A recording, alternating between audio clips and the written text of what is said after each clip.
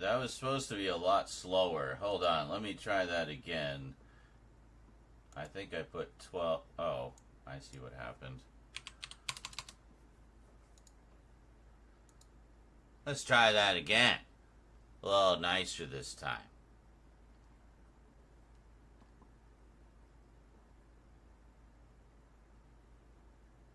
Is it too slow now? There.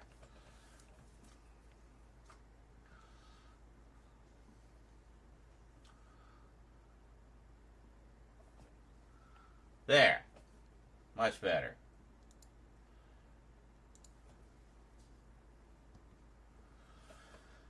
Okay. Anyway.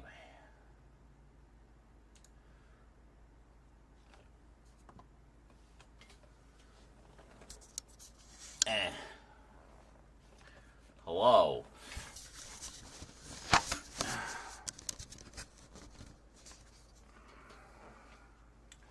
That's too low.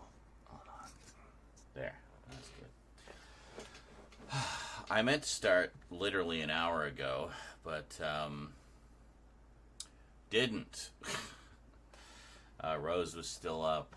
Cats were fidgeting, etc. Anyway, we're here now. And some good news also, I found most of those Doctor Who covers I was looking for the other night. So we can do our little comparison. So, huzzah. Greetings, Tomas. First one here, at least the first one to say anything. Hello. And hello to all our lurkers.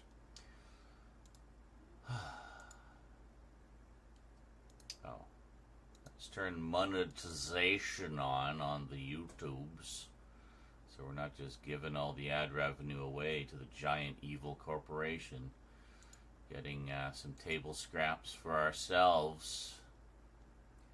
Yeah.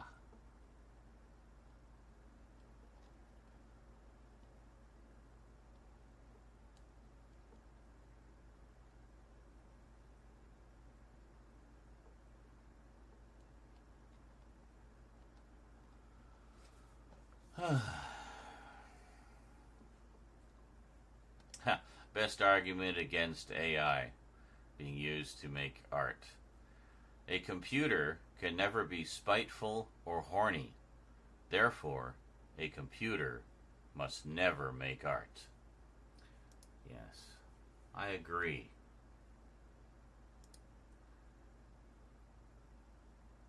Ha! Greetings, Fritz. Yes, I've seen, needless to say, I've seen that announcement as well. I would definitely like to get that Total Extermination set.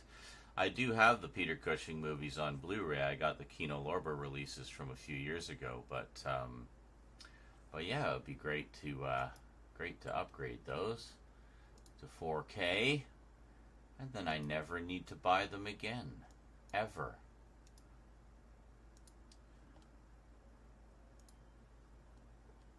I can just focus on things that I don't have. Yes, indeed. So has this tradition any filming done yet? I'm just going to reach through the screen and throttle you, I swear. I will find a way to do that. You'll get a package from me, open it up, and my hands will just come out and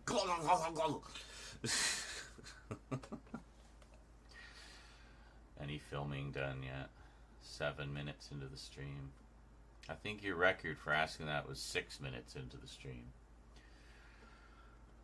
So I was looking, I have a stack of anime to do as well. I don't know if we're going to do them today, but I at least wanted to unwrap them. And it occurred to me I have some older editions of a few of them, so I thought I'd throw them in to compare. Specifically, we've got Vanguard Ace. This is 3 English translated movies. It's the only video release we have here. And A 4:3 television show from the 70s that they, in their infinite wisdom, cropped to 16:9.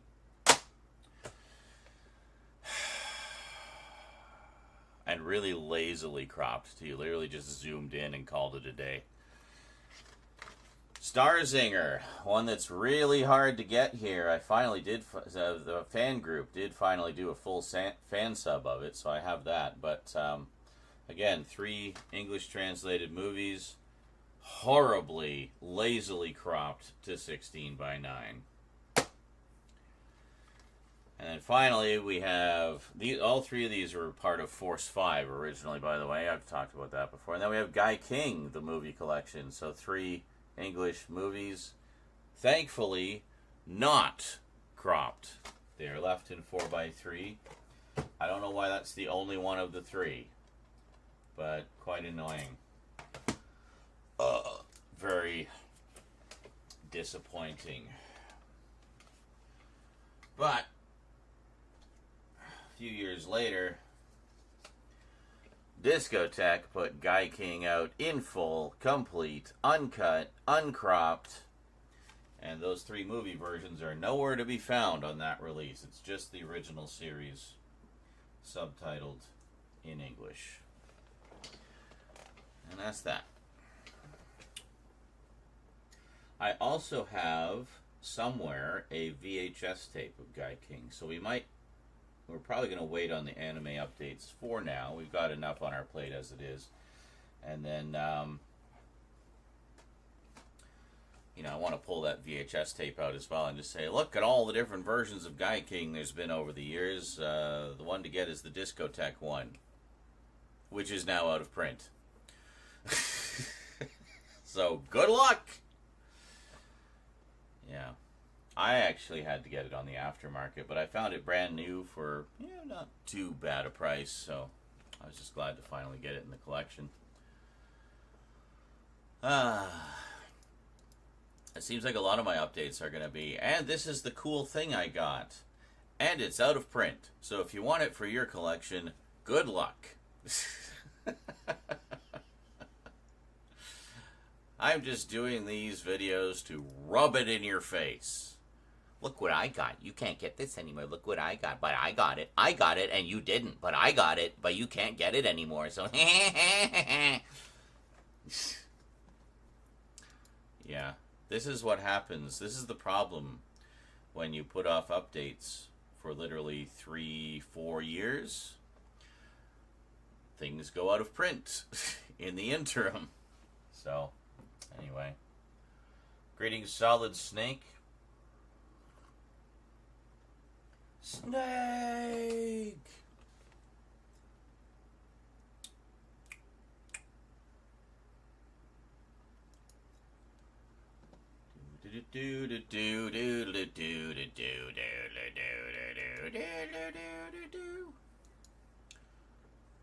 Well, kitties are quiet for the moment. Maybe we should take advantage of that situation. See, anime goes out of print way too quickly. Sometimes it does. Yeah, I feel like it's they just get super limited time licenses on a lot of them. Probably expensive to have them any longer, but oh, Record of Lodos War is out of print now? Great. That's one that I wanted to get, actually. Well, I'm sure it'll come back eventually. They usually do. Not always, but usually. Sometimes. Or not.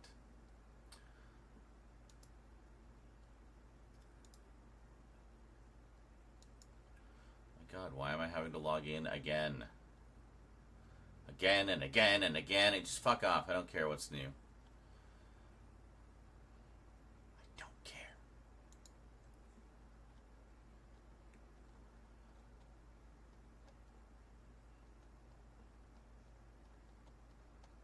Where was it?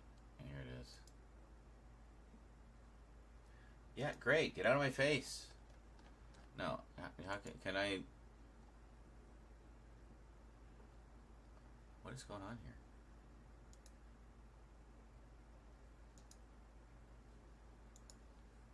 What is going on? I'm so confused.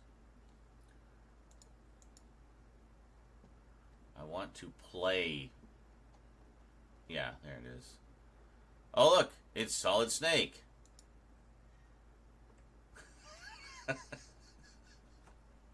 It took way too long to set up that joke. Anyway.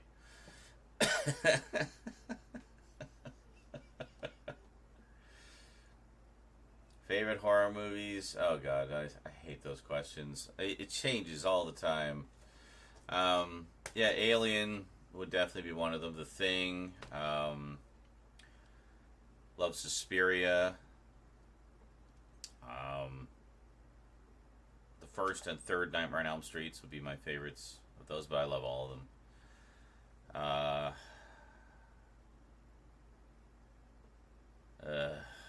I can't think. That is so not where my mind is right now. A lot of them. I just like horror as a genre. And I watch and enjoy whatever I'm in the mood for at the time because ADHD. It's right there in the tags. Actually, not on YouTube, but it is on in the tags on Twitch, so that counts, kind of. Yeah, Funk says horror. I love them all. What is it you watched earlier? Oh, Host. Was that you? Were watching Host, the Shudder movie that was done on Zoom? That's a really good movie. I remember I liked that one. Well, I have the Blu-ray of that one. I was quite impressed by what they did with it. Very well done. Very tense. Full of tension.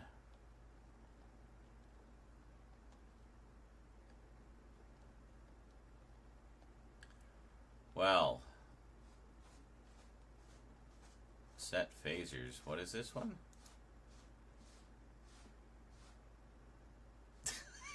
I don't remember half of these sounds. I gotta add more sounds to this. Oh my god. Okay. So here's what we're gonna do. When cats get crazy and licky and noisy, we'll do something on the computer. Like, I need to name all the files from the past couple sessions. I haven't done that yet, so we can get them properly organized and in their place.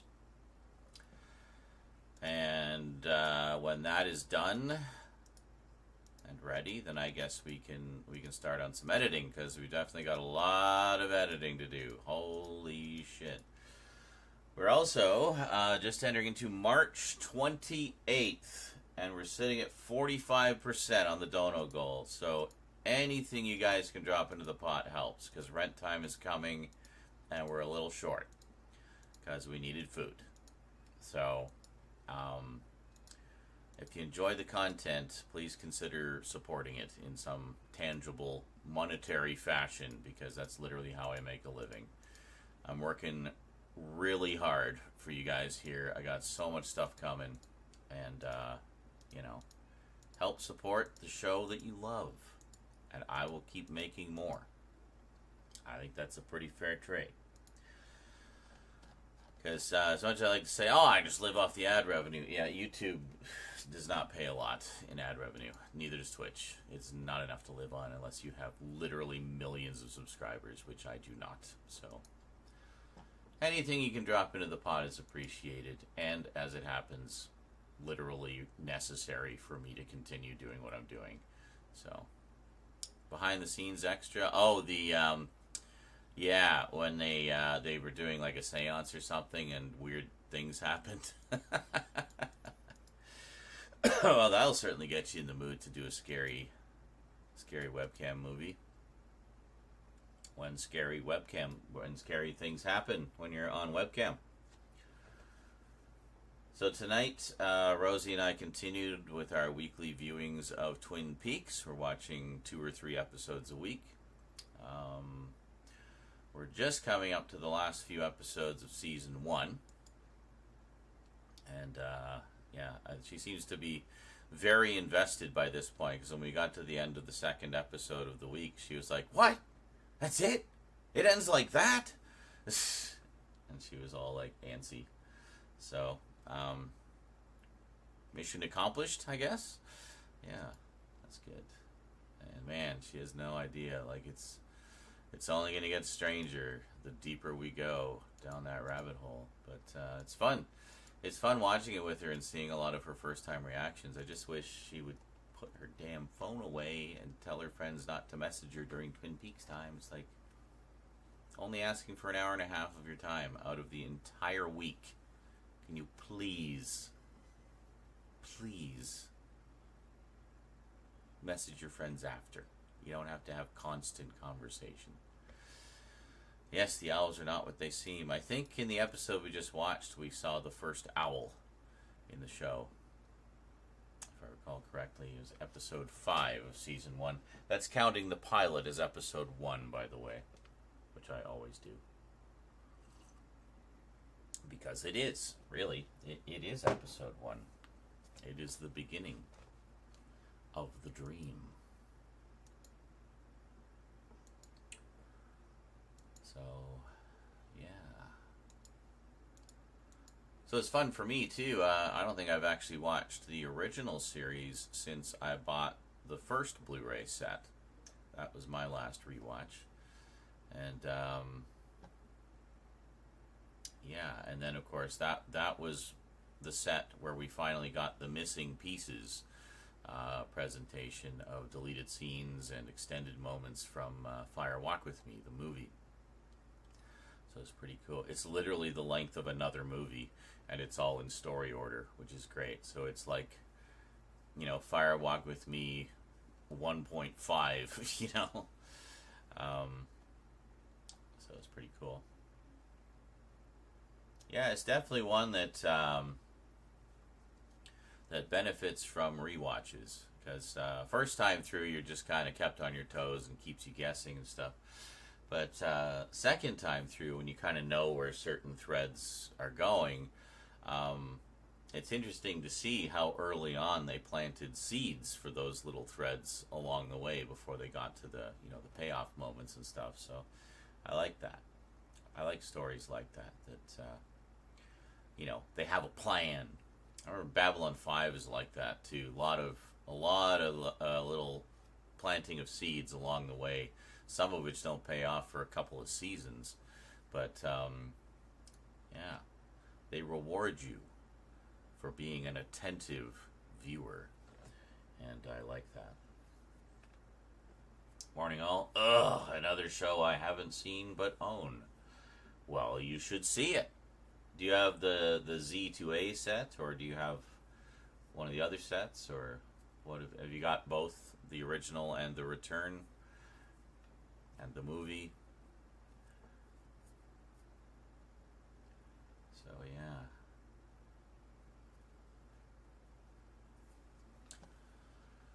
Yes, indeedly doodly.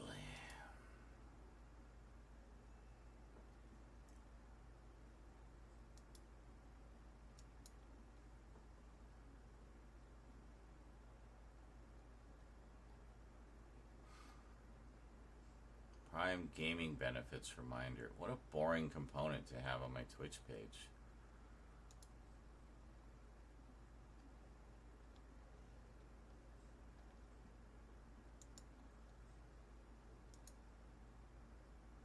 I'm gonna take that off. That's dull. What else can we put on? Let's put the leaderboard on.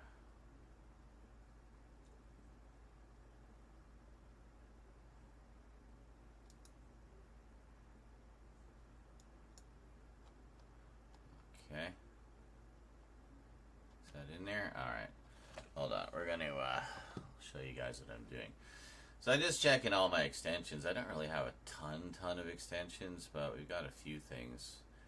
I don't know how... does this closed captions thing even work? Do you even get closed captions? I don't know. I think there's something I need to do on my end. La la la. Show. Okay. Yeah, that's great.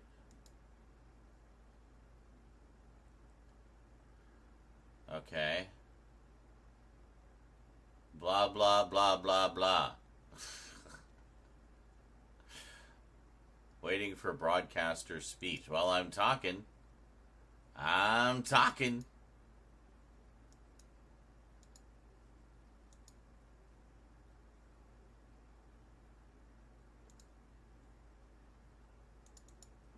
What? No.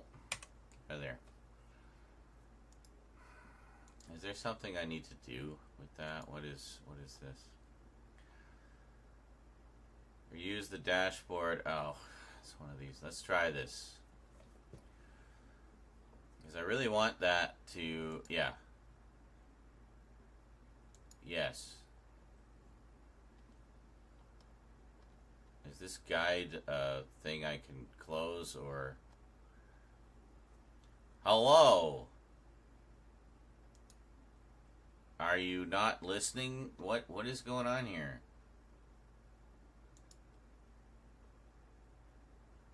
Microphone. Uh-huh.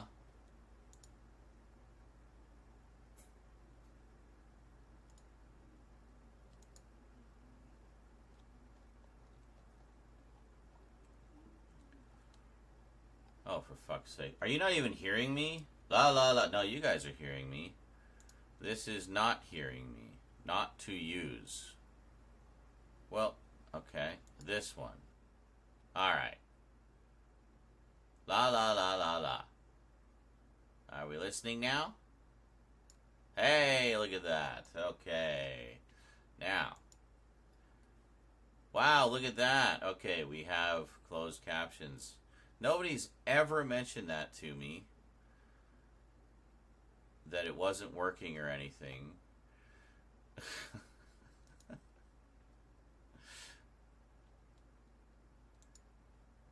Opacity. More opacity. Opacity. La la la. What is it? Fully opaque. Why does this not seem to be making any difference at all? I don't know. I'm assuming you guys can adjust that on your end if you want. Here, if we go here. There? Oh, wait, hold on. Opaque. Black.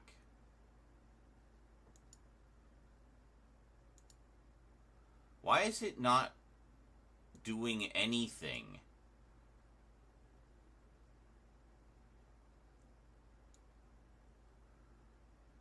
Whatever. Set it at 75%. I don't know.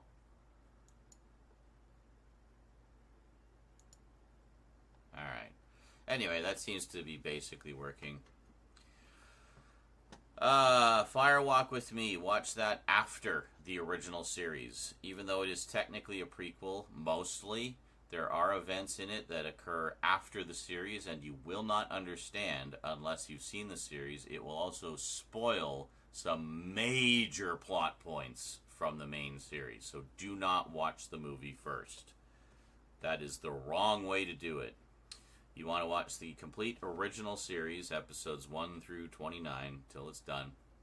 Then watch Fire Walk with Me. Then watch the missing pieces from Fire Walk with Me. It's the 90-minute compilation of deleted scenes. Absolutely entertaining as hell. Then watch The Return. Going in that order, you'll have a very natural flow of style where it goes from the slightly lighter TV series into the much darker Fire Walk with Me, and then that kind of tone continues on into The Return. So it gives it a much more natural flow. Plus, you're not spoiling anything for yourself as you go. That is absolutely the optimal way to watch it. So, yeah. The movie came out a couple of years after the show ended. A lot of people were hoping it was going to resolve some of the dangling threads from the series. And it gave some tantalizing hints, but was more of a prequel story. But, yeah, you definitely want to watch the series first, because the movie will blow a lot of stuff for you otherwise. So, don't do that. So, original series, movie, the return. And then you'll have a grand old time. Also great that you have it all just in the set there, because then you just binge it. I watched it when it was originally. I watched both series when they were originally on, so I had to wait a week between episodes, and then months between seasons 1 and 2, and then 25 years until the third season came out. I saw the movie in theaters, though. Damn straight I was seeing that one in the theaters. Holy shit. Fire Walk With Me is actually, the Criterion set is getting a re-release. They are putting it out in 4K. So I guess I'm not quite done with buying Twin Peaks stuff yet. Yeah, I got the Z2A set finally. Second hand. The interior, very flimsy interior pocket that holds the sleeves for the discs was completely torn and useless. The box is so shitty, honestly. It looks nice, but inside it's just garbage. Also, mine did not include the little standee of Cooper and Laura in the Black Lodge. And, yeah, it had everything else, though. It had all the art cards and everything, so disappointing.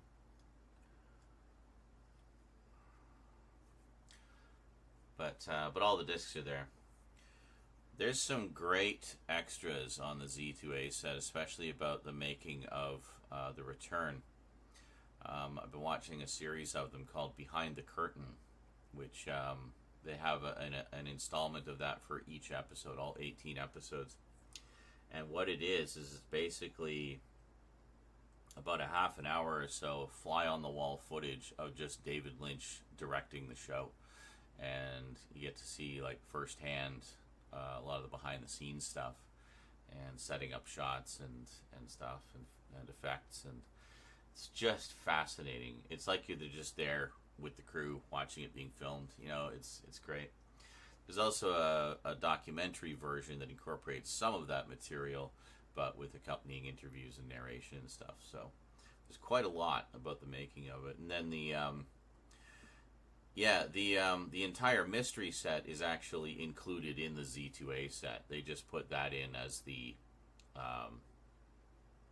they just repackaged the discs from that basically for the original series. And then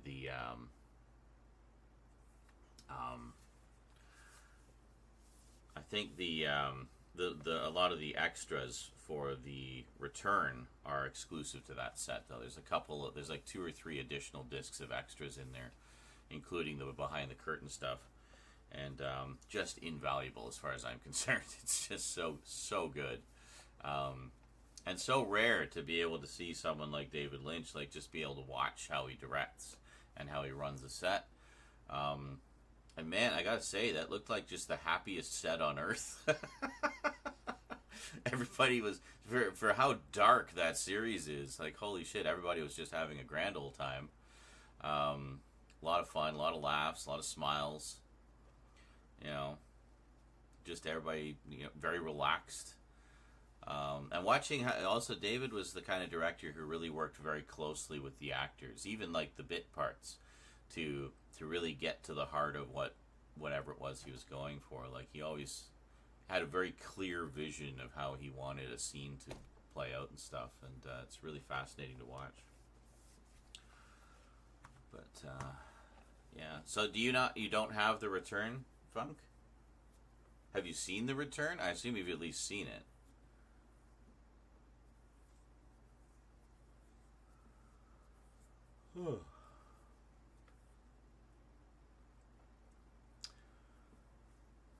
So yeah, I don't know how much material is on the Criterion set that isn't already on the other sets. I imagine they have a few exclusive extras, but I didn't get it because it just seemed redundant to me. Because I had the The Return is great. I can't wait for us to get to that point and dive in. Like, man, If you've never appreciated what an amazing actor Kyle MacLachlan is, like, holy shit, like, watch The Return, where he literally plays, like, 4 different variations of his character, and they are all so distinctly different from each other. It's amazing. Yeah, Dougie, everybody loved Dougie. It's funny because Dougie, everybody's like, what the hell's going on? We want Cooper back. But then we just all fell in love with Dougie. You know? And Mr. C, like, oh my god, Mr. C was like just so dark, so pure evil. Man. Yeah, that was a hell of a ride. Great stuff. So yeah, I look forward to revisiting that because I don't think I've actually really sat down and properly rewatched it since it was on. So because I never bought the Blu-ray set. When the Z2A set came out, I was like, okay, I want that one. And it's just taken this long for me to get my hands on it. Like, God. One of those cases where I just didn't have the money when it came out. You know, I was broke, so had to wait. I can't remember how much I paid for it. Too much, especially given the garbage condition it was in. But the exterior box is okay. The interior contents are okay. It was really just the sleeve that the things, the you know, digipacks or whatever go into. That was ripped apart, and then there was and then the missing standee. So kind of annoying, especially considering the condition was listed as very good.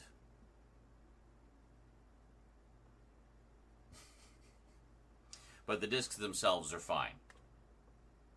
No problems there. So, we're good. Anyway, enjoying revisiting it very slowly with Rose. 2 episodes a week. Although next week we're doing 3 because we're getting to the end of season 1. There's 3 episodes left, and I thought, well, you know, the season-ending cliffhanger is the logical place to end that week's viewings. So we're going to do a 3 for next week. And I suggested, well, if we have money for it, I don't know. We usually do them on Tuesdays. Tuesday is the 1st. Yeah, I don't know. We'll see. If we have money for it, it all depends on you guys. We'll see if maybe we can get some cherry pie. Seems appropriate. Yeah, just fuck off. What? Oh, yeah. People can join my Patreon as a free member? I didn't even know that was a thing. Alright. I don't know what that does for you. I don't know what you get. But, okay. Weird.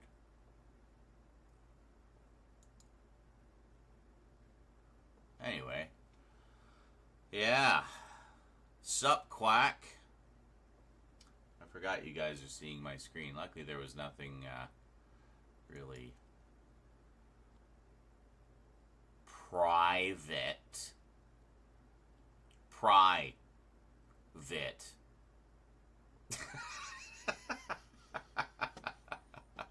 Laughing. Ha ha ha! We are laughing.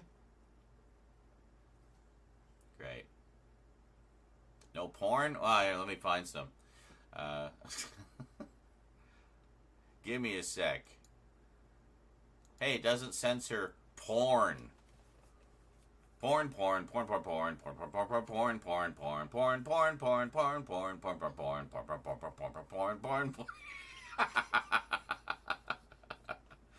ha ha ha ha ha ha. There we go.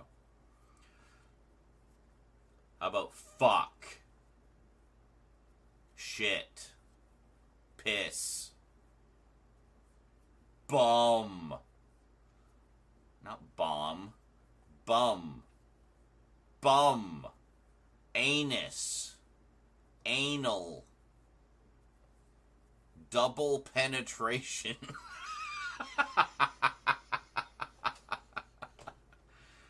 DP, and I don't mean director of photography. Wink, wink. Okay, we're having too much fun with the damn subtitles. Anyway, I need to remember. I should probably actually bookmark this. I'm going to bookmark this. How do I even bookmark things? I don't remember how to bookmark things. Here? There.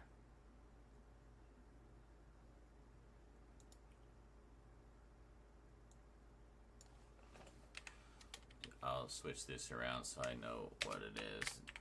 Dashboard. Okay.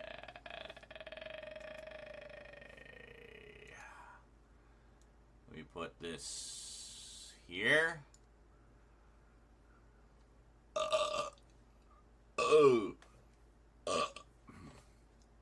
Burp. It doesn't recognize sounds, I guess. My subscriptions to what? Oh, that fucking thing. Yeah. That was just... I got like, Did I just kill it? Let's go. Let's go. I don't like that these buttons are sticking out of this. It looks like they're covered by this. I want to see the bottom of the buttons.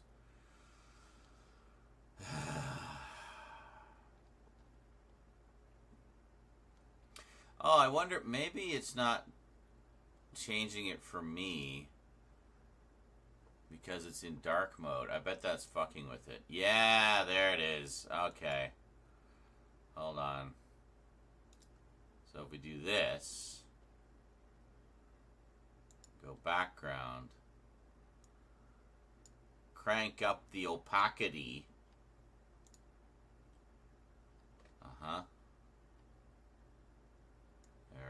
Here. Oh, there we go. Yeah. That's better. So let's do like 25%. Okay, that's how you do it. So you guys should have those controls. I'm just doing this for me, but if you go to closed captioning and click settings, you should get this little window. You click on text, where I guess you can do the color here. You could do yellow. Yellow color. Why did it not do yellow color? What the hell, man?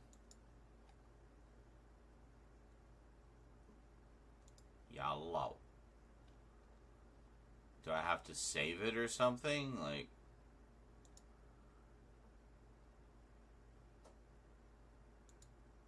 There. Well, that's just annoying. Hold on, go up here. Big, ugly, bright yellow. There we go. See, now it's like a kung fu movie.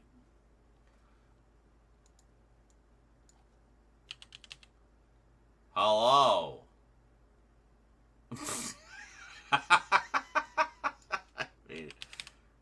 Hello. These are very large. Did I break it? Large. Yeah, 20's good. I break it large.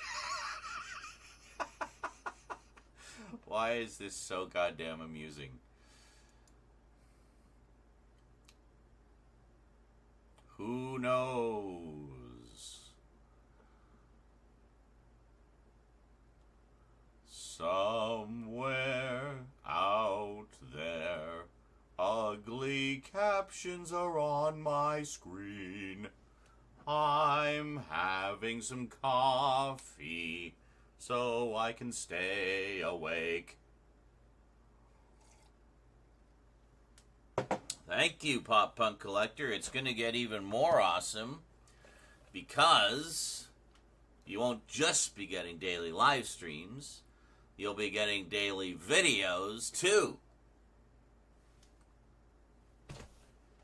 When we're fully up and running, you should be getting like 4 a day between regular Multimedia Chronicles, supplementary Multimedia Chronicles, gameplay, another gameplay, and probably some shorts, too. We're just going nuts. Going nuts. Stark raving mad with content. So I expect, at least 12 to 15 views per video. Yeah, taking over the world.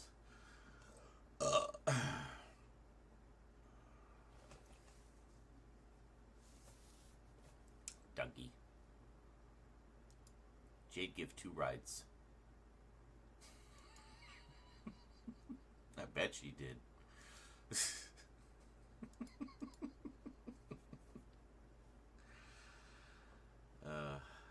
Naomi Watts as his long-suffering wife was wonderful too. I mean, she's always wonderful. But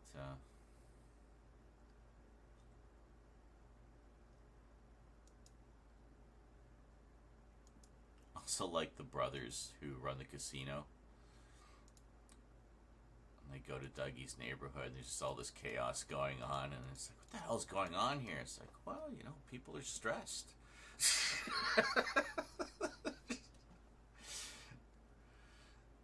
Such great characters. What the hell's going on? Well, people are stressed these days,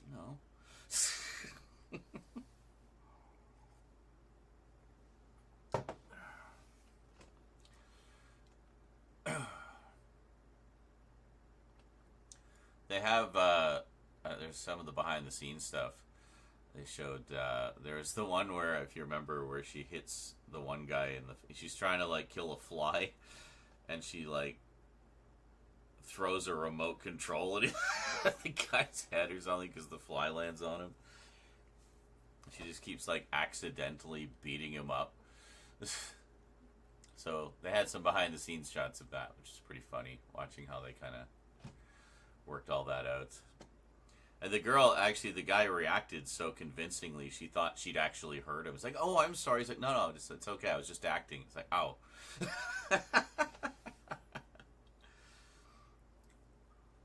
Oh, they do. Yeah, he becomes their, the man to them. And he's like, they bend over backwards to help him.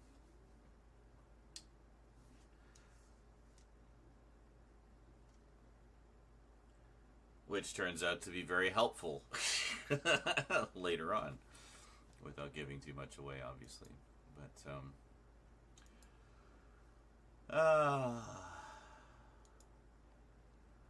such a strange and beautiful journey, which I guess is now over forever. I need to get the other books. There's The Secret History of Twin Peaks and Twin Peaks: The Final Dossier. So the Final Dossier actually does give closure to the stories of some of the other characters and whatnot. So, yeah, I'd be really interested. I don't know why I didn't pick those up at the time. Probably, again, just broke. But, yeah, I'll have to... Of course, they're all out of print now too, so you got to get them on the aftermarket. But let me just take a quick peek here, and we'll see what's going on. Let's see, Twin Peaks Final Dossier. It's really fucking bright. Can we put dark mode back on? Thank you. Yeah. Well, there's an audio CD. $26 for the audiobook. Alright, well that's okay.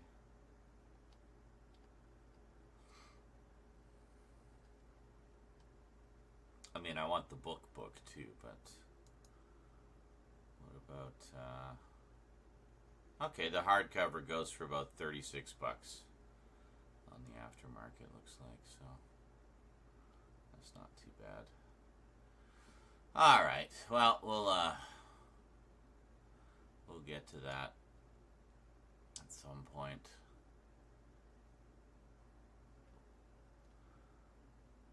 When funds allow.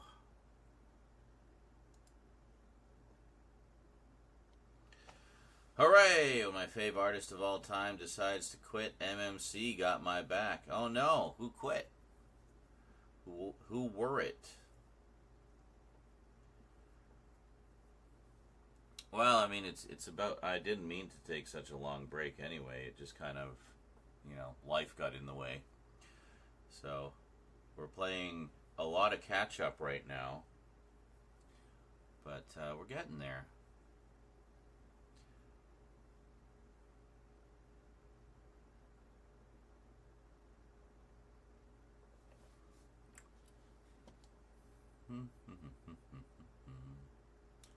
Abracadabra, abracadabra, abracadabra, abracadabra. Yeah, I like Lady Gaga. Got a problem with that?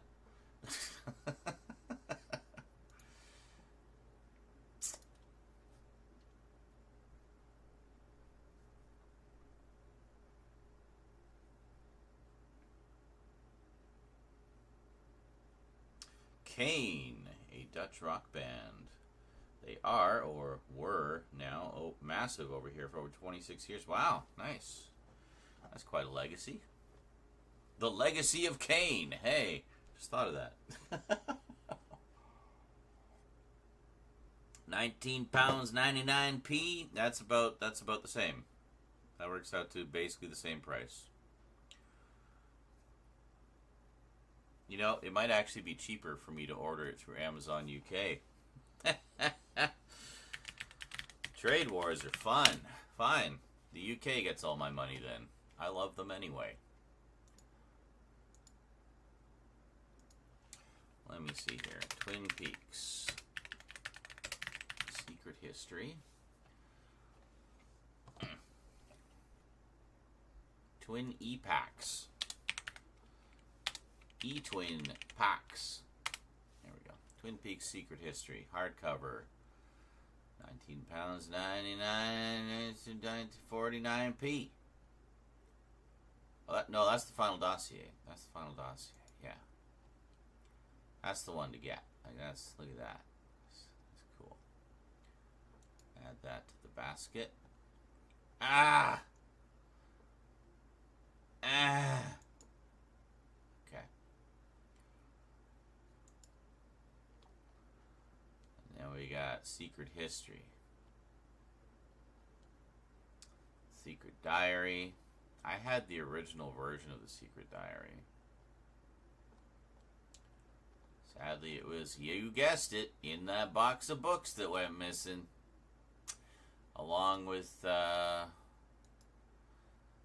tapes of Dale Cooper.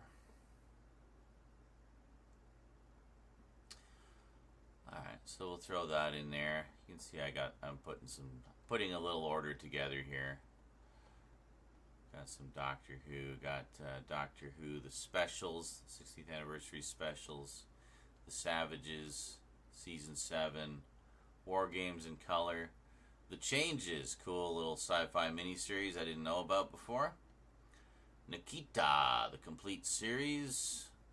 Is that really only £19? It is. Holy shit, that's a good price. Original release of Tomb of the Cybermen and the Three Doctors, so I can have the PAL versions. Those have extras that have never been re-released. I have the NTSC version, but my Three Doctors disc has some playback issues, so I thought, well, let's get the PAL version. It's better anyway. What did that say? Anti-C? NTSC. There you go. Never twice the same color.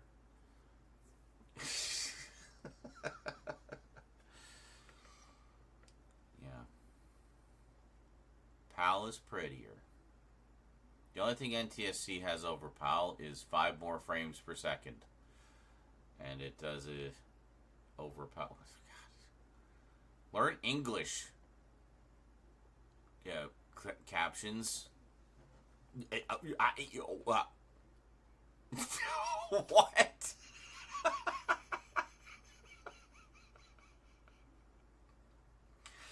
That's what it got out of. I hate you. Not hate. 8. 8. 8. As in devoured. Oh my god, not the number 8. Oh, it figured it out. Look at that. I wonder if this has some AI shenanigans going on behind it. PAL is better. The only other thing is NTSC can convert film frame rate without any speed up. That's the one drawback to PAL. I mean, if they did 25 frames per second, like, I don't know why they didn't just make it 24 when they were deciding on the standards, you know what I mean? Then it would have been the same frame rate as film. Like, why one frame discrepancy? It just makes no sense. It's silly.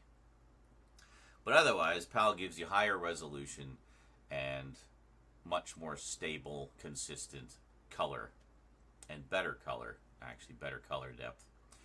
But, so anything natively filmed in PAL looks amazing in the native format. I was watching some of my DVDs of the Tripods, which was filmed entirely on PAL video, and I have the Region 2 DVD set. I was watching it through Media Player Classic, and god damn, it looked good. Can I give you guys a little example of that? Without the sound, because the sound will get flagged. Let me just see, where did I put it here? Ripping a lot of my DVDs. Yes, under British Madness. Yeah, all these are rips from my own DVDs. So the Tripods. Yeah, so let me just show you here. We'll mute the sound, of course.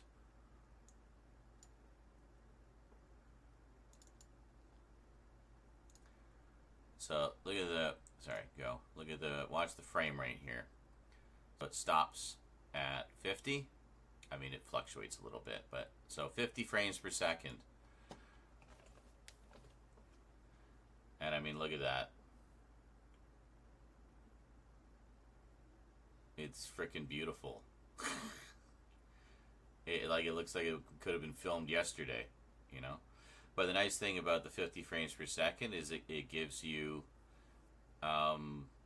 it preserves that video look, but gives you about double the resolution per frame than the fields normally would have had.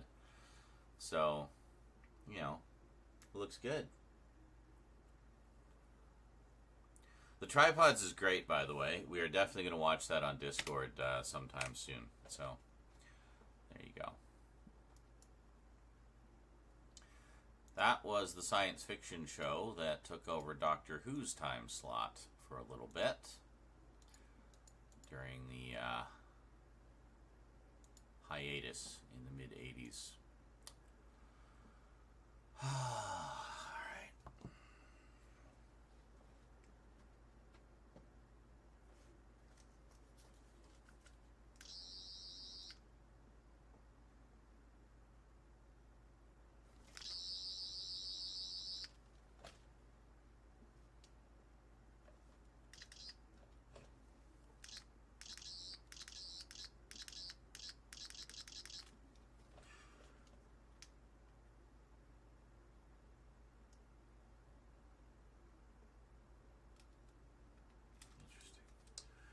Good morning, Television World Guy 99. How goes things in your world these days?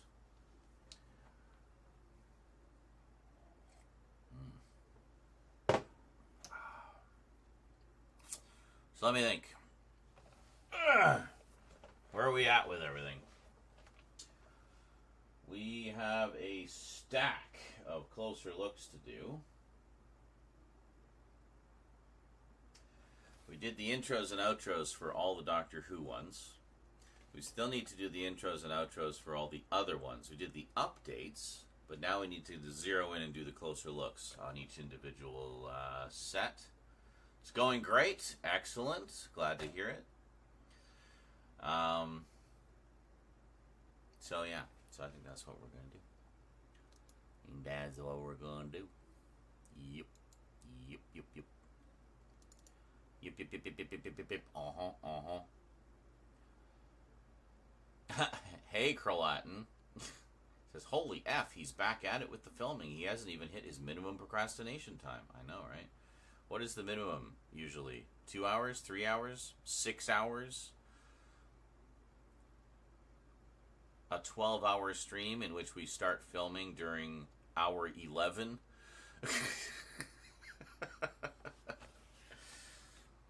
Yes. So anyway, just looking over at the stack there, we did a whole ton of updates the other day. That's it, right. That's why I pulled these out. So these are just going to be updates. We're not going to film the updates right now, but I thought if we get to doing the tabletop segments tonight, there's a few things I can just like drop in there as close-ups to make it a little easier to see what each item is. Sort of a mini closer look, if you will. So, like, for example, I can, I'll be showing, like, hey, I got this message from Space Galactic Wars set. So then we cut to the tabletop, and we get a nice, big, detailed close-up of it. And I flip it around, and we see the back. And we'll pop out the disc and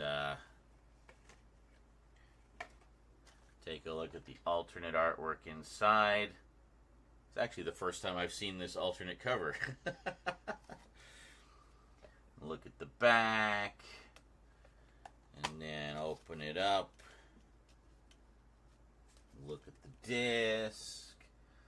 Yeah, because we're not really going to do dedicated closer look videos for these types of titles. We're just going to do the updates, basically, and call it a day. So I figure for those, since we'll have everything set up, we might as well do some close-ups.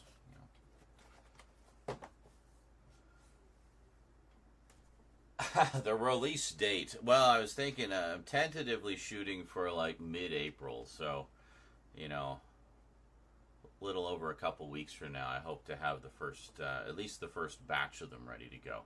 That's why I'm kind of rushing to do a variety of stuff, so we can kind of fill in those first 2 weeks, and then we're gonna dig more into different themed things. There's a plan. There's a plan. I did not see the animated series of the Neverending Story. I've only seen the first 2 movies, and I've read the original novel. So, yeah. But yeah, that's definitely something I'd be interested in checking out, for sure. I love that world. And, anything to more deeply explore it is, good. Holy fuck me, it's the real Funk Monk 1. I know. The genuine article. Not a funk monk. The the fun monk. He's a fun one. Yes. Anyway. So I guess, yeah, because YouTube has the auto captions. So I don't need a plug-in for that. But Twitch does not. So we have the extension for Twitch. And now that I've got the closed caption thing on my bookmarks bar.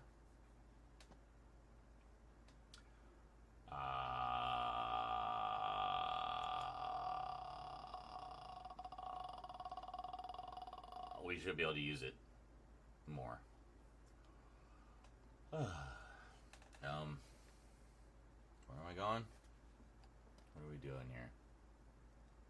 I forget how this works.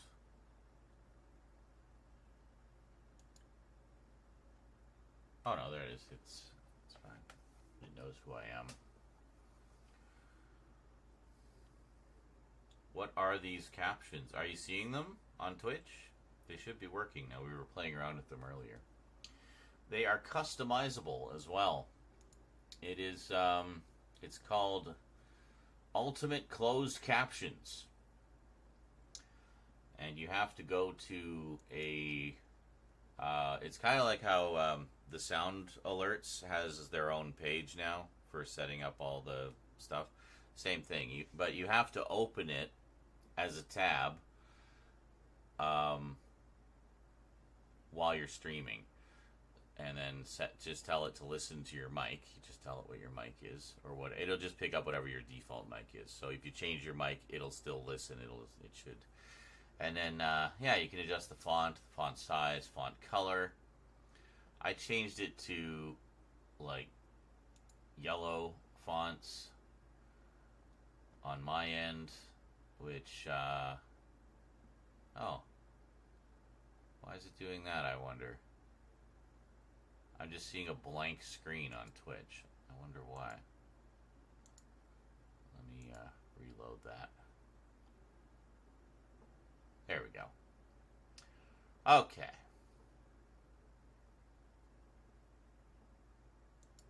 And it reset all my settings. Wow, fuck you.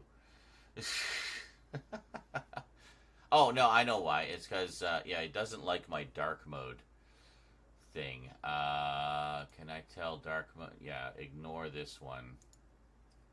Hold on. Exclude from dark mode. There we go. Okay. There, now it's looking proper. Yeah, I'm still in the I have a new dark mode extension because Dark Reader just kind of stopped working. So this one, you can tell it to exclude certain web pages, like if they have a built-in dark mode, such as the Twitch dashboard, which I'm using now, has a built-in dark mode. So, but see, if I turn the dark mode on,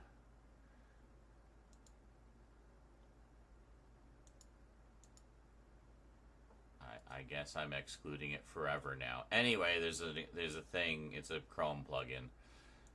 And so sites that don't have a dark mode, you can flip this on. It's literally just a little on-off switch. So like if we go to Amazon UK, I turn it off. Ah! Because for some reason they don't have a dark mode for everything. Turn it on. Bam! Much easier on the eyes. So, yeah.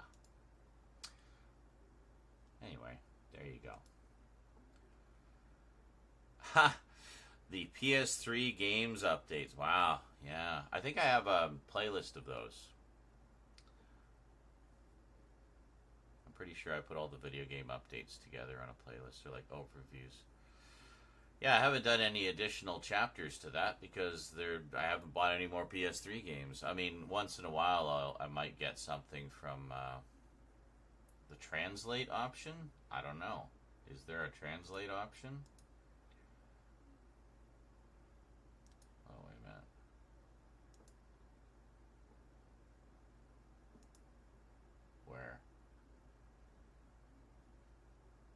Maybe it'll translate it into other languages, which would be really handy, actually. That also can help to, you know, broaden the audience a bit. Optional translation. Okay. I guess you can translate into other languages, I would guess. Click on the side. Hold on, I gotta get it running again. The side button. Where? Here?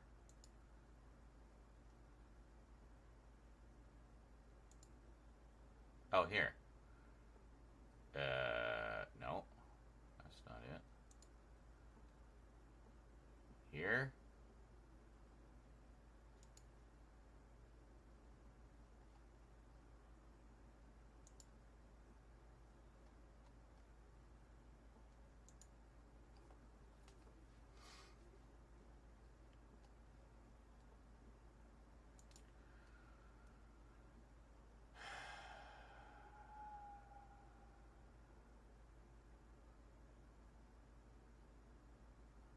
Read the description when you click. Hold on here. Oh, add closed captions to your streams. Generate in real time with optional translation. Oh. Is that over here maybe? Oh, translation. Here we are. Translation, not okay. Do it.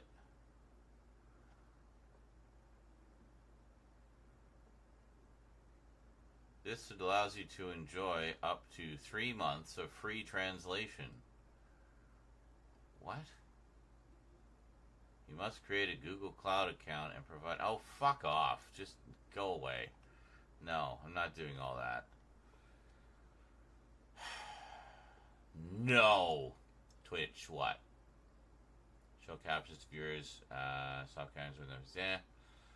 Blocked terms. None. OBS. Connect to OBS via WebSocket to send closed captions with your video stream, making them available on most streaming platforms. Well, no, I'd rather it be just in the player. Hate the player, not the game. Browser source. Integrate your closed captions in your stream scenes via a browser source.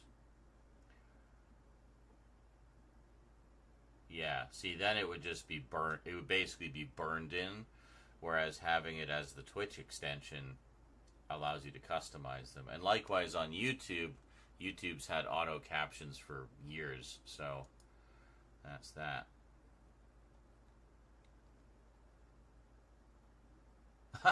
Apparently, I originally set this up in September, and then we never used it. So, yeah. Integration, and all of that. Okay. Alright, I see. Cool. So, I mean, I guess, you know, other streamers can get as far... I lost the 2160p option. Fucking bullshit. 3 months free. Also noted you updated your panel. I did, and I haven't even looked at them. I should probably do that. Hold on. No! Oh my god. Hold on. I need to actually check that, because I don't know how they look. How do we get there? Here? Channel.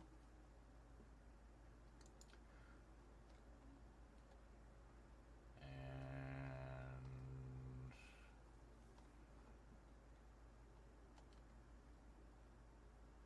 actually, that's not bad.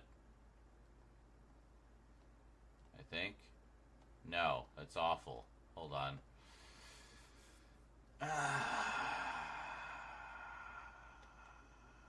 Yeah, let's move the leaderboard down. That's like down here.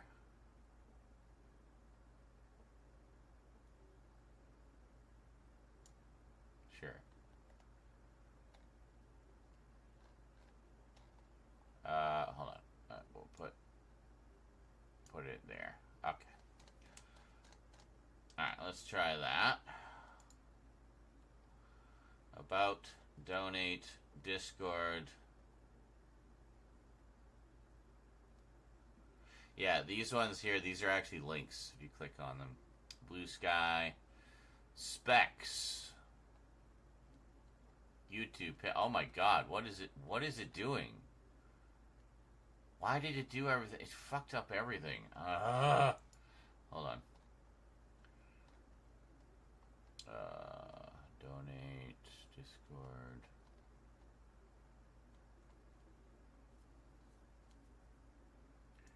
What if we put this one up here?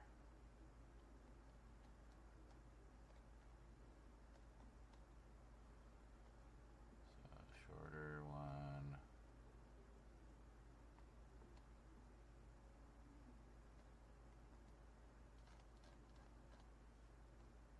How's that? Put the two longer ones next to each other. Donate, Discord, Blue Sky, Patreon. It's a little better.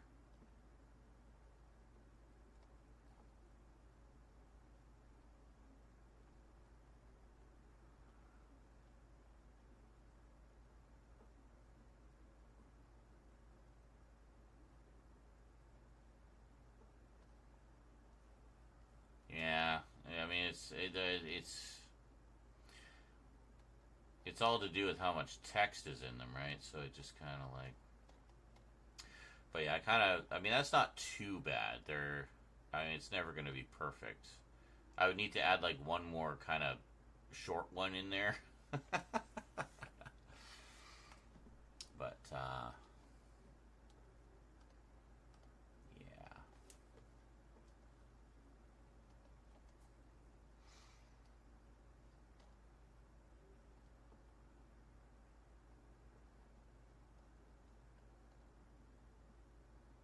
Yeah, that's alright.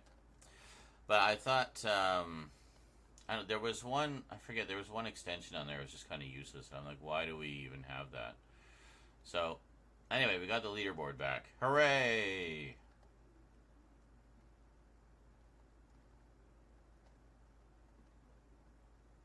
Hopefully that encourages people to contribute more so they can compete and duke it out on the leaderboard. Go, go, go! Fight, fight, fight.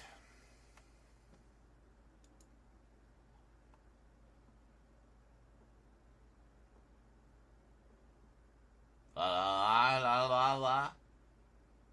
La la la. La la la la. Lampshade. La la la la. Light bulb. La la la la. Linoleum.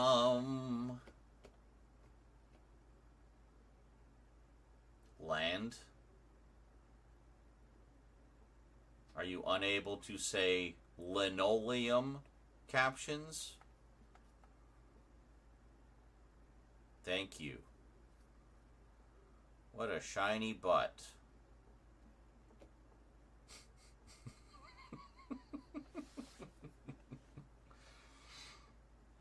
Alright, that's fine. And one day when we feel like a break from filming, maybe we can add a shit ton of new emotes.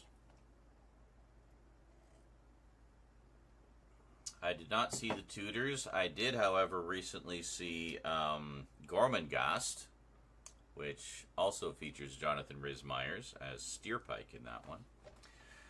And, wow, Carlatin. Wow.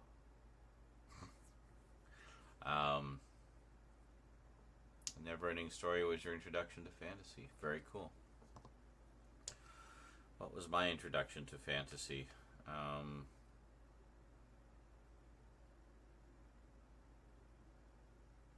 Possibly Dragon Slayer? That's the earliest one I can think of. Well, that's like dark, dirty fantasy. Not dirty like sexual, but dirty as in grungy.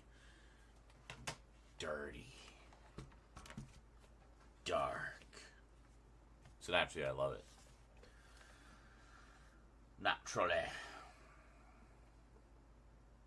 I mean, Lord of the Rings, there's just, I mean, there's so much more you can dive into with the books and the history books and all the lore and backstory and stuff.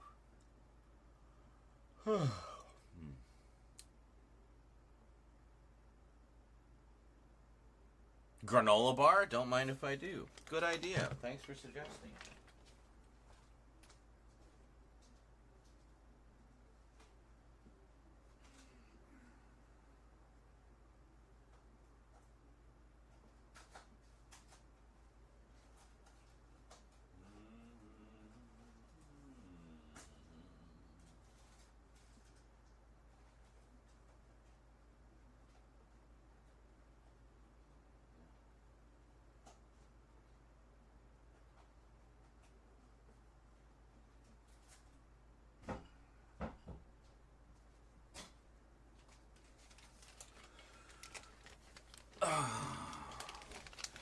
It did.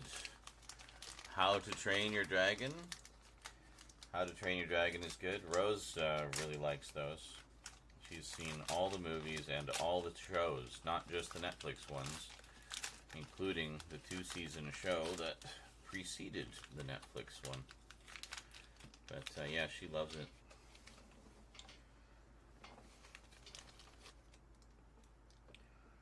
Peanut butter granola bar. Mm.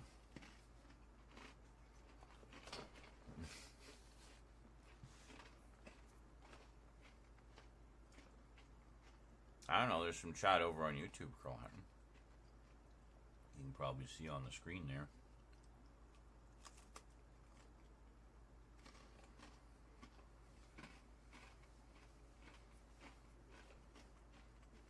No, he's just being silly.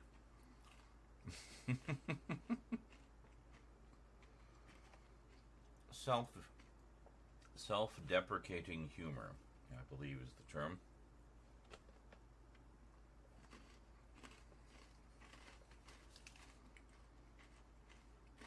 There's kind of an ongoing joke that it seems whenever he comes into the chat, everybody just stops talking. They're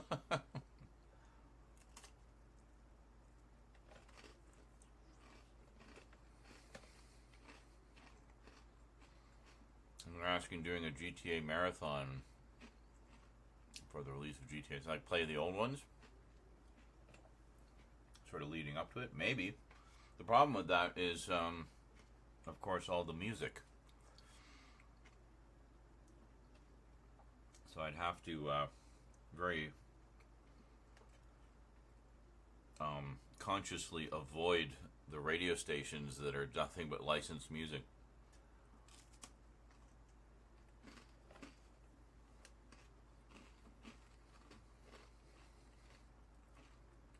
Which is kind of unfortunate because the music is so much a part of the experience in those.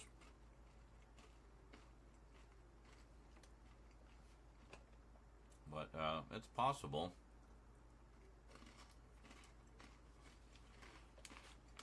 I have basically all of them so far. Oh, well, actually, I think I'm missing a couple of DLCs, but I got all the main games. Do them Twitch exclusively? Well, like no VODs. I suppose I could.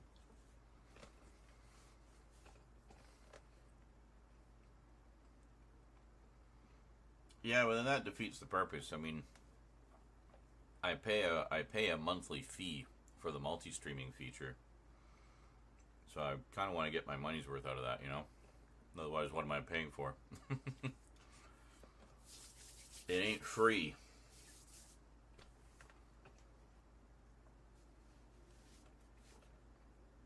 But, yeah, I mean, if I did it as a thing where it doesn't save the VODs. I think I can do that on YouTube as well. I think it has an option to not save the VODs. So we just did them live.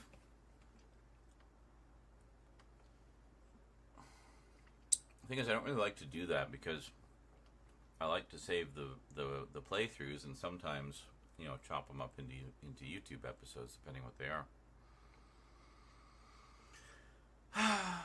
So I don't know. I mean, basically the main option would be just to not play too much music or keep the music off. But I would at least want to listen to the talk radio stations. Those ones are hilarious.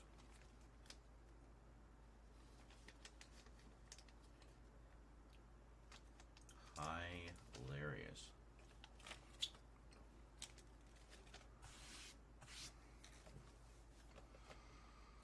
All right.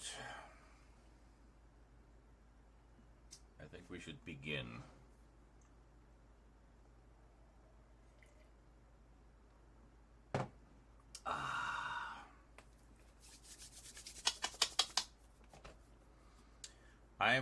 I think I've actually started to lose count of how many videos we filmed in the past couple weeks. Which is good, really. I mean, we'll find out how many there are when we do all the editing, but, well, yeah, I mean, the cinematics, you can't avoid the music because it's all kind of burned in. I mean, there's a lot of tracks in that Vice City intro, but, yeah. I'd just take the hit on that one, but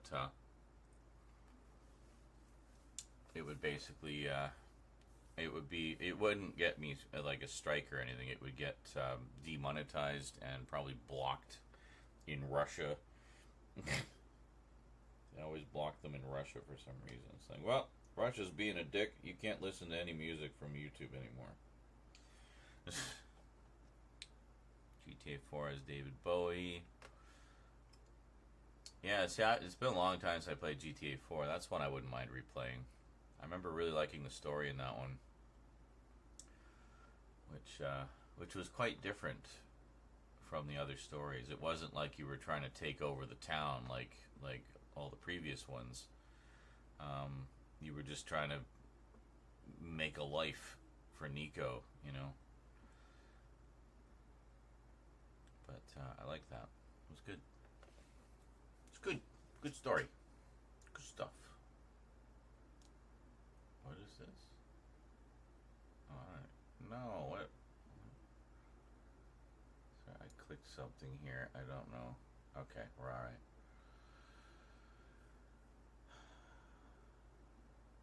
That's just weird. Alright, cool. Anyway.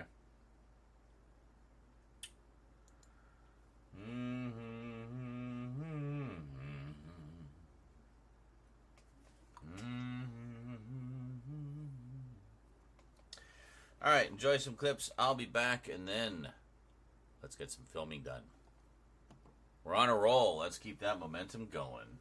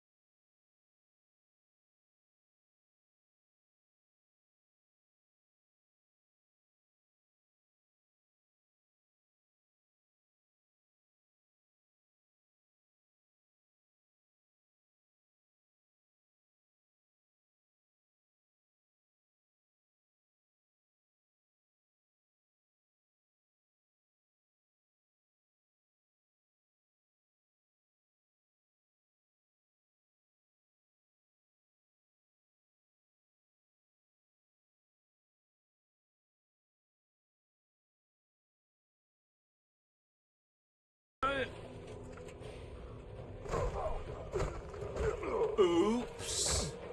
Holy shit, man, we got him! Thanks for someone pointing it out. Thomas, appreciate that. With my little sliver of health. Yeah, so did you enjoy those clips in mime vision? Yeah, it was great, eh? Just wondering, I wonder what the sound is going on. Croatan, are you still there? Did you, leave in frustration that you were the only person being a drama queen? What's going on? What's going on? As soon as he stopped talking, everyone else started talking. Why are you all so afraid of Croatan? Is it because he's a mod? He's actually very nice. Anyway, let's see here.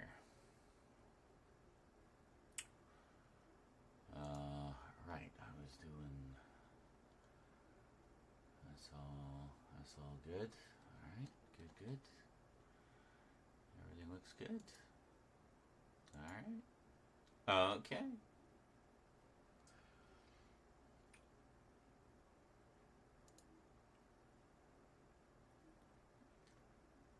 Okay.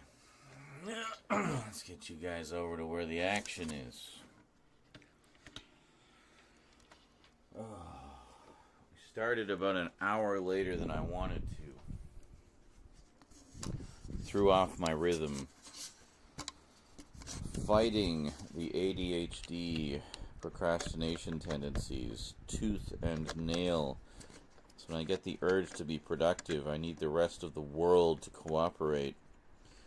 And sometimes that just don't happen. Alright.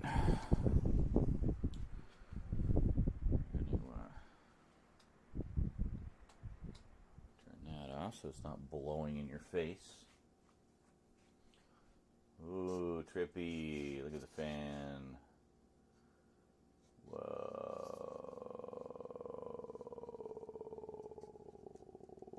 Alright. Well, actually, that's not a bad angle, so let's see, we'll do this. Angle it like this, I think. Welcome to the Red Room. Red Room. Alright, so much as we did yesterday, we need to do intros and outros for a bunch of closer looks. Actually, hold on, I need to move the light.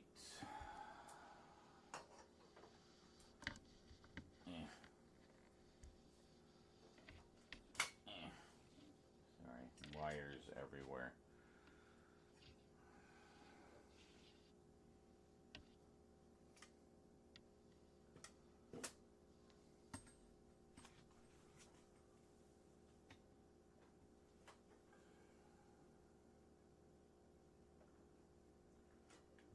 Pull that out. Maybe. Well, we do have battery on that, but let me do something else here. Hold on.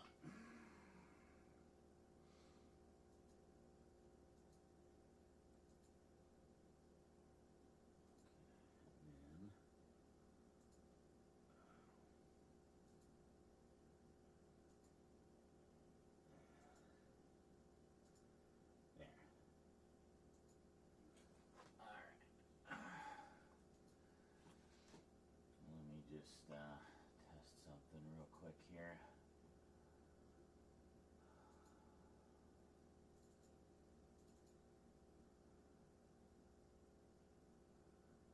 Whatever, just a video so it has some sound. Stop. We don't need a 4K video of you licking yourself.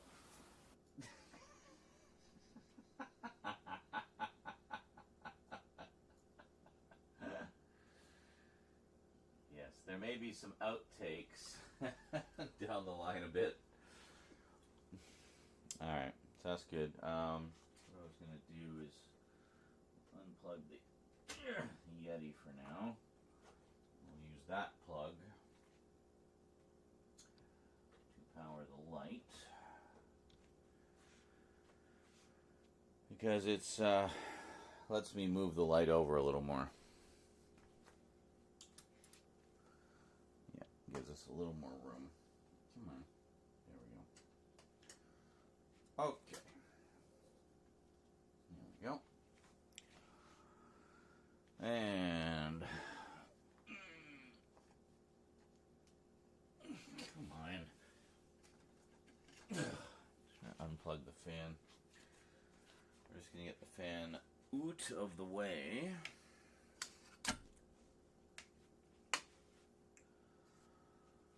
Move it over here for now.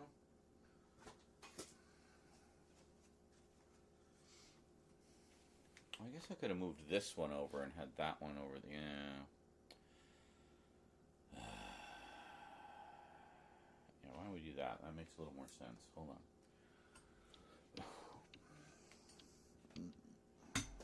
Come on. Are we over or under? We're over. Okay.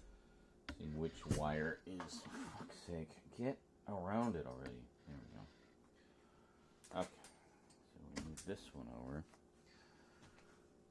Bring the camera over here. Hold it between your knees.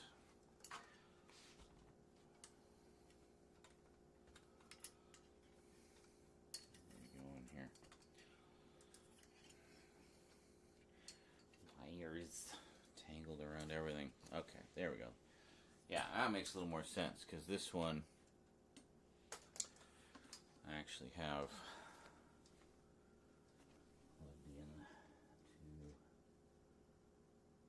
an extension cord. Let's unplug the light for now, or the effects light. And we can bring this over here. Oh, that makes so much more sense. Okay. We live and learn.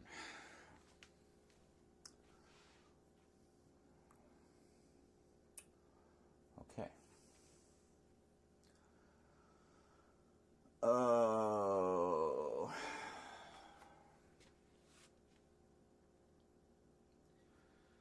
We need the music stand, don't we? Crap. That needs to go there, where that pile of movies is. Movies. Let's see. I think we can move this. Yeah, put this under there. Get it out of the way. Put this over here. That's good. Okay. And then.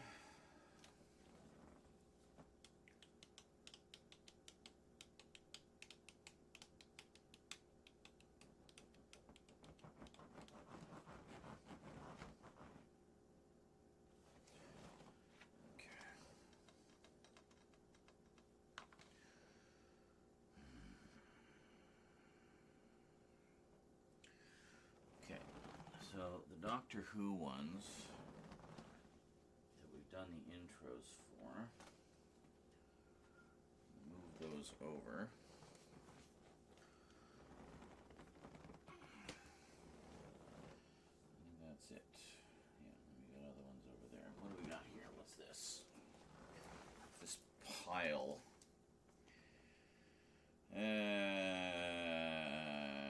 Right.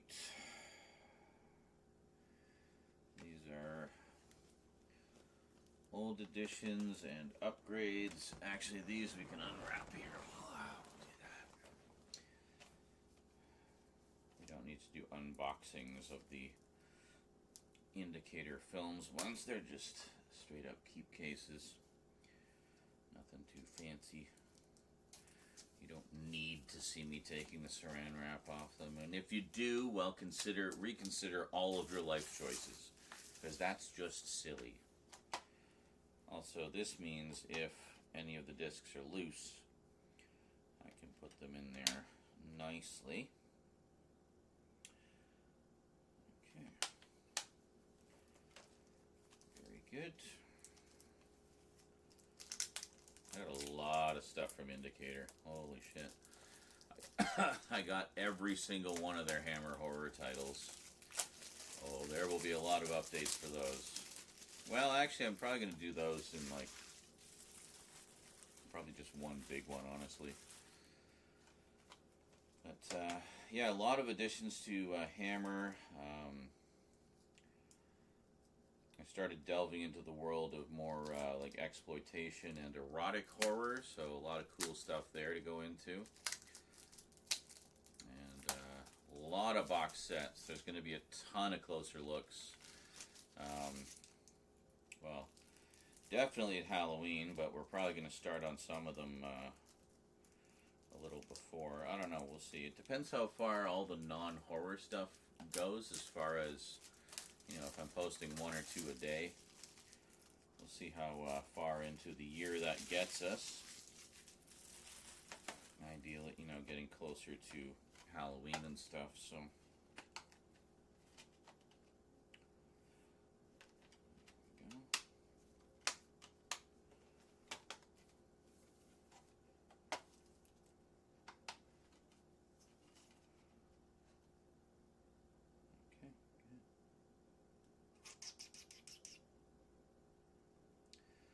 Yeah, the only drawback in getting the non-limited editions is no booklet, no hard box, nothing. It's just the disc in the keep case, no reversible cover, nothing like that.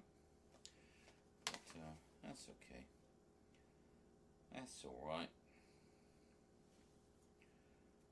They're quite nice, anyway. I mean, the main thing is the movie and the extras, right? So.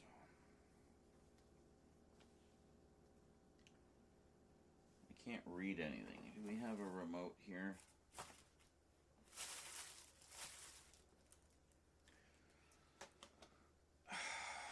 Hang on.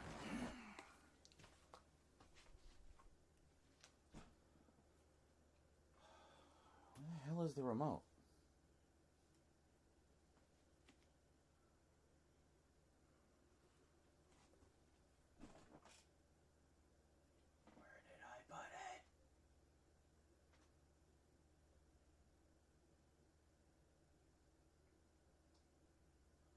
Oh, fuck's sake. Did we get another one of those things? Such a pain in the ass.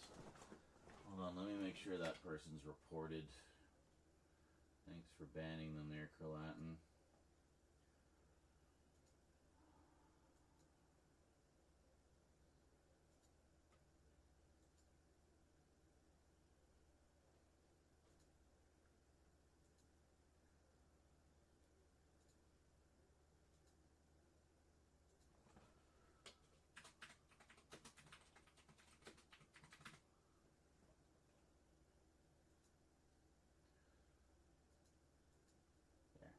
Banned, blocked, reported.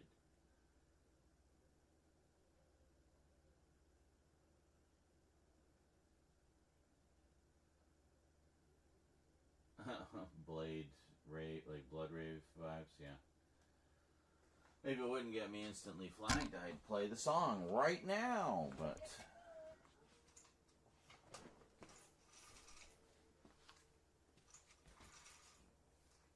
I thought I had the... Oh, let's get rid of all this saran wrap anyway. I will find the remote. Just give me a moment. It's here somewhere.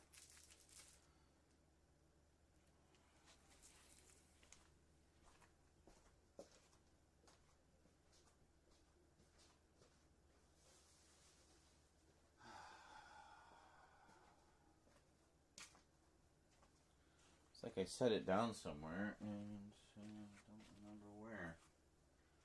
Well,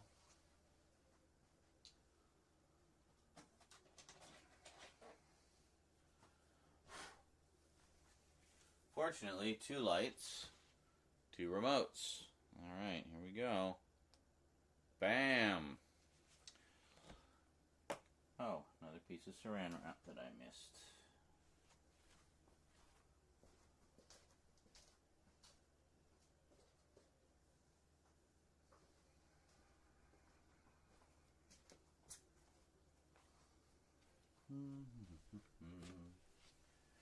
Abracadabra, abracadabra.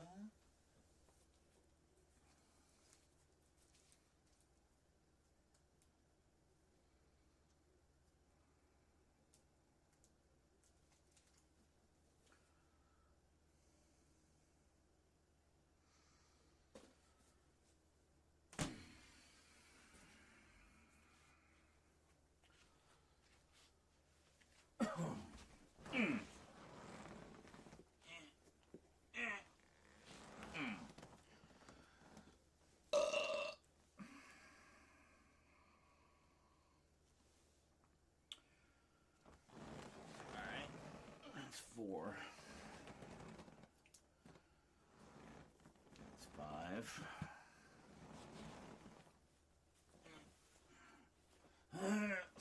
These are heavy. 5, 6, 7, 8, 9, 10. Equator mass is 11. Jody is 12. Real-time pictures, Doctor's collection is 13.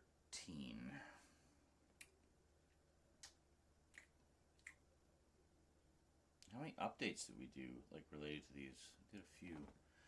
Conan was 1. Arrow box sets was 1. So that's 2.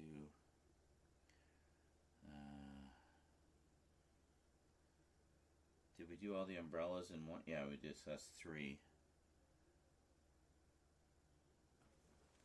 Only 3? Really? It felt like we did way more than that.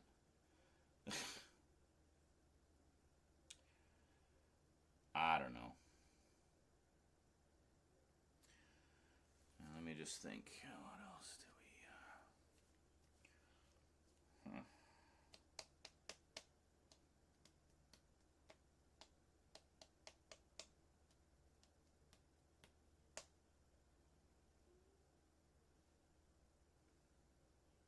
You heard nothing.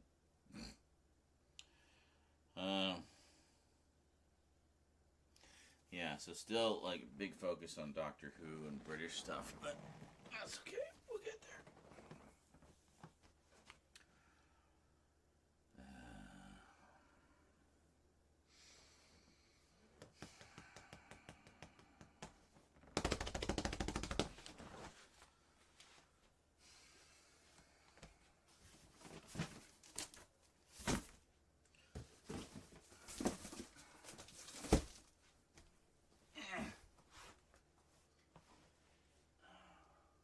Pardon my butt.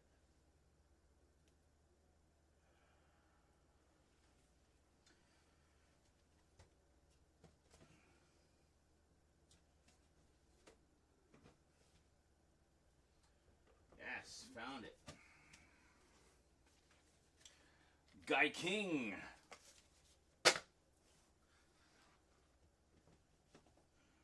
Ow. Oh, actually, that's a good one to pull out too.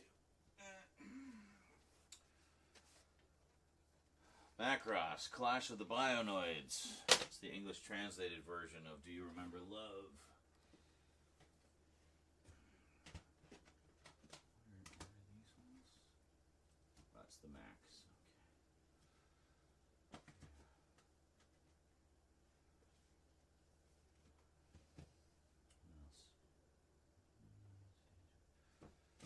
What else? That's fine.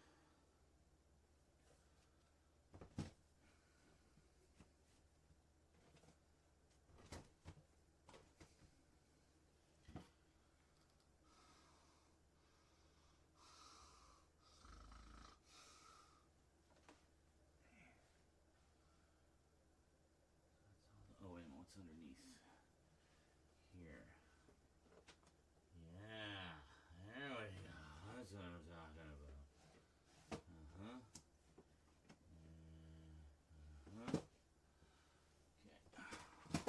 Fuck's sake. Stop it.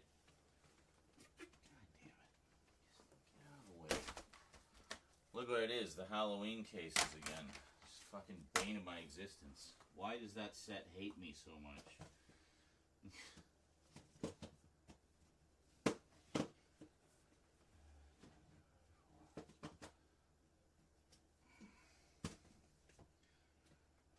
in particular I'm trying to find is kind of relevant to these. God, I can't see anything in here.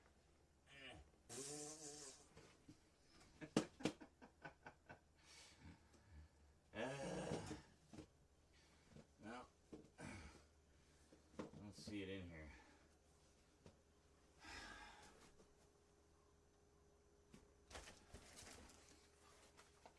Goddamn Halloween sets.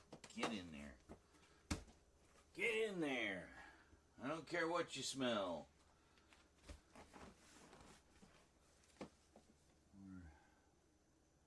Oh, hey. I found that set. Oh my god, is this right here the whole time? Yeah, baby. Is Thomas still here? Check out what I just found. There it is. 150 episodes. This is all movie serials. Look at that. All movie serials. What do we got in here? The Hurricane Express with John Wayne. The Lost City, The New Adventures of Tarzan, Ace Drummond, The Phantom Creeps, Shadow of the Eagle, SOS Coast Guard, The Three Musketeers, Undersea Kingdom, Zorro's Fighting Legion, The Clutching Hand, and Dick Tracy. Very nice. Very cool. Now, each one is in its own individual sleeve. Cool. I'm going to put this over with my... it's literally held shut with Velcro. There we go. I'm going to put this over with my... is this Mill Creek? Treeline Films. No idea who that is. I'm going to put it over with my Mill Creek set.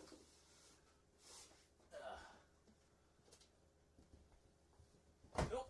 Don't fall over. Okay. There we go.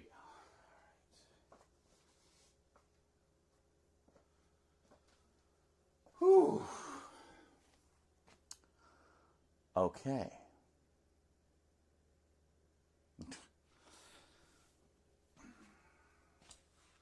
So, the other one I was trying to find was Super Mario. Super Mario.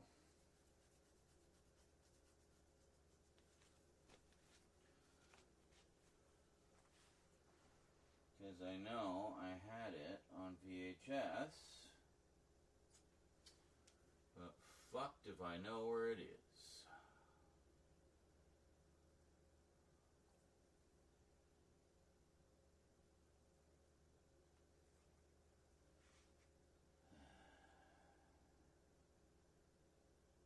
See, most of the VHS stuff over here, like on the back shelf, is my own tapes, like things I've recorded.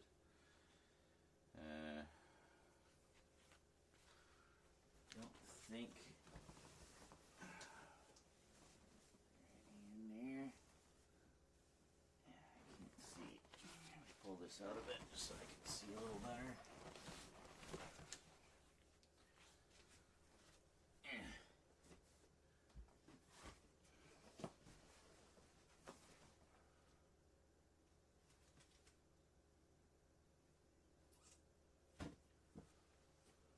Nope. Well, I don't know where it's gone. It has disappeared. Unless I just didn't see it. It's a little better lighting in here. Let's see now. No. No.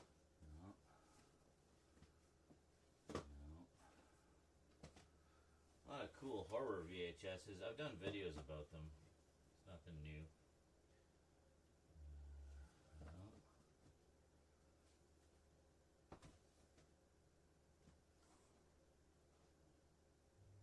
Nope.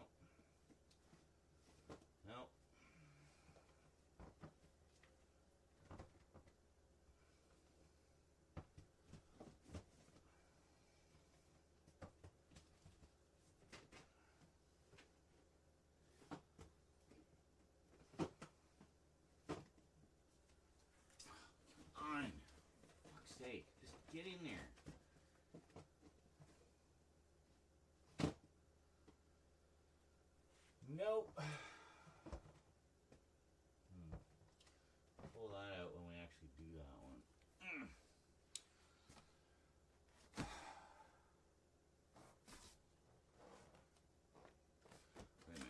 tapes in here.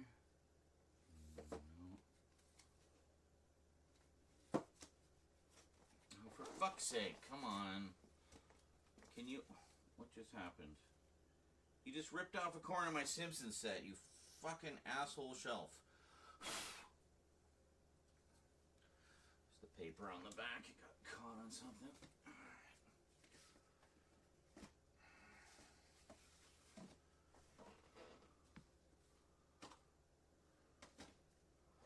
It's all DVD.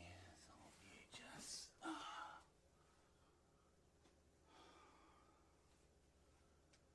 What up here? Anything up here? Oh, fuck you. All fall down. Nope. Okay. Nothing there. What here? There's actually a couple of store-bought in here.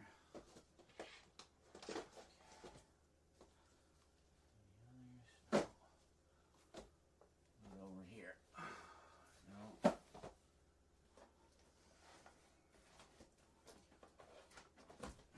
sake. Can't get to everything because everything's in the way.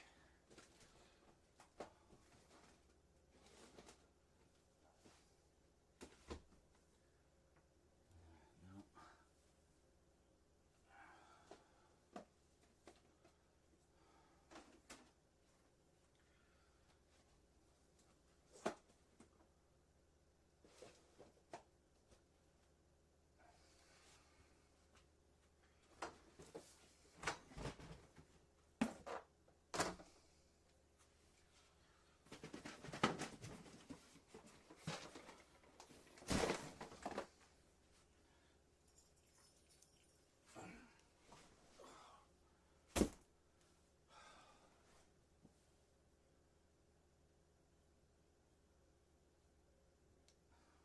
There fucking cat hair all in here.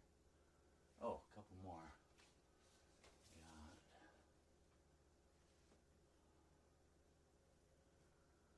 Oh, come on. I'm literally finding everything but.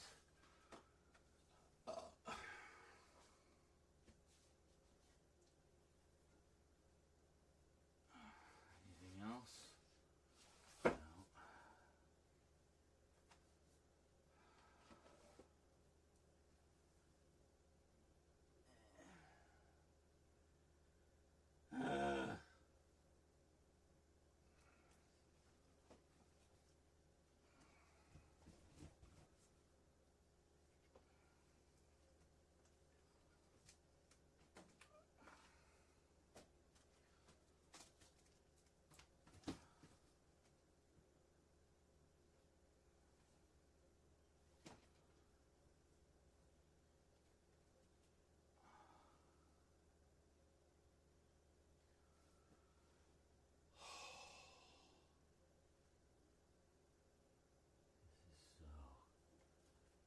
Infuriating.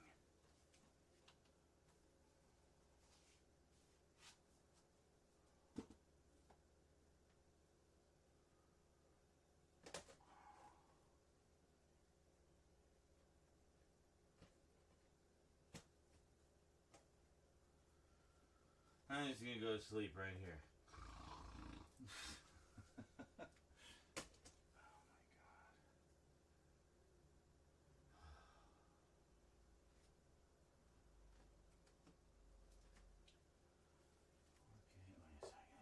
Also, hold on.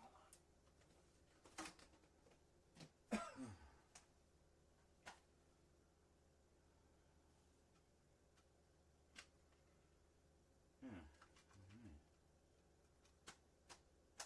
4K steelbooks of both the first two Sonic the Hedgehog movies.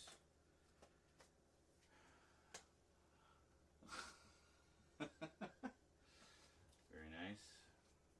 Very nice indeed. Let's put those there for now.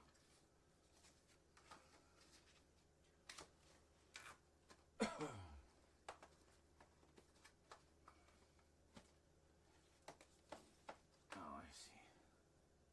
Oh,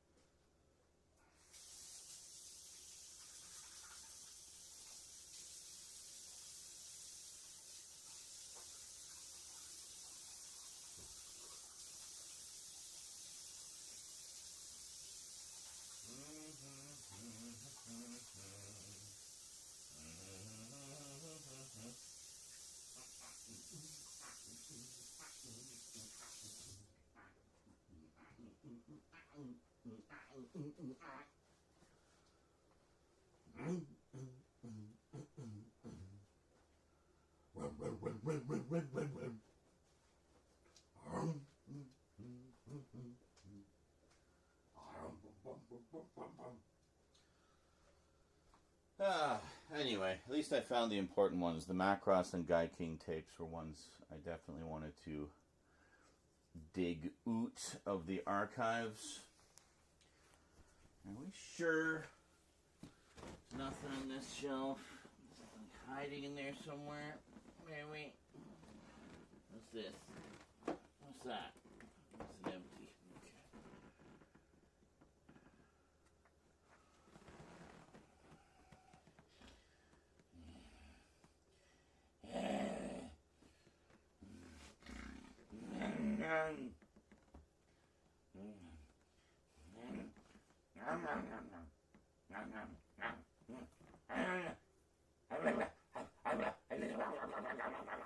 Okay, I'm fine.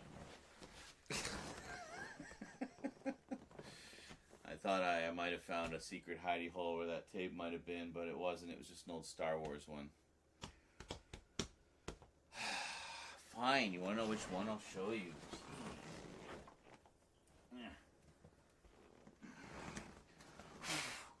This one. One of the Faces ones. Inglorious pan and scan. The way God intended you to watch Star Wars. In pan and scan on VHS. The tape itself is actually in really nice shape. But this was...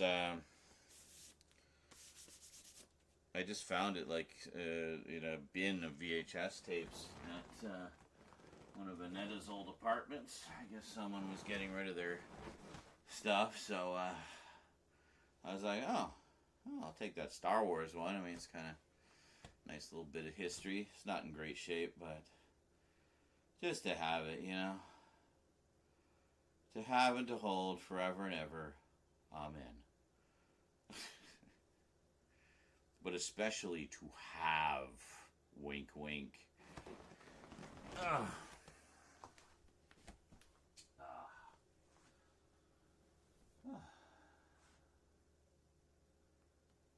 How many VHS players do you have? 2 functional, 1 non-functional. They're not currently hooked up, but they will be soon when I get back to capturing more of my old tapes. Yussie.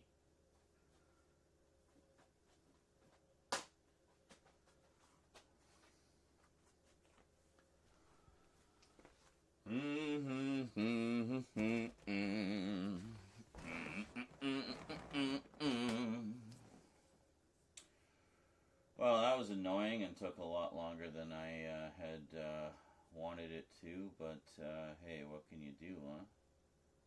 Oh.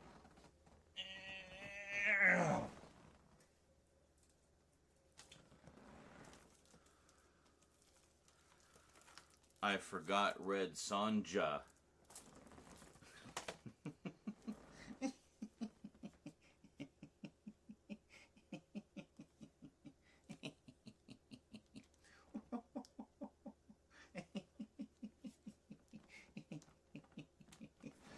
Fuck it, let's do these 2 as well. They're just slip covers and a keep case, but they're umbrella editions and they're cool. Yeah. And we did updates of them, so we'll do that.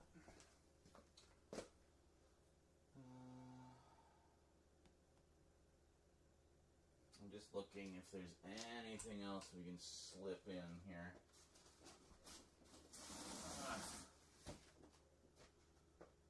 Oh.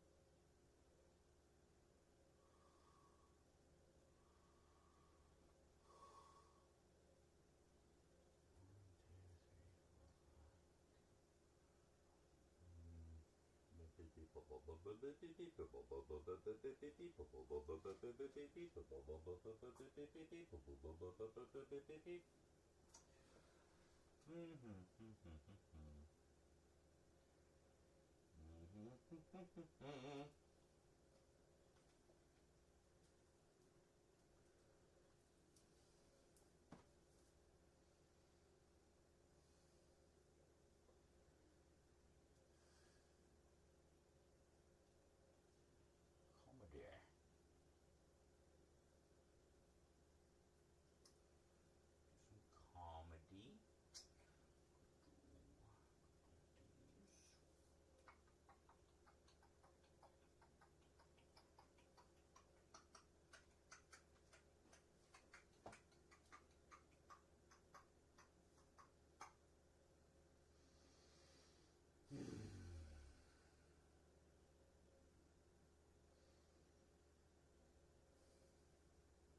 Yeah. Well. Yeah.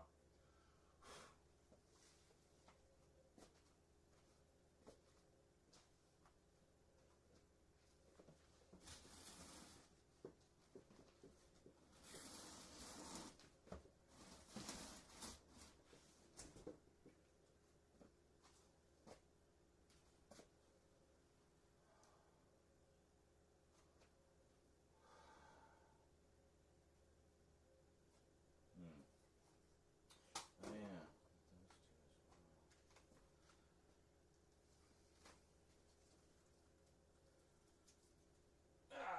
Aha!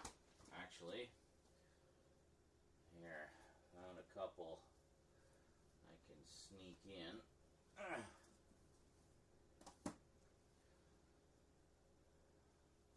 Aha! Nope, not that one. Disa one. Disa one. Couple of quickies.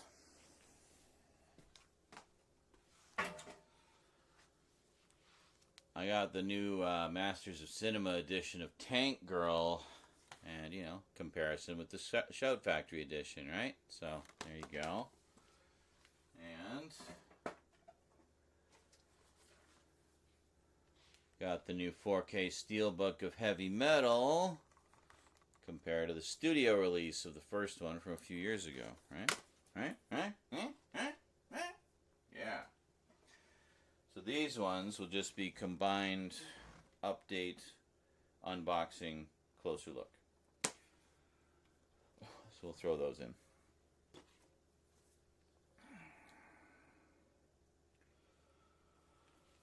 Alright.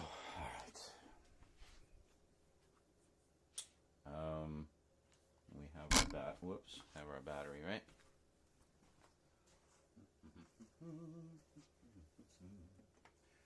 Yes, excellent. Battery is charged.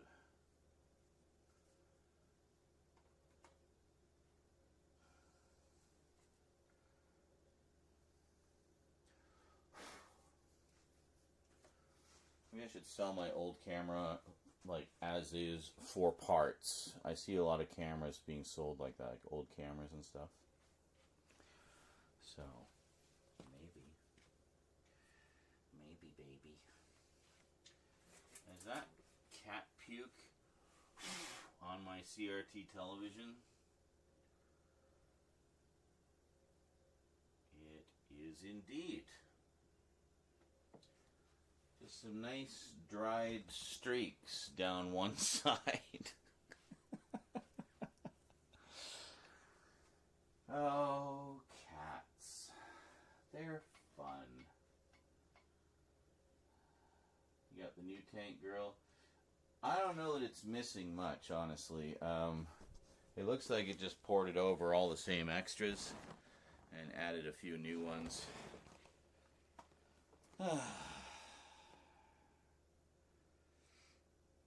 Yeah, audio commentary was ported over.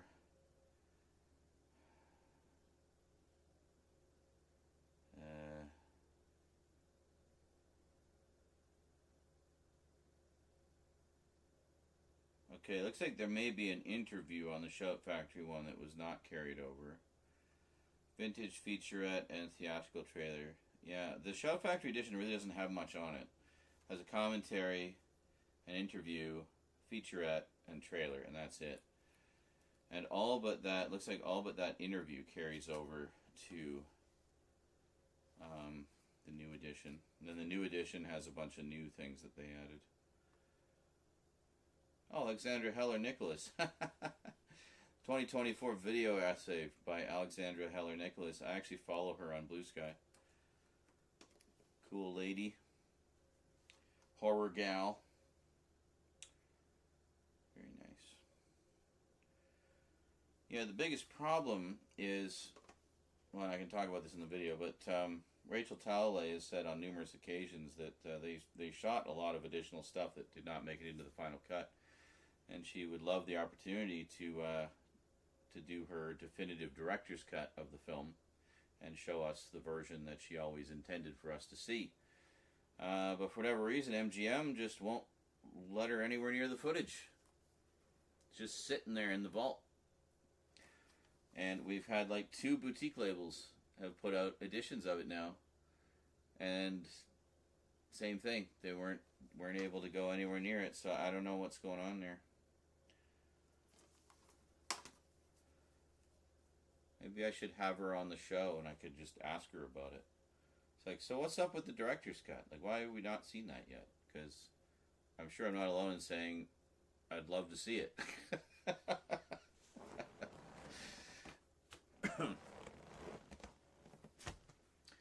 Is that something you guys would be interested in? Seeing me, like, interview people, like directors, actors, stuff like that?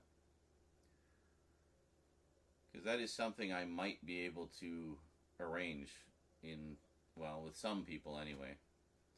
Not like I probably wouldn't be able to have Robert Downey Jr. on, but, you know, someone like Rachel Talalay, I could literally just ask her on Blue Sky, and she might be willing to do a sit down or something. But, I don't know, just thinking. It'd also be cool just to kind of pick the brains of creative people that I like, you know?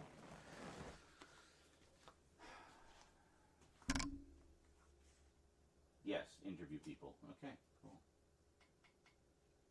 The video essay. Oh, the one. So you got the set as well. Yeah, I actually had Luke order it for me because I paid him. I gave him the money for it. But I had Luke order it for me because Eureka was being a little sticky about my payment methods, which is why I don't have more titles for them, honestly. And by the way, speaking of Luke,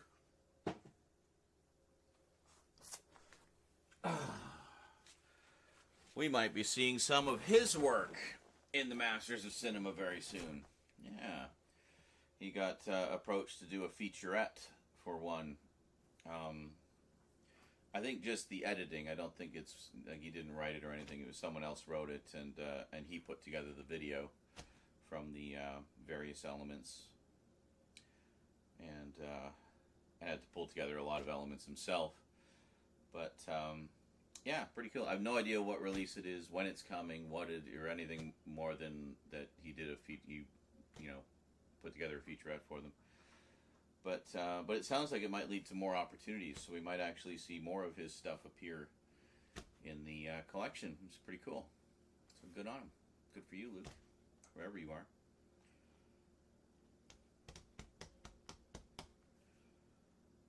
Sometimes things happen that are good, you know?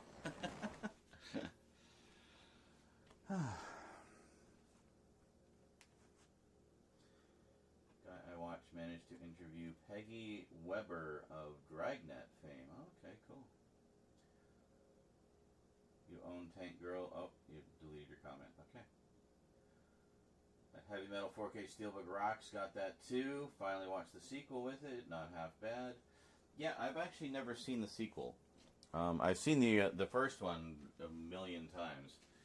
But still have not seen the sequel. I think I owned it briefly. Like, I had a DVD set, like a box set that had both of them. It was literally just the 2 single releases in a slip box. Flimsy slip box. And then I got the Blu-ray, but I never picked up the second one. But then the Steelbook, I was like, oh, well, that's gorgeous. And yes, I will watch Heavy Metal many more times, so I would gladly get the 4K. And it comes with the sequel, so I don't think the sequel's in 4K, though. I think it's just the first one. Yeah, the second one is only on Blu-ray. There's just no love for the second one.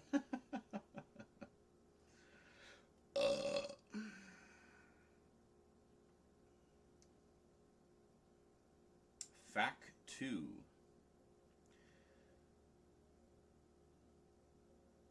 Yeah. Who was a character in the Heavy Metal. So that one is just a straight single story. It's not an anthology like the first one, but yeah.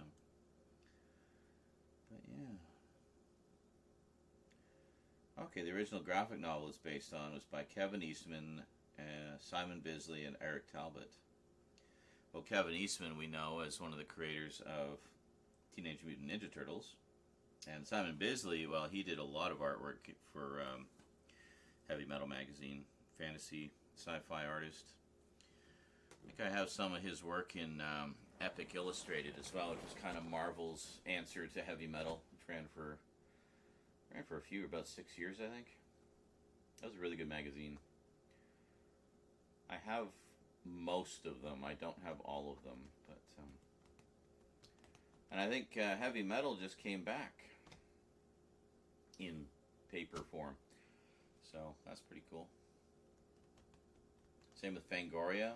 Fangoria came back a few years ago, but they're still going. Good old Fango. My own Tank Girl put out by Eureka Classics. Oh, it's the same one that that we got. Cool. Very nice.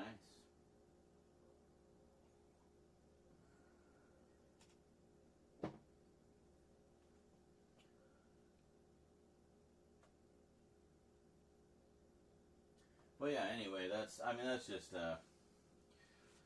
that's just an idea I've been bouncing around for a while. Because, I mean, with the wonderful world of social media, it really kind of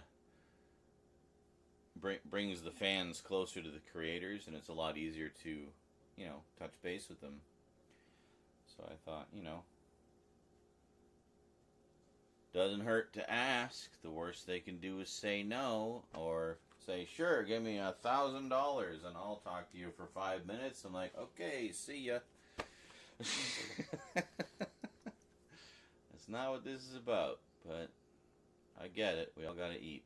Speaking of which, if you're liking the content and excited about what's coming and want to help keep it going, I'm trying to pull together the last bit of rent for the month. So the link at the top of the chat is your friend. Alright, I'll be back. Just going to have another smoke and then we'll get started here. And this time you'll be able to hear the clips. I promise. And they're coming back. They're coming back.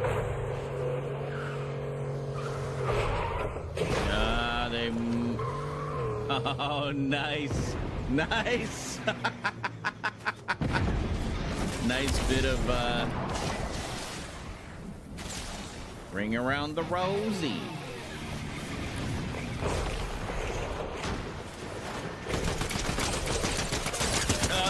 You got one? Oh, yeah! With 1 health! Oh my god, get some heals, get some heals. Holy shit. How did I do that? That was amazing. That was incredible. Oh, and so lucky where that storm ended.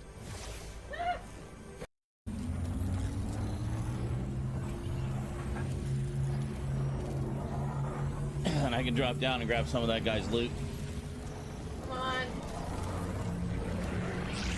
Yes! Yes! Proud daddy moment, folks.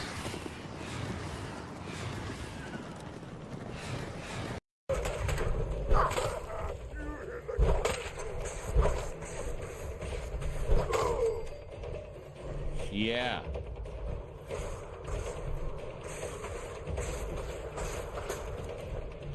The hell? Where's that even coming from? Did he just die? He did. He plummeted off the building. Did you see that?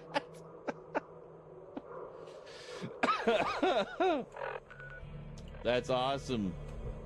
Took care of himself for me.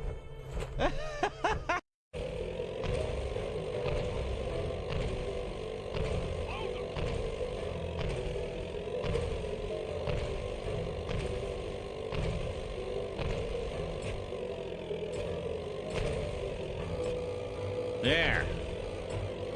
Maybe? I don't know if that was the right one. Yeah, it was this one. There we go. We got it. There we go. Okay. Now head out here, and it's probably cinematic. Yes. Well, crap. A tick of health here.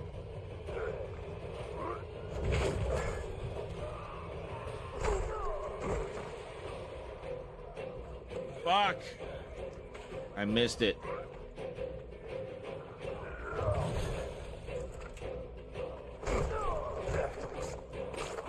There we go. Okay.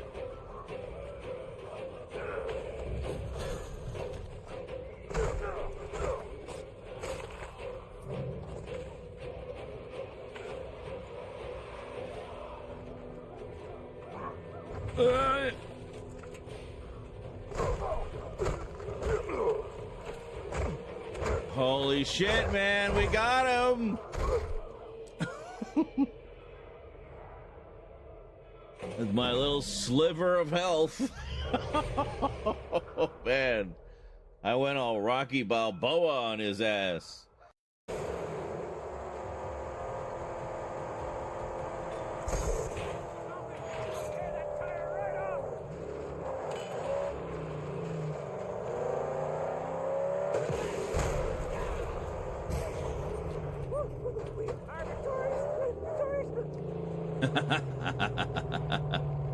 That was satisfying.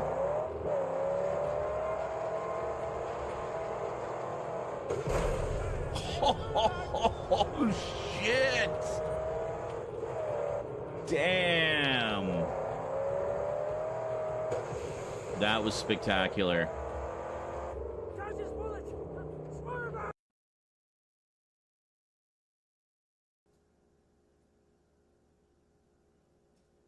Sound still going?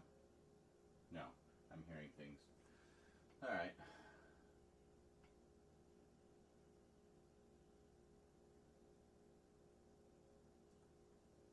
What am I hearing? Oh, it's Rose has her TV going. That's what it is. All right. Well, let's get set up here. Just make sure we're all.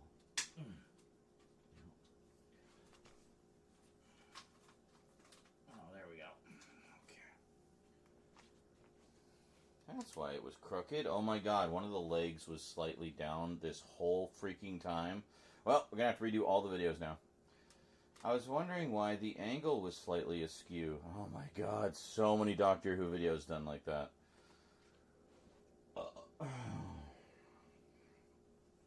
Oh well.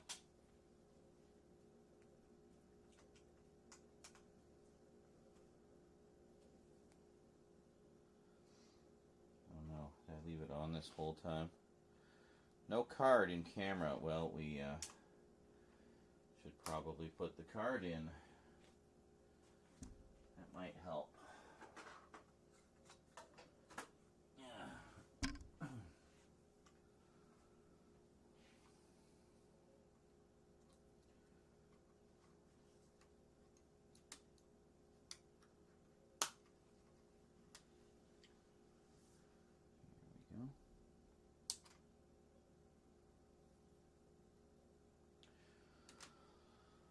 Okay, now bring this up a bit.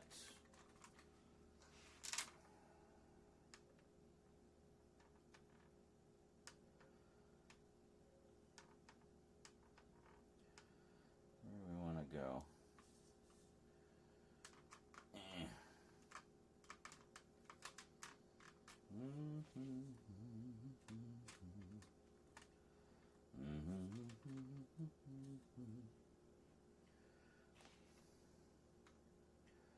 Let's record a bit of the setup here.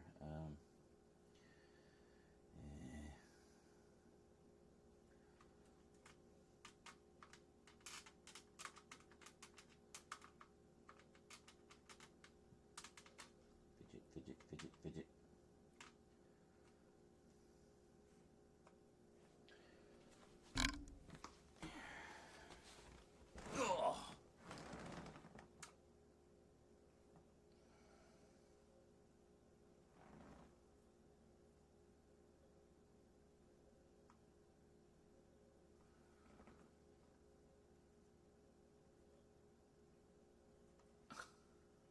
That's not where we want it, but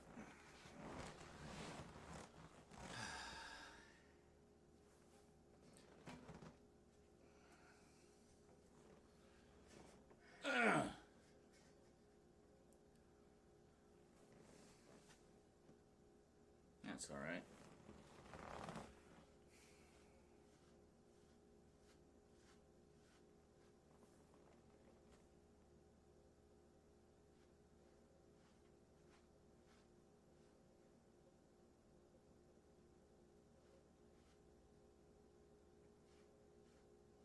No.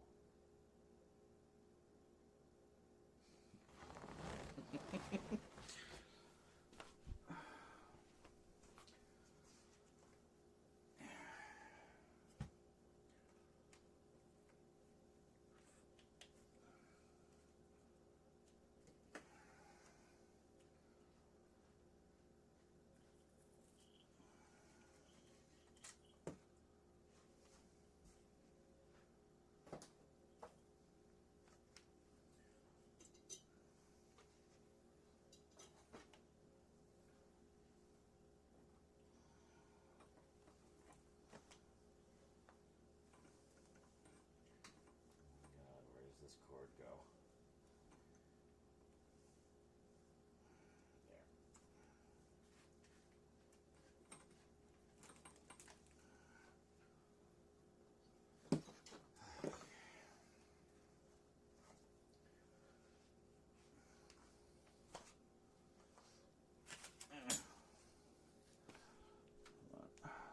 Stop.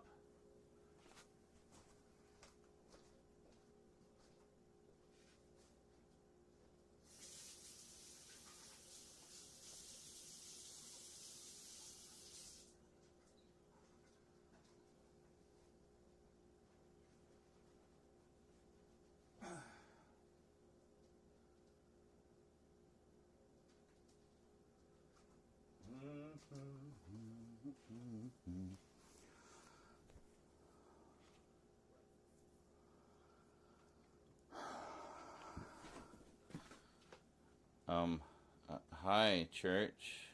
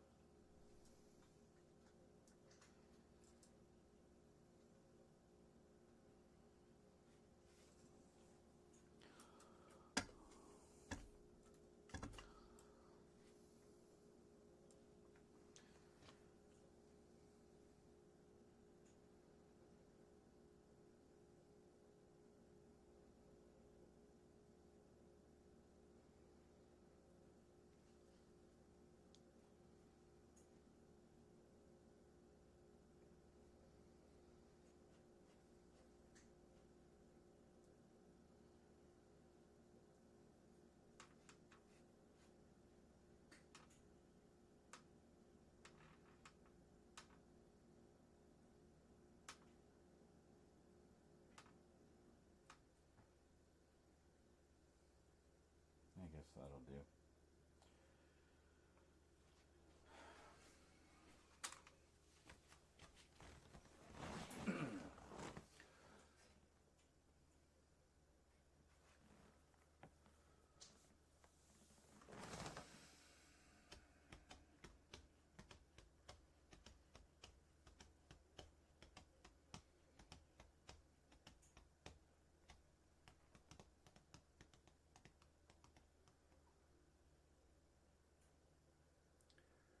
Just wait for kitties to stop fidgeting.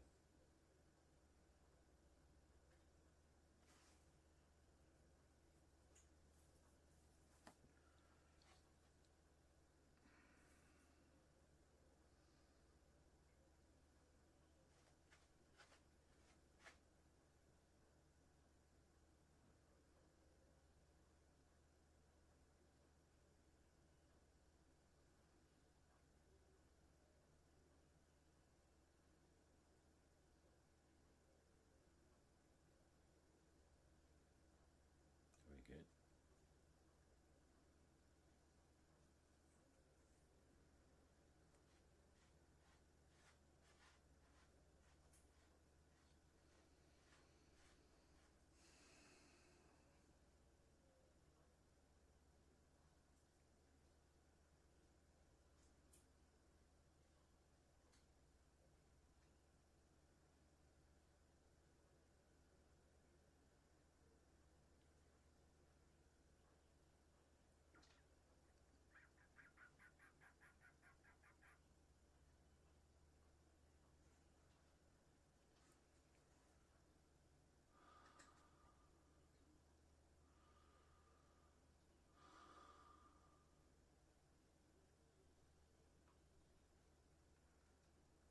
Church is munching. After he munches, he usually licks.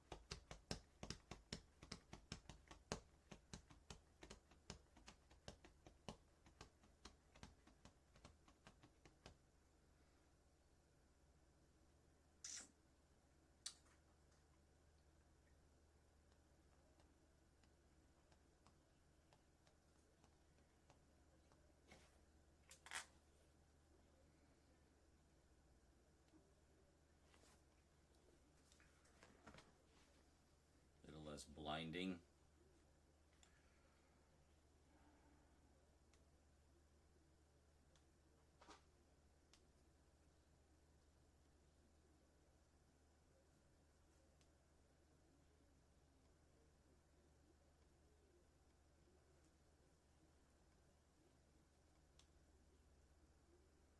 What you doing, chick? Whoa! He shook and then like flipped over backwards. How you doing, Church? What's up?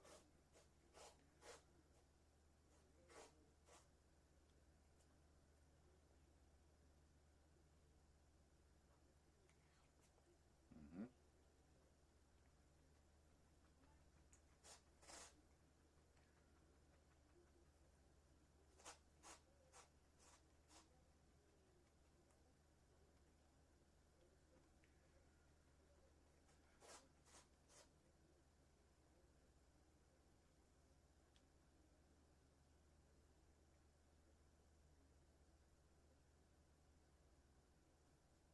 How's it going?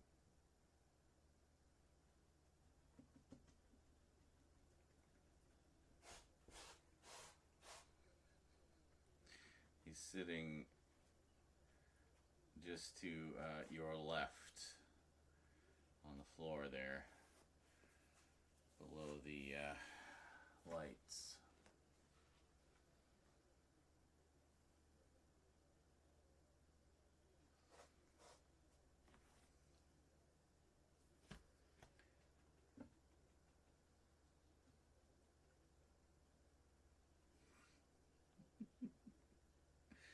scratching himself and as he's scratching, and then he just starts stimming, licking the inside of his cone. Church, stop. I don't know what you think you're accomplishing there. You're not licking yourself, you're just licking the cone, you dummy. Literally the whole point of the cone. What are you doing? Why are you staring at the floor?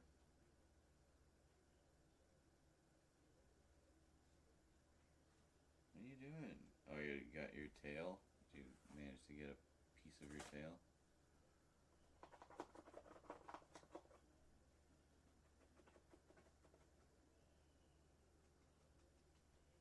Church, the more you scratch, the longer you're staying in that cone, buddy. You gotta stop it. Church, psst. Hey, hey, Church, stop, stop. Does not listen. Eclipse listens. We tell her to stop, she stops. Church is just a defiant little asshole. Alright, see ya. He sauntered out of the room. We'll see. Now he just went over there to lick, and we can still hear it.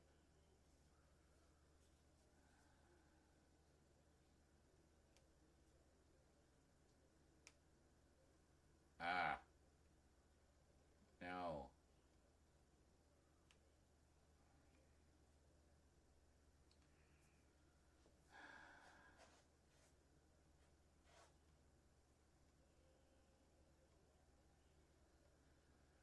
It's making me crazy.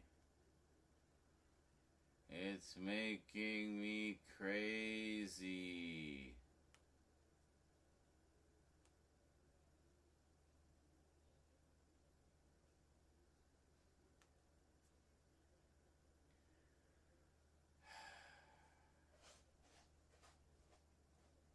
Cannot film while he's doing that. This is too unpredictable.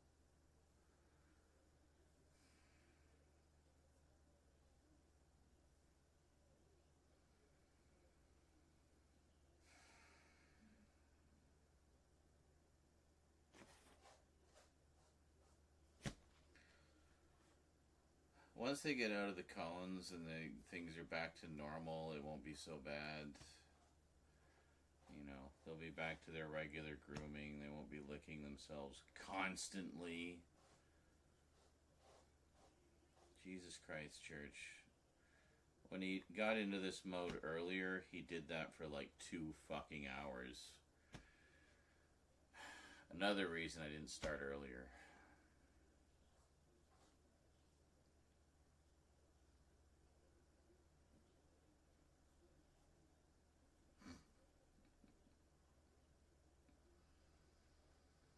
Cats plus ADHD, trying to not procrastinate. Do not mix. Church, stop. Stop.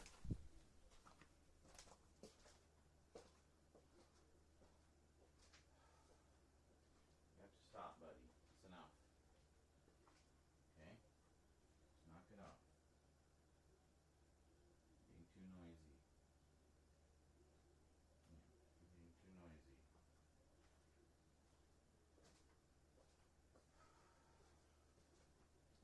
Yeah, earlier I gave him like good scritches and he was loving it, and then he like took a swat at me and took a chunk out of my belly.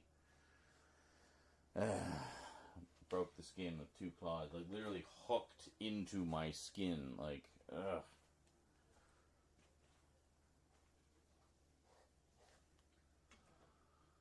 PB&J, huh? Yeah, we might be living on PB&Js if we don't get some donos going, guys. Come on, let's get it going. Tired of asking. You know how this works. Content creators live on their tips. Unless you want me to do, like, sponsorships out the ass, which I really don't want to do. I hate them.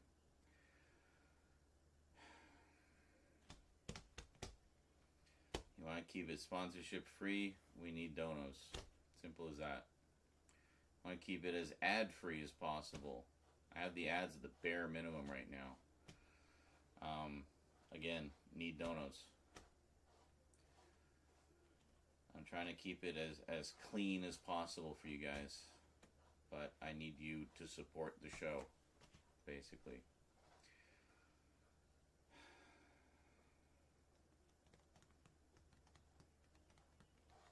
It's like a wager. I live on my tips. The pittance of a wage I get is my ad revenue, basically.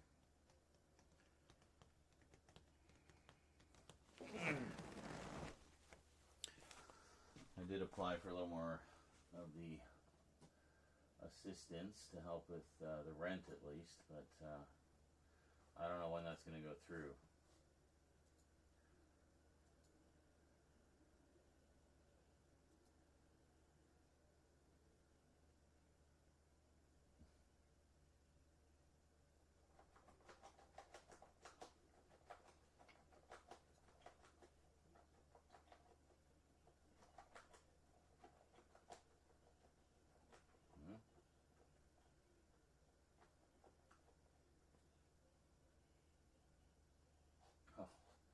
I know what that is.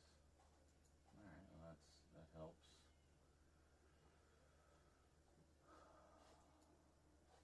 Church, stop! Jesus Christ. Literally, like, right when I set up the fucking camera. Everything ready to go.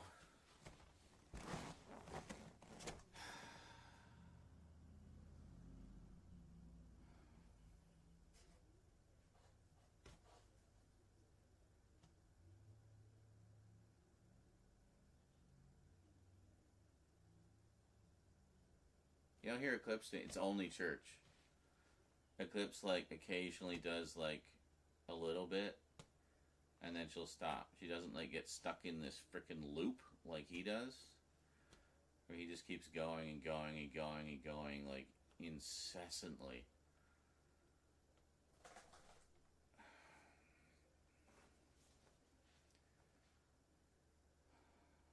Hopefully we won't need to keep them in them for too much longer. Eclipse is doing really well. Her owies are almost gone.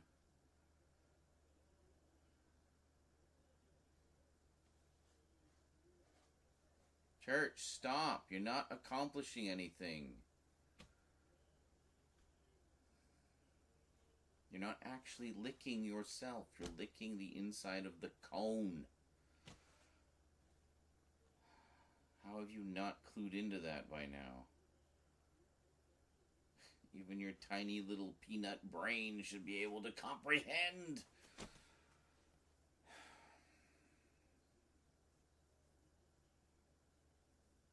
I would go over and give him scritches, but he's all hyper now, and he gets all, like, swipey when he's hyper. I don't feel like getting yet more scars.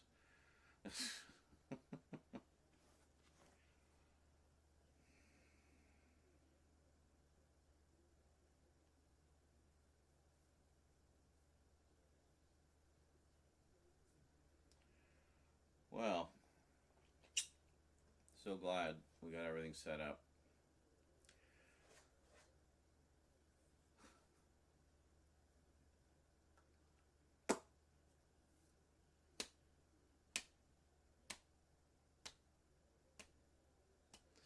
Well, we're going to have to wait for him to stop because he's not going to stop for a bit. So, plan B. There are other things we can do while we wait. Ugh, come on.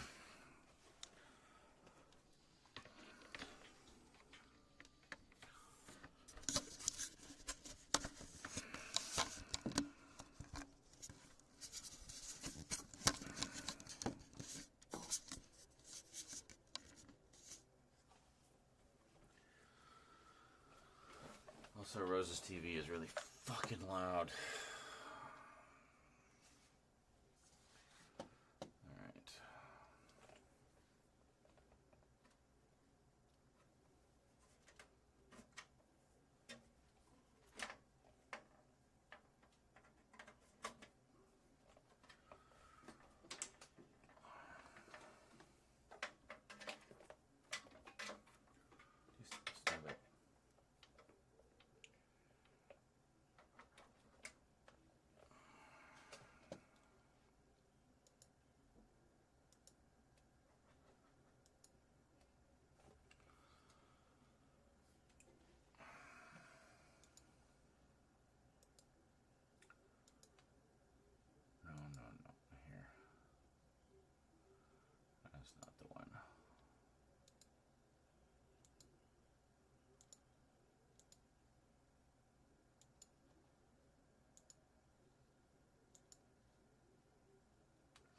No, because the second I got the camera set up, Church woke up, and he's been scratching and fidgeting and licking ever since.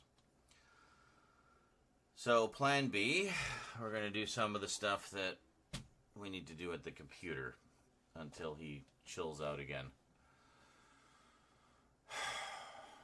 Light doesn't matter. We're just going to do just straight up white light for the closer looks.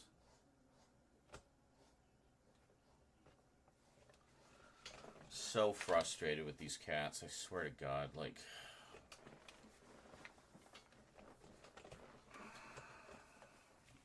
Their timing is awful. Always the worst. Church, stop! Jesus Christ, it drives me mental. Alright, let's go over here. Fire up Vegas.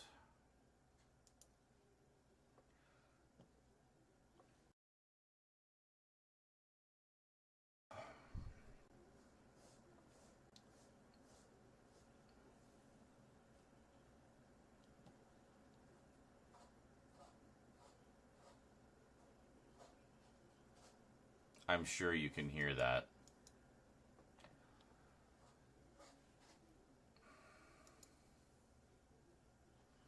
Well, I have to put on music. Like, it's just going to drive me mental.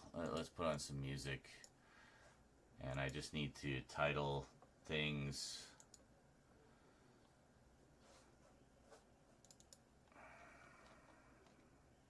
It'll help block out the sound a little bit. I gotta pick a soundtrack that's not gonna get us dinged. Fuck, I don't know. Freedom Fighters, sure, I like Freedom Fighters. Freedom Fighters is good. Get all Freedom Fighters. Hold on. Why is type not an option? Type. Thank you.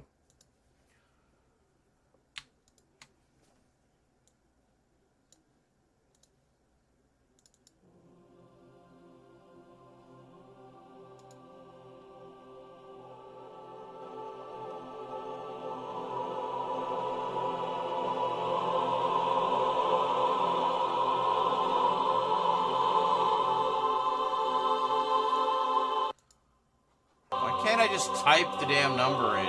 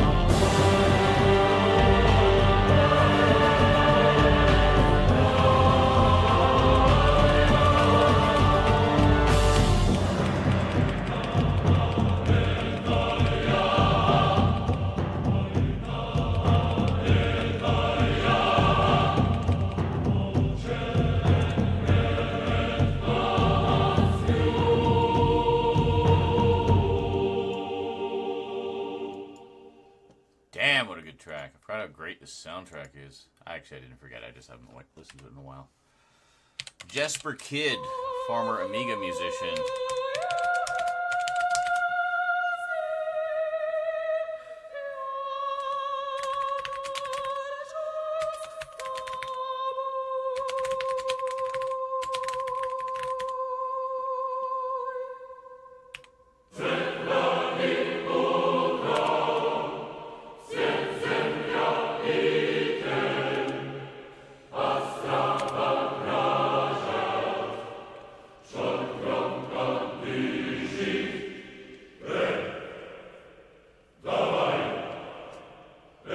Plays during the opening cinematic. It's one of my favorite tracks ever.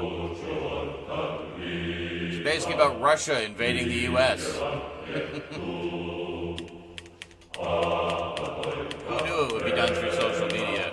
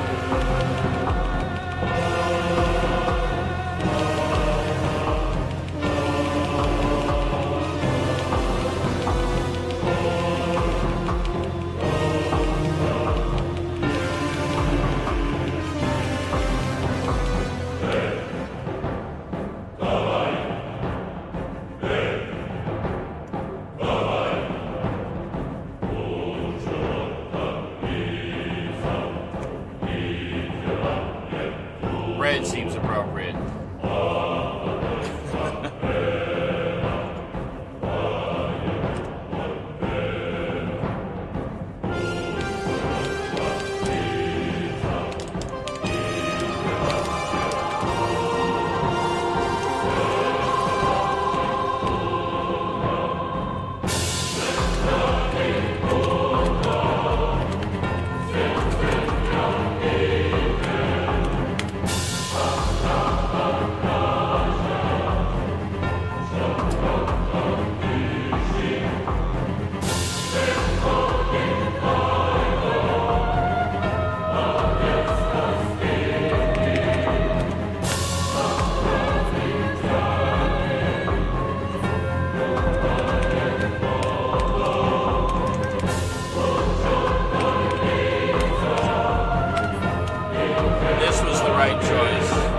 much less frustrated now. And this is still work that needs to be done. It's all part of the process.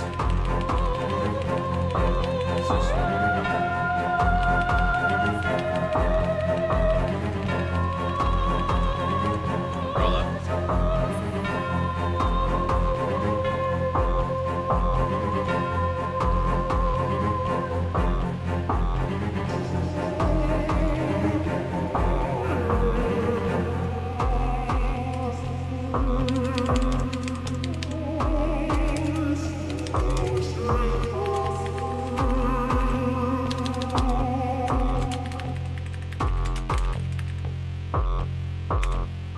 Oh, that synthesizer bass is so sexy. Let's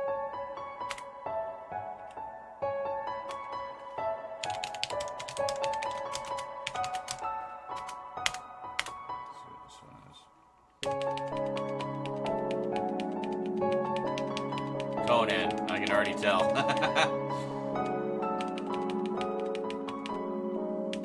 Yeah.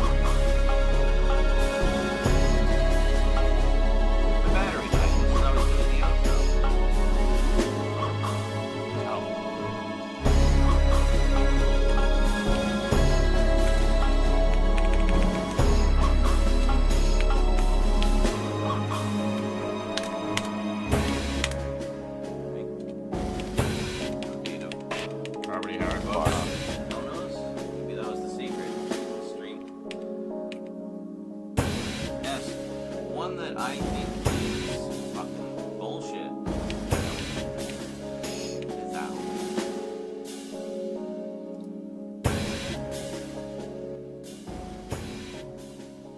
I'm gonna help him with this food. Hold on a sec. It's hard. The update of coming in a long time of coming.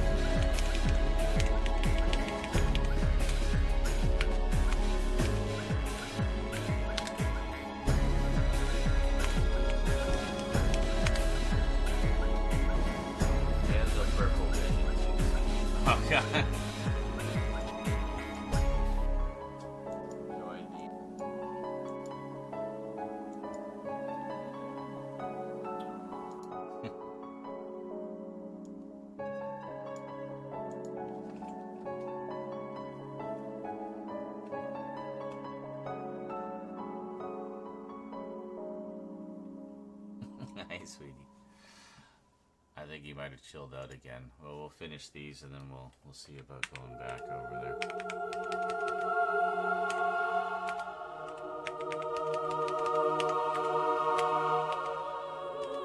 This is the music that plays when you're at your base, which is in the sewer.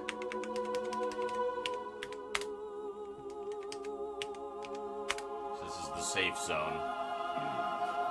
Oh, right.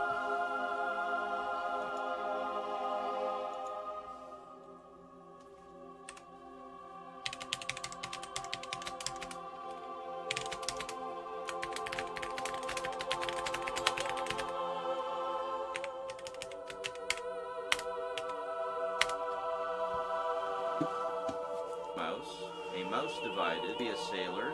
The Leghorn bears, I remember them called Flintstone. Such a giving himself out. Wow, so much glare. Well, can't fix it now.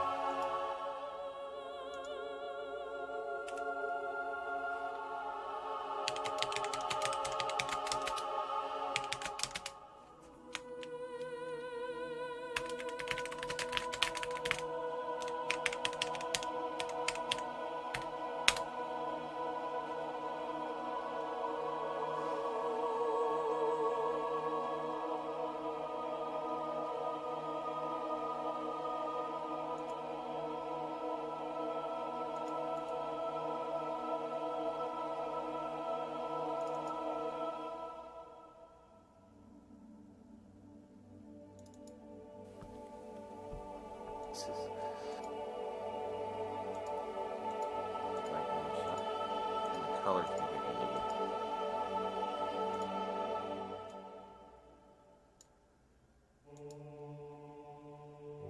Oh, yeah, I love this one. Let me just give you a little bit of background on this track and what it personally means to me.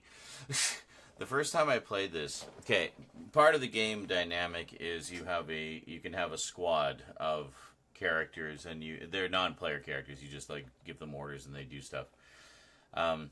So I got to a section that was quite late in the game, and I was just getting my ass kicked. I was like, there were snipers and just like guys all over the place, and so I was kind of doing pretty good at kind of stealthing my way through and like finding out where the guys, the hidden the snipers and shit were, taking them out and stuff like that. But I just got like to a certain point, I couldn't get any farther, and it was just like kicking my ass. I was so frustrated, and I didn't realize there was a section right at the beginning of the level where you're supposed to open a manhole cover, and everybody, all the non-player characters that you've been playing with, like as part of your team, come out of the sewer and join you, and you just all go in as a group and just kick ass. So you gotta understand, I had been suffering through this level for like hours. I was so frustrated, and then I just happened to say, wait a minute, I can open this cover. And the second I opened the cover, it got to the part in this track specifically where the music really starts to like pick up. I'm getting like teary-eyed just thinking of like how elated I was.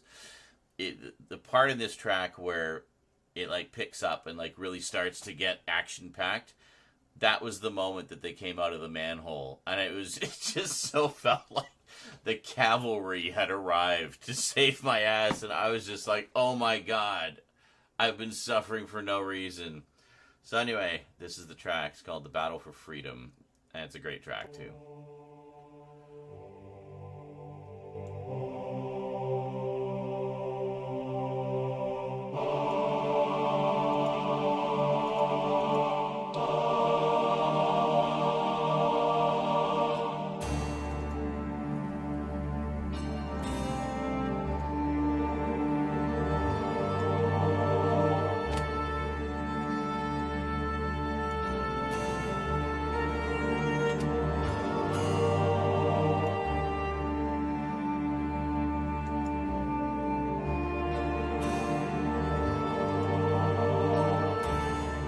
So every time I hear this track, I remember that moment. Like, it just, oh.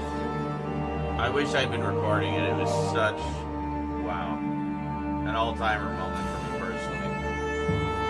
This was 26th. Okay.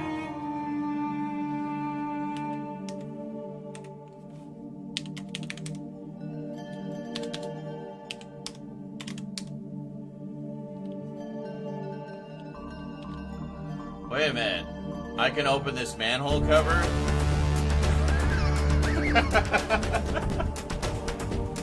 And they all started popping out of it.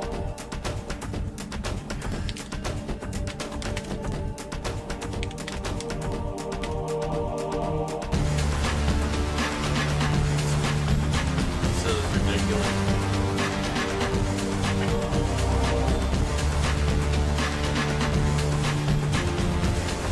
And then we just laid waste to the whole place. It was incredible. Absolutely incredible gaming moment.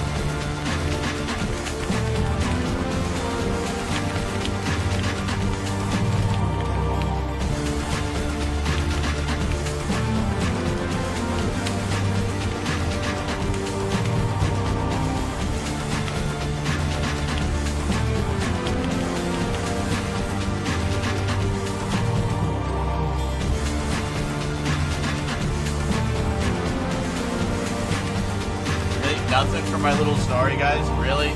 Thanks. Thanks, chat. Appreciate it. So glad I share these special moments with you and get nothing.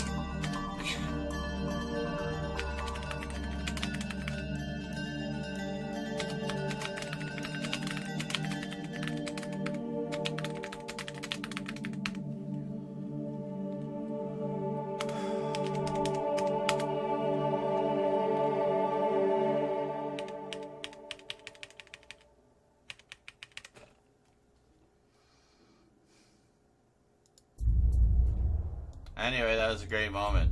Glad I was able to tell you about it.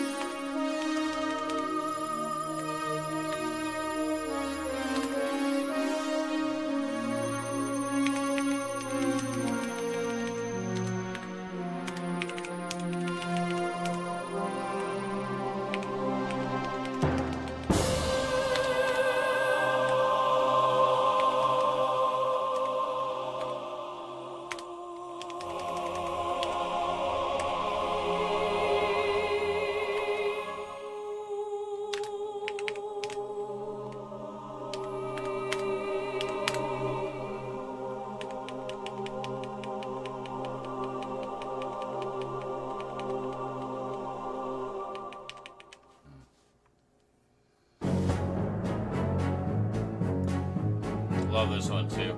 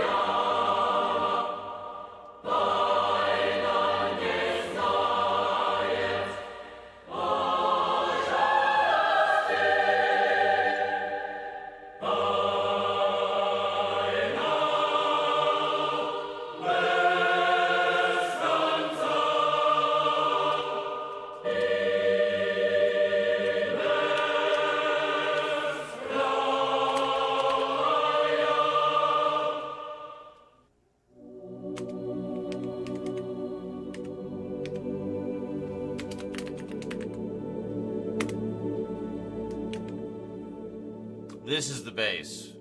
This one's the bass. I knew it was one of the mellow ones.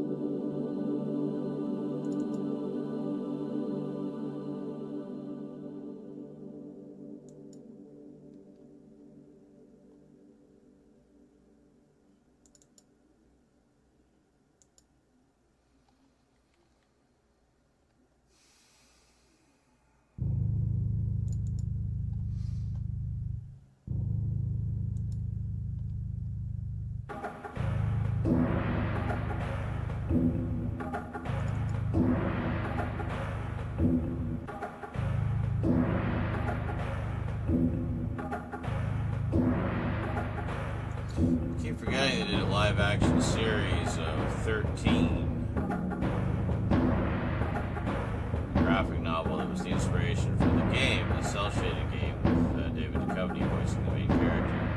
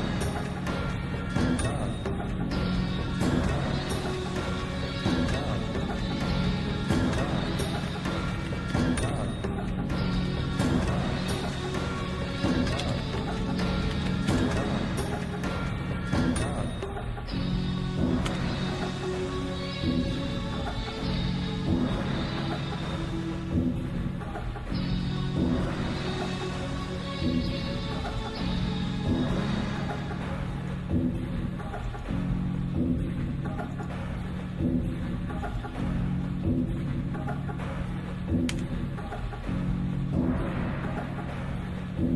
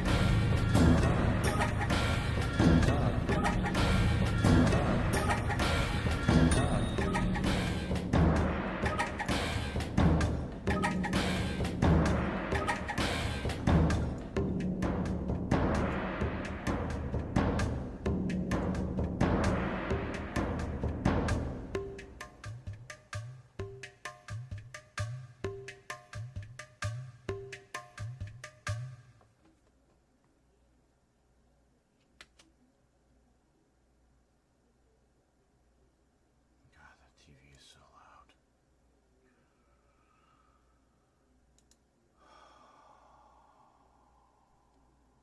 Seems to be quiet. Dare I hope.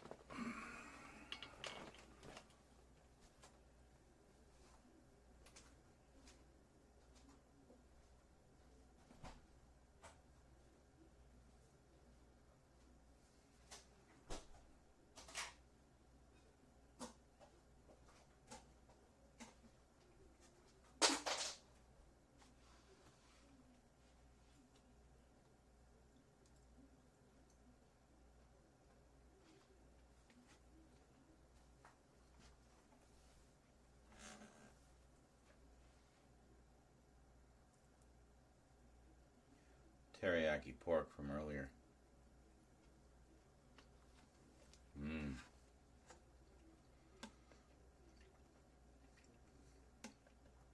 Even good cold. It's actually the last of our pork. I had 4 more pork chops, fairly thick ones, from the pork loin we got 2 weeks back. They're in the freezer. I thawed them out, chopped them up, cut them into cubes, and made a little stir fry for dinner tonight.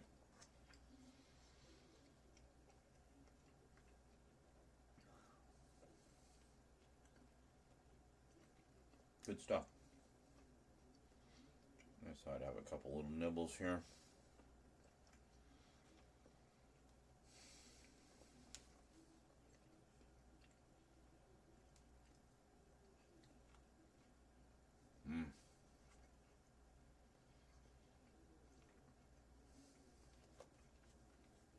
There's just been 0 activity tonight. Holy shit.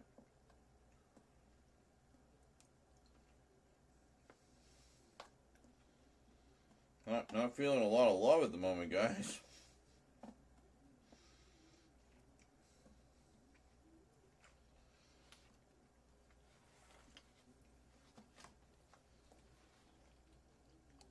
Anyway, you want to send some love, you'll find the link at the top of the chat.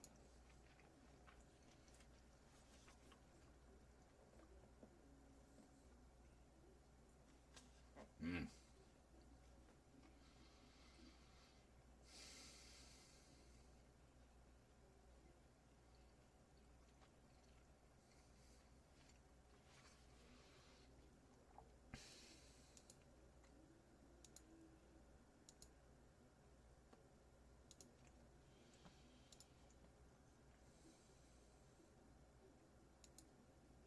Three pieces left.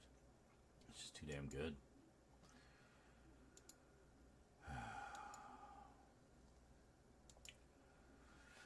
Alright.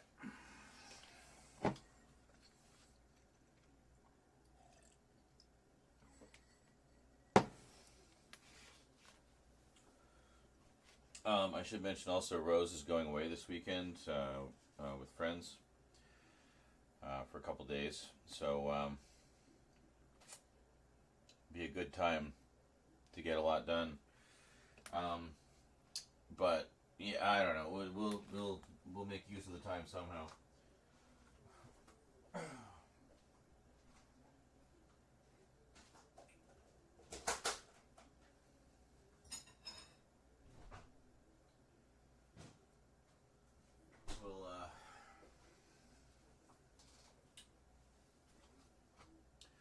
We'll see if maybe the cats are out of their cones of shame by then, which would mean they'll be a little more cooperative.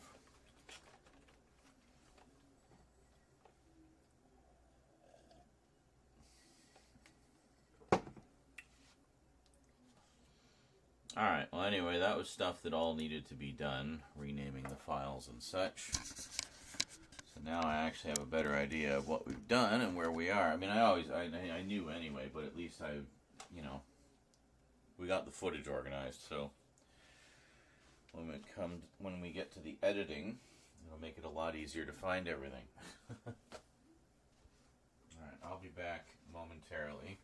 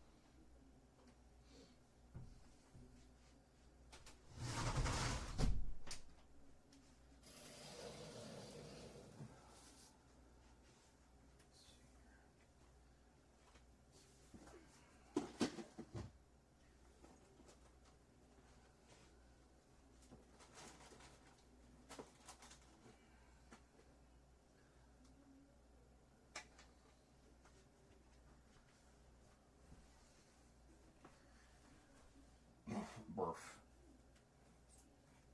I'm just going to put this fan over here. Oh my god, just go somewhere. There.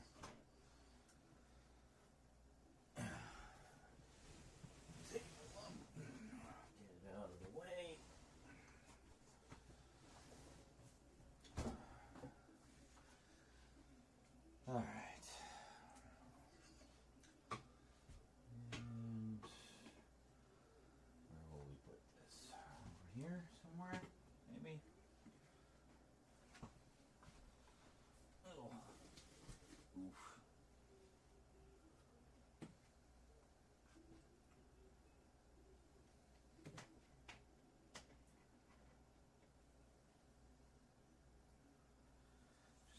we get a little overheated, we got the fan to kind of keep us cool. Cool, man.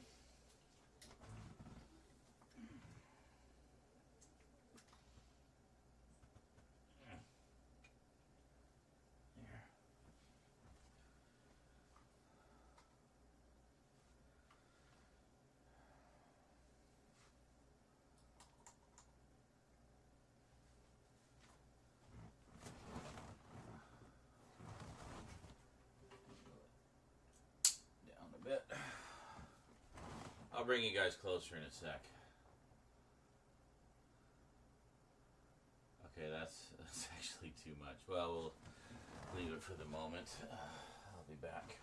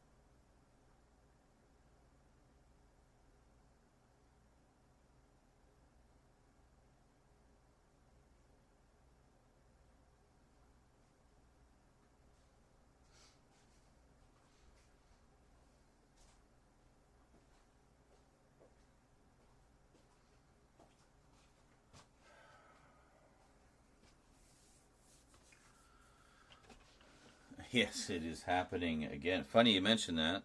Tonight, last night, Rose and I watched the next 2 episodes of Twin Peaks. She's met the Bookhouse Boys and Bernard Renault in his one and only scene. And Jacques. Finally met who Jacques was. And met Philip Gerard, shoe salesman extraordinaire.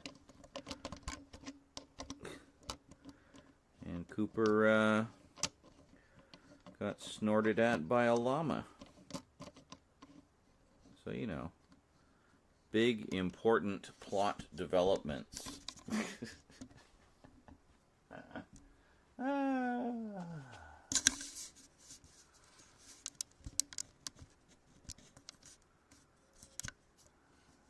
Go. God, wires just everywhere. Okay.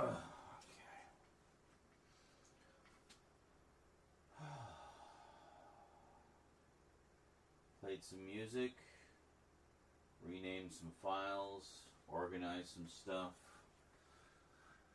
cleared off some hard drive space.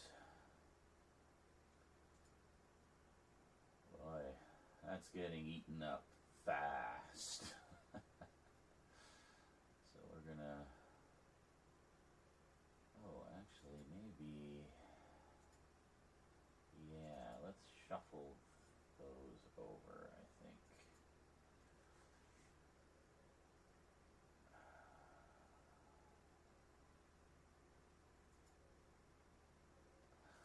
Yeah, all of this. How much space will that free up? 350 gigs. Good. Let's move that right now.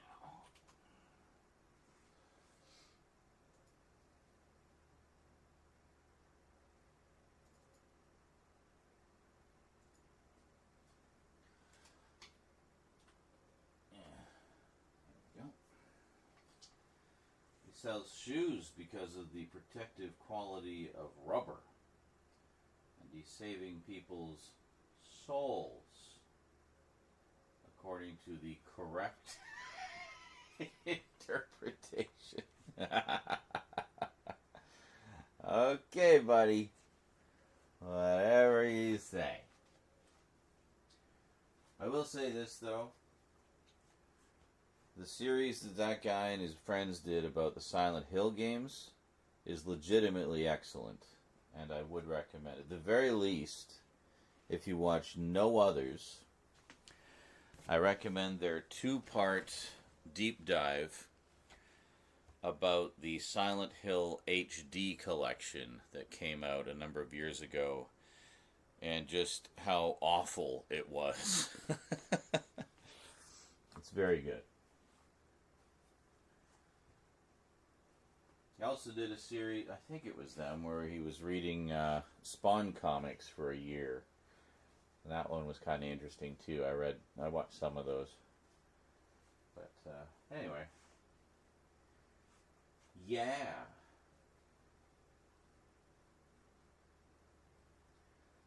Saving their souls. Did he do that little smarmy, I'm so smart smirk when he said that? That just made you want to reach through the screen and slap the shit out of him? Yeah. Which is, of course, why Cooper's shoes didn't pass through to Vegas. That's why he became Dougie. His soul/shoes, the shoes representing his soul, stayed behind. Wow. Holy shit. Consider my mind blown. What an incredible and perfectly correct interpretation. Yeah. The term overthink much springs to mind.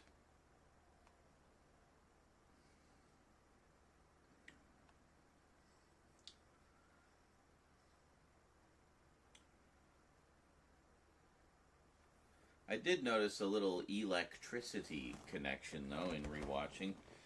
In the start of episode 4, when Cooper's meeting with Lucy and Harry after the dream the night before. And he's talking about, he says, do you know where dreams come from? And he says, high voltage acetylcholine impulses, or neurons, or whatever it is, fire into the frontal cortex, and these impulses form pictures. But nobody knows why we choose the pictures that we do. But just that little bit about electricity, in this case, the electricity of the brain and its connection to dreams. Too obvious? No, I think a lot of it is obvious. You're just reading too much into it, people. A lot of the symbolism in it is actually pretty straightforward. Like the white horse, death rides a pale horse. It was a vision of impending death. Somebody was going to die. So, white horse. It's about as in your face as you can get with symbolism. But, yeah, but a lot of the rest is like electricity, dreams. Maybe that's a key thing right there when he's talking about how the electric impulses of the brain create dreams. We have lots of instances of like major events happening in conjunction with electricity in some way. You know, even right at the end where he's, you know, that is the gateway into the other reality or real reality or what have you. It's another layer of the dream. We are in a dream. But I don't want to talk about Judy. You just leave her out of it.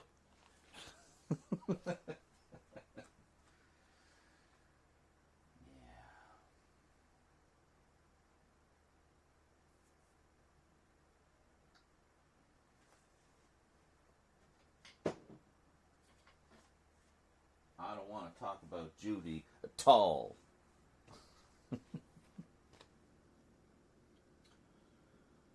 All right.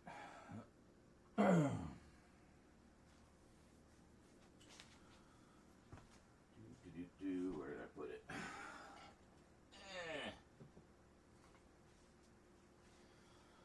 Anyway, other than Luke just popping in and saying, hey, chat's pretty fucking dead right now. Donos? What donos? Donos don't exist.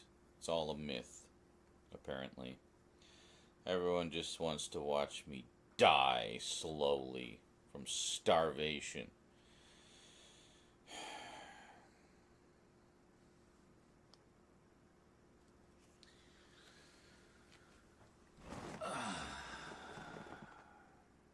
That is really washed up. I feel like it's like I'm in a fucking office. Can we change the color temperature a smidge here?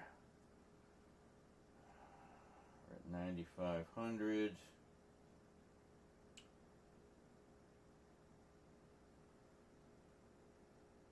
That's a little better. Do 4,500, I think. How does that look? That's a little more natural. What's that one at? 6,500. What if we put that one down to 45 as well?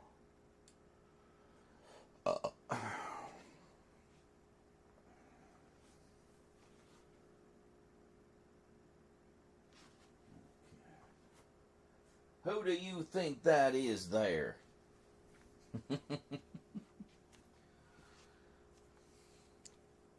Philip Jeffries had come unstuck in time. I wonder if he ever bumped into Billy Pilgrim. Sorry, is that too deep a cut for you folks? You uncultured Philistines? Yeah, well, your loss. Your loss. Gotta read more Kurt Vonnegut. Thank me later.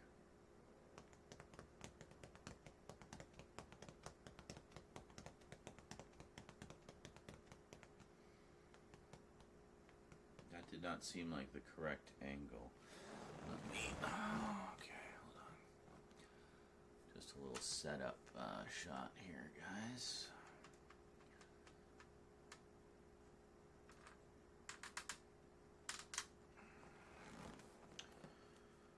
Let's see if we put these here.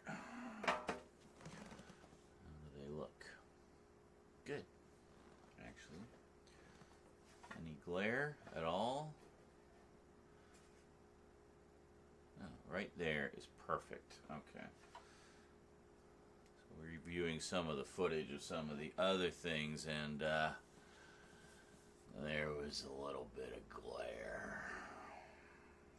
Also was not too pleased with the color temperature, and also was wondering why all 27 of my Doctor Who videos, the angle was slightly askew. And the reason was a single leg of my tripod had been locked in at a slightly shorter position than the other two. Nobody will notice or care. But I notice. I care. But not enough to redo all 27 fucking videos. They're going out with the Batman angle intact. Yeah.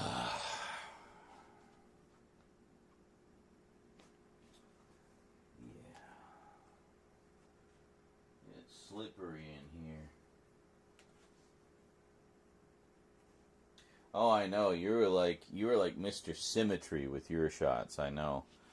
And for the most part, I try to be. I will be when I'm not doing like 150 videos back to back. When I have a little more time to set up the perfect shot, I'll do that. But part of it is this is a fucking disaster. And I am not at the stage yet where we're going to be tackling this. So we're just going to leave it as is for now and live with it. Just you and the videos. Yeah. Yes, it is. Me and Tay videos. What else? I should be able to move over some other stuff. What else we got in here? Oh, how big is this? I might be able to move this whole goddamn directory somewhere else. 1.5 terabytes. Jesus.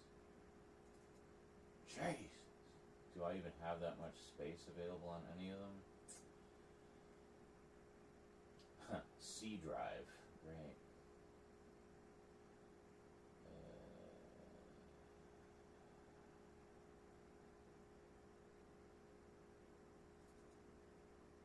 What do we got here?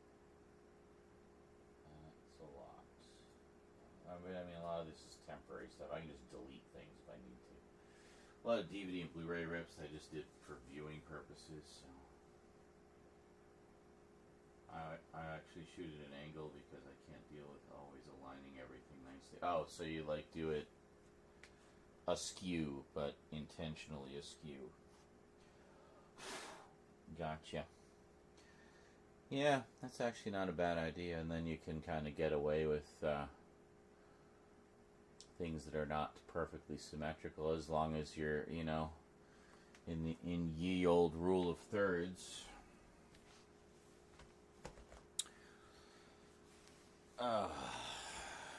Yes, quite. Rather. Indeed.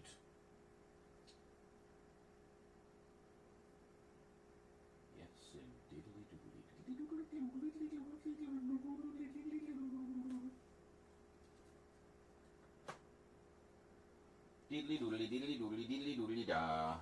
In case you were concerned,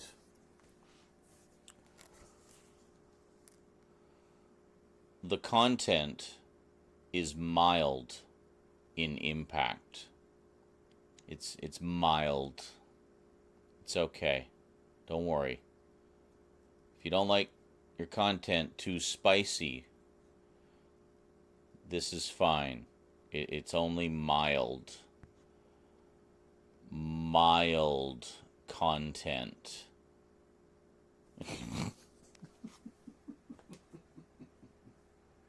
I'm losing it. Good morning, Dan, and excellent. Glad to hear it. I look forward to that. Dan is very graciously filling in the one singular gap in my Doomwatch collection. I have the original series and the 1972 movie from Tygon. Well, there was also a TV movie in 1999. I guess, attempt at reviving it, but it didn't go beyond that one movie. The DVD was a little bit hard to come by, but Dan was able to find it for a reasonable price. Cooper would approve.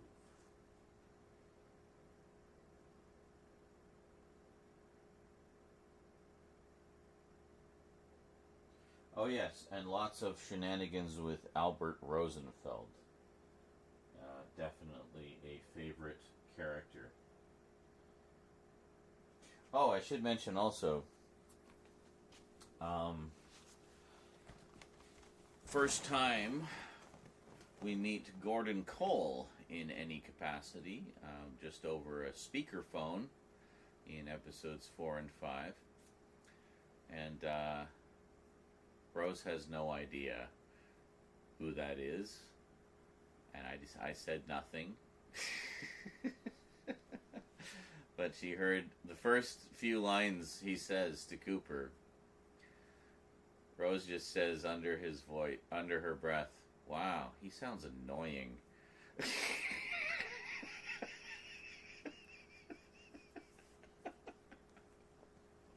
I'm like, oh, you're going to love Gordon. Just wait.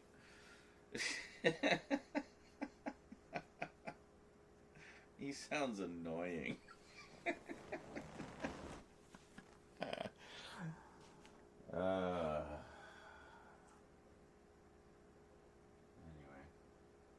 Please tell me you were here and heard that, Luke. Anyway, that one Australian that you showed, is it a stuck on age rating? Meaning, is it on the... Yeah, it's a sticker. And it's on the shrink wrap, not on the case. So when I remove the shrink wrap, it will remove the sticker. I think this one, yeah, the one on the spine there is printed. And it drives me nuts how misaligned this spine is. But, well, what can you do? What can you do, huh?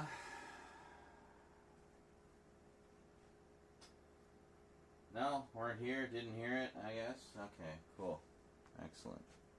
I love how the chat's completely dead as I'm giving my, deeply personal stories and sharing some music and, at the desk and able to chat freely.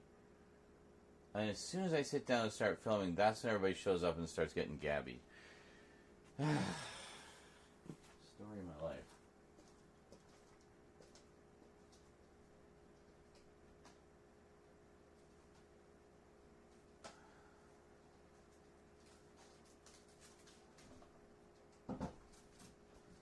Anyway, I don't know what it is, but my mood is taking a bit of a nosedive. I don't know why.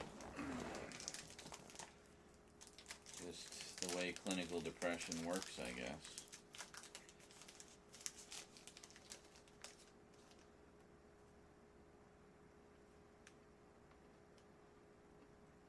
It really shouldn't be. I feel great about all the progress we've been making.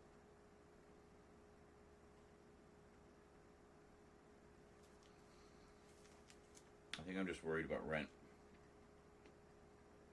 Donuts have been very, very slow this month.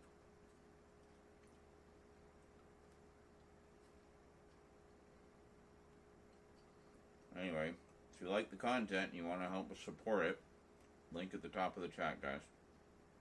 No amount too big, no amount too small.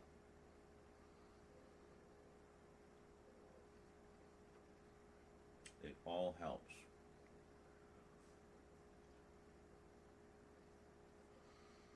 On the plus side, next month's the GST month, so I should be able to stock up on groceries and catch up on a few things.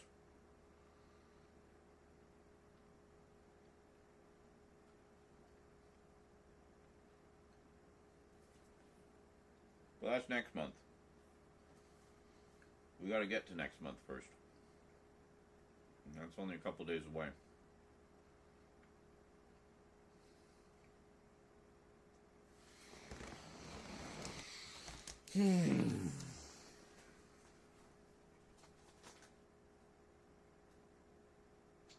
Australians do media better than the UK with age ratings. Well, yeah, I mean, it's nice that it's not plastered all over it, right? I mean, I'm sure on the actual keep case inside, it's probably printed on it, but a lot of times the boxes will not be like that. You know. Yeah, all the umbrella ones I got. The oh no, I lied. Oh, but actually, it's on the J card, so that would come off as well. The slipcover.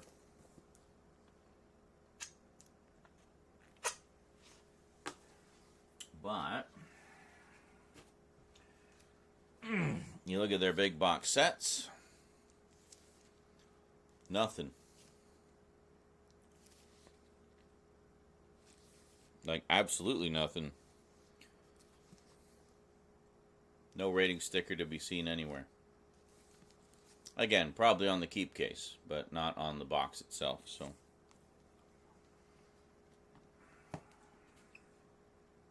Very nice.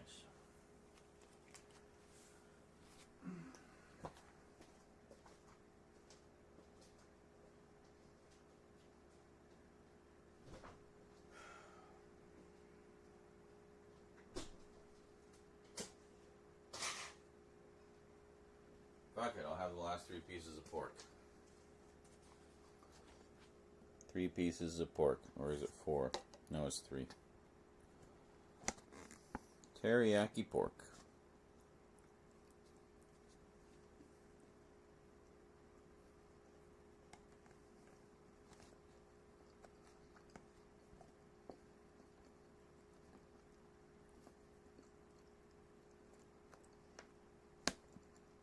Anyone wondering about the time frame for these videos?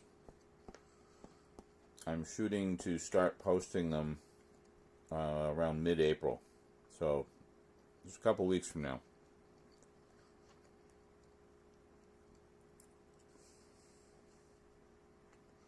I've got enough either done or in the works that we can start doing that.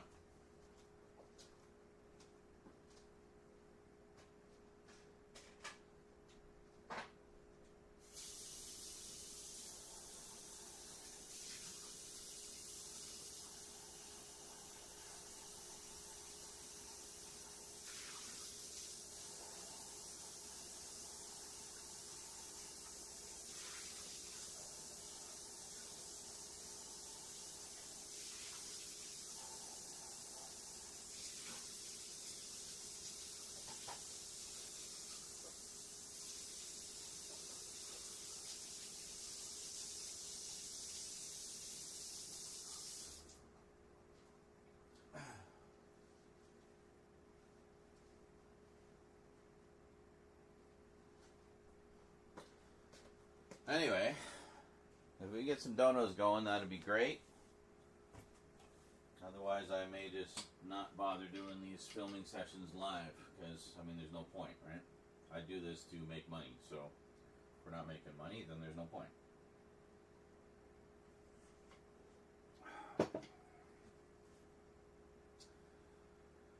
Sent tracked.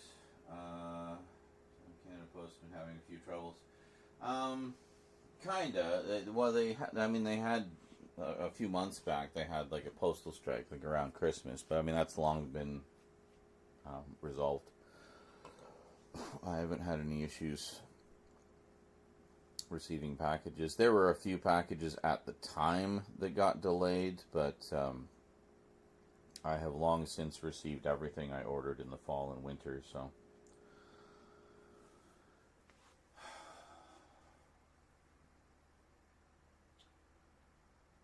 Alright, anyway, closing the chat.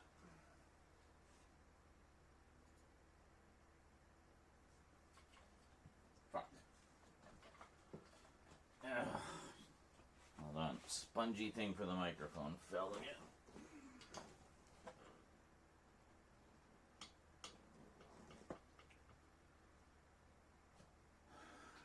been going anyway?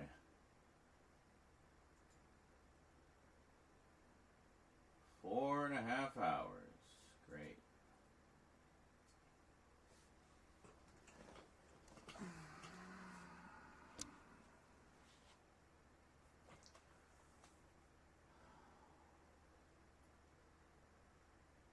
So I do have the speakers on, so any subs, donos, super thanks, super chats, whatever, I will hear them and, you know, be sure to acknowledge them.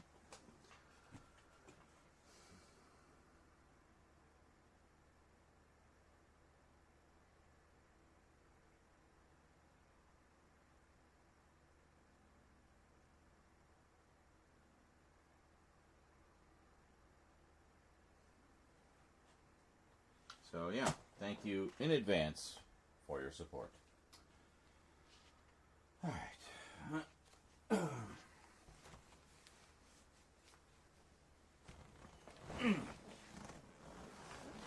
that off.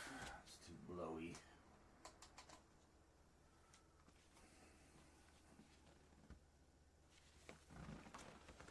Oh. Yeah, actually, that lighting's pretty good. Yeah, it was too bright, like too fluorescent before.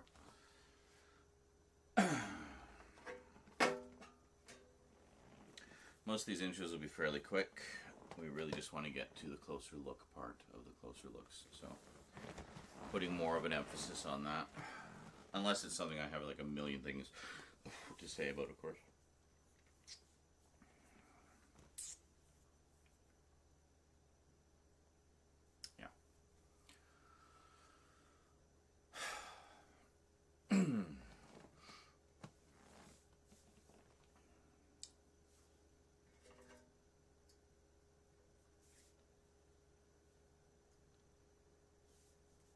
Greetings, everyone. Well, it's closer look time again here on the Multimedia Chronicles, and today I've got one, well, it's one of those movies that I think everybody saw in whole or in part when they were way too young. Yeah. Heavy Metal. This isn't the big edition we're going to be talking about today. This is actually the previous Blu-ray release that I've had for a while, just a studio release. But I thought, since there's a new edition that just came out. Yeah, nice snazzy 4K steelbook that also includes the sequel. On Blu-ray only, though. It didn't get the 4K treatment for some reason. I thought we'd do a little comparison between the two. And do this as, well, an update and an unboxing and a closer look. Just kind of do everything in one fell swoop because, well, it's just a steelbook, so how long is that going to take? So, of course, I am familiar with the magazine of Heavy Metal. I have a few random issues of it from back in the day. But my first experience with it was, of course, the movie when it showed up on pay television in the early 90s, or sorry, early 80s, when I was just a wee lad. I think I was like 10 or 11 when it showed up. So, of course, I'm looking at it saying, oh, cool, like sci-fi, fantasy, adventure, animated movie. This looks cool. But then there was boobs in it. And, like, people having sex. And I'm like, whoa, what is going on with this cartoon? Yeah, so needless to say, Mom and Dad didn't let me watch it.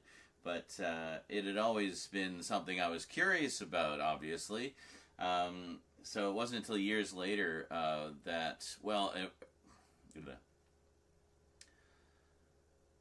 So for a long time, it just flat out was not available on home video, which just made it even more of an enigma. And apparently the reason for that was, you know, the reason it almost always is, music rights. Yeah, so needless to say, they finally sorted it all out, and we've had a multitude of home video releases on every format under the sun ever since. So in the 90s, it did get a release on VHS and Laserdisc. And as I recall, I never had the Laserdisc, but I did have the VHS tape. So I was finally able to see this movie that had been such a, you know, horny mystery to me for so long. And it's long since become one of my favorites. I love the animation. I love all the different art styles. And there's so many SCTV alumni in the cast. Like you got Eugene Levy, John Candy, Harold Ramis. You know, I mean, the list goes on and on. Who else does it say here? No, it doesn't say the cast on the back. And it was directed by produced by Ivan Reitman. And yeah, so I mean, you got a lot of comedy alumni there. And, you know, as a kid, I was just kind of interested in the action adventure and obviously the boobs. But as an adult, I like it for a variety of reasons. I like the action adventure and boobs, but I also really appreciate the animation because we just don't see these types of movies anymore. There was kind of a boom of them in the late 70s, early to mid 80s. Ralph Bakshi, of course, being one of the big pioneers there, doing quite a lot of films geared towards adult audiences. But there was a lot of others that came out, like Star Chaser, The Legend of Orin, and what else? Like I said, there weren't that many. But anyway, heavy metal was always kind of the king of the hill as far as those went. And certainly the one that most people are familiar with. So when I found out there was this snazzy new 4K Steelbook, I just upgraded all my gear to 4K. So I thought, yeah, that's one I'd like to upgrade because I know I'll watch it many, many more times over the years.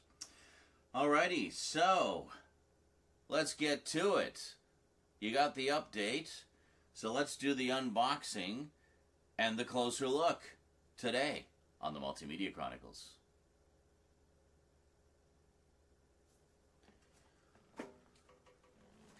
Not the greatest intro, but it'll do. Everybody knows the movie. I don't need to go into it that much.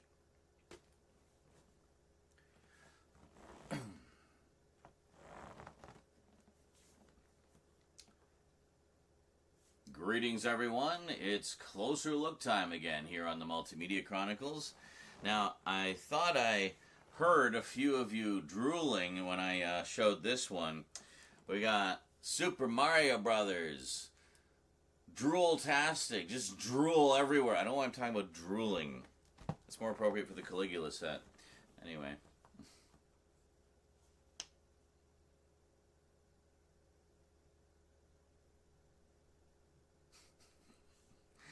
I thought I heard a few of you get bigger, like you ate a mushroom that makes you bigger, when I showed this in the update. So let's get big. Now.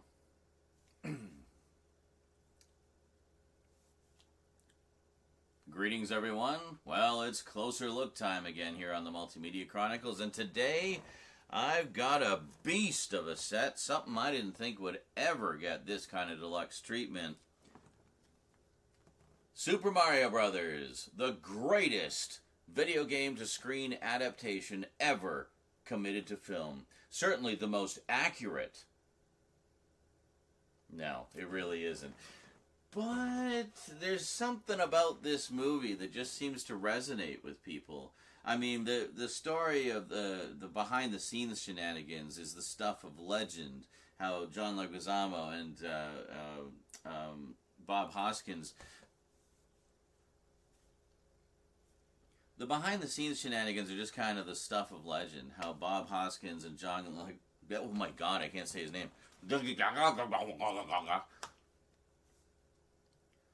I mean, the behind-the-scenes shenanigans are kind of the stuff of legend. How Bob Hoskins and John Leguizamo allegedly spent most of the movie shit-faced drunk because it's the only way they could cope with being in it. Now, I don't know how true that is. I'm sure the stories have been exaggerated at least a little bit. But given how deluxe this set is and how in-depth it goes into the behind-the-scenes of the movie, we'll probably get the answers to that right here. But, yeah, I've only ever seen the movie once. Back in the day, I did a group viewing with a bunch of friends, and, yeah, I was kind of scratching my head. Like, it felt like there was a lot of things that they were alluding to from the game, but didn't really follow through on. Like the rocket-powered boots. Like, I thought, oh, okay, so that'll make him jump really high, like he does in the movie, or in the game. Like the rocket-powered boots. And I'm like, oh, okay, that'll make him jump really high, like he does in the game. But I think they used them once, and it's not even that big of an event when he uses it. Like, what a wasted opportunity. He should just be hopping all over the place like he does in the video game. But, yeah, for whatever reason, they kind of went in a different direction. Now, of course, the recent CG movie we got of Super Mario, that's very much the game brought to life. But in this case, for some reason, they decided to do it as a dark dystopian sci-fi story. Now, I love me some dark dystopian sci-fi, so, you know, that's fine, but why did you call it Super Mario Brothers? Like, I don't understand why they went in such a crazy direction. But I came to understand maybe a little bit why when I noticed who directed it. It was Rocky Morton and Annabelle Jankel. Well, who are they, you may be wondering? Well, those are a pair of names that I was very familiar with at the time because they created Max Headroom. Yeah, one of my all-time favorite dystopian sci-fi cyberpunk shows. So basically they did this as, I almost see this as taking place in the same universe, just a different city. You know, it's Dino City instead of whatever the city was that Max Headroom took place in. I don't know if we ever found out the name of the city there. It's been a while since I've watched the show. Anyway, Max Headroom is fantastic, by the way, just as an aside. Check that out at some point. But we're not here to talk about that. We're here to talk about this. So, shut up, me. So, if you saw my update recently, you'll know this is a pretty loaded set. So, needless to say, I wanted to go and give it the full closer look treatment. Now, this set was released previously as the Trust the Fungus limited edition numbered box set. This one does not actually have a number on it, although I understand it is limited. This is called the 1-Up Collection. So, get it? They gave the limited edition set an extra life. Very clever umbrella. And basically it's exactly the same as far as I know. It's just unnumbered and unlimited. I guess they got far more response than they were expecting. Yeah, I've been following a page on Twitter for a number of years. I think they've moved over to Blue Sky now, but it was basically a Super Mario Brothers fan group, and specifically a Super Mario Brothers movie fan group. I think it was called the SMB Archive, if I remember correctly. And also, if I remember correctly, they helped out a lot with this set in gathering together materials and providing stuff that they'd unearthed over the years.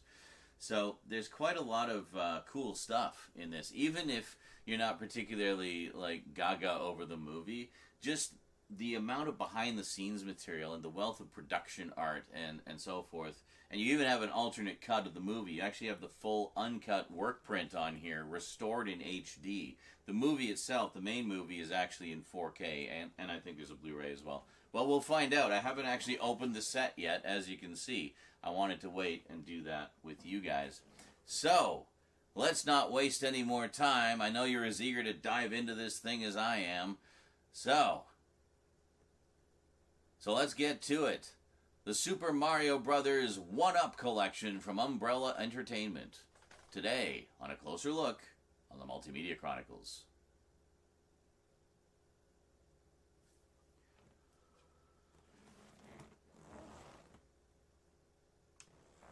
I can't do the outros yet because we have to open the box first, right? So,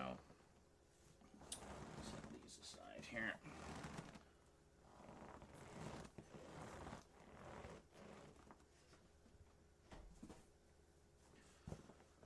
Hi, church. He's walking. He walks like this, like swinging his cone around.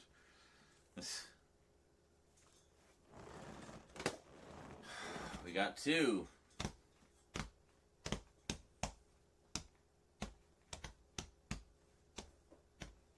And now church is up and fidgeting.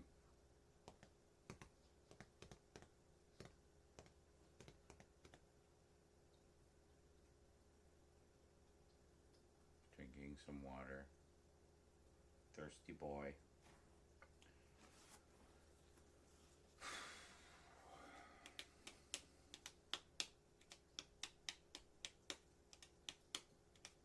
Sure is quiet out there.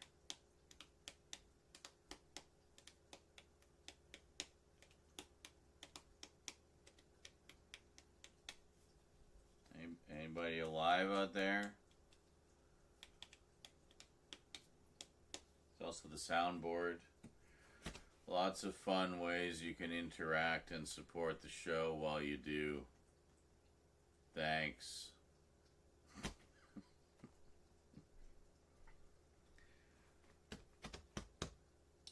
See, the goal is to get to the point where I don't even need to ask. Like, we just hit the goal. No big deal.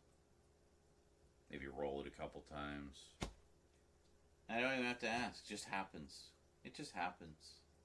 Through osmosis. Because people enjoy the content and want to support it. That's it.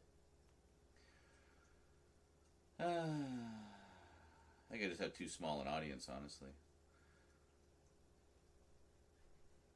I have an audience of collectors. They only want to spend money on their collection, not on silly streamers like me. I get it. Gotta wait for him to finish faffing about. Faffing.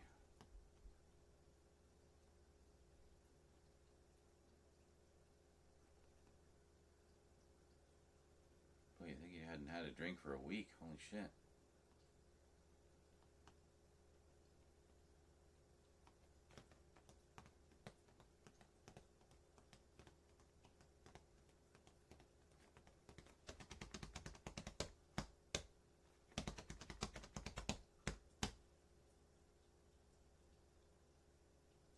I don't know if you can hear him drinking, but he's still going. Thirsty boy.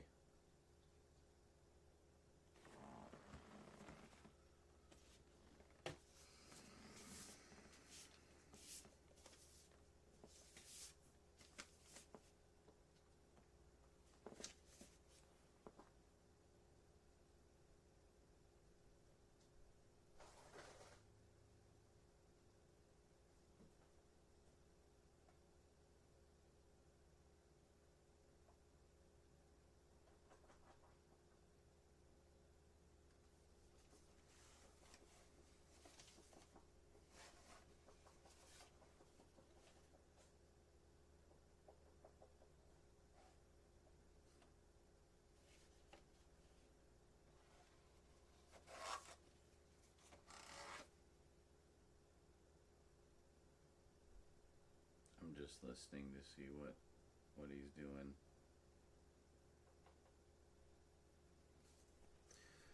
And Eclipse hasn't made a peep all night. Just chill.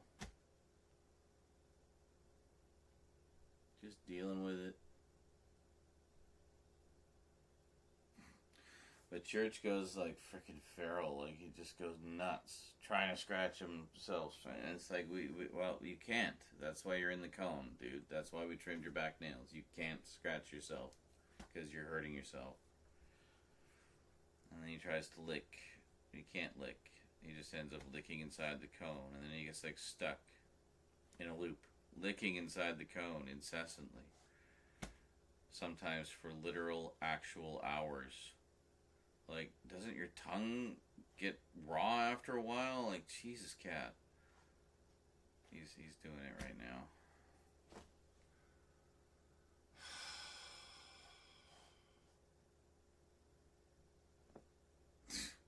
Just managed to squeeze out 2 shitty intros because I'm rushing to do them while the cats are quiet.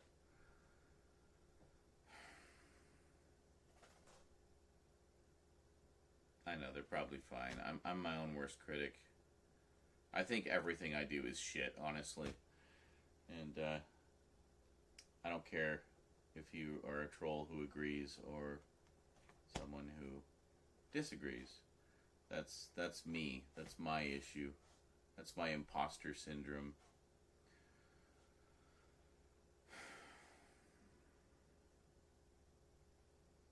But just the stress of having to work around these cats constantly, like, that's one of the many reasons I haven't done videos in so long, is because anytime I try to do them, the cats do things to just get in the way. Depending what it is, sometimes I can work around them, but, you know, when we were just doing Mum's boxes, it didn't really matter. Plus, they were in the cones, there wasn't like that licking sound constantly, you know, but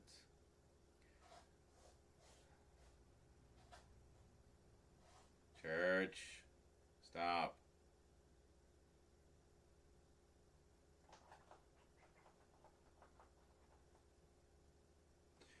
I went and helped him earlier, gave him scratches, and how he thanked me was by taking a swipe at me and digging two of his claws right into my skin, through my shirt. Broke the skin, cleaned the wound, stung like a motherfucker. It's like, thanks, Kat, you're welcome. So glad I helped you to feel better, and that's how you repaid me.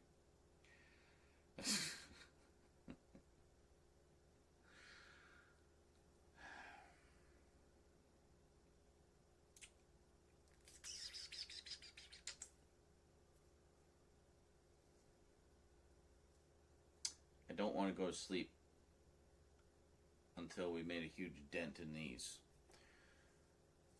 And we've not made a huge dent so far. We've made a little dent. Almost negligible dent. The anti-dent.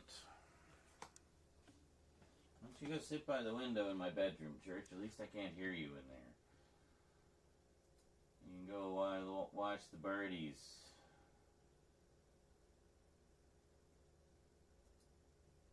Go watch the birdies.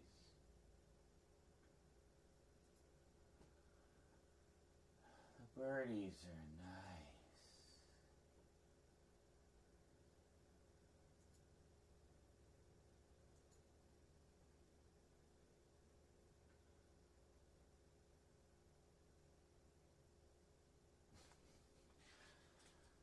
See, Travis gets it.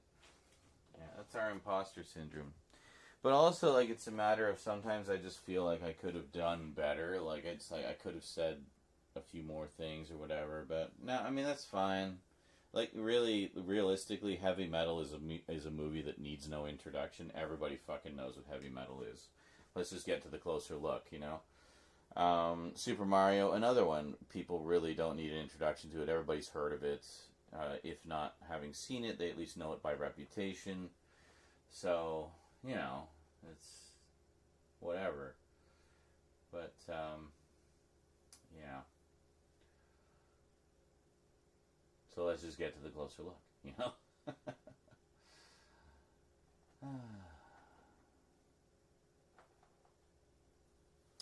Actually, I do know one other thing I need to pull off the shelf over here. Ugh.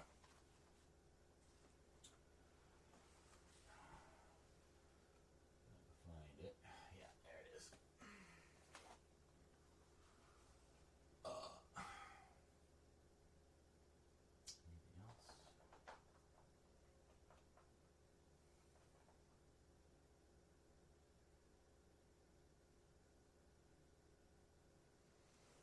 No.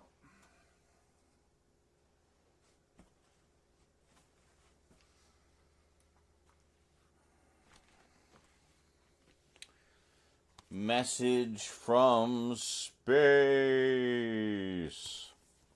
Because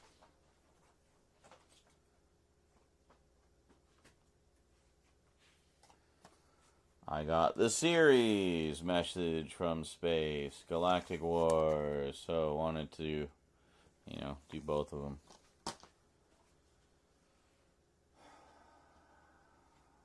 Probably won't get to those ones today.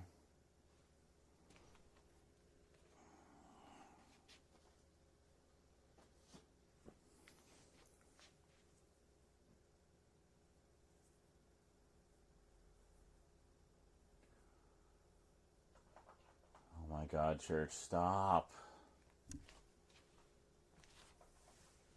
Church, stop. You're not accomplishing anything. You're just frustrating yourself. Stop. What are you doing? Hmm?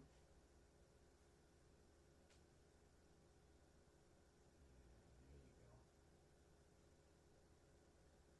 Good?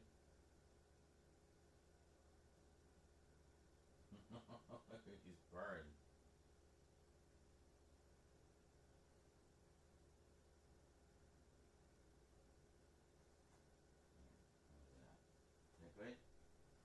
How's that? Is that good? Okay.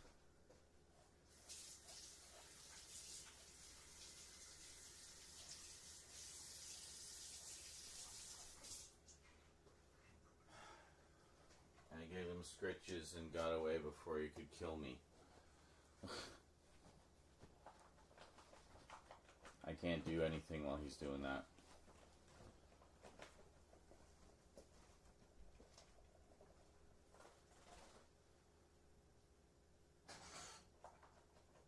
Sure, stop.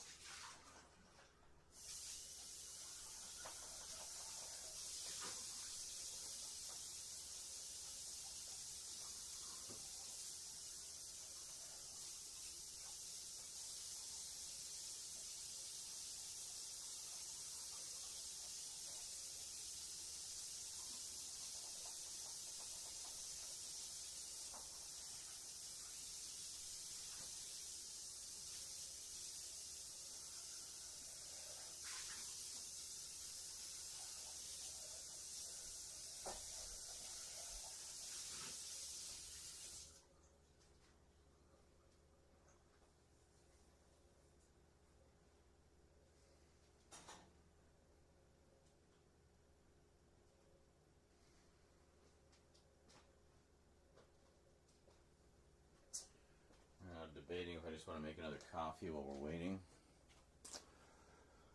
Perhaps. We have the old crappy DVD. Well, I only have the VHS. I tried to find it earlier, but I couldn't find it. I don't know where it is. I may not have it anymore. I don't know.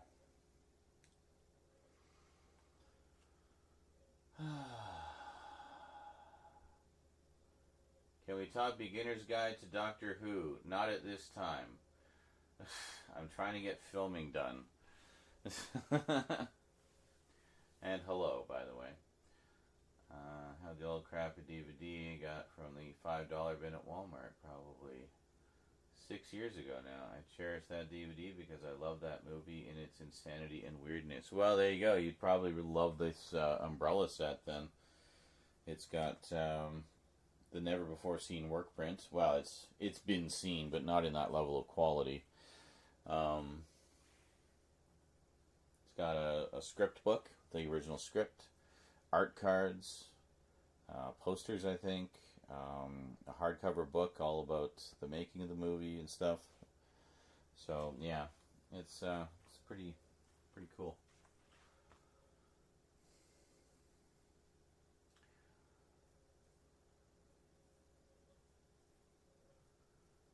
Yeah, it would be way too much for me to go into. Beginner's Guide to Doctor Who. We literally had that conversation yesterday with another viewer, and what I suggested was if you're just looking at a place to start and you want to check out the classic series first, I'd say start with John Pertwee, the Third Doctor, and just go forward from there. And then if you get curious about the deeper origins and the older stuff, then jump back to the 60s. Also, by then, they might have a few more episodes reconstructed as animations that you can, experience the missing episodes that way, which is great. And that's basically the short version. If you just want to jump into the new series, then just start with Series 1, Christopher Eccleston, and go from there. Because it's all, like, one massive saga, basically.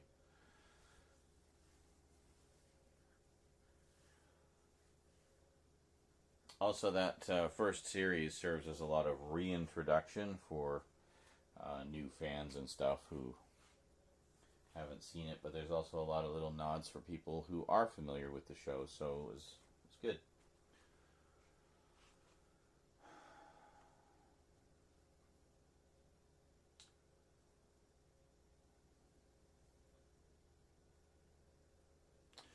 Alright, well.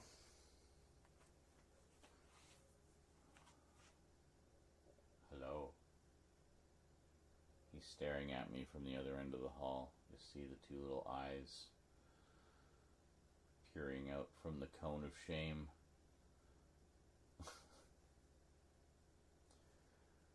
Coffee, food, I don't know. What do I want? Need to refuel somehow.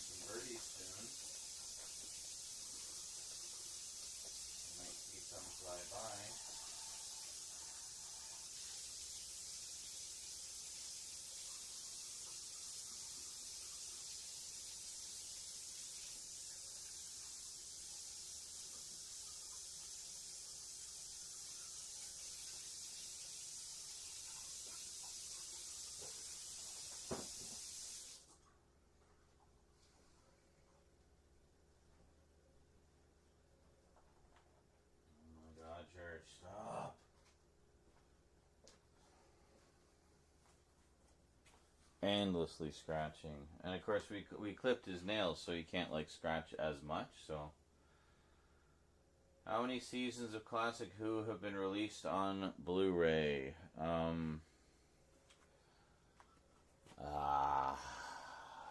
17? Yes, 17 of the 26. There are 9 seasons remaining.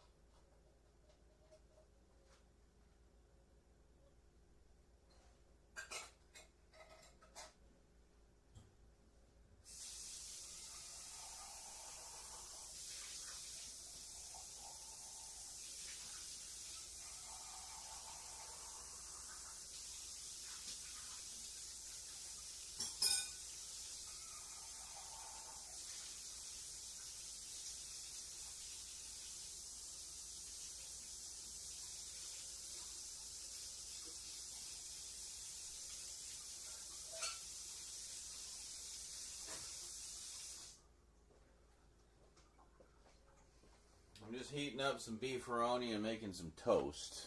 You know, breakfast of champions. Be a few minutes.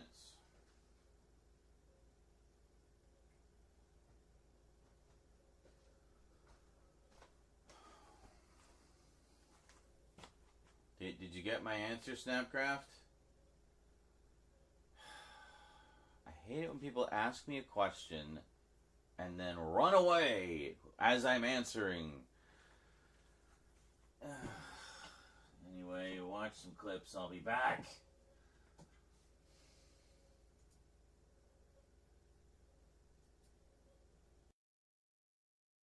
An easy chair. That's great. Did we get everything here? No, there's still scrap here. Well, what are we missing?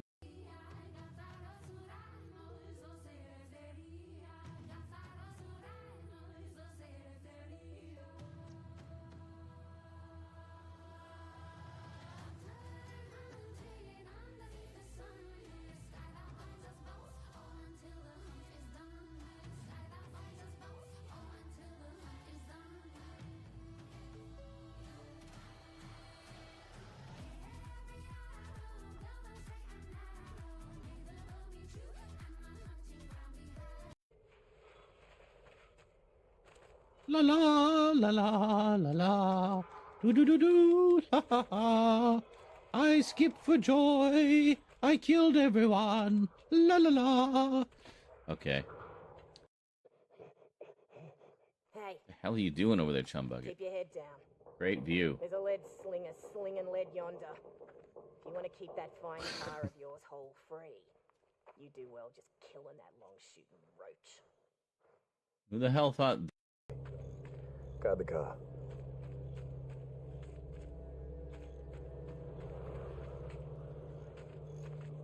Yeah, I blew his tire out so he couldn't,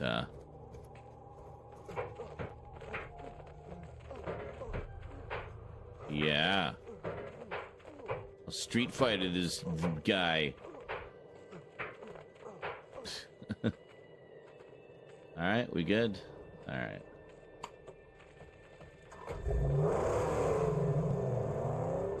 We'll head around and check the other one. Well...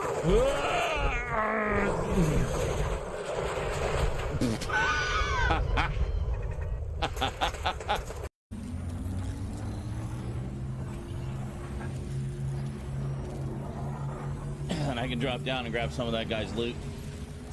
Come on. Yes! Yes. Proud daddy moment, folks.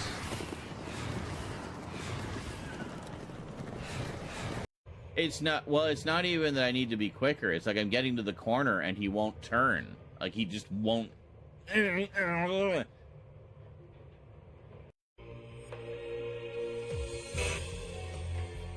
What? What do you mean there's no power? I thought we did all that shit. I swear to Christ if I have to do all that again. We do, don't we? Oh my god.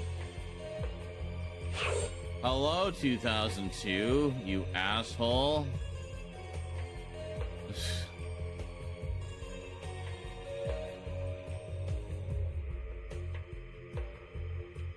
How far back do we have to go? My god, like... Oh my god, like... What have I done? I don't know where it put us. Like, where's the damn checkpoint?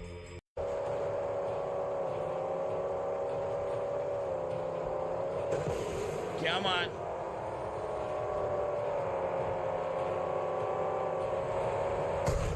Yes. Power the wreckage for our revered prize. Get out! Are you fucking serious? You cannot be serious. I was pushing the button, but he wouldn't get out because we were in the middle of flipping through the air. Yeah, just give him a bunch of, like, I don't know, cuboid shit and whatnot, and paper airplanes and things. Sure. And just a random box. And then more stupid paper airplanes and cuboid things. And, like, a ghostly, fucking terrifying woman in white. What the fuck? What?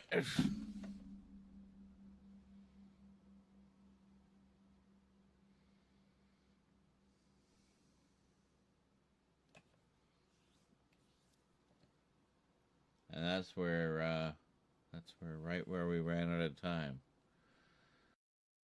A tick of health here.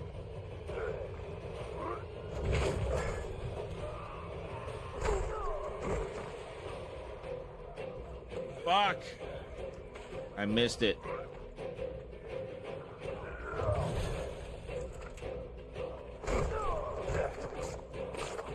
There we go. Okay.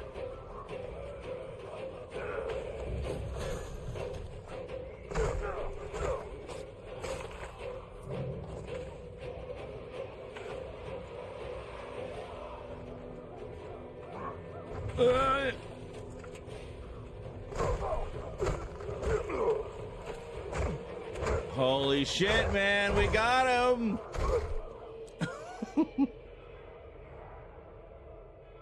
my little sliver of health.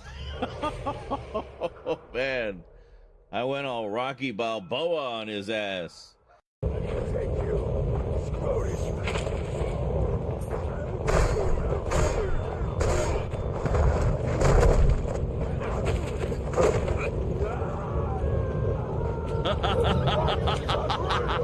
Oh my God, that was brutal.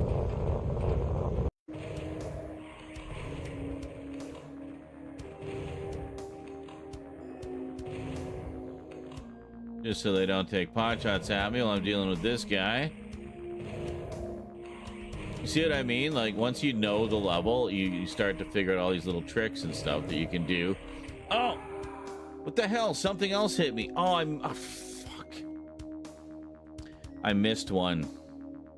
I missed one on the side because I...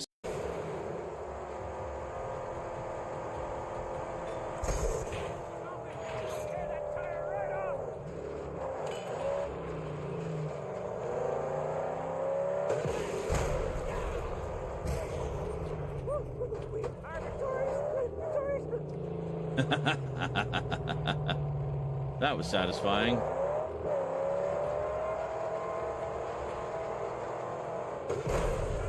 Oh, shit! Damn! That was spectacular. What does the chicken say?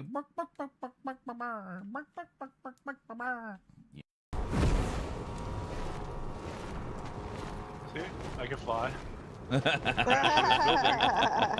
Boom! Excellent.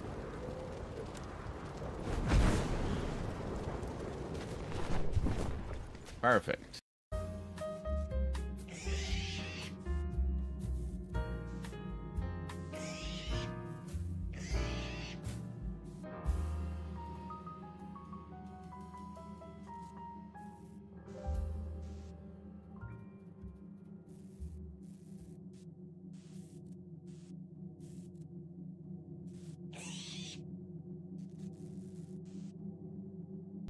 Okay.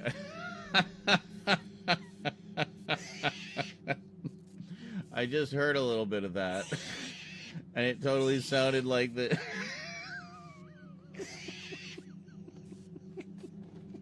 the little things were singing along with the lounge music.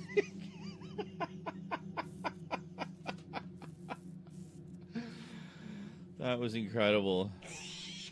I am absolutely grabbing a clip of that.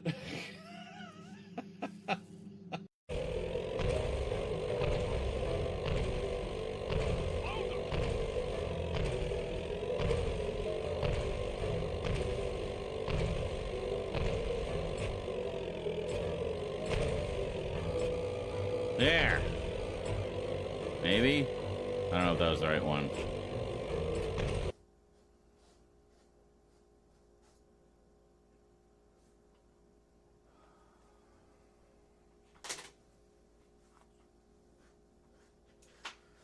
Yes, Tom Baker is an excellent place to start, too. That's where I started.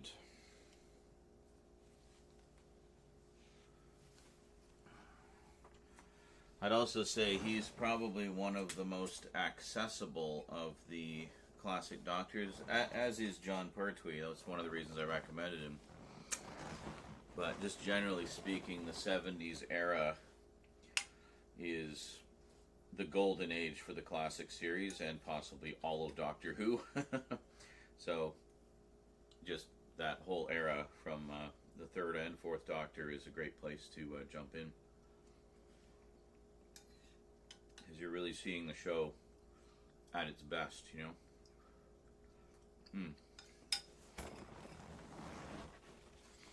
I have other vitamins. Hold on. Divided my vitamins into morning and evening, and sometimes I forget to take the evening ones. The morning ones are the most important, but still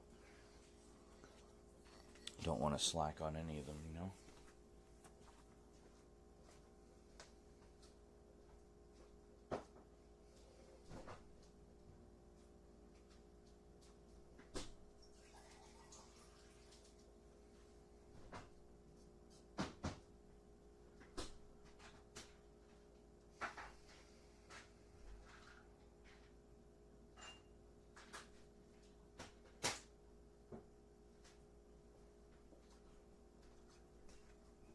I don't know. Should I do like a marathon or something?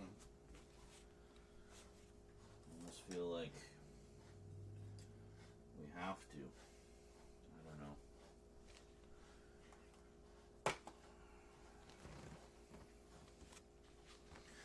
I don't know.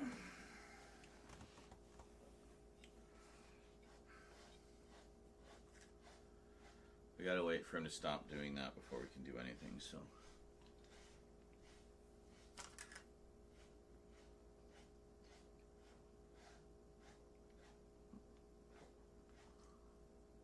If I'm a little on edge, that's why. Because the fucking cat won't stop fiddling, fidgeting, licking himself, scratching himself. And he only ever starts up just as I sit down and am ready to start filming. Twice that's happened tonight, so I'm a little on edge. I just want to get some work done, you know?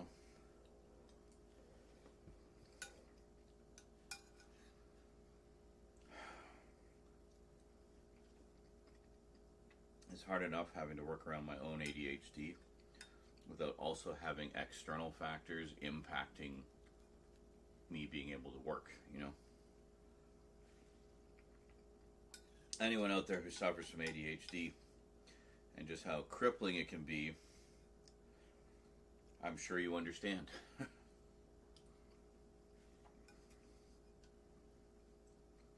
Good old Chef Boyardee.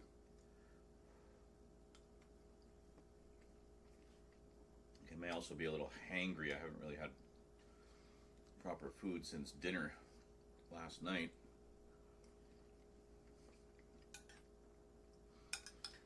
Rose and I cooked up the last of the pork.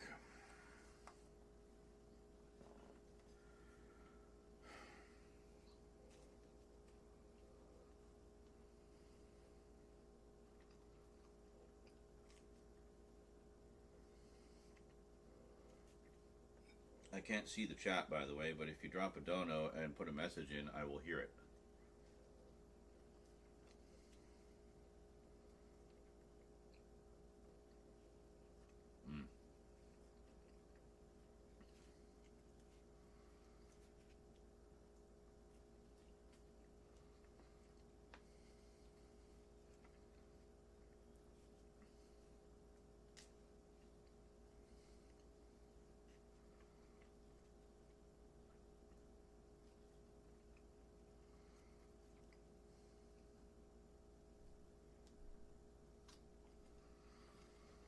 Alrighty then.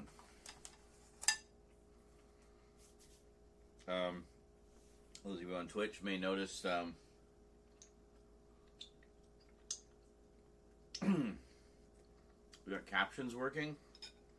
It's kind of a third-party plug-in thing. It's a little janky, but it seems to work fairly well. I hear silence. He went back to their sleeping box, so he may be going back to sleep.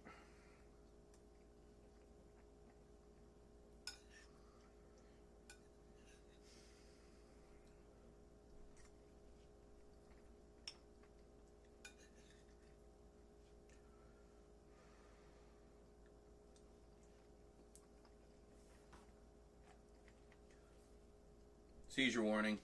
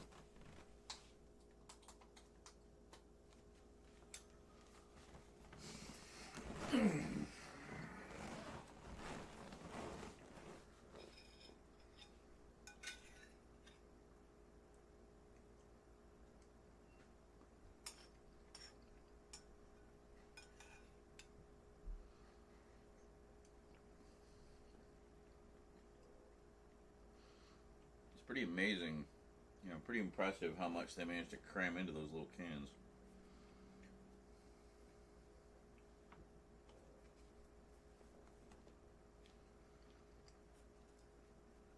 Toast is the great mopper-upper.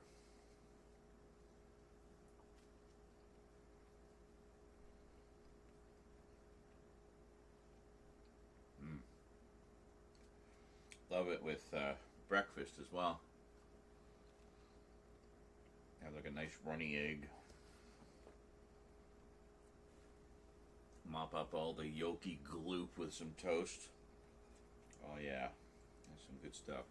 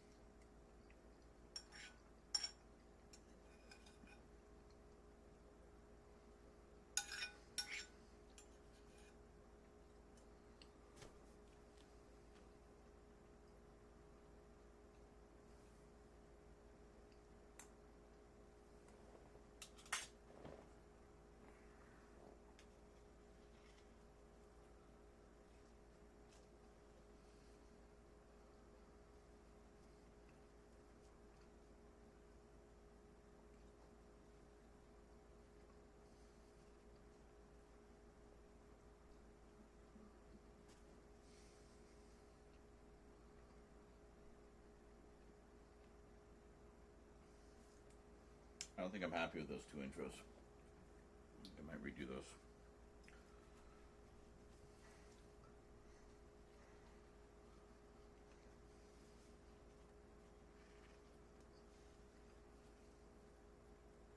It's too rushed.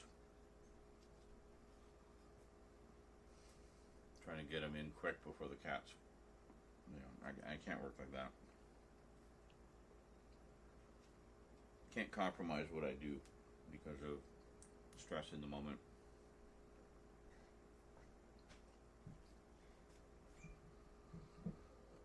Not the first one I would have redone in this batch we're doing. I have redone a few.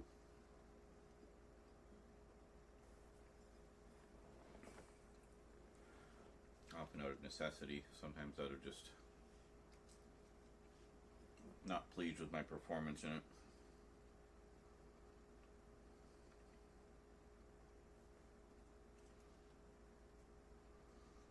There's a bit of time pressure, self-imposed, because I want to start getting videos out. We've been away from it for too long. That was not self-imposed, that's just kind of how it worked out.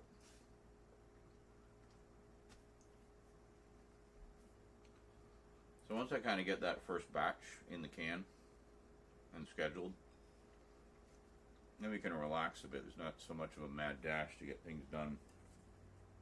As long as I've got more in the can before those, you know, that first batch runs out.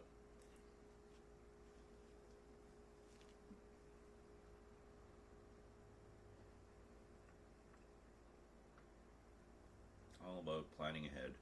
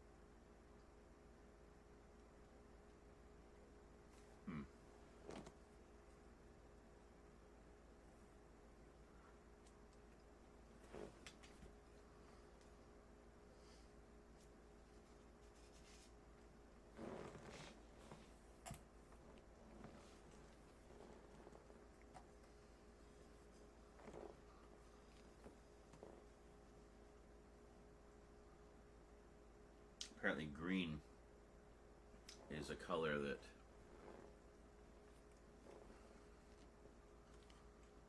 is associated with urgency, anxiousness.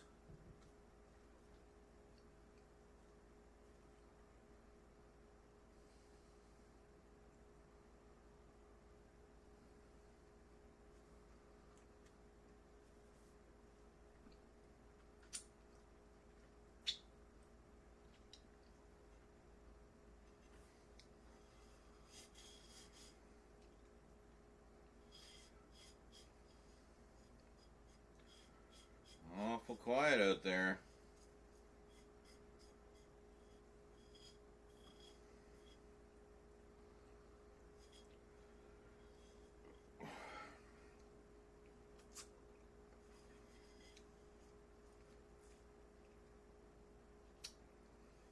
Alright, well.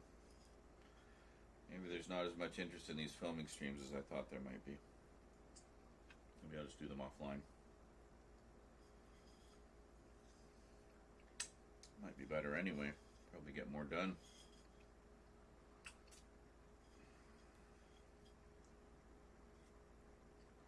I don't know. We'll see.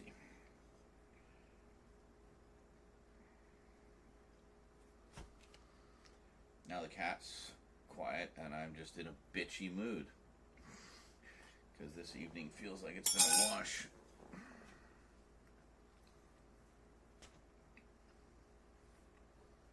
Can't go to bed doing nothing.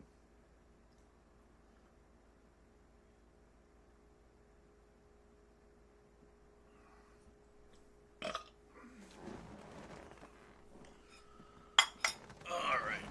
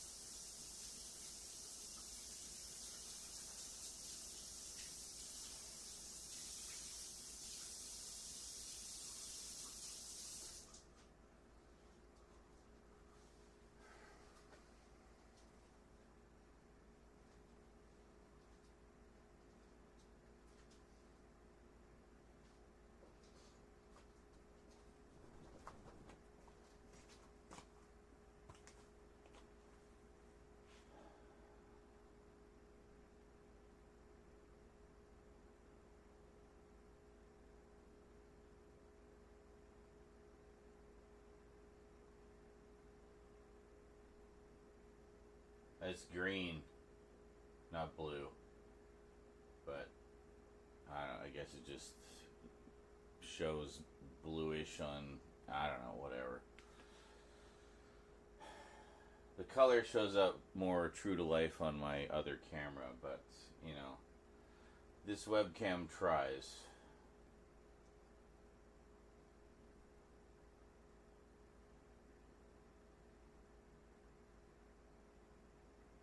Huh?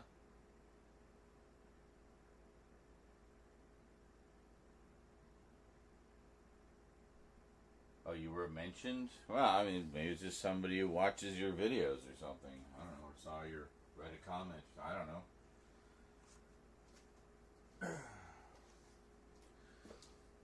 Maybe you have a fan who is also an artist. You know? That's okay. I mean, as long as he didn't name drop you in a bad way. But if it's just a name drop, cool. Free promotion for you, you know? Embrace it. Enjoy it. Savor it.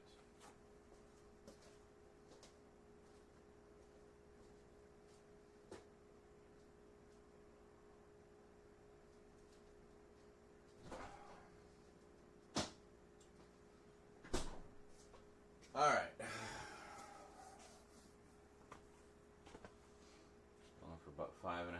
hours so far. No donos since yesterday. I don't even know when our last sub was. Great. Well, I'm going to go out for a smoke.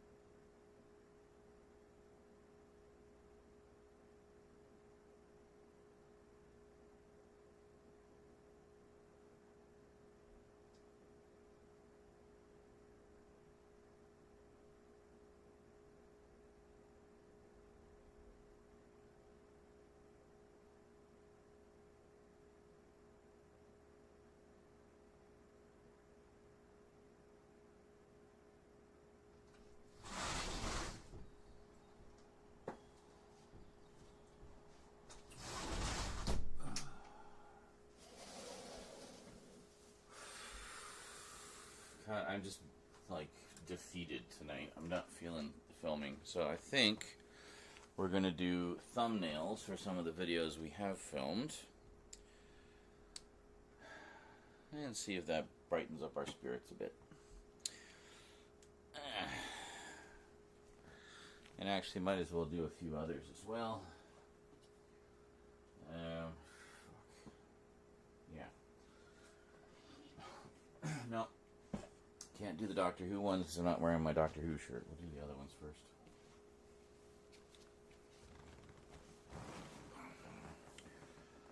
Was it?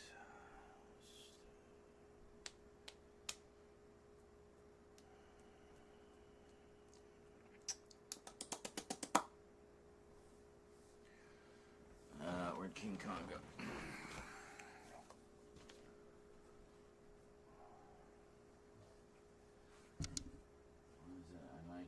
Fan. I just never get mentioned by people unless they want to drag me down. Fair enough. You're understandably cautious when you see such things. I get it. So I don't know. I'll take it.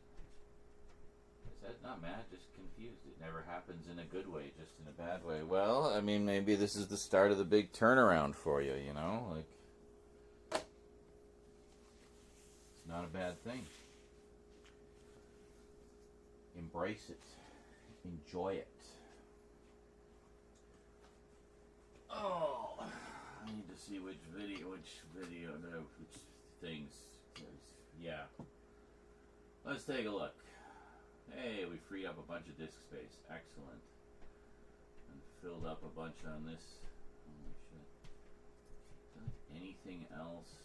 No, there's just nothing I can move over.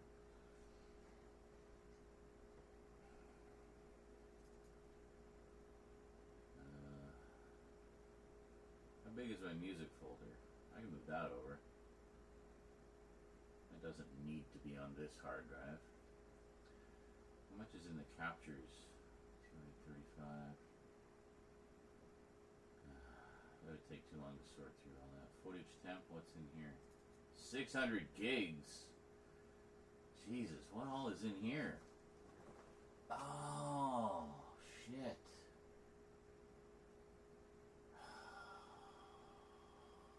Yeah. I was going to edit all these.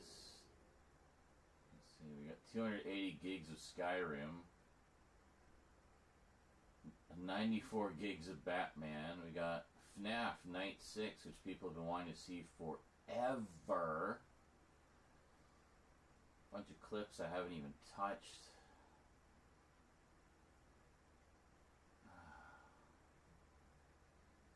And a bunch of other just random things.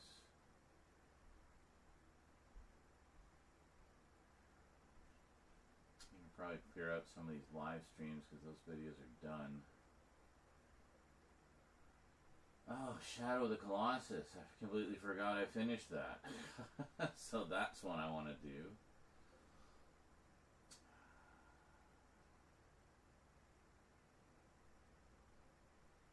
Yeah, I have to go through all that. Oh well, another time. Anyway, we're fine for now. So let's see. Oh,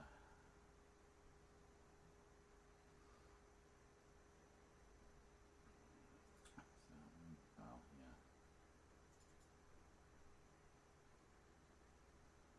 Okay, so other updates. Yeah, here, what was in the umbrella one?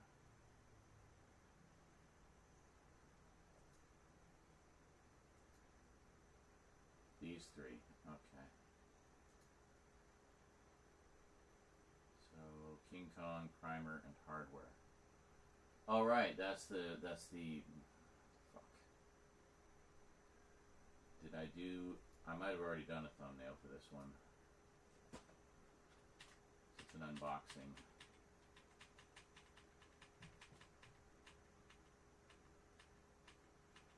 Yeah, I think I did.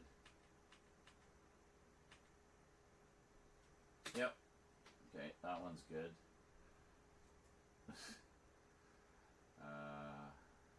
Arrow box sets, I know what those ones, I think it's 3. Yeah, it's those 3.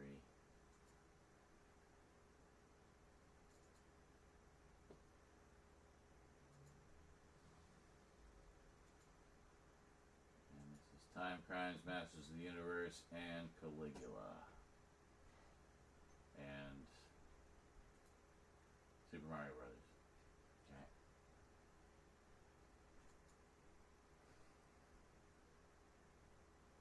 Conan, Sword and Sandal. Yeah, okay. Robert E. Howard books. Okay, so we did a few there.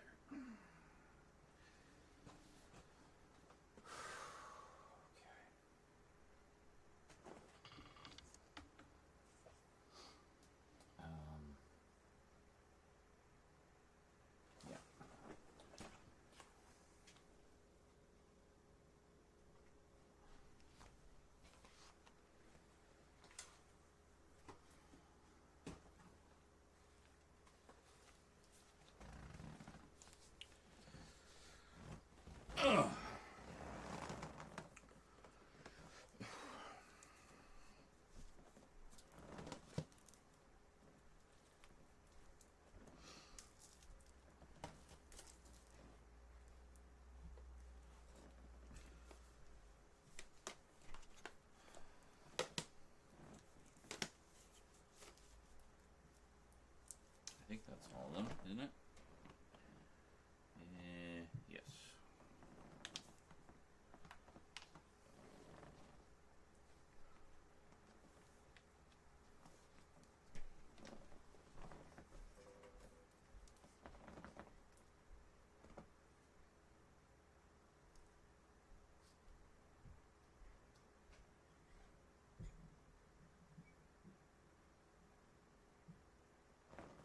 Blowing directly into my eyeballs. That's great.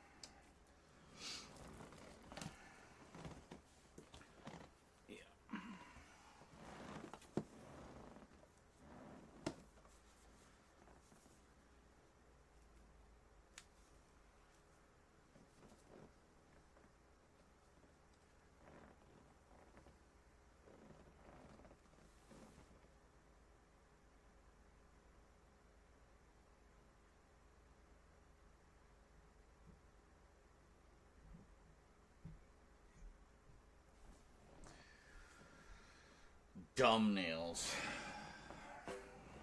They're dumb.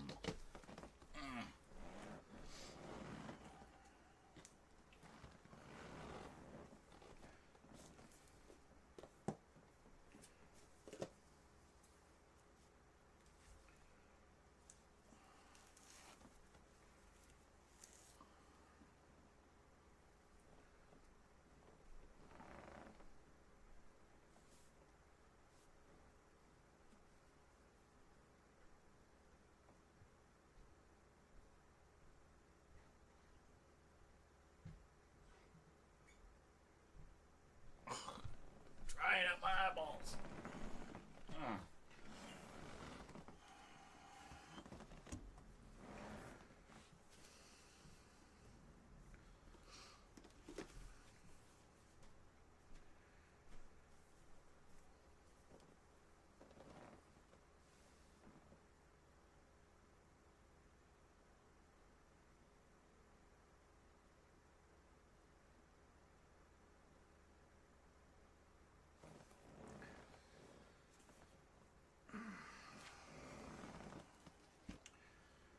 What else? Is there anything else?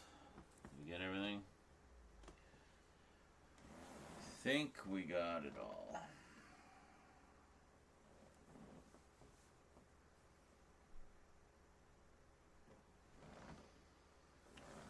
Okay, good, easy. Next.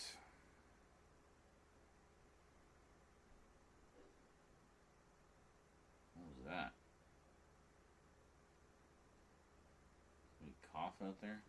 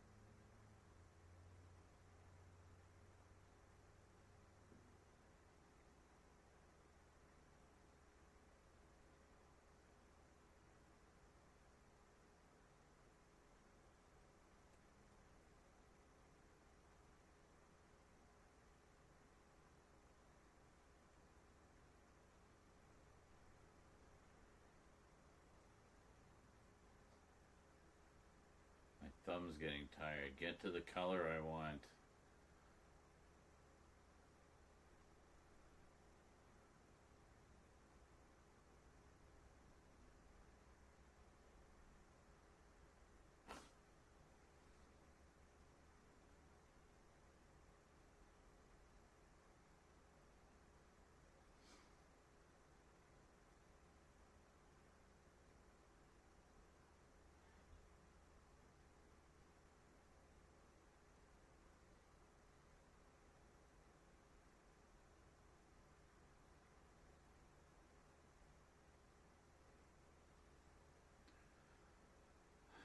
How did we go like straight through purple and didn't even hit dark blue?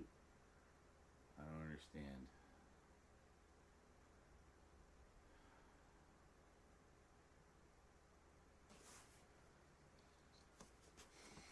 Now we're back to green again. We just cycled all the way around. Where the hell was blue?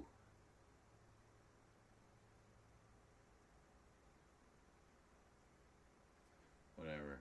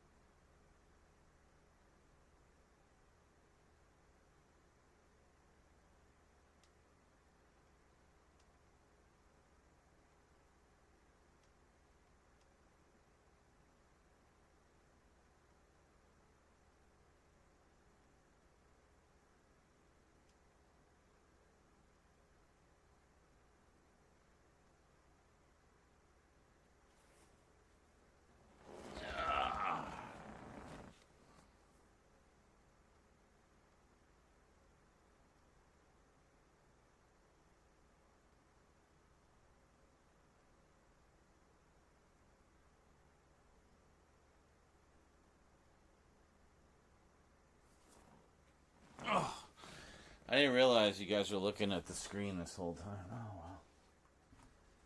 That's okay.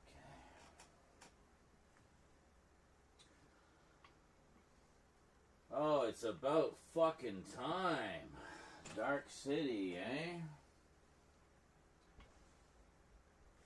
The Blu-ray is ass.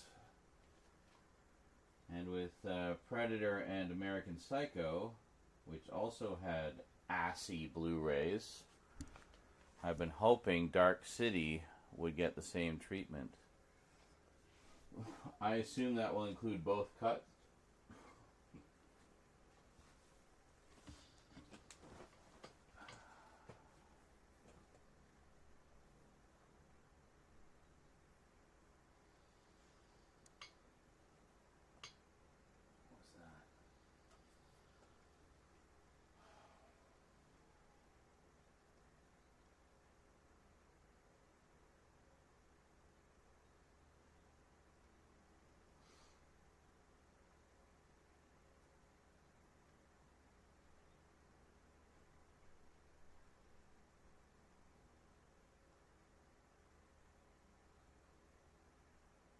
Excellent. Well, that will be a must-buy for me. Wonder if I got the announcement on that. Probably.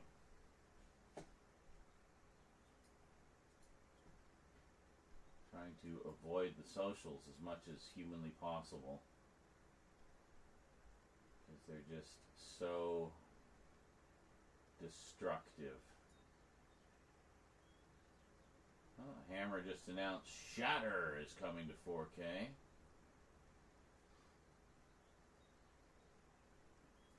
Very cool.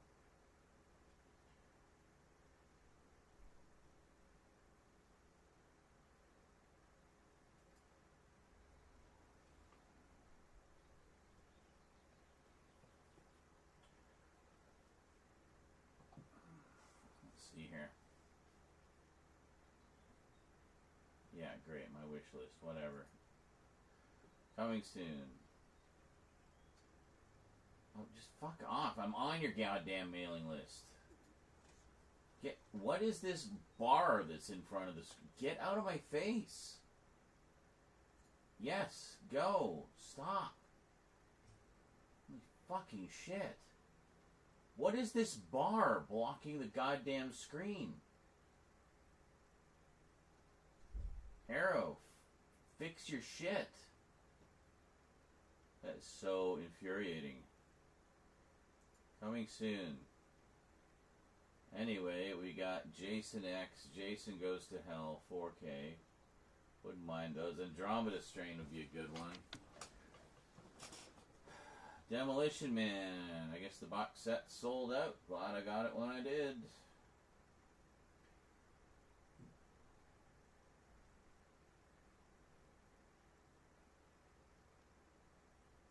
It must have just been announced. It's not. Fucking Arrow, fix your goddamn site. That's really pissing me off.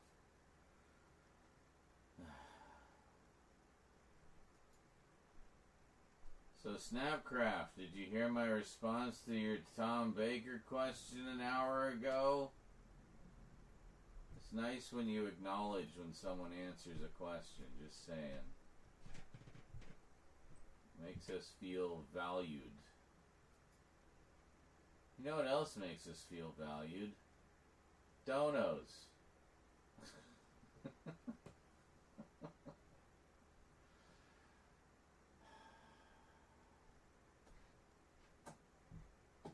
I've been working so goddamn hard this month for you guys. And it's only the beginning.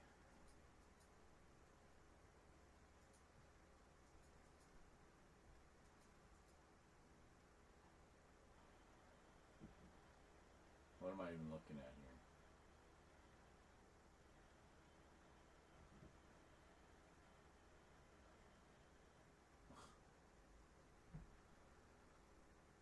I don't fucking know. Blue Sky. Maybe it's on Blue Sky. Arrow.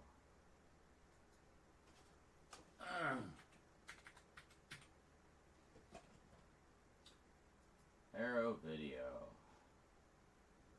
Long kiss goodnight. Flash sale. You know, I have no money right now. I don't care about the flash sale. Just tell me about upcoming things that I probably won't also be able to buy. Deep Blue Sea. Here? May releases.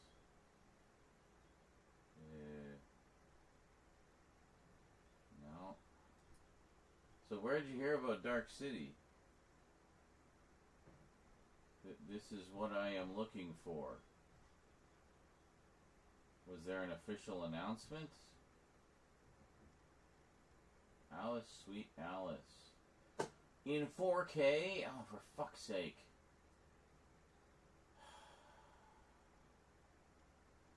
Might need to upgrade that one. April. Nothing. Well, I mean, some good stuff, but...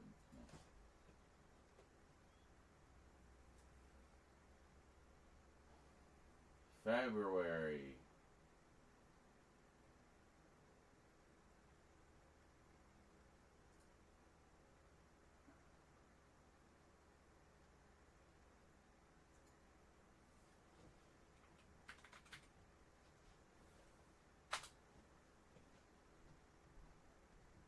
What is this bar on this? What is this box blocking shit on the screen? Like, what is going on?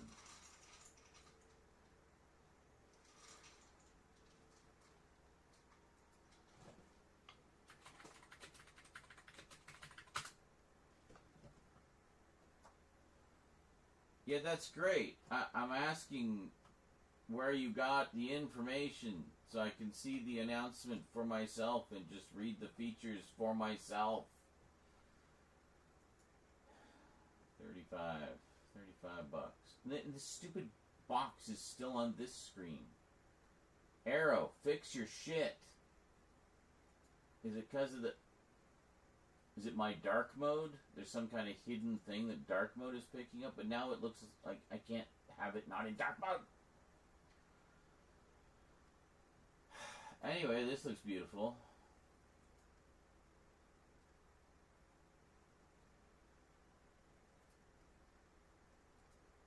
That's a great proto slasher, one of my favorites.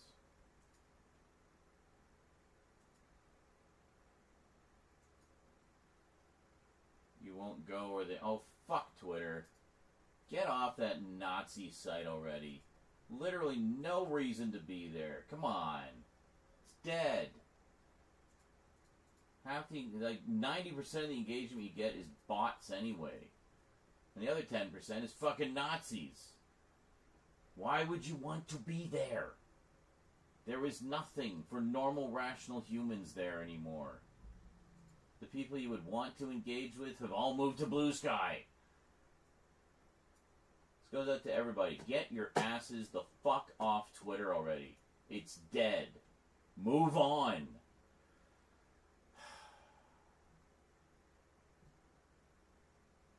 Yeah, that's great. I love how their last post here was 6 fucking days ago. Arrow, get off Twitter. Get off it! Jesus. It's just so infuriating. Like, why are these companies hanging on? Oh, we don't want to lose our users. Half your users don't even exist. They're fucking bots. Facebook? I only stay on Facebook to talk to you, mainly. And a few other people who refuse to get off Facebook.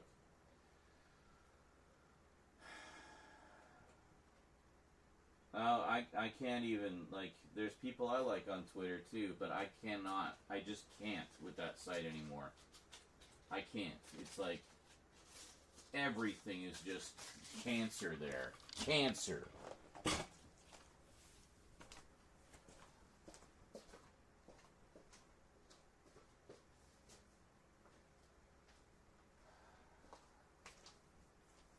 Facebook isn't as bad, but the fucking algorithm is ass. And I swear to God, they've like cranked up how frequently it refreshes the page there too. I've lost like so many posts because of the stupid auto refresh.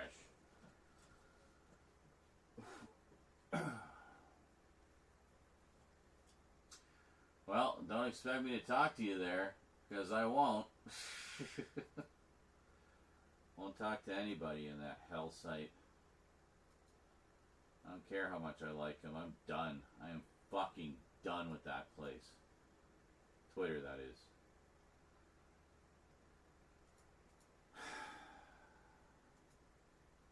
Like, I don't even open it. The only time I open it up is when I go live, because it auto-generates a Twitter link for me, which I then copy and paste into, well, it's not even Twitter link, it's just they automatically generate like a post for me, which I copy and paste into Blue Sky, and then I close Twitter. I don't even post it on Twitter. So that's it. And as soon as they remove that and offer something else like Blue Sky as an option, I'll just unattach Twitter entirely. Like, I'm so done with that fucking site.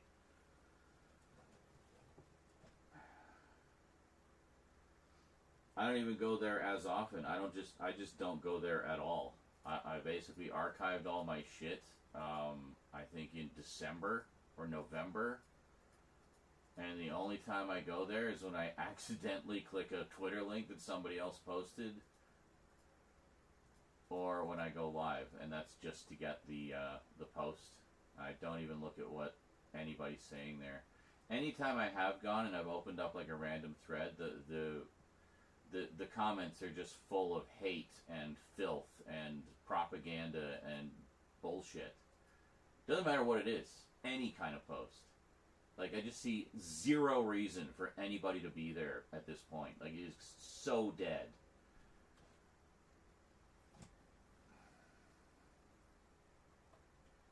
I'm passionate about this subject. Can you tell? I hate seeing good people that I love and like and respect and just otherwise have good feelings towards staying on that fucking cesspool of a site. When, you know, I'll see a post from it, it's like, oh, I would love to engage with that post, but I don't want to give one smidgen of engagement to that fucking site. Post it on Blue Sky, I'll talk your ear off. Post it on Twitter, you're dead to me. Dead! How do you know it's dead if you never go there? I have gone there and seen that it is dead. The engagement is dead. There is nothing. And I've also looked at tests that people have run. You know, big accounts saying, I have a big account, so I posted the same thing on Twitter and the same thing on Blue Sky to see what kind of engagement I got. Yeah, Twitter, nothing for several hours, and then fucking rage bait bots out the ass. Blue Sky, actual engagement from actual people within minutes of it being posted. So, yeah, they have the same thing there, following and discover. It's the same shit, just without all the hate and bots and bullshit and propaganda. Also, wonderful, robust blocking options. Because whenever those shit-stained, poor excuses for humanity do show up trying to stir shit up, block, done. Nuked out of existence.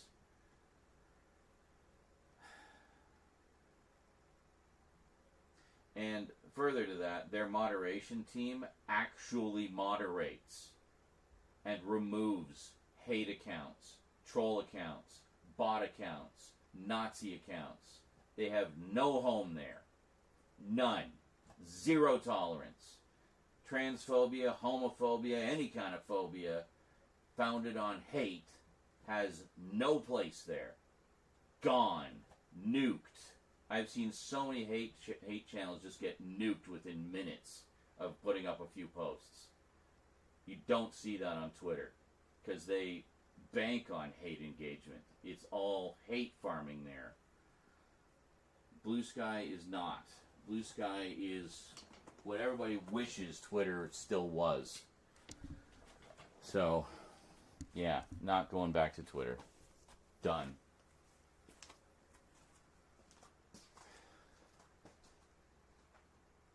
Even if Elon tanks it and ends up having to sell because his Tesla stock won't cover the bank loans he used to buy it anymore, even then, I won't go back to Twitter. Twitter is fucking dead to me.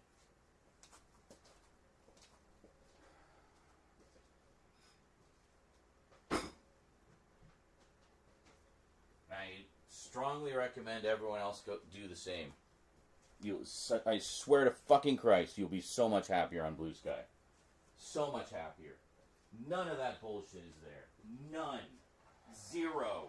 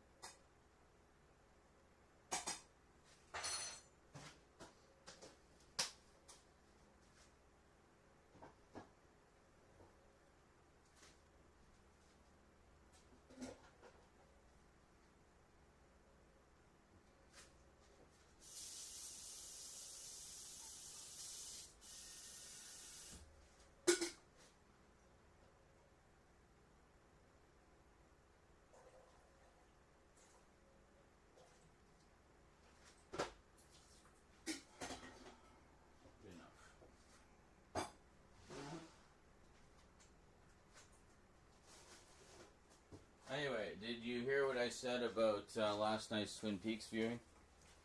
Who Rose met for the first time? Well, auditorially, not visually as of yet.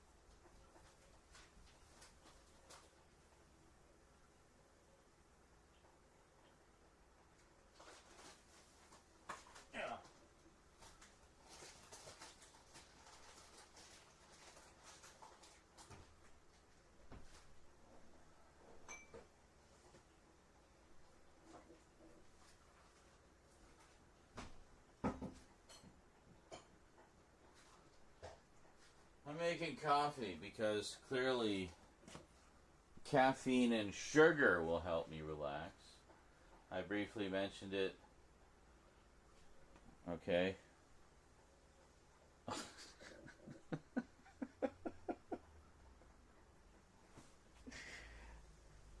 I expected a little more reaction, but okay. I thought it was funny.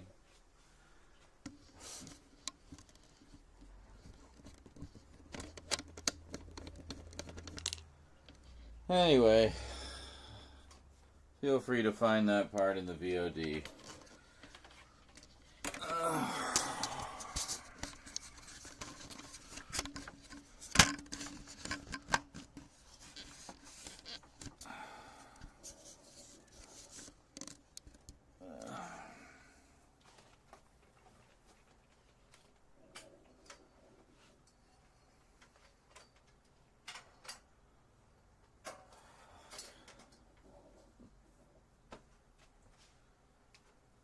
Now the cats are quiet because of course they fucking are.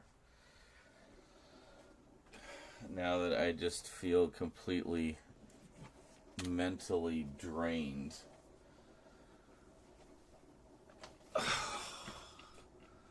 Filmed 2 absolute trash intros for closer looks that I'm not even gonna keep. I don't even want to look at them. Don't even want to look at them.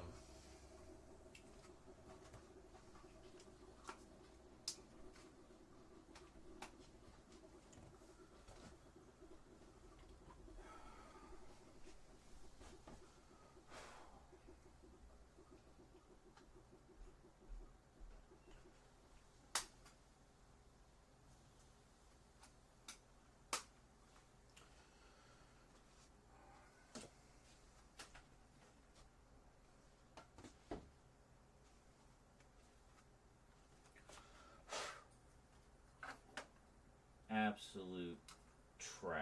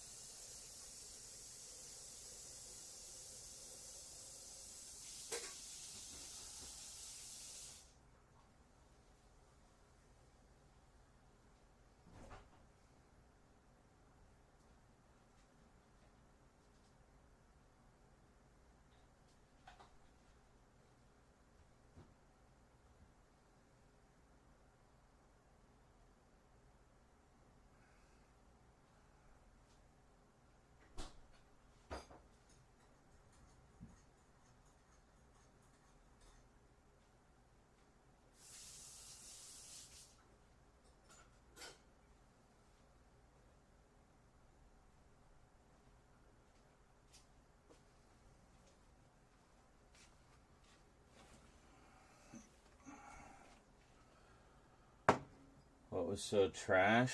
Just, I felt like I didn't say things well. I didn't say enough things. Repeated a few things too many times. Yeah, I can probably fudge it all together in the editing, but I'd rather have it seem a little more coherent. I also was just very frustrated And I feel like that was seething through my attempts to appear more jovial in the video. And, so, I'll keep those for the archives, but not going to use them.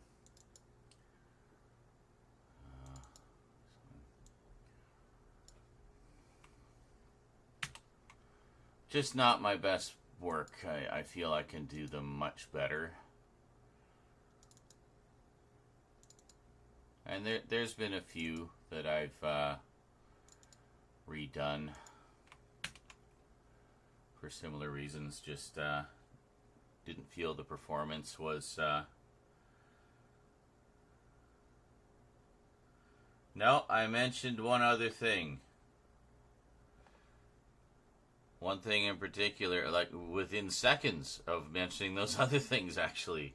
I guess you got suddenly called away. I don't know. But anyway, there was another thing I mentioned. Maybe it was a few minutes later. I don't remember, but it wasn't that far after. But anyway, point is, there was another thing that I mentioned. And that one thing in particular, I thought you, in particular, would find particularly amusing.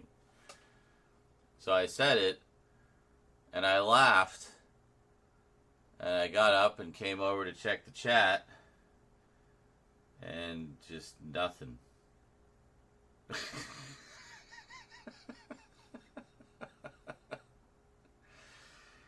And nobody in either chat said anything.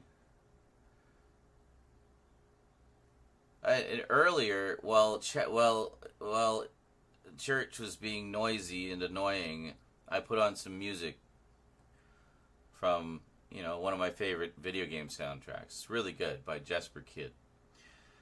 And while I was listening to that, I was, organizing all the files and stuff, like all of these, getting the file names sorted so everything was organized and put in order and put in where it needs to be. And it got to one song in particular, and I had this little story to tell about it. I paused the music, and I told the story. And it was just a silly thing, but it was important to me.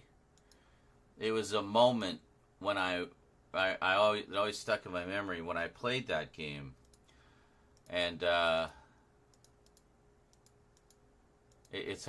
can't recreate the moment now, but it was a moment that I got quite emotional recounting it, and it tied into some specific beats in the music. So I told the story, and then I played the music, and I indicated where the important parts were that related to the story. And I was literally tearing up as I was telling this story. It was like heartfelt, emotional moment. And it gets to the end of the song, so I look over to see. There's 15 people in the chat. I look over to see what, if anything, anyone said, and there was just nothing. Nothing. Not a single reaction, not a single comment. Just zero. So, when you have an evening that's just kind of full of successive moments like that, it just kind of crushes your soul, you know what I mean? I do these for the people. I do these for the people watching.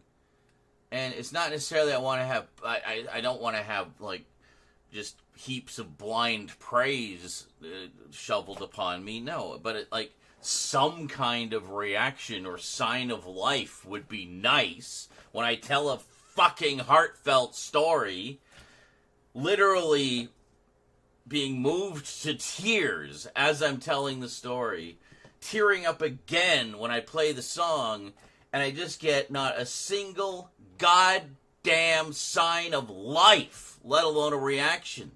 That kind of shit just wears me down. And, I brought it up a few times. Did anybody see that? Did anybody hear that?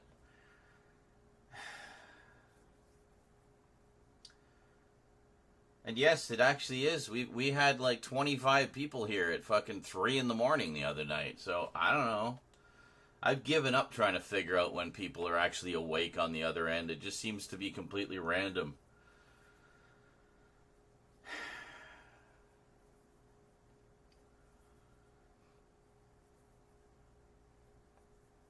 Yeah, no, I'm glad too, Travis, and I wish more people would wake up like you seem to have, you know. I think that's very healthy. You're, as you put it, you're becoming more human. I see these people that see emotion as a weakness. They're not human. That's not how humans are. It's okay to, you know, to feel things. Case in point, person who feels things a lot. So what do I name these? Crap 1, Crap 2, Crap 3, and Crap 4? That should be good. Yeah.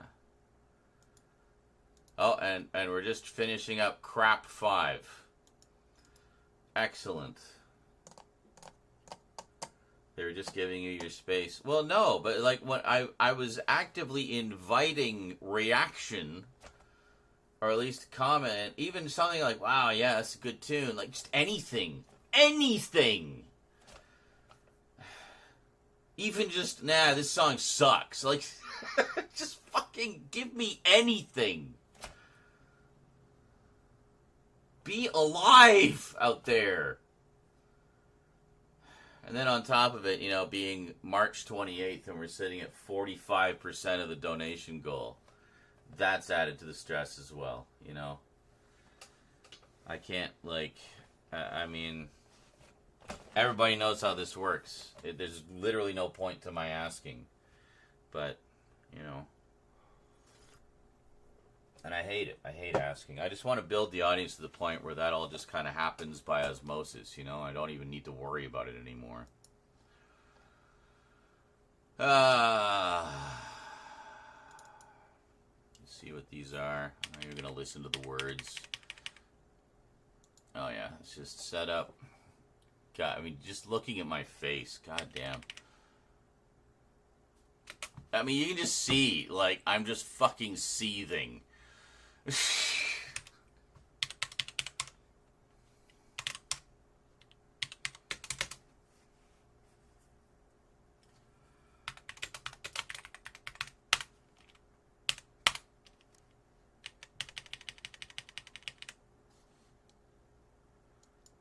Right, yeah. Not even gonna listen to it.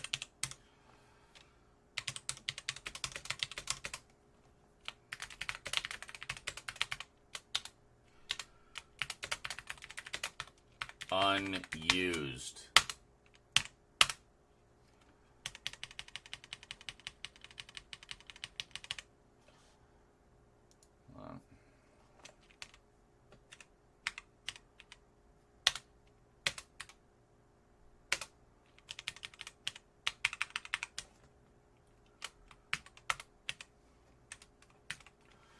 I guess that's a reason for you guys to come to these, eh? You get to see all the ones that I decide not to use.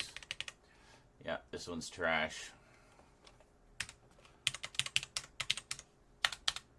Just like looking at a few frames, I can feel the vibe. It's all off. It's just all off, man.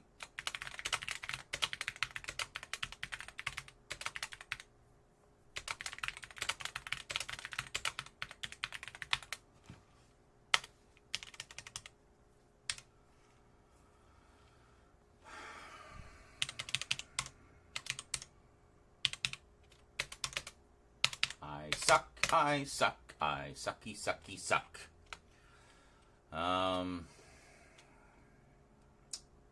What was this? Thumbnails for updates. Not even overly happy with the updates, but I don't know. And then a fucking camera angle thing with all the Doctor Who ones, like... It's just...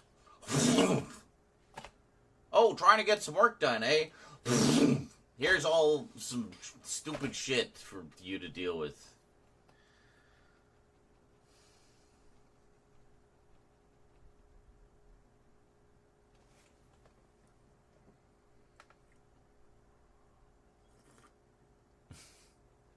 And to answer your inquiry from a little bit ago, Funk, no, I don't even use Twitter for porn.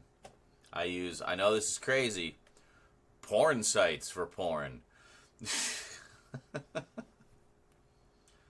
I don't even look at those that much anymore. Maybe it's that time of my life where the libido just shrivels up. Nah, it's just not as insatiable as I was in my 20s, I guess. I think also part of it is being more aware of how much time I've wasted doing things that are wastes of time, such as watching excessive amounts of porn, or doom scrolling forever, or doom scrolling excessive amounts of porn. It serves no purpose. Oh, you get a brief burst of endorphins. Huzzah! Then what? What have you accomplished? Nothing. So, yeah.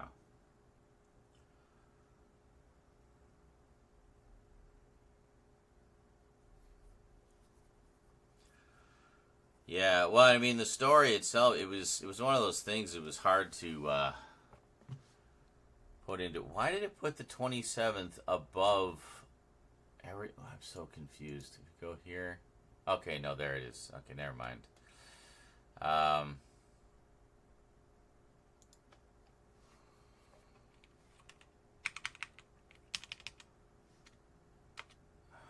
on.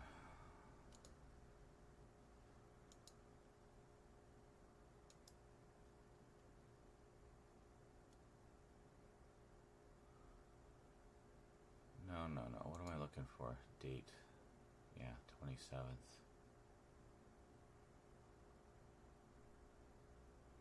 Is that right?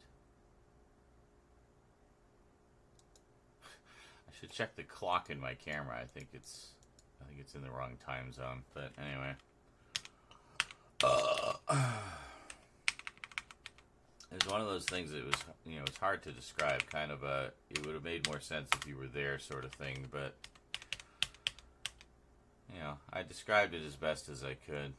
It was during the when I was sitting at the desk playing music from Freedom Fighters. Yeah, I titled and organized a bunch of files and did some thumbnails. And 2 shitty videos that I'm not even going to use. Not even going to watch them. I know they're shitty. I feel it in my heart.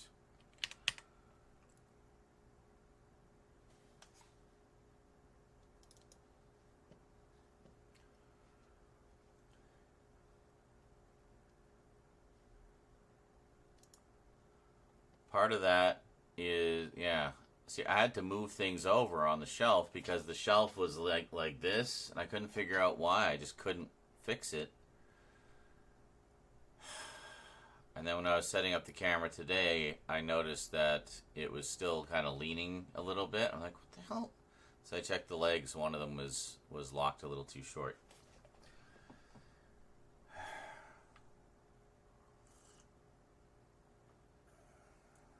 How far did we get into that soundtrack anyway?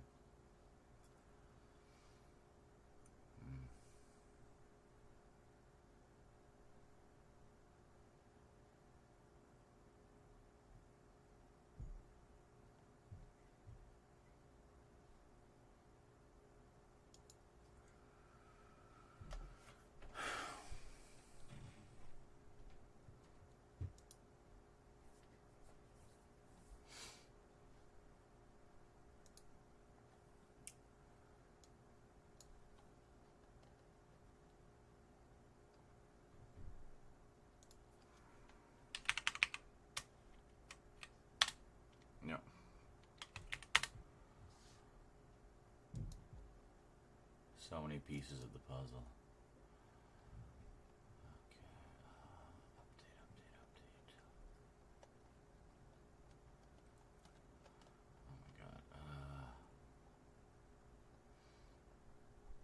Here.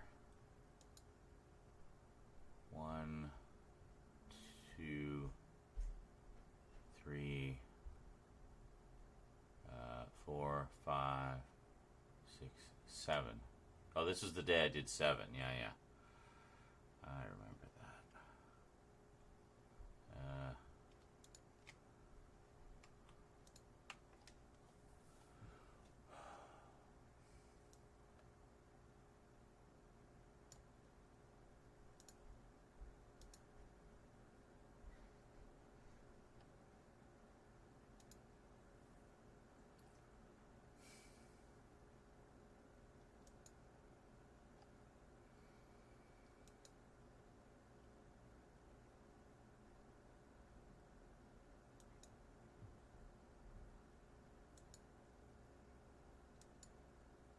Why it's so frickin' bright?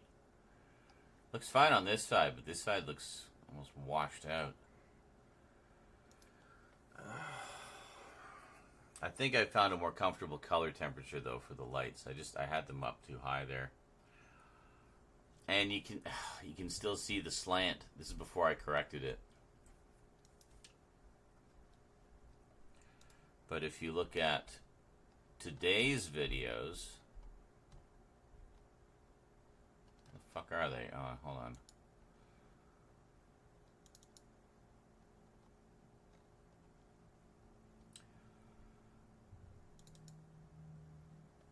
Yeah, look how straight that is.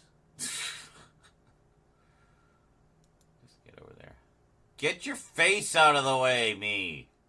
Jesus. What, did I have a big freaking alfalfa? Oh my god. All the more reason not to use it.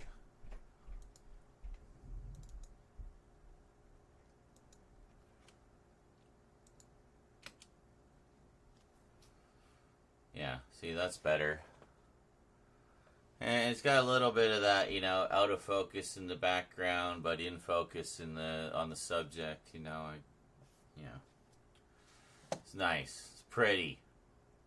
I like it. It's beautiful.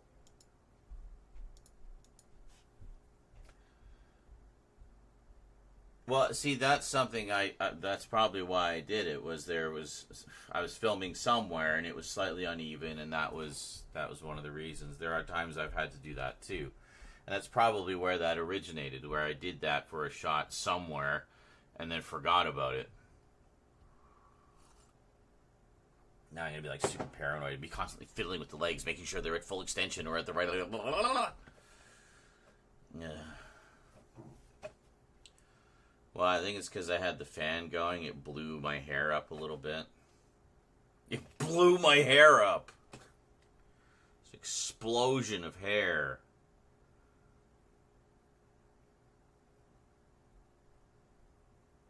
I realize we're in darkness here. There. Is that a little better? You can see my cheerful face.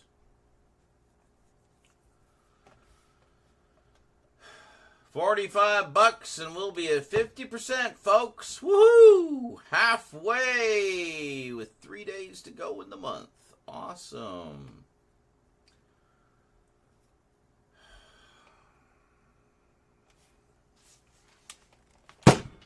Watch some clips.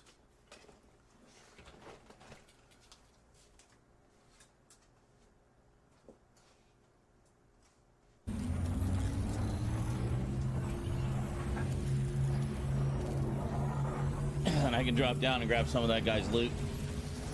Come on. Yes! Yes!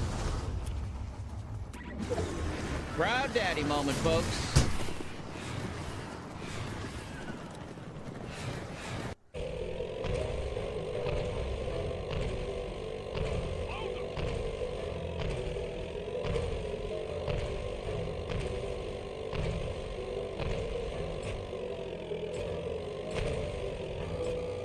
There. Maybe? I don't know if that was the right one. Yeah, it was this one. There we go. We got it. There we go. Okay. Now head out here, and it's probably a cinematic. Yes. Well, crap. If only he would kiss me. If only he would kiss me. I'm practically a woman. Turret. Well, where'd you go from here? So there was a turret, but it got destroyed. Alright. Excuse me, dog meat. Dog meat, you need to get out of the way. Boy, you need to get out of the way. Lost the scent boy? I can't get in there when you're sitting in the fucking doorway. Can you move?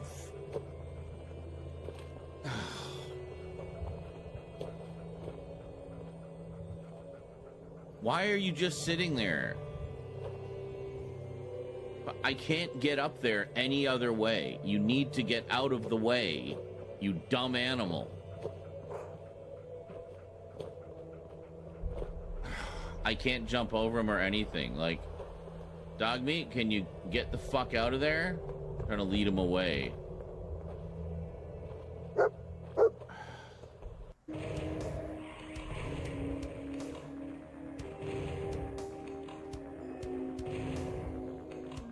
Just so they don't take pot shots at me while I'm dealing with this guy.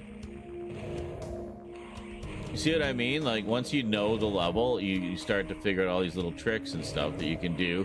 Oh! What the hell? Something else hit me. Oh, fuck. I missed one.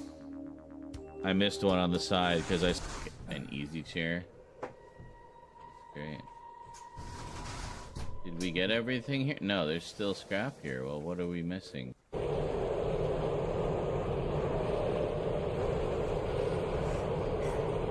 No!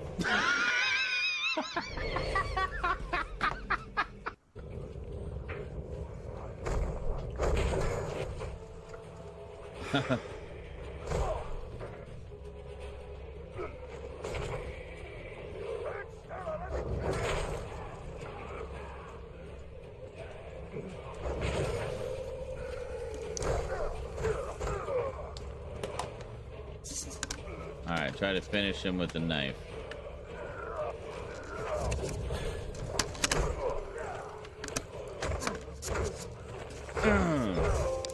Damn! Bigger they are. Take down a top dog camp. I don't want to edit right now. I want to film. So we're going to film something. Alright. I want to film! Need to film.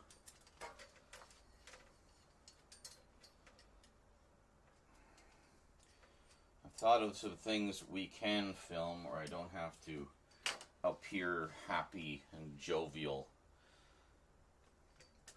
Only my hands will need to appear happy and jovial.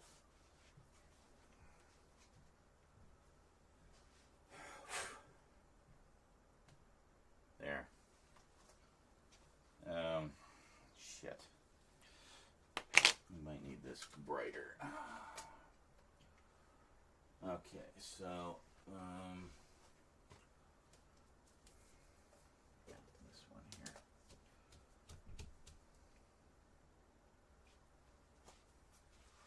Insert shot. Go.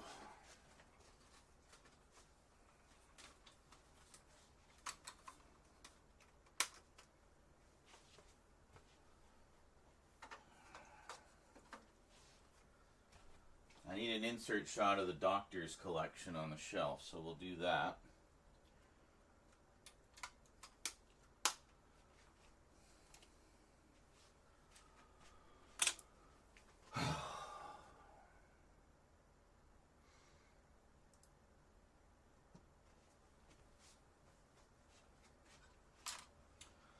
And I think this is at the wrong color temperature, so we'll fix that in a moment.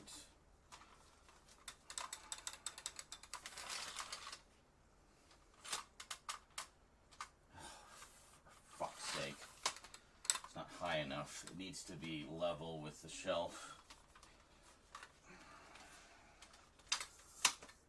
hate when I have to put this at maximum height, because then it's just like the legs are in the way everywhere.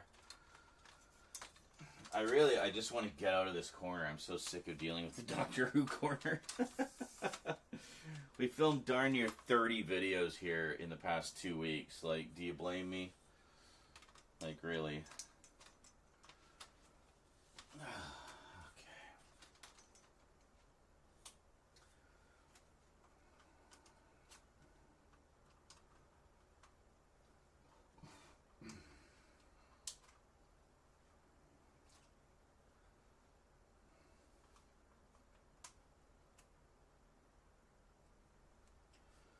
That's great. Just glare out the ass.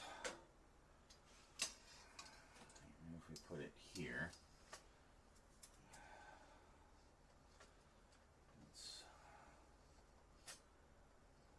for fuck's sake. Oh, God damn it. See, legs in the way.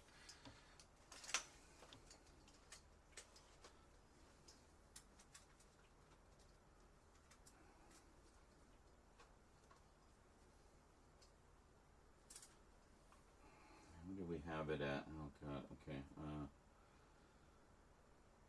like 6,500, I think. Yeah, that's a bit better. Okay.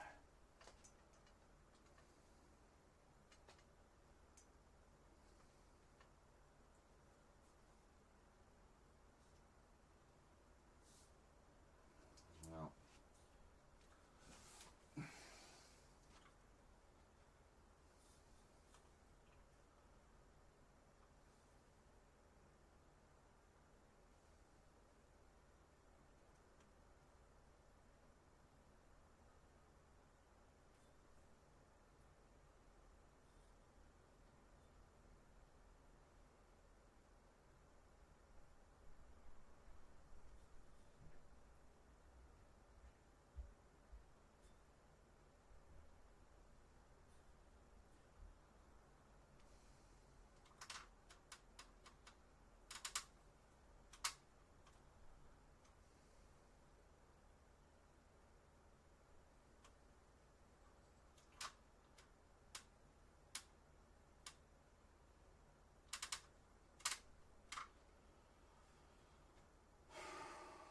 great. Big frickin' splotch of glare right in the middle.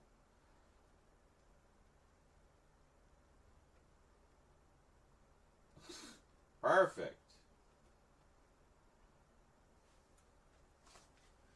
This shelf here we need to do.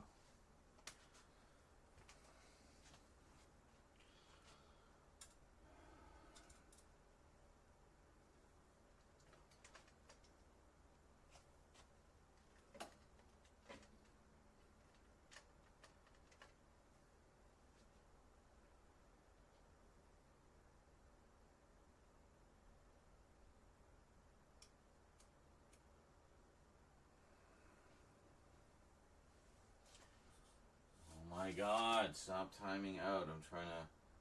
Fine, we'll record the setup because it's just pissing me off. Get off it. Maybe we do it at an angle. Slightly.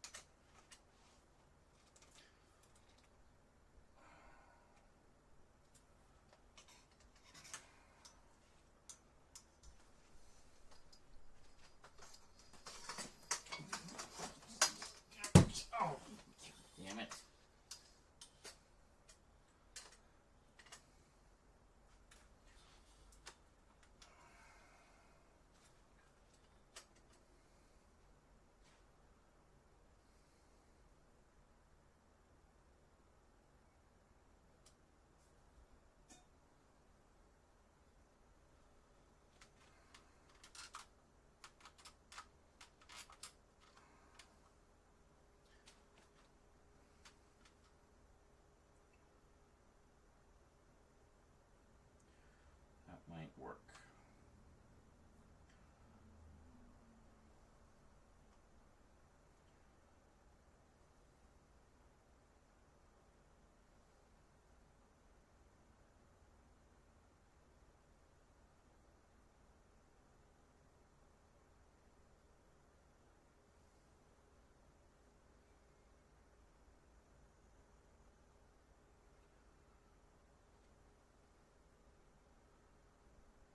Fuck.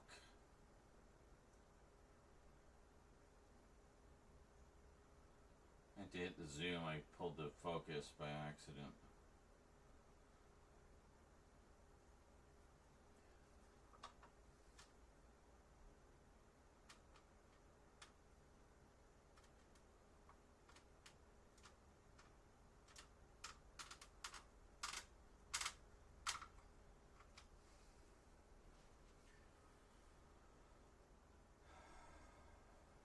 There.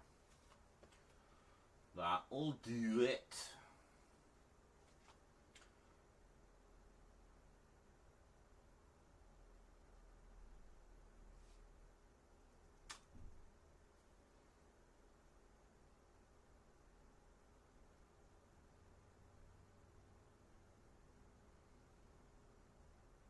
Yeah, so this will just be an insert shot that I drop in somewhere. Probably at the end of the closer look, because we're going to look at all of those.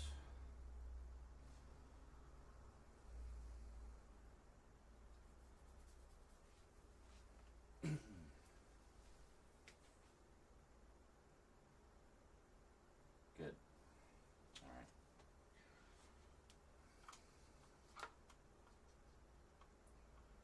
Done.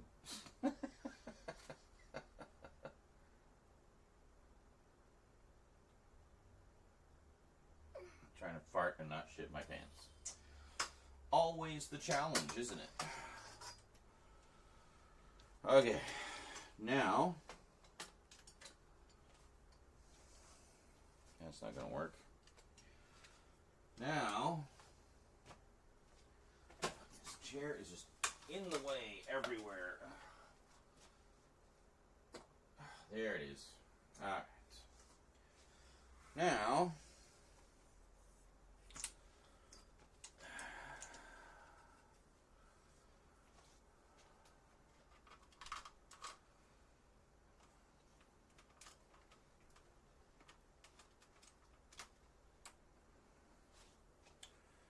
Now.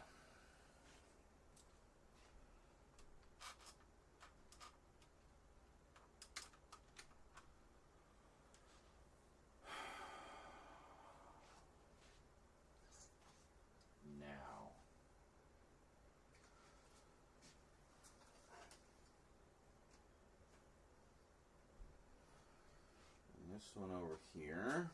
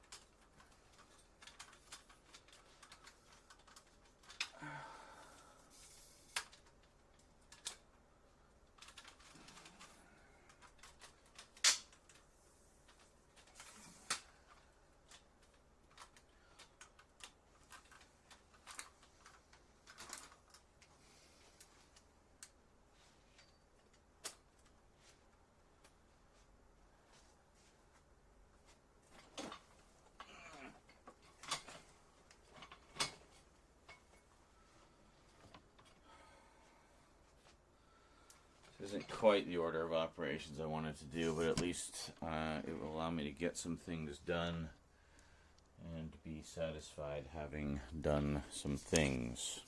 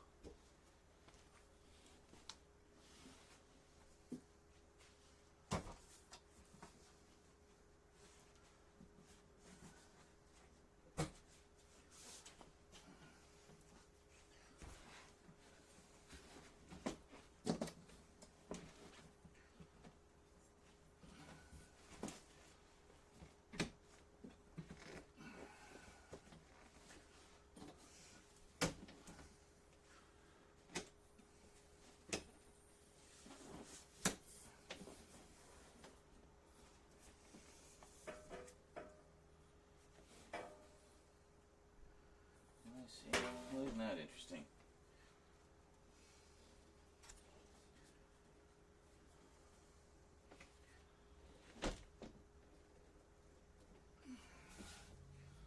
The height is adjustable on this. I did not know that. That's cool.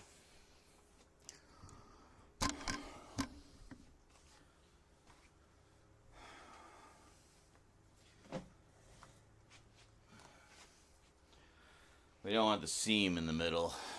You guys can't even see what I'm doing. There. We don't want the seam in the middle. We just want...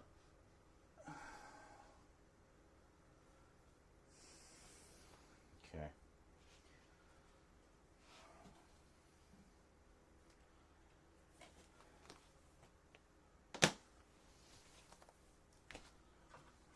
Now, I don't know how close we can get with this lens.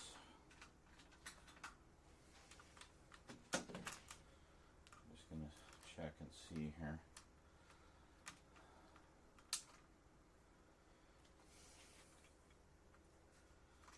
Yeah, just hold on.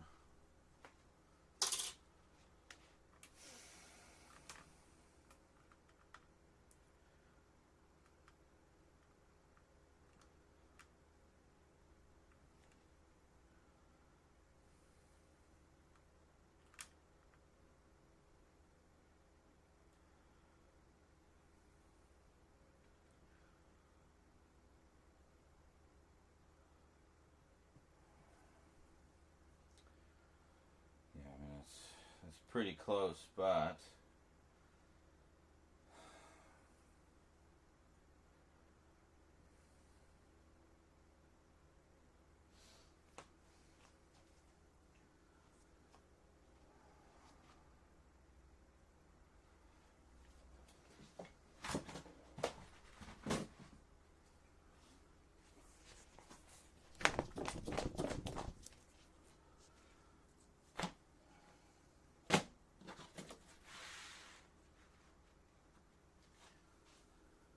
that looks a little nicer.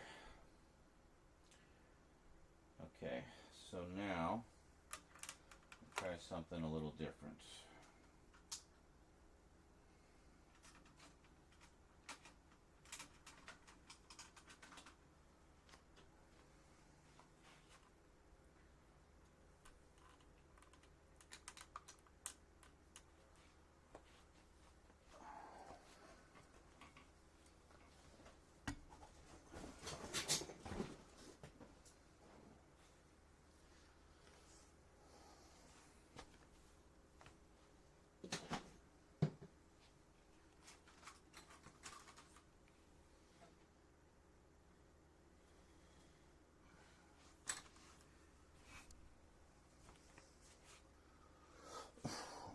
Oh, you guys can actually see everything. The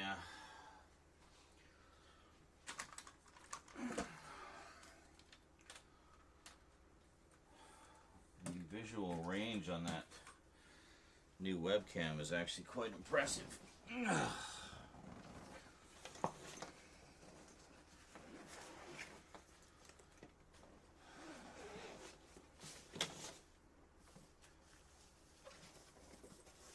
Zipper. There.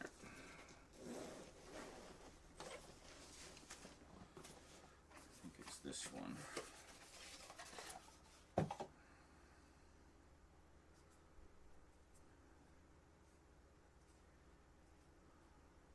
Is this it? Yes.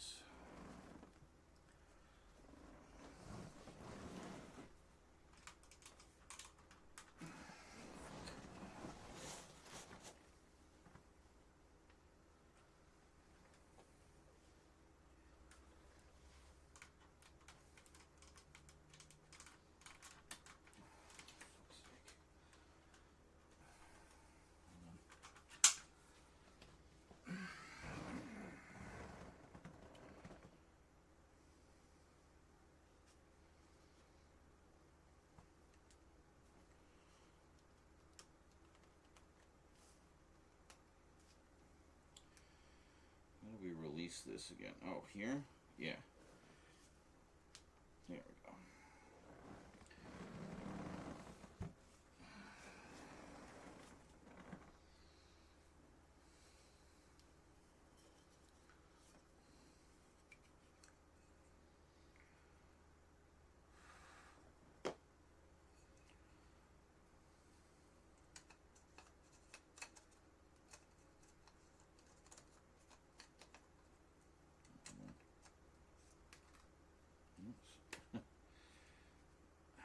There we go.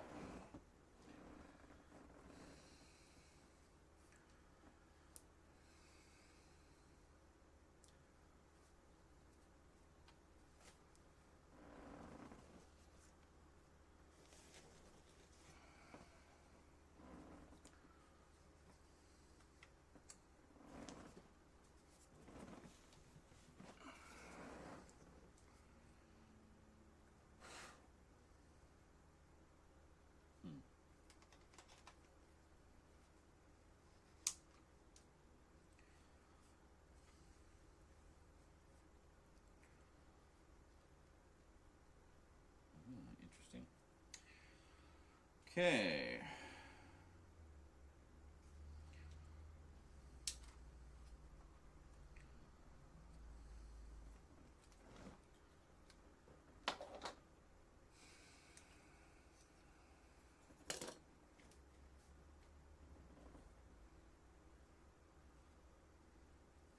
Oh, there we are. Oh. Yeah. Okay, baby.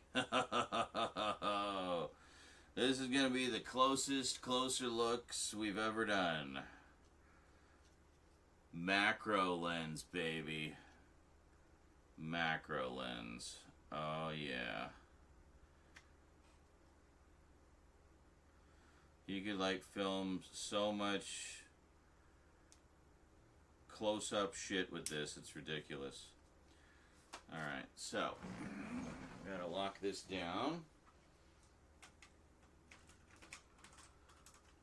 Good. This will be the first thing I've ever done with this lens, actually, so this will be a fun experiment.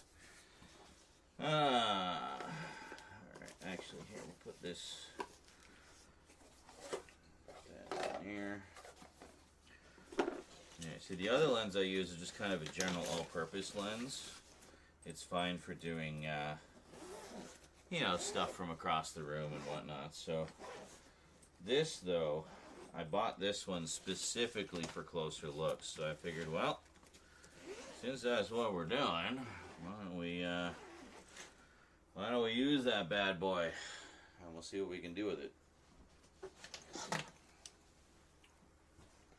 So yeah, very limited focal range on it, but more than sufficient for the kind of things that we're doing.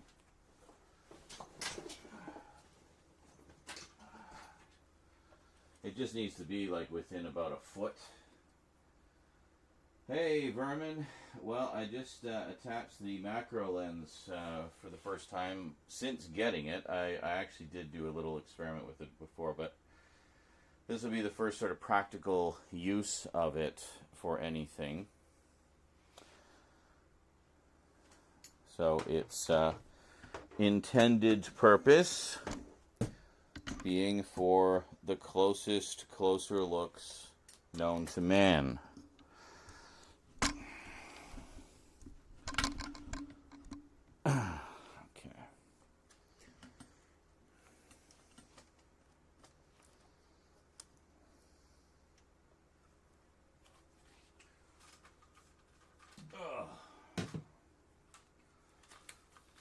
Bring the camera right down and get up close and personal.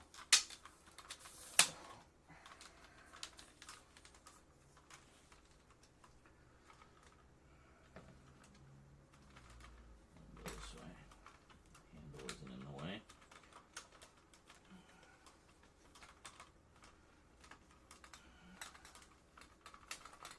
Come on. There. Should be.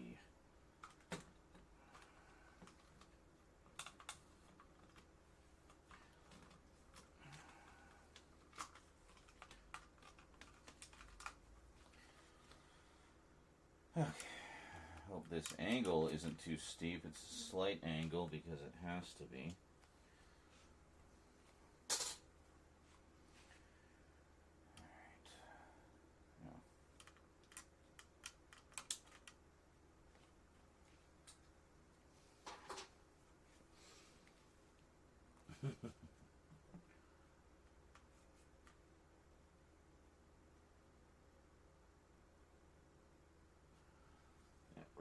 We're too close. Hold on. Oh wow, and then just bam, like that, it's out of focus.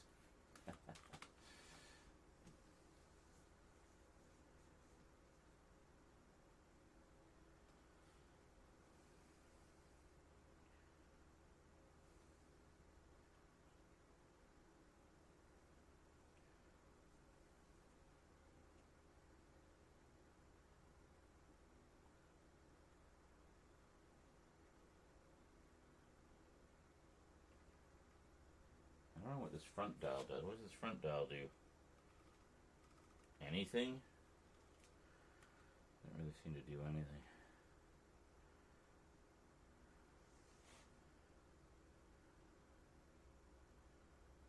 Oh, yeah.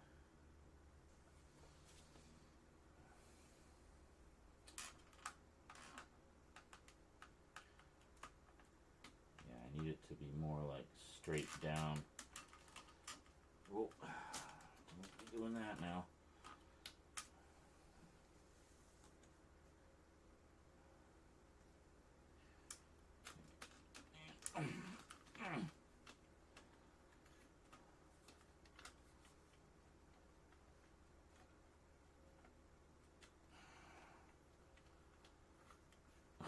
That's it. That's as far as we can go.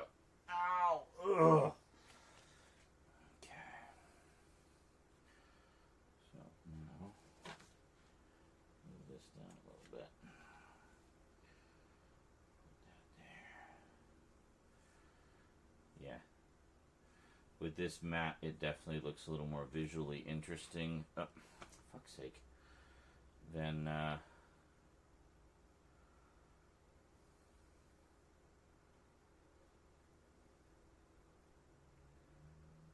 oh boy, like out. Perfect. Out. Well, you just, there's no give here. Okay.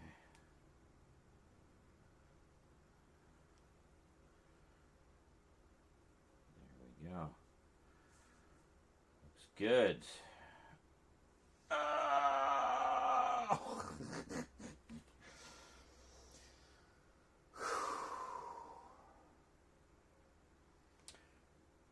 Okay.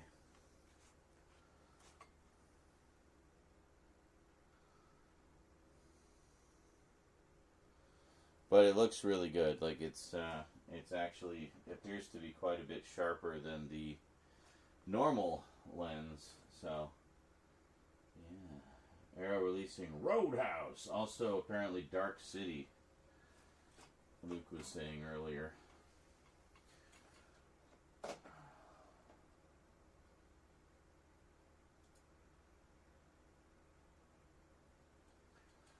Closest closer look ever. Yeah. I mean, I can almost get down to the molecular level of the... Not quite. I mean, it's still going to be basically what you're used to. Super close up. But in 4K.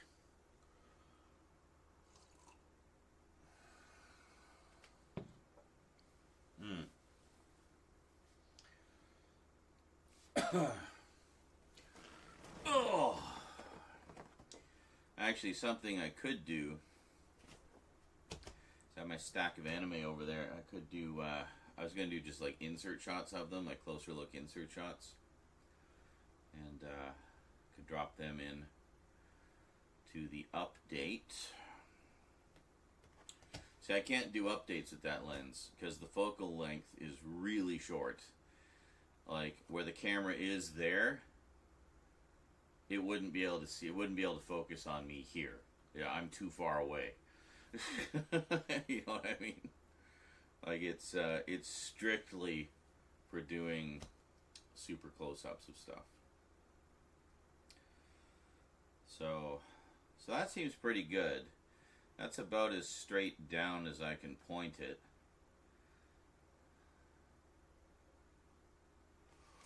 Oh. Yeah. So there's something actually I wanted to look at in here.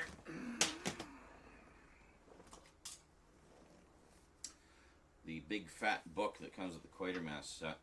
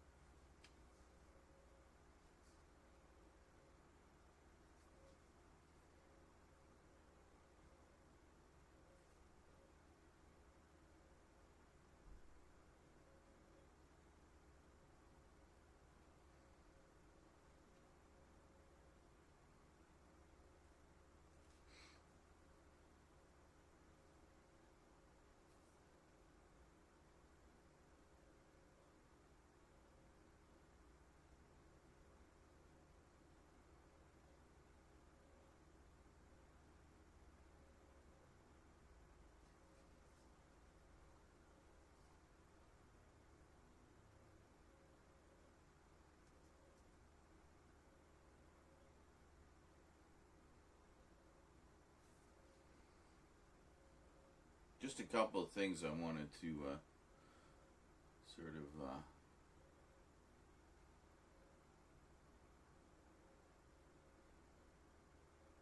clear in my brain.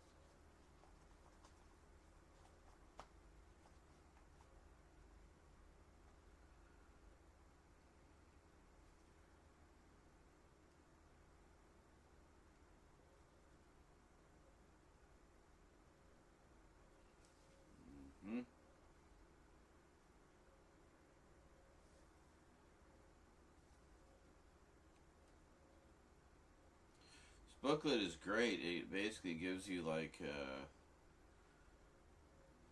pretty much a full history of the franchise and the creation of it and everything.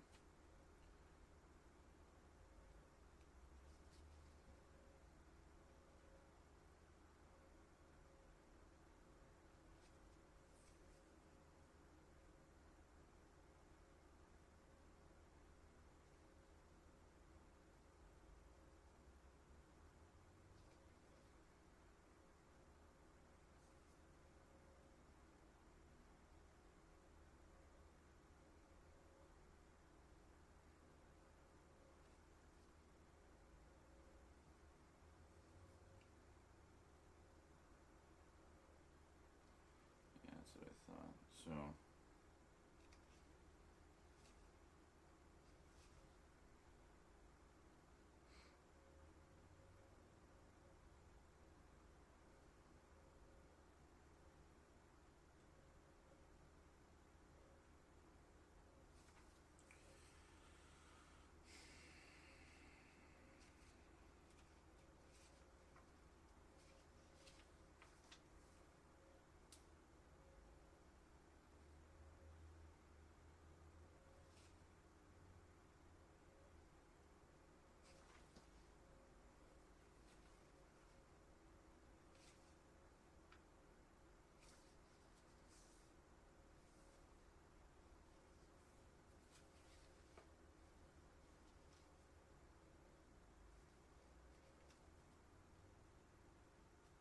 I thought they went.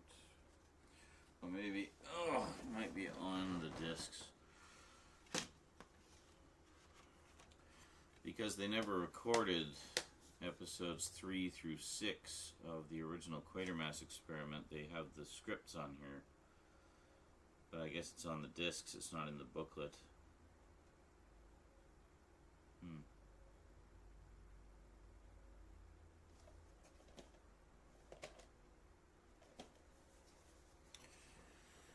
Okay.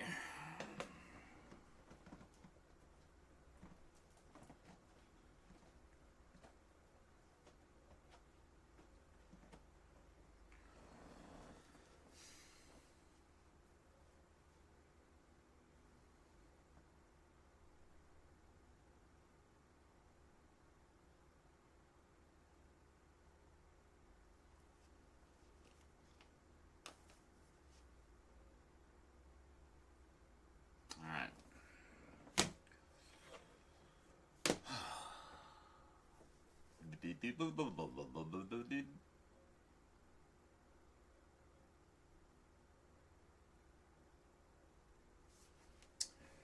I still have the speakers on? Hold on. I should make sure I have the speakers on for all the umpteen donos that I'm sure are going to come flying in any second. Alright.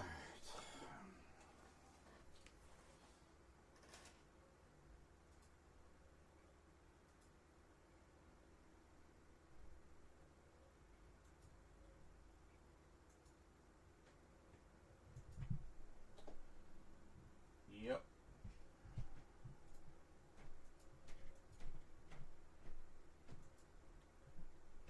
Excellent. Can't believe how dead quiet it's been through this entire stream. one of those nights. I'll be back. Enjoy some clips until I return.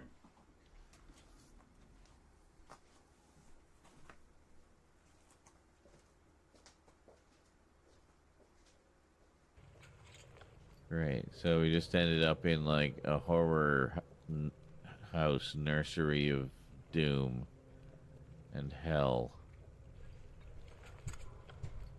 Because of course we have.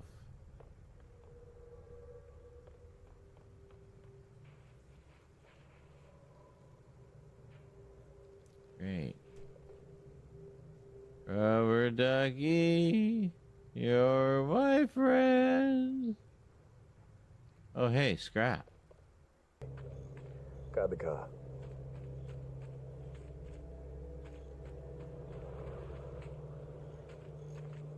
Yeah, I blew his tire out so he couldn't,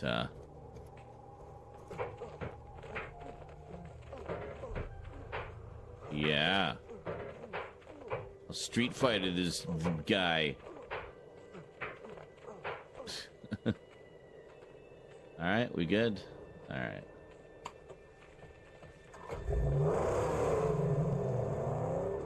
We'll head around and check the other one.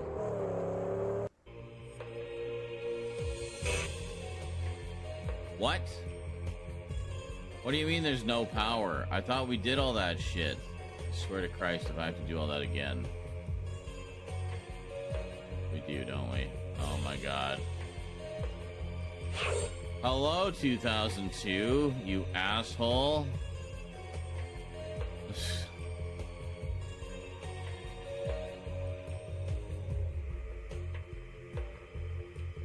How far back do we have to go? Oh my god, like... Oh my god, like... What have I done? I don't know where it put us. Like, where's the damn checkpoint? I have company. How's it going, church?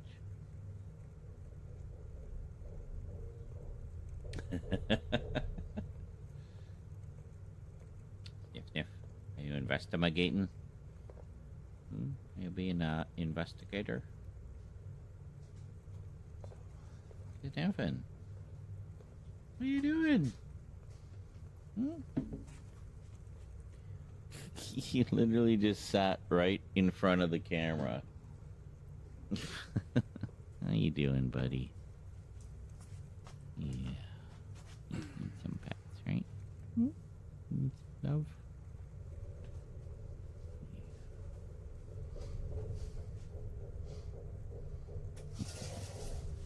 What you doing? You're looking like a gargoyle.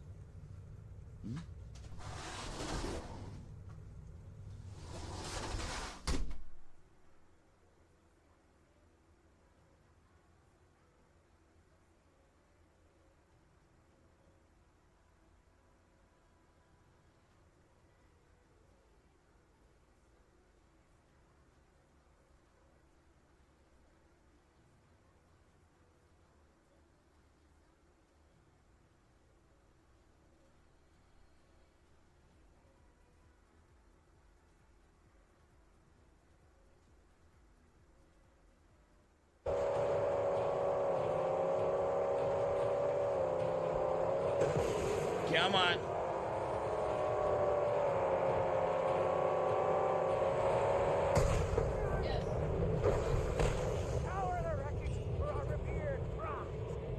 Get out! Are you fucking serious?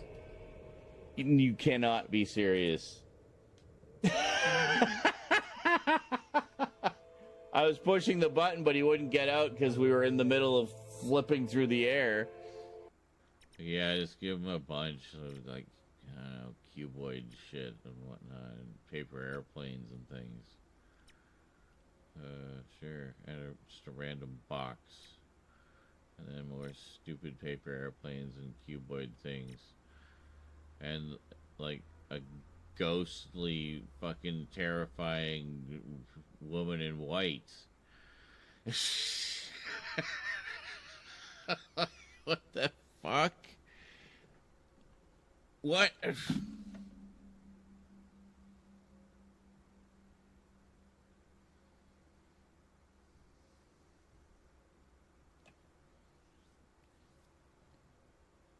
that's where right where we ran out of time.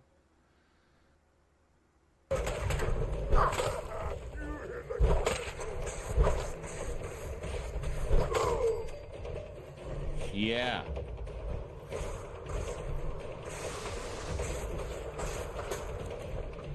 The hell? Where's that even coming from? Did he just die? He did. He plummeted off the building. Did you see that?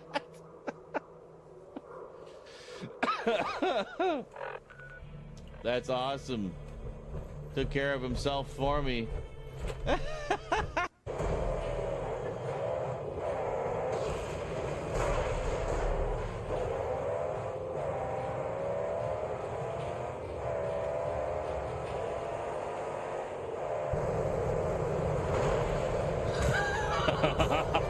Yeah, baby.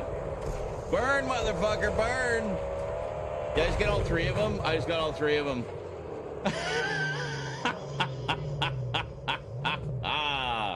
Woo! They thought they were being so clever, pulling up on either side of me. Yeah, let's box them in.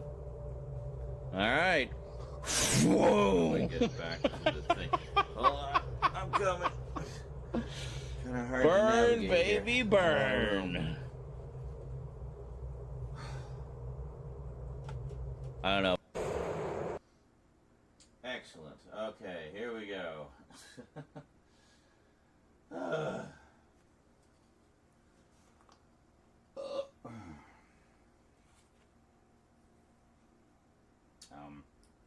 Right.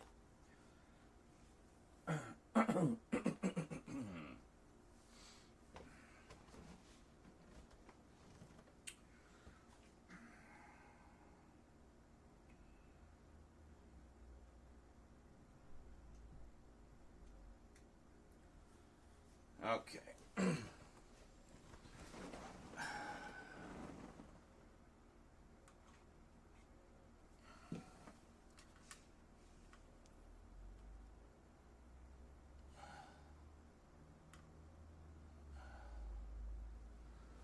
Great.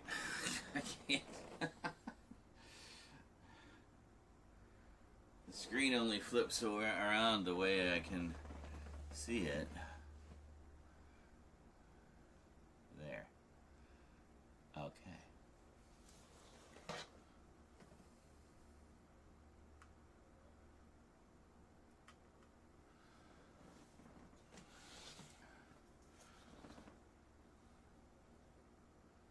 Okay, well, let's start at the beginning with the original BBC serials. We have the Quatermass Experiment, Quatermass 2, and Quatermass and the Pit. Very nice, thick keep case. Take a look at the back there. You get a little blurb about each one. So what was it? Yeah, the first one came out in 1953, fully 10 years before Doctor Who. The second one 2 years later in 1955, and then, was it 1958, late 1958 to early 1959 for Quatermass and the Pit, which seems to be the one most people are familiar with and enjoy, rightly so too. I mean, it's easily the best of the three. They really get into some psychological horror in that one. So let's just open it up here, and you can see inside we have a disc for each serial, and there we go. So the first serial, where is it here? This one, Quatermass and the Pit, was not, or sorry, the Quatermass Experiment was not recorded in full. So this is not a case of, you know, they had the episodes and junked them. They simply didn't record them back then, because film recording was still fairly new, and most shows just went out live. So the Quatermass experiment was also an experiment in film recording for the purposes of potential repeats and whatnot down the line. So they recorded the first 2 episodes. The powers that be decided the quality wasn't up to snuff, so they didn't even bother recording the last 4. Now, to make up for that, in this set, we do have the first 2 episodes nicely restored, and then we have the scripts in, I guess, PDF form for the remaining episodes. So you can at least see, you know, what the rest of the story was. Quatermass 2 is, as I mentioned before, was recorded in full, but using the suppressed field technique, which does not yield the best quality. Quatermass and the Pit, however, they'd basically got it down to a science by that point, and it looks absolutely stunning. So we'll take a quick look at the booklet.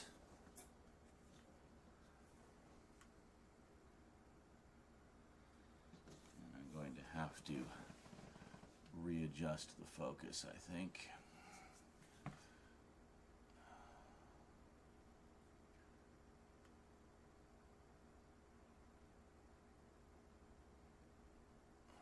Do we have smaller text that we can focus on? Oh, yes, we certainly do.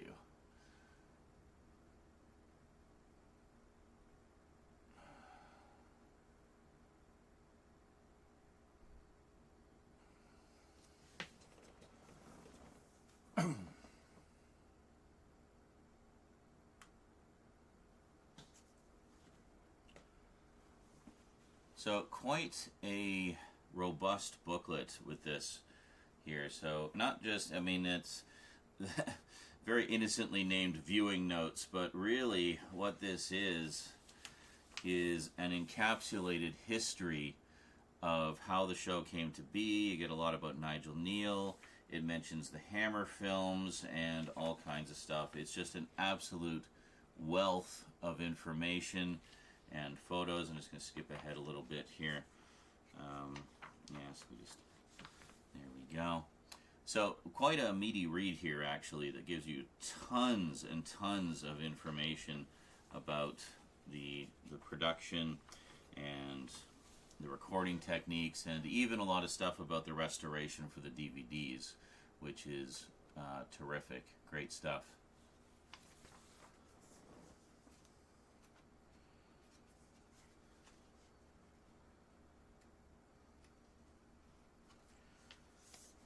A little bit from Quatermass and the Pit there. See the unearthed capsule. Very cool. I love these ones.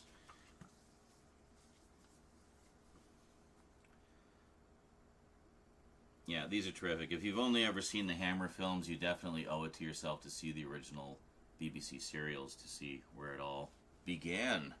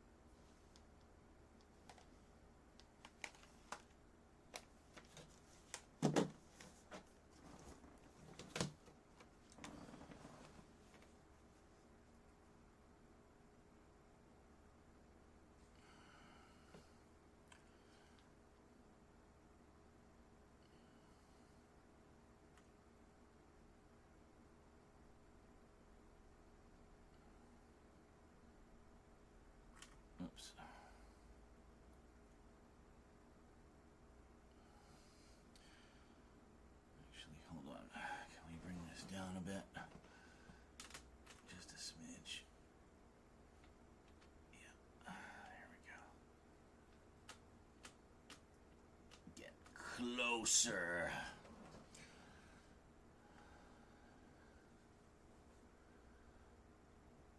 Actually, I can work with that. That's a little better. It's upside down, but at least I can see.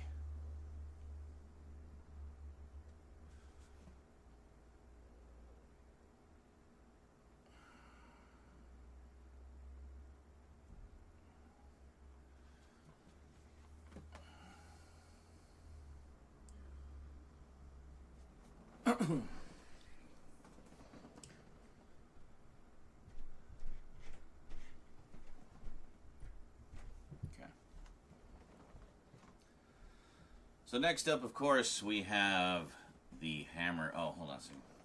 Let's come out 1955. So next up, of course, we have the Hammer films. So shortly, God damn it. So next up, of course, we have the Hammer films. So the same year that Quatermass 2 aired on the BBC, the Quatermass Experiment, so-called for its X rating. They decided to kind of showcase that as, oh, it's so intense, it got an X rating. Yeah, it's funny how some movies would wear that as a badge of honor, and others were like, oh, no, that's going to kill our movie. Well, not Hammer. Hammer was all about it. So, there you go. This is a very nice edition from Scream Factory. And kind of a treat also, since the original serial does not exist in complete form. So at least in this case, you get the full story. And what a story it is, too. Holy moly. This is not a Scream Factory release. This is Kino Lorber. Oops.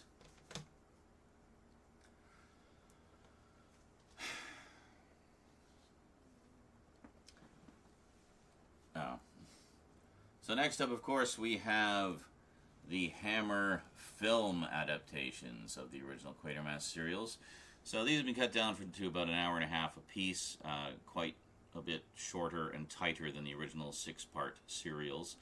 And a bit of a treat, too, because at least here we get the full story. Because, of course, we don't have the complete original serial. I should mention also the Quatermass Experiment. Oh my god, I can't talk.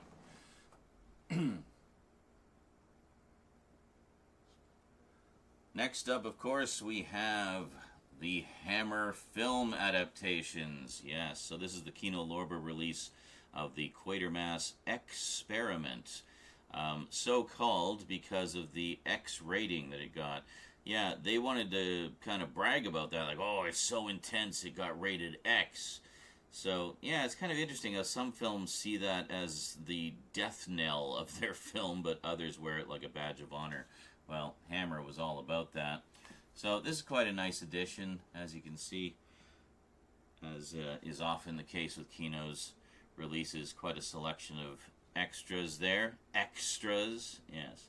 This was known as The Creeping Unknown in the U.S., so it did actually get released internationally. So for many people, I guess this was their introduction to Quatermass, because I don't know that the serials were really exported very much, at least not the first two. And there we go, we have a nice little insert. In fact, why don't we slide that out and we'll take a more colorful look at it.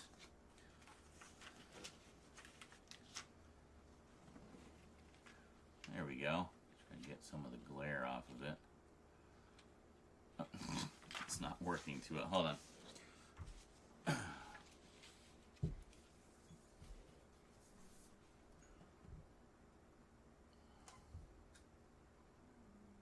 I'll just move that.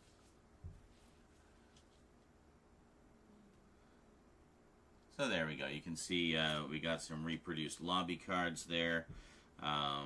And some of the posters from around the world. Sorry, trying to keep the glare off of it there for you. Quite nice.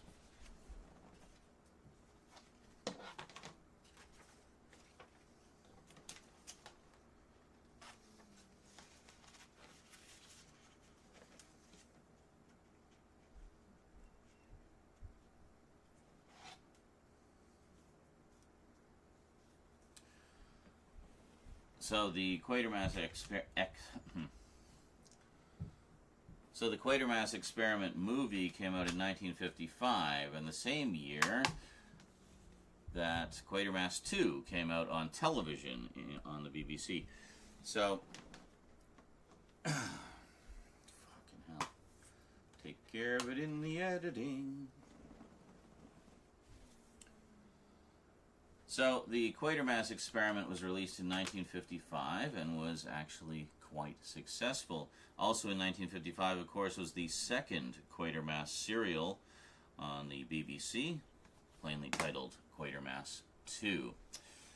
So, the Quatermass Experiment was a pretty big hit for Hammer, so they wanted to do another one, but I guess the second one hadn't quite come out yet, even though they had optioned the movie rights prior to it even going into production. So they hired Jimmy Sangster, who was a stable writer for Hammer, to write X the Unknown. And they contacted Nigel Neal and said, "Yeah, so we've written another Quatermass movie. Is that cool? Can we use Quatermass in it?" And he said, "No." So of course that was his baby. He didn't want anybody else writing Quatermass stories except him. Now, that said, Jimmy Sangster quite clearly gets it. Got it as far as what made Quatermass got it as far as what made the original Quatermass Experiment so compelling and interesting and different from other science fiction of the era. But yeah, Nigel said no to using the character, so they basically just made it another scientist character, but it's basically Quatermass. So this is kind of like an unofficial fifth Quatermass story. I think of it as being kind of peripherally related. This could easily be in the same universe, just following a different scientist. But in terms of getting the vibe right, I think this is very, very close. And if you enjoy the Quatermass films, this is a really interesting kind of side film that you can check out as well. So this edition was put out by Scream Factory and is quite nice. Yeah, I really enjoyed this one a lot. Like, it really does just feel like another Quatermass story. So I highly recommend you check it out if you haven't already. Oh, gotta like how the curve goes right through that guy's face. Anyway, you get the gist of it. I don't have to take out the inserts for everything. But, yeah, X the Unknown. Definitely recommended. Good morning. Good morning. How's it going? Good. What's up? This is cool. Yes. Okay, bye. Okay, bye. Rosie, ladies and gentlemen. I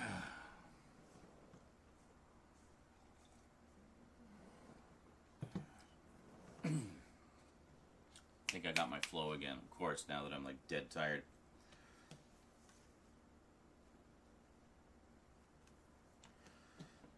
So, X the Unknown was released in 1957. Now, meanwhile, Nigel Neal was actually writing some stuff for Hammer, such as, I did a video about this one a while back, The Abominable Snowman of the Himalayas, starring Peter Cushing and Forrest Tucker.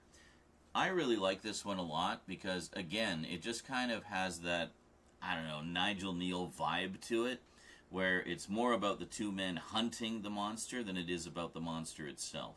Oh yes, the monster puts in a token appearance, but I think a lot of people go into this film expecting it to be a straight-up monster film, and it's like, you really don't know Nigel Neal, do you? He never does straight-up monster movies. No. They're always more about the people than they are about the monsters, and are just a lot more interesting, I think, a lot more character-driven. So yeah, I really liked this one a lot. And I definitely recommend it if you like, a little more character-driven monster movie. That's quite good. I just kind of throw this in as an extra for, well, let's slide this out too, because this is actually a pretty neat one sheet there. or a 4-sheet. I don't know. I can't remember all the terms for posters. Anyway, a cool poster.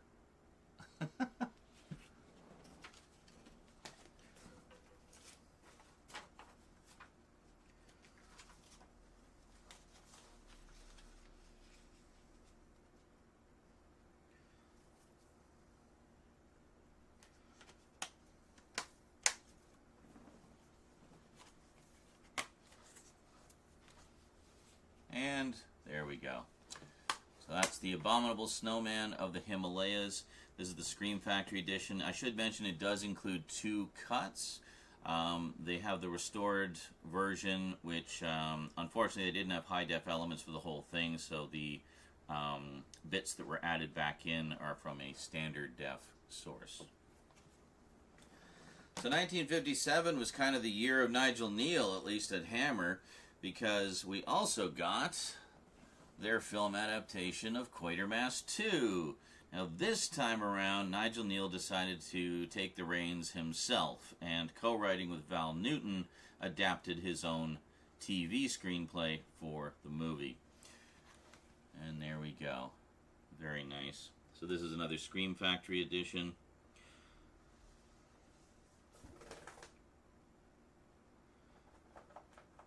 Oh my God, Church, right fucking now? Seriously? Church, stop! Oh.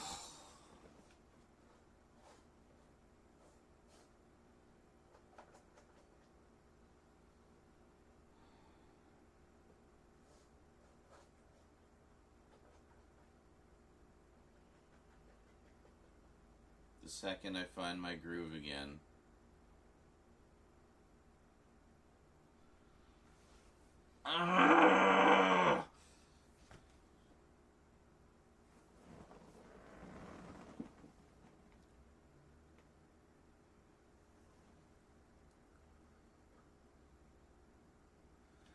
So, yeah, this is kind of a rare one because, I don't know, let's call it the Curse of Quatermass.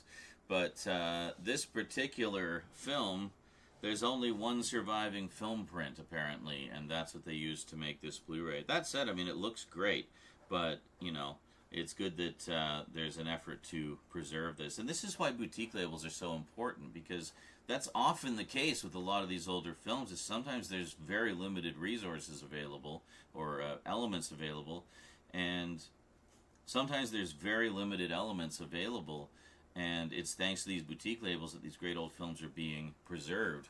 So we crack it open here. This has a reversible cover. I'll pull the cover out in a sec. And there we go. So Enemy from Space was the U.S. title here. Let's take a look there. There you go. So that's the U.S. poster.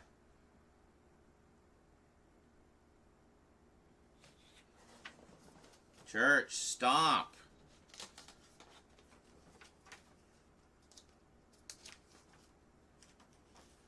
Thank you. Oh my fucking God.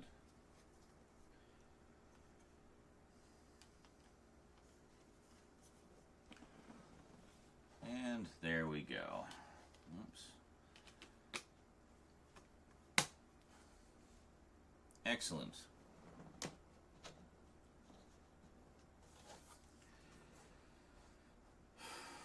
Fuck's sake.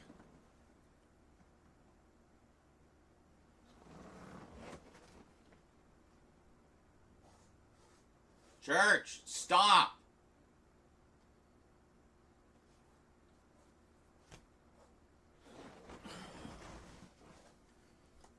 Stop. It's enough.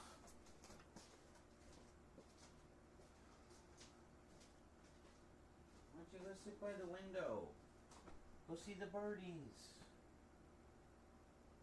Why you guys sit out here making noise and irritating me? Here. Come on. Go in there. Go by the window. Why don't you go by the window? Some nice fresh air. Listen to the birdies. You love to do that. You can go too, little pips. Stop.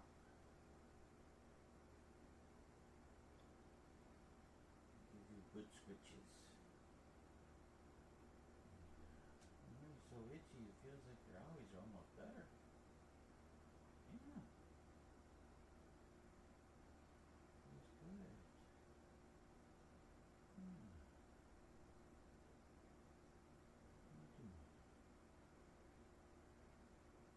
Is that good? Is that good? Does that feel nice? Yeah. You gotta stop licking your phone all the time, buddy. You're driving me nuts.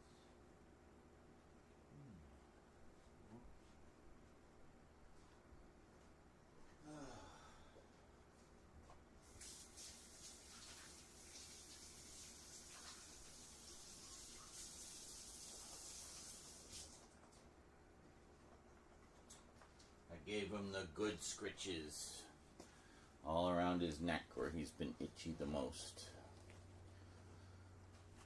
But he has to stop licking. Church, stop licking. You're just licking your cone. Stop. Stop. That's enough. That's enough.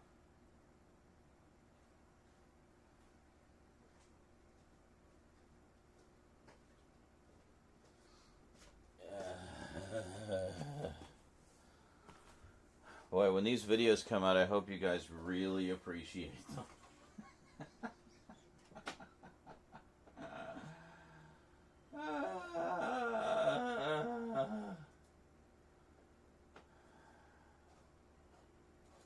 What? Who's messaging me?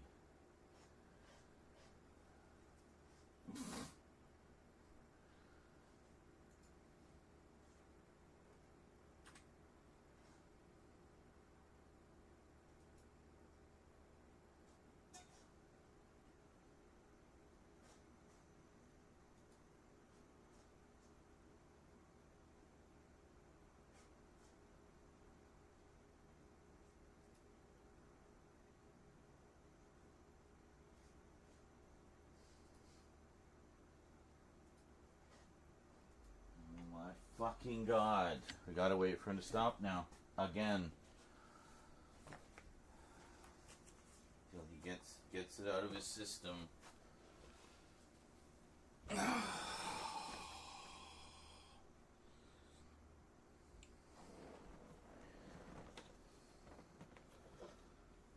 We managed to do 5 items for this singular closer look.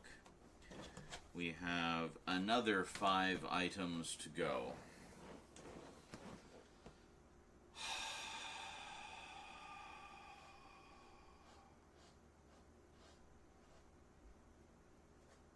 Church, stop. Church!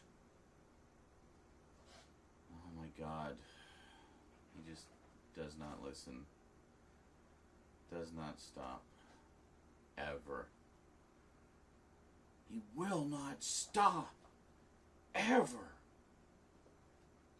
That said, this macro lens is looking pretty good from what I'm seeing. I'm adjusting the focus each time we have something of a slightly different thickness.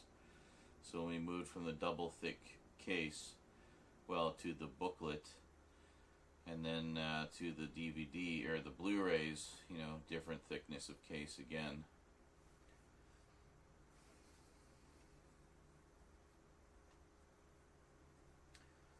Yeah.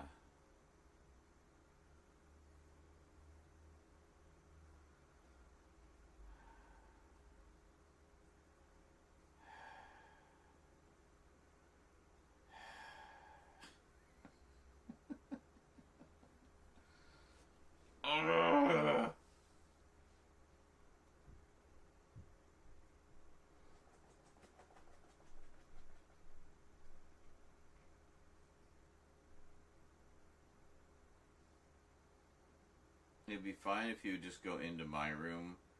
That's one of the reasons I leave the window open, is because they like to sit by the window and listen to the birdies and stuff, but they just haven't been going in there, and it's like, what the fuck? Go be a cat staring out the window, please. Stop hovering around me, licking forever. Just stop. Please. Stop.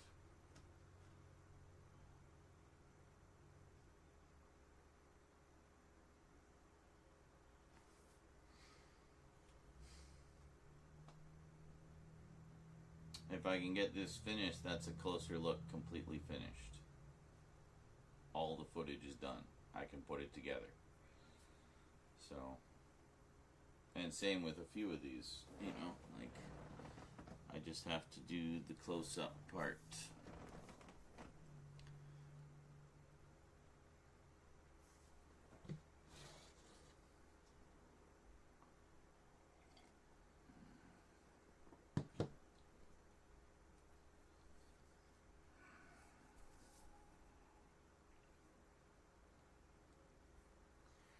I think when we take him out of the cone, we'll have to give him the cat calm treats again, so that he doesn't lick himself and scratch himself too aggressively and undo everything that we've accomplished by having him in the cone in the first place. That's what happened last time. I thought he'd, you know, be okay for a bit. Took him out of the neck thing, and he just licked himself raw on, not everywhere, but like, you know, a couple of spots he just like super focused on and like really hurt himself. Little dummy. So back in the cone he went, and he's been in there ever since. Now the part that he, you know, injured himself, that's healing up nicely. It's looking good. Finally managed to trim his back nails so he's not like scratching himself as bad as he was before. But well, you know, when owies are healing, they get itchy, you know, so he's like irritated. He's trying to scratch at them and stuff, so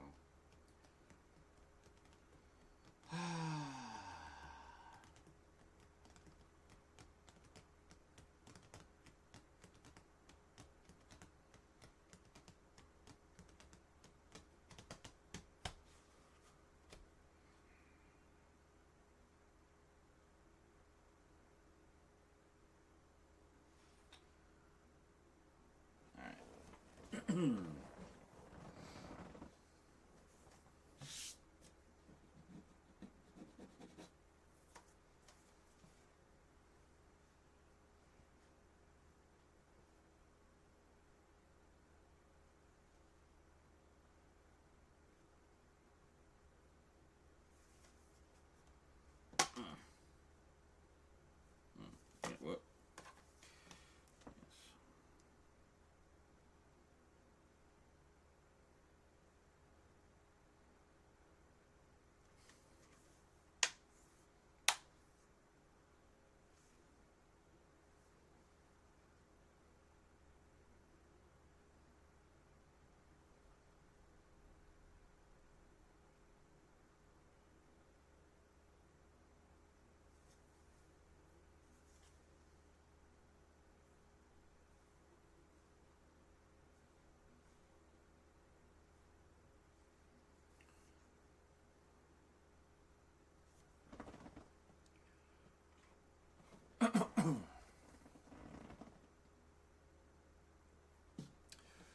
So it wasn't until 1967 that Hammer returned to the Quatermass treasure trove and gave us the absolutely superb adaptation of Quatermass and the Pit.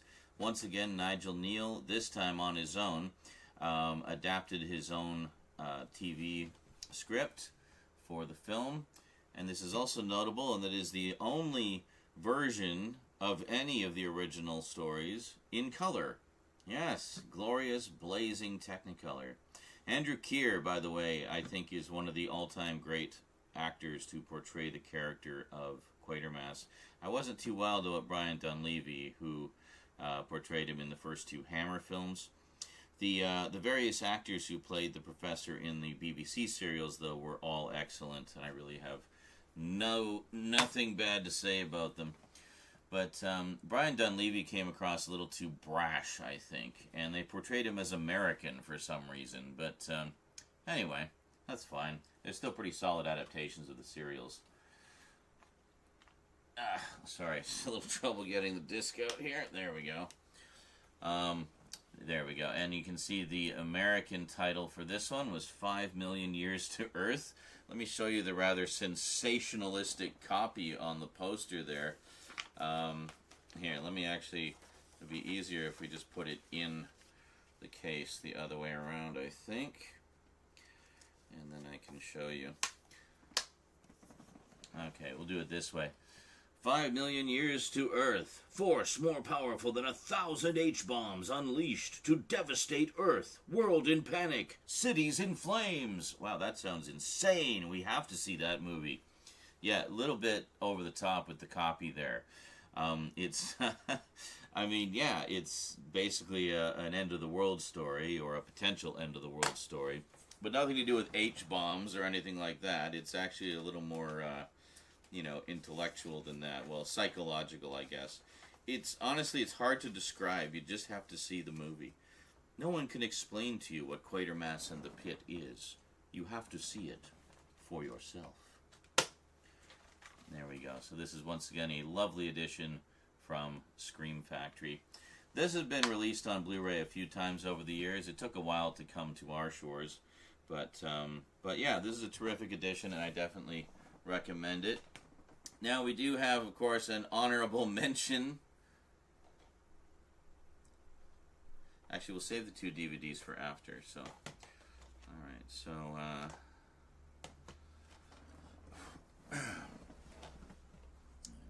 To refocus here because we're at a slightly different depth, slightly different, slightly thicker case. There we go. So while we're on the subject of Quatermass and the Pit, seems like a good time to slide this one into view, which is, of course, the recently released Blu-ray remastered version of the original BBC serial version of Quatermass and the Pit. I cannot recommend this enough. This is such a beautiful restoration. As I think I mentioned in the intro, there's a lot. They had just pristine sources for this. Really high-quality film recordings, and I think they had the original elements for a lot of the film inserts that were shot as well, so they had quite a lot of high quality material to work with for this.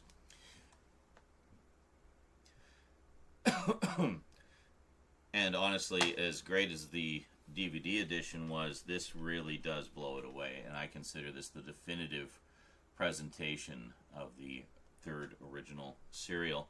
And we do get a little booklet here, which I'll show you in a sec. No art on the inside of the sleeve this time around, but that's okay. So just give me a second here.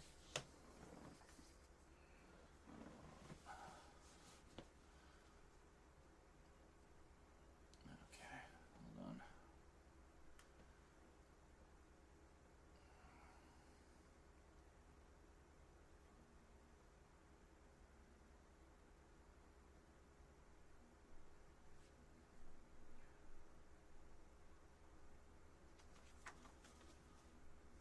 So here's the insert booklet, which is quite nice.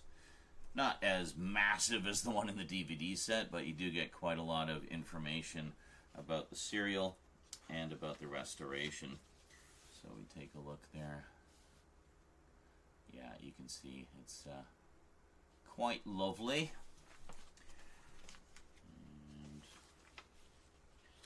There we go, and you got audio commentaries and all kinds of goodies. So this is a really nice presentation of this classic serial. And lots of special features as well. So there's actually quite a lot of goodies on here to enjoy. And there we go.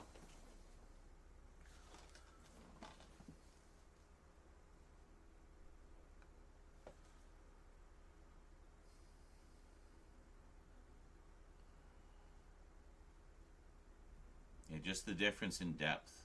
That's how tight this is. The difference in depth between the Blu-ray case and the, you know, a comparatively flat booklet. There's not a lot of give there. So, yeah, macro, baby. Macro.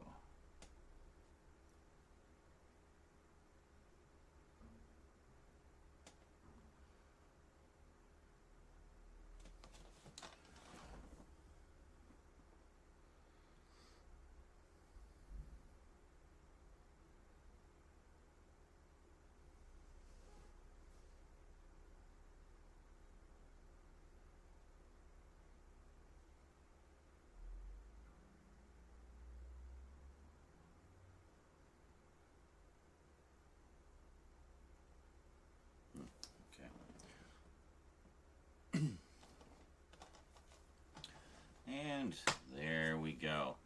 So quite a nice edition that I highly recommend.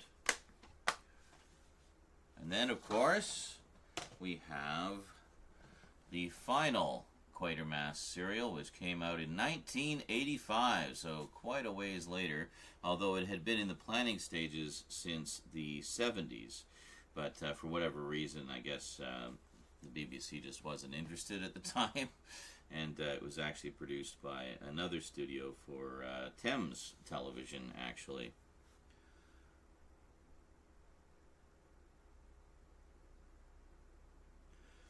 So in this case, we actually have two versions. We have the original serial version, and then we have the Quatermass Conclusion, which is the cut-down feature edit. Quite nice, and quite a sizable book as well. I was really lucky to get this one because it was only ever released from Network, which is the sadly now defunct British label that carried a lot of British television and films. We have a pretty good sized booklet in this one as well. I'll give you a look at that in a sec. So inside we have just the contents of all the discs on the inner sleeve. If I pop this out. I'm not going to bother taking all that out. You can see it for yourself there. Get the gist of it. But yeah, reaction to this one was kind of mixed. I really enjoyed it personally because I thought John Mills was terrific, and I've always been a big fan of Simon McCorkindale as well. So it was great to see him in this. Yeah, it also had a few other familiar faces in it. Actually, I recognized. There was one character in it was working at astronomical radio telescope type thing, scientist guy, and he was in a Doctor Who story that I remember specifically as an over the top chewing the scenery villain who was a space pirate. It was in a story, a Douglas Adams written story. I actually talk about other notable writers called The Pirate Planet. And it was one of the several interconnected stories for the Key to Time saga. So anyway, the pirate captain is in this as a decidedly less bombastic and much more pleasant character. Yeah, I thought that was pretty funny.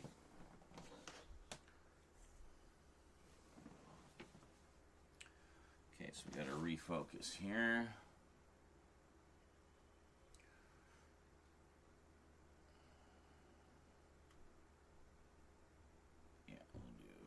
Text there. Actually, it looks pretty good, but we can get it a little tighter.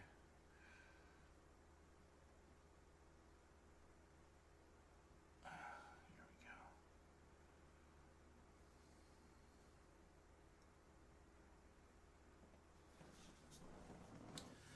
So here is the booklet. Viewing notes again. Keep saying viewing notes, but it's not like viewing notes. It's like behind the scenes goodies. But I guess viewing notes sounds a little more classy. I don't know. But I'm not going to give you all the pages here, but you get kind of the gist of it. So at this point in time, I've only watched the miniseries version. I didn't really see much point in watching the cut down version. But I understand the cut down version is a bit of a tighter edit. It cuts out some of the more meandering bits in the middle. But I don't know. I like a good meander, you know? So I don't mind those bits. I like the sort of slow burn that a lot of these stories are, as they kind of build on the tension and whatnot. Great stuff.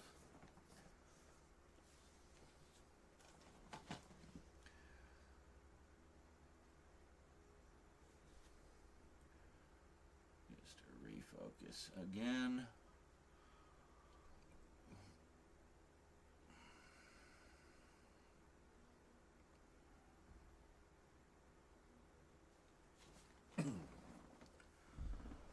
And there we go. So I was quite lucky to get this one because I picked it up fair ways after Network closed their doors, and well, their entire library is technically out of print now. So I was really happy to find this for basically regular price. I don't remember what regular price was, just that it was quite affordable, and I couldn't pass it up. Let's see. Now it's too close for the DVD size, so we're gonna have to move this up a bit if we can.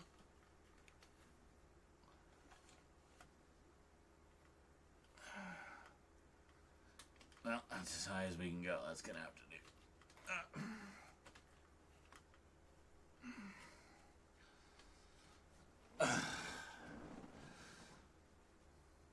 Oh, it like just fits. Holy shit. Okay.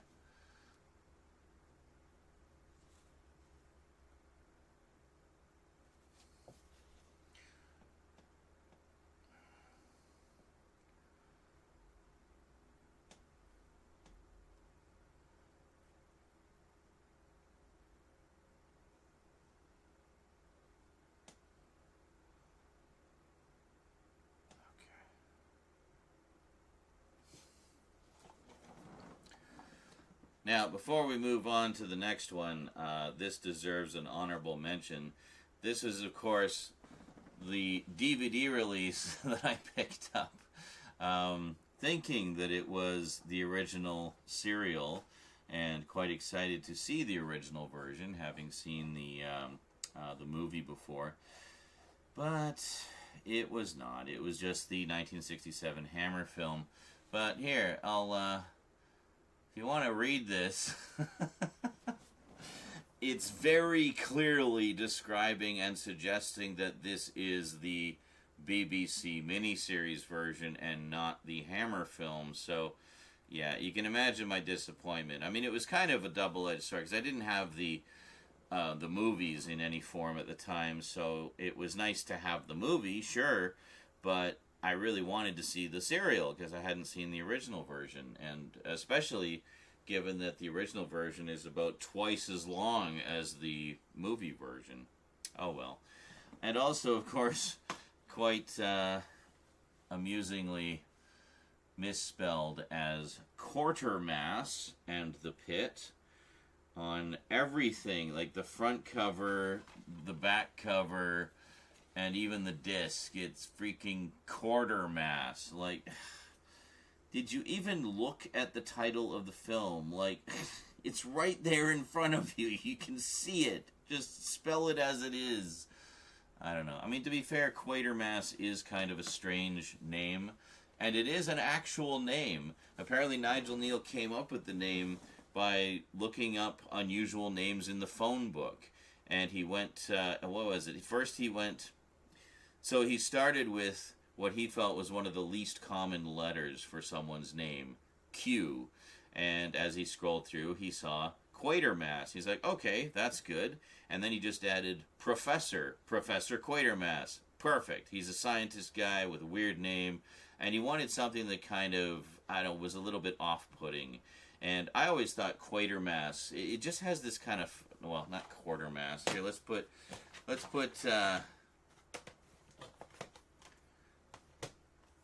here, we'll just put this one here for the moment, because looking at that other one just annoys me. So something about the name Quatermass just suggests I don't know. There's just something I can't put into words about it.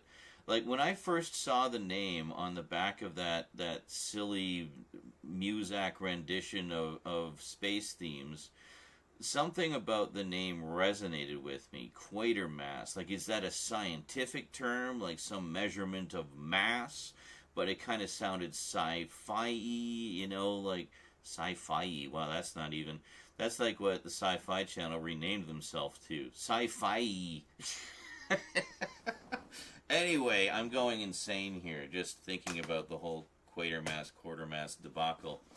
Last, but most certainly not least, in 2005, at long last, we had... Oh, actually, I should mention that even though they only recorded the first 2 episodes of the first serial of Quatermass, there was talk of doing a live reenactment of it with the original cast, using the 2 film-recorded episodes and then reenacting the remaining 4 and presumably recording that.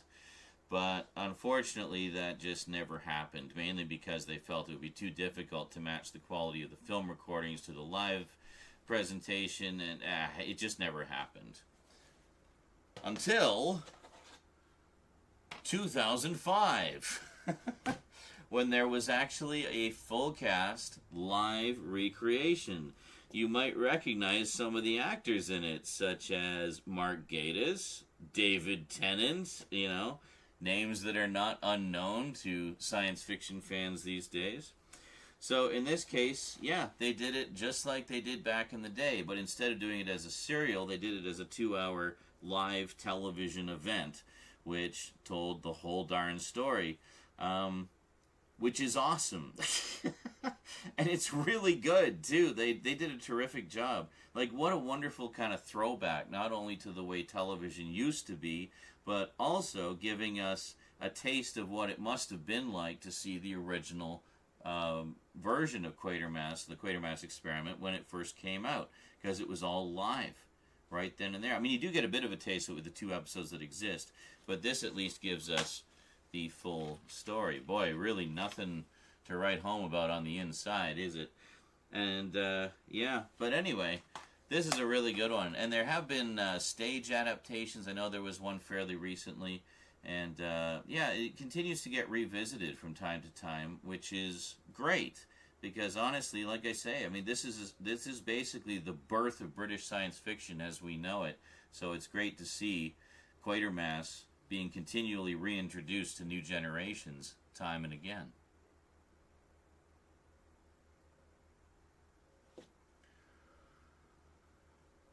Oh, it occurs to me, I'm really close to that microphone and I'm just yelling. We might have to make some adjustments to the audio. Anyway, Quatermass. Done!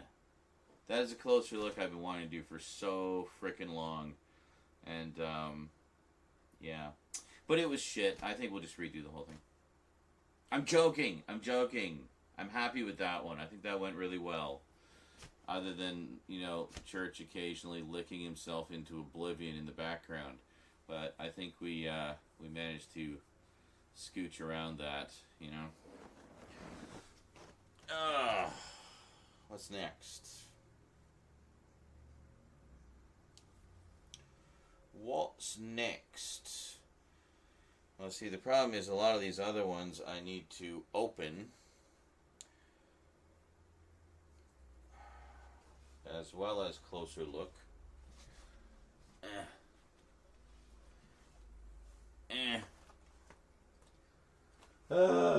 Okay. You like meandering bits? Nah. That's impossible.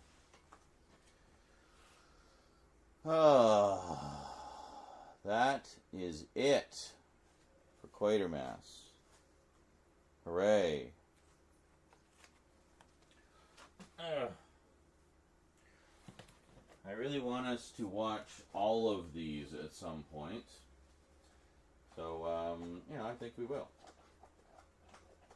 Church, knock it off. You're not accomplishing anything, dude. You're just frustrating yourself. Yeah, I think I'll put X the Unknown in with the Quatermass because it's kind of peripherally related.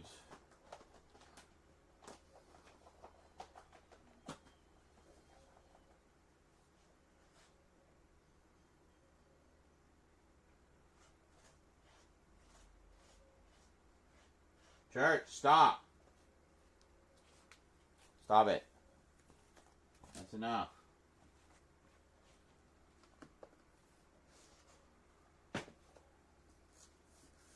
One more lick just to be defiant. Yeah, I know.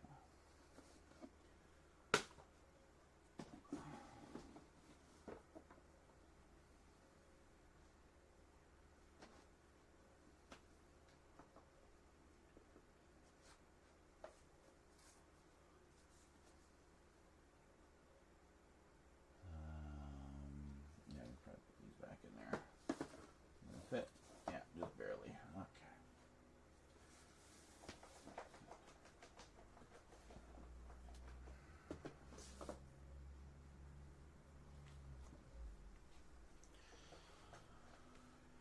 Oh,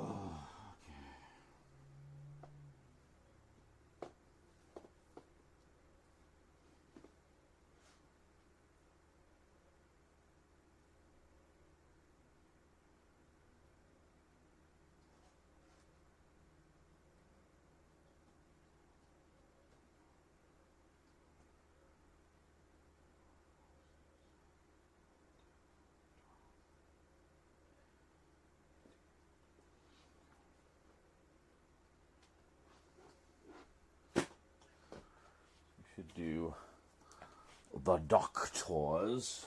That's not a big one. Just get a big one out of the way. We won't have to keep adjusting the focus on this one because they're all just straight up DVDs. And there's some Blu-rays that are basically the same thickness as the DVDs.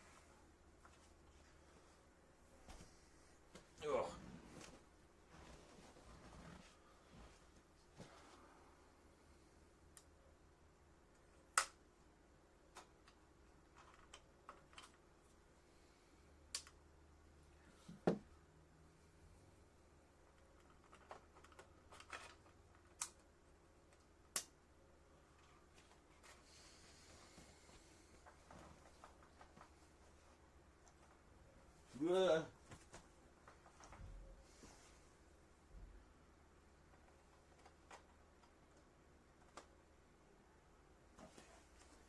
What's up, buddy? Oh, he ran off. Maybe he's finally going to my window. Please go to my window. Hang out by the window.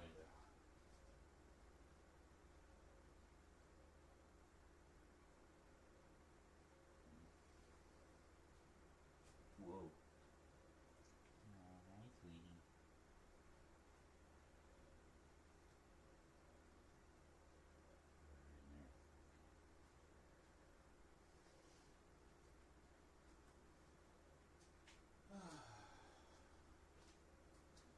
Nope. He just went to take a dump. Kitty dump. How long have we been going? 8 hours, eh? Cool. 8 hours of free entertainment. I love volunteering my time. Who needs to eat? I'm gonna go smoke. I'll be back.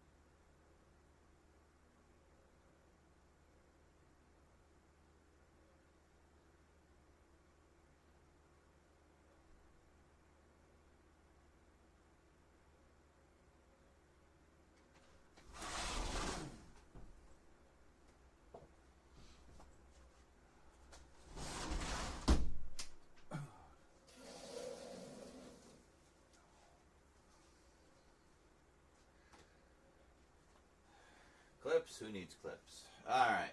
Here we go.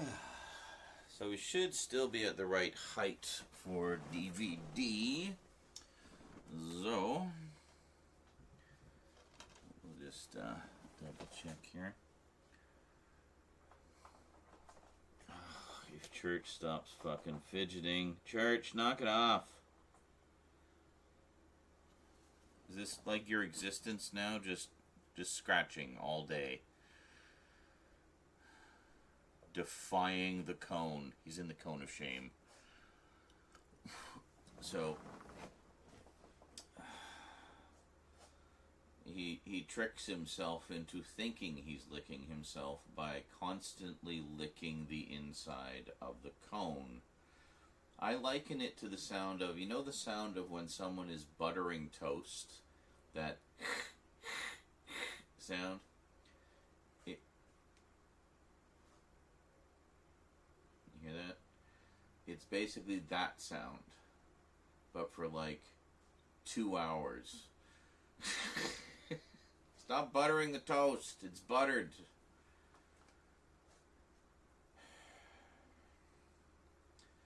And the problem is, it picks up on the mic. So I don't want like a closer look of constant toast buttering in the background. You know what I'm saying? Know what I'm saying? Know what I mean, Vern? Yeah.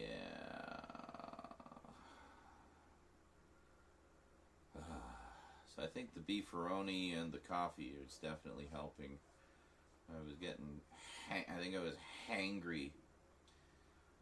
But I'm still a little edgy. It's the end of the month. I always get a little edgy this time of month. When the dono goal is like not even at 50% yet. Especially when I've been working my fucking ass off trying to get these videos out for you guys. Oh, and dealing with all of the malarkey surrounding that. So let's at least get our focus all set here. Okay. Here we go. This is perfect. Okay. So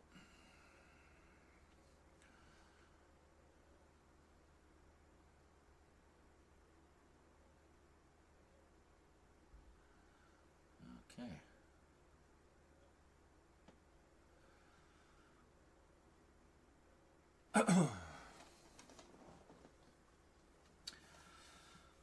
All right, here we go. We've got a lot to cover. So here we go, and there we go. We're going, and here we go.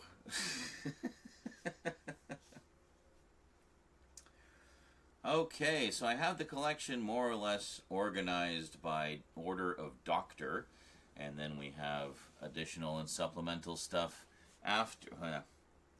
Okay, so I have the collection basically ordered. Wow. Okay, so I basically have the collection organized in order of doctor. So we're starting at, of course, doctor number 1, William Hartnell.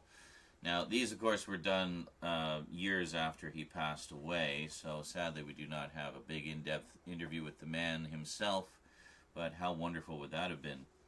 So, quite nice. You can see there, it just gives you a quick rundown on who we've got, and then if we open it up, you can actually see how it all breaks down. So we have an introduction by Keith Barnfather and Nicholas Briggs themselves, where they kind of give a little breakdown and some little behind-the-scenes stories about doing the interviews.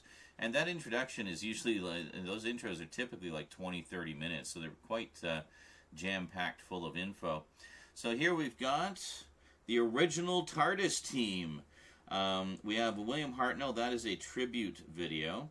And then we have Carol Ann Ford, Jacqueline Hill, William Russell, Peter Purvis, and Jackie Lane. Very nice. So a very good start, representing the early days of Doctor Who.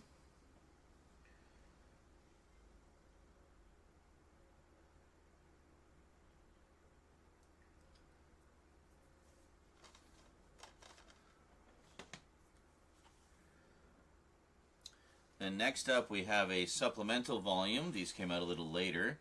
The William Hartnell years behind the scenes. Oh my God! Stop. So then we have the first of several supplemental volumes, and I just kind of slide these in between each Doctor because they are relevant to those eras. So we have the William Hartnell years behind the scenes. So these volumes are typically with crew members and, you know, not the cast, but the people who helped make it, who helped make the show, but the people who helped make the show happen behind the scenes. So here we have interviews with Verity Lambert herself. Yes, the lady herself, without whom Doctor Who would not exist. Waris Hussein, who is, of course, the director of the very first ever Doctor Who story. Great stuff. Those two are always interesting to listen to in interviews. I've seen quite a few interviews with them over the years. And then we have Donald Tosh, the John Wiles team, Tristram Carey, who I mentioned before, did a whole bunch of, who I mentioned in the update video, did a whole bunch of scores for Doctor Who all the way through the Jon Pertwee era. And then Flight Through Eternity, the Three Doctors, Volume 1. So that is a special presentation featuring a whole bunch of Doctor Who alumni giving their reminiscences and behind-the-scenes stories. Then next up, we have the Pat Troughton years. Yeah, so entering into the second Doctor's era. Very nice.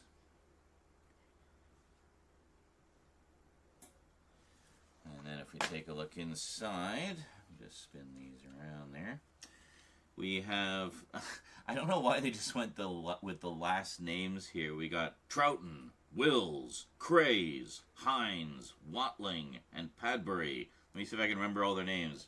Patrick Troughton, that is also another tribute video because this was done after he passed away.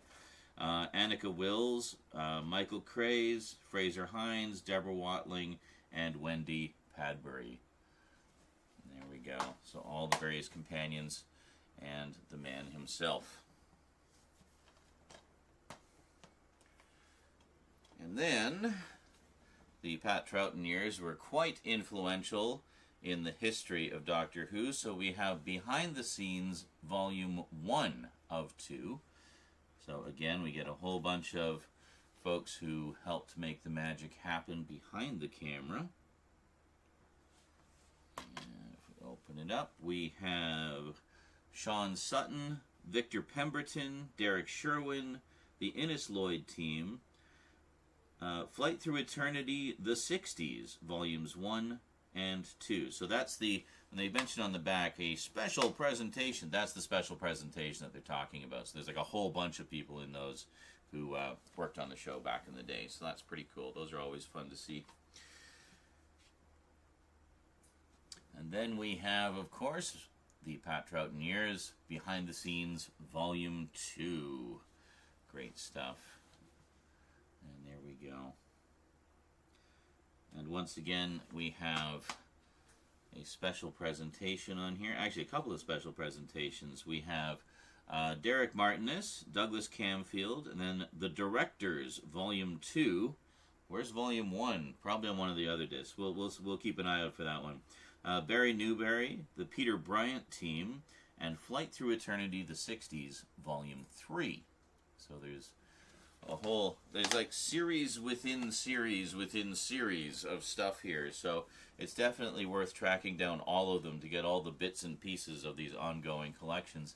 Then, of course, we have the Jon Pertwee years. Needless to say, lots of great interviews on this one, including with the man himself. Great stuff. And here we go. Well, you should know all of these names. We have Jon Pertwee, Katie Manning, Carolyn John, Nicholas Courtney, Richard Franklin, and John Levine. I like how we have all the unit team on one disc, and then we have the Doctor and his two primary companions, Joe Grant and Liz Shaw there. Very nice. I'm a huge fan of the 70s era, so that was, I think, the first disc I dove into. And then we have Behind the Scenes Volume 1 for the Jon Pertwee years. Very nice. And looking inside, oh, we have a whole bunch of like special presentations here. A full disc with a massive 2-part interview with Barry Letts and Terrence Dix. Like, if you know your Doctor Who people, those two gentlemen are absolute legends. Barry Letts was the producer through most of Jon Pertwee's era and helped to shape a lot of the tone of the 70s stories that we love so much. Terrence Dix, of course, not only wrote a whole bunch of stories, he was also the story editor for a while and wrote more... Oh, fuck, the cat's puking. Hold on. You okay, sweetie? Did you just puke everywhere again? You haven't been eating anything. You okay? Did you just burp? You okay, sweetie? You okay? Was it just a burp? Whoop! Did you just have a burp? I don't see any puke around. You okay? Stop, Church. Stop it. Oops.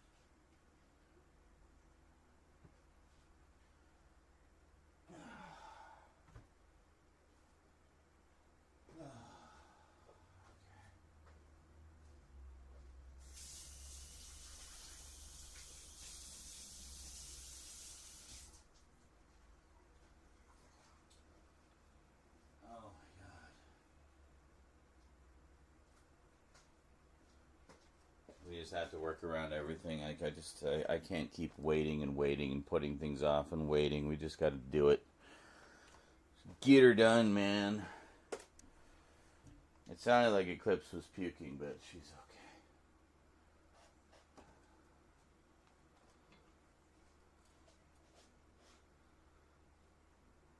okay.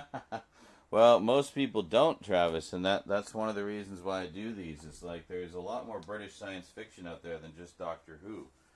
So, you know, I like to carry on with it. Or introduce people to them, you know. Expand your horizons. And, of course, wrote more of the Target novelizations than any other single person. And then we have Dan Houghton. The Directors, Volume 1. There we go. And then we have Flight Through Eternity, The Three Doctors, Volume 3. There we go. Church, stop. Church, stop. Church, stop. Fuck's sake, cat.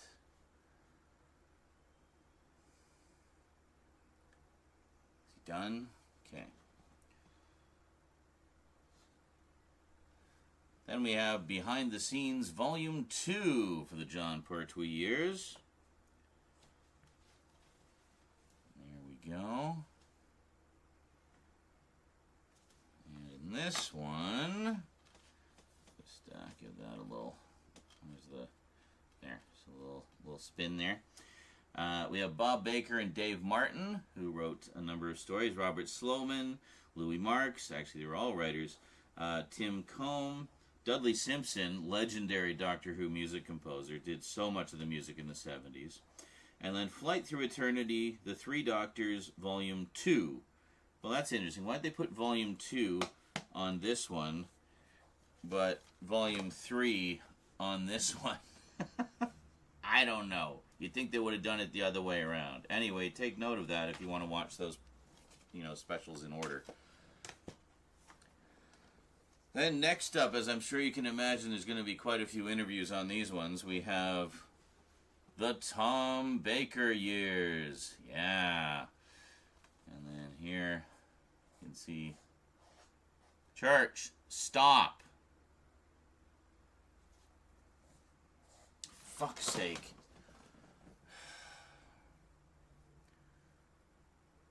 We'd be able to just go boom, boom, boom, boom, boom, get through this if the fucking cat would shut the fuck up. It's only church.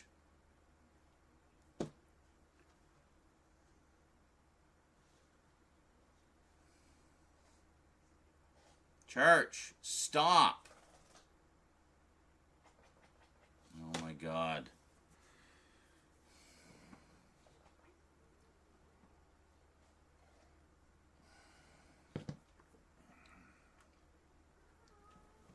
Yeah, I know. I can't help you. You just gotta tough it out, buddy. Uh-oh, that sounds like he's gonna puke. Are you gonna puke now? Yeah, hold on. Church, over here, please. Over here. I know. Just puke there, because it's easier to clean. Okay? Is it just a burp?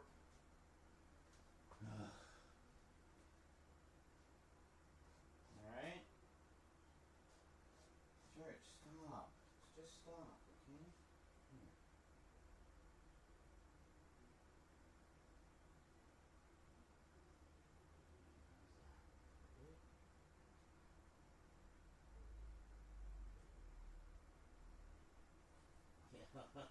Here. Yeah, you like that. Aw. There. That good? Feel better?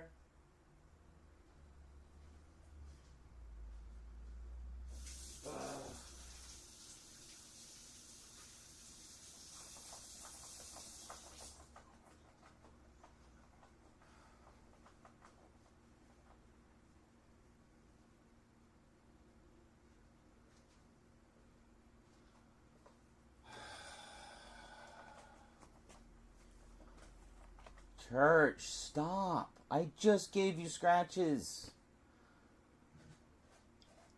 Oh my God.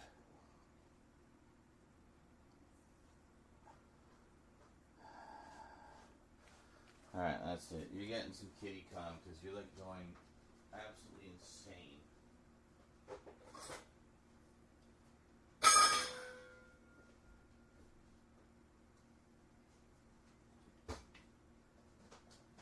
Hi. Want some treats? Want to get stoned? There we go. This should help you relax, buddy. You won't be freaking out so much. Alright? Yeah, I know you like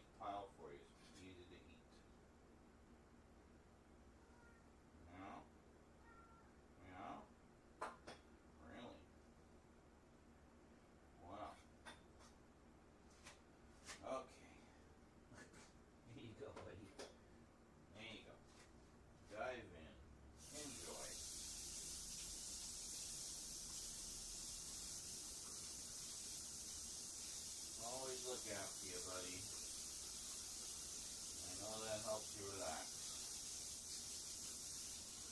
So I'm happy to help you out.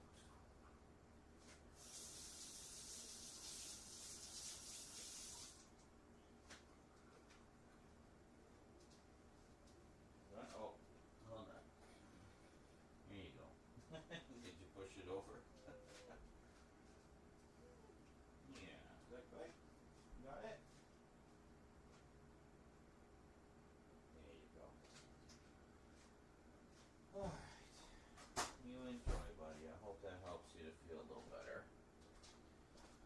Yeah, we got the kitty calm treats that, because he gets, as you can tell, like, he gets really anxious and, like, stressed out about it. Eclipse is so chill naturally, she doesn't even care, she's fine. But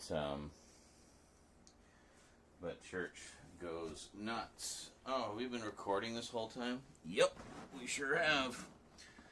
Wow, so glad I got all that recorded forever.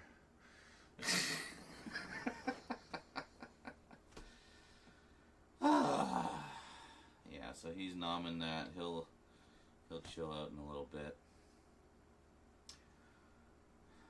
And it's not even that it puts him to sleep, it just relaxes him, you know, so he's not like stressed and anxious and freaking out. And he didn't puke, by the way. I think, just like Eclipse, it was just a burp. But usually when he does that particular meow, when he goes,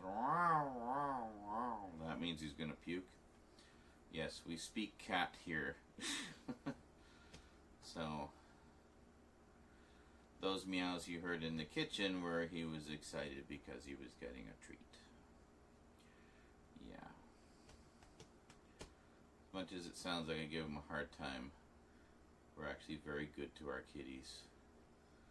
They just get, you know, it's frustrating. Just gotta double check. Sometimes he pushes the thing under the lip of the cupboard and, oh no, he's good.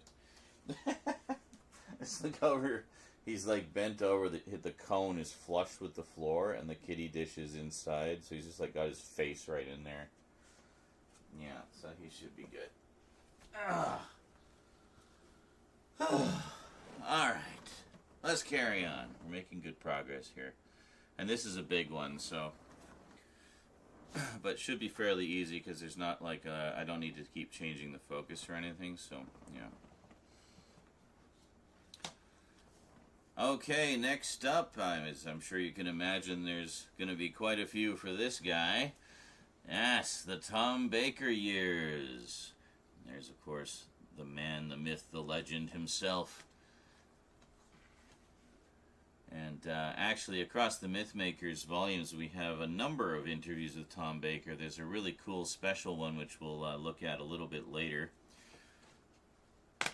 which I thoroughly enjoyed. So, here we go. So we got an interview with the man himself, Tom Baker. Sarah Jane Smith, Elizabeth Sladen, Ian Martyr. So cool that they got an interview with him because he died like tragically young. I think he was just in his 40s. But, so it's great that they actually got a sit-down interview with him. They've got Louise Jameson, who was, of course, Leela, Mary Tam, who was the first Romana, and John Leeson, who, why are we not recording? It wasn't recording. God damn it. Alright, let's try that again.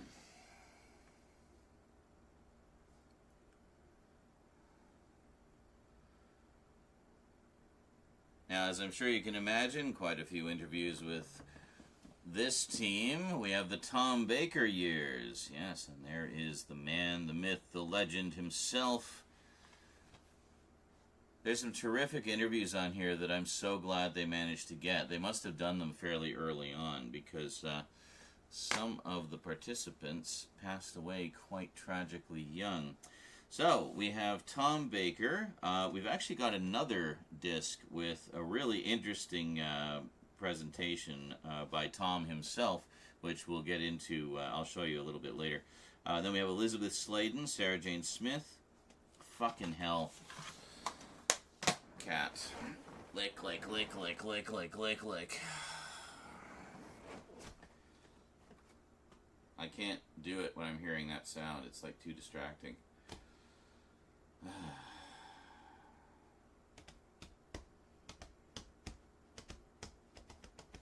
We would be almost done by now if I didn't have to deal with all this shit. Would be nice if Rose was helping. Church, stop licking. Go sit by the window. You're missing all the birdies. I yeeted him into my room, but he just turned around and came back out again. It's like, God damn it. Church, stop. Please. I'm begging you. You're killing me.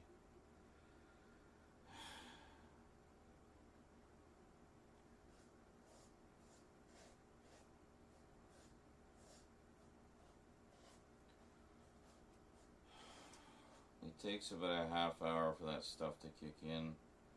Then you should relax and not be like so stressed and stimming and freaking out.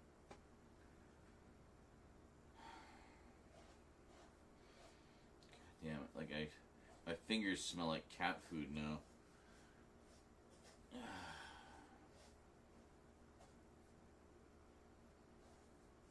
Church, stop!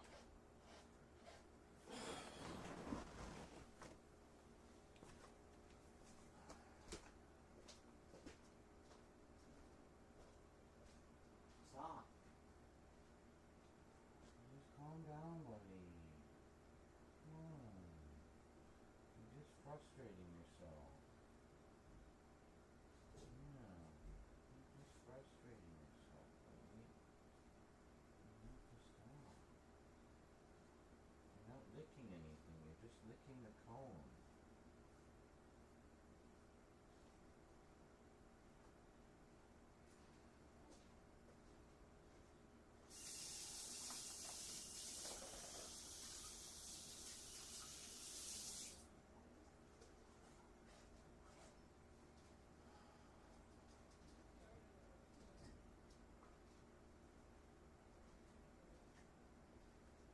Why don't you go sit at the window? The window's open. The window's open. Don't attack me.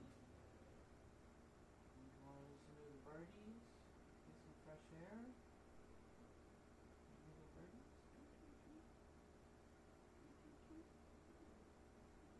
You hear them?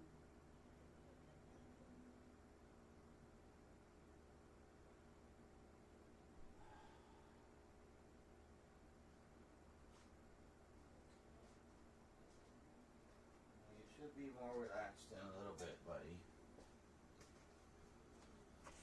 Well, he got some pets and got some love. As you know, you see that little face and you just can't stay mad at him, you know.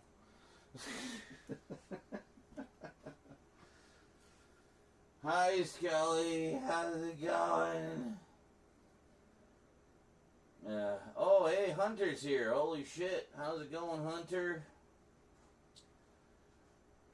I'm trying to do some closer looks, but Church woke up and now he's just endlessly licking his cone.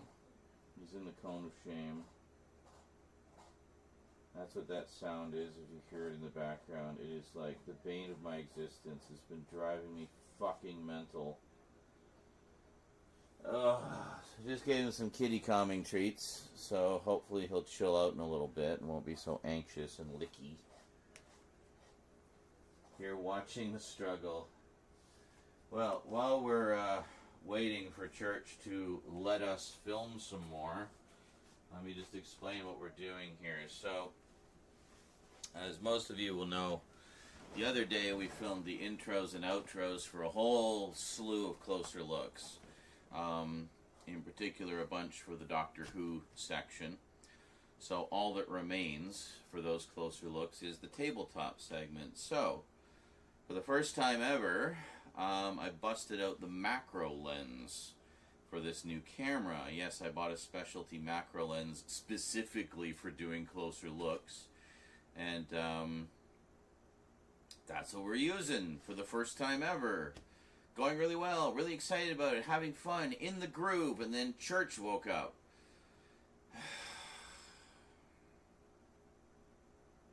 Been struggling all night with various things, just either just not feeling it or being hungry and angry, hangry, and just not getting into the groove. Thinking, well, maybe we'll do some editing, and then no editing, and then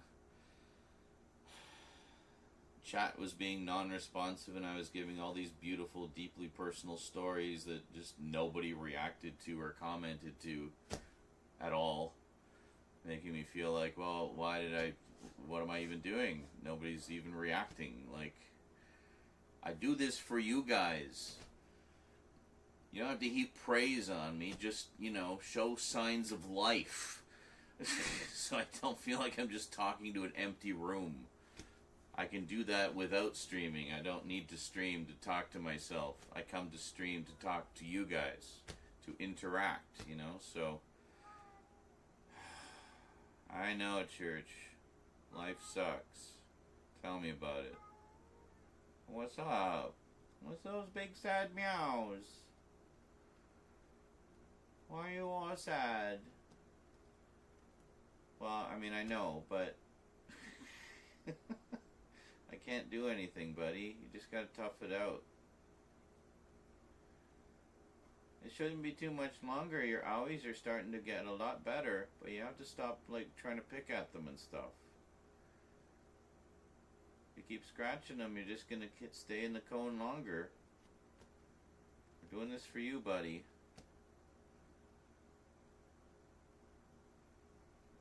I swear it's like he's listening to me. It's like, oh, okay, I understand now. Now that you've explained it.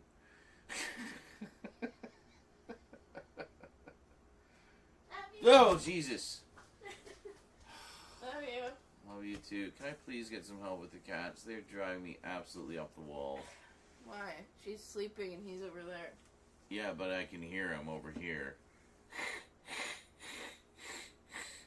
Scratch, scratch, scratch, scratch, scratch, scratch, scratch. I'm trying to do videos. Like, I have a very, big setup here. I need to work. And I've been going for over 8 hours and haven't had a single dono. So feeling a little unappreciated right now. So any help would be appreciated greatly. Oh. He came bounding down the hallway and went thunk, got half his cone stuck on the bookshelf. You gotta back up. He can't get past the bookshelf. Oh my god. Okay, that was funny. No. Do not go up there. Holy shit. Everything is meticulously organized and perilous here, so no. No, church. You're not going up there. Don't even entertain the notion. I gave him some cat calming treats, so hopefully he'll chill out in a little bit, but he didn't have any yesterday, so, what? He's you see him? You can barely see him there. Hold on. That's lunging. Move over a little bit. There. Give him good scritches and everything, and no, just stop. Stop being so intensely interested whenever I bust out the table.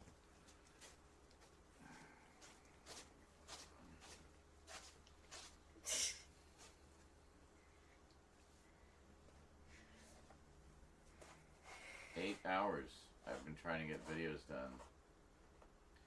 Hi, sweetie. I thought she was going to puke, but I think she just burped. And then he went, and I heard him going, so I ran down the hall to get him onto the tile, and then he was just nothing, false alarm, stop. You're not going up there. No. Don't even think about it, Cat. Seriously. You're not knocking... I already knocked the whole damn collection over myself. I don't need your help. Yeah, the outro for this particular one was unintentional comedy.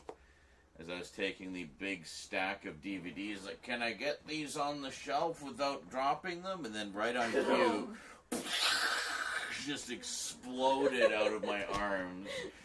I'm like, I guess not. So that'll be left in, of course. It was. Do you hear it now? Hi, Church. Oh, God. Aww. I love you, buddy, but you drive me crazy sometimes.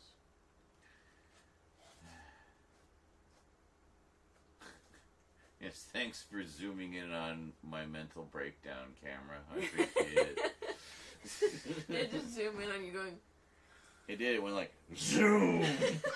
Right in on me. Come here, you.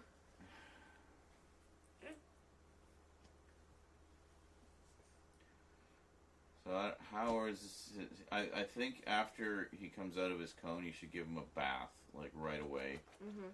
And, like, get all his owies as best you can. Give him a good scrub. Shampoo, everything, so that he's clean and as itch-free as possible. Eclipse will be fine. Eclipse is so chill, like, she'll just, you know, lick herself into a plate. No, don't. Just... He's seeing... He keeps hopping up trying to see what's going on. Church, there's so much crap you could knock over. Please don't come over here. I mean, I even had my bedroom window open. None of them showed any interest in it all night. Like, go look at the fucking birds. Oh my God, Church. Why didn't you just hover above the table? What? Well, let him look around, get his curiosity. That's fine if he goes from there because he's not, like, hopping into the pile. Mm-hmm. What? It's DVDs. You want to watch some DVDs?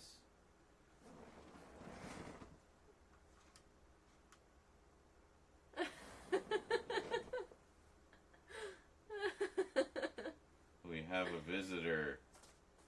What are you doing? You can't even see him. You won't see him on the macro lens anyway. It'll just be a blur. Yes? Don't get all comfy here. You're not staying here, bud.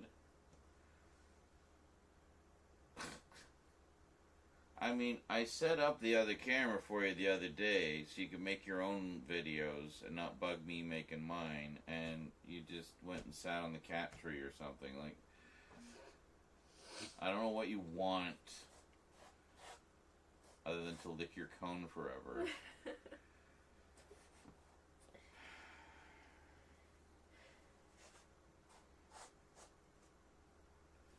Are you not entertained? I just can't believe that, like, all of this quality entertainment isn't worth a single goddamn red cent to anybody watching. Thanks.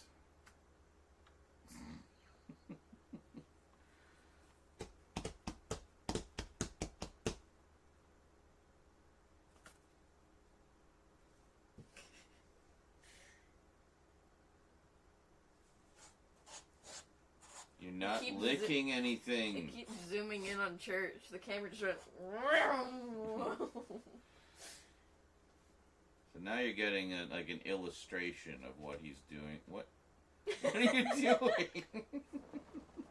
What are you doing? Get away from my DVD. Is he trying to sniff it? I don't know. What are you doing?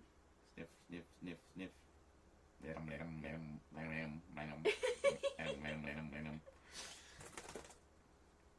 Well, you're able to scratch your armpit. Is that? Yeah, he's still, I don't know. He's trying. No. Get hair in my coffee, please. No, leave my finger alone. He got me good earlier, too. I gave him, like, good scritches, and he was all happy. He was even purring a little bit. Mm-hmm. And then as I walked away, he, like, took a swat at me. Literally hooked his claw through my shirt into my skin on my stomach. Ugh. Like, I felt it, like, fully hook, and it was, like, tugging at me. It's like, God damn it, cat. That's gratitude for you. Don't go up there with all the Christmas trees. Just don't. All of the things you want to do, don't do them. Yes, go down. Thank you. Go that way. Alright. Curiosity is Okay, satisfied. 1 sec. I need to see if I can do a thing. What is even happening right now?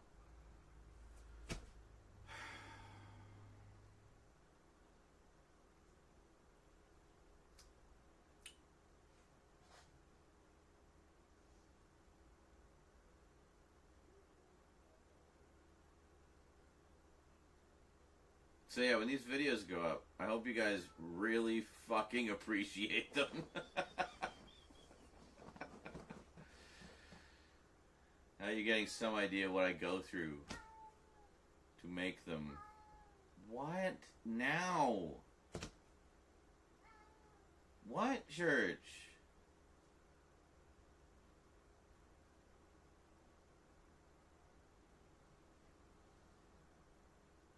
No idea what's going. Where did Rose go?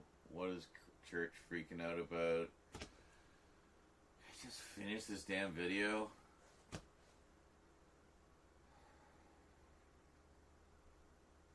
Well, we should be getting close to kitty calming treats kicking in. Meow. Yeah?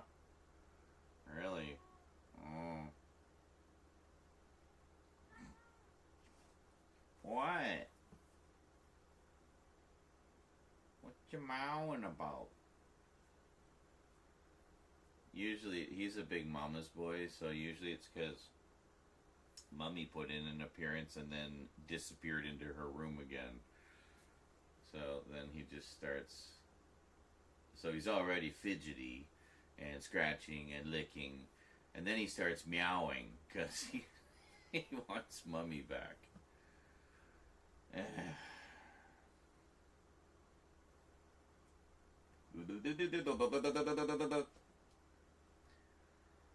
We have 3 stacks. We've got a little bit left for the first stack. Ugh.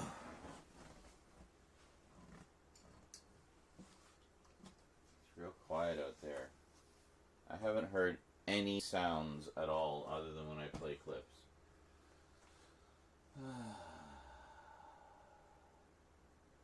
Yeah, he's basically saying, get this goddamn cone off me, man. Exactly. Trust me, if I was here during the story time, I would have responded. I know. It is much louder now. They're not Christmas trees. They are seasonal trees. Yes. Ow! That was my knee. I'm old.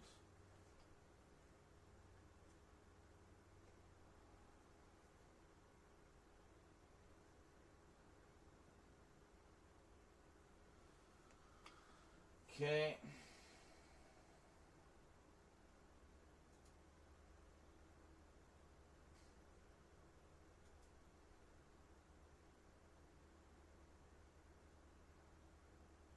Are we quiet now?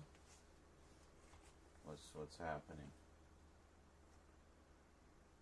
Hi, church. Are you zoning? Hi, Pitt. Are you zoning? Is everybody zoning? Yeah? What's up? Why? Where are you? Hi. Eclipse is saying little meows of hello. Hi. Well, I tried doing a funny and it wouldn't work. It wouldn't work. Hi, please. No. She just looked at me and started purring. She He loves us. Yeah. And you're so patient. You're just like dealing with it. You're not going batshit crazy like Church. Why are you so crazy, Church? Why don't you take a lesson from your sister? Huh? See how chill Eclipse is? How relaxed she is? She's not freaking out. I tried donating $5, but so that I could make Brian do a funny. Oh, I see. But I only have a debit card, so. Oh. Because it said credit card or PayPal. Yeah. So. It needs the PayPal. I can get PayPal in like a couple months. Yeah. Oh, does he need to be 18? Yeah. Yeah. Gotcha. Stupid. But yeah, I was gonna make Brian go meow, meow, meow, meow. It would be fun. Maybe one of the viewers could do that.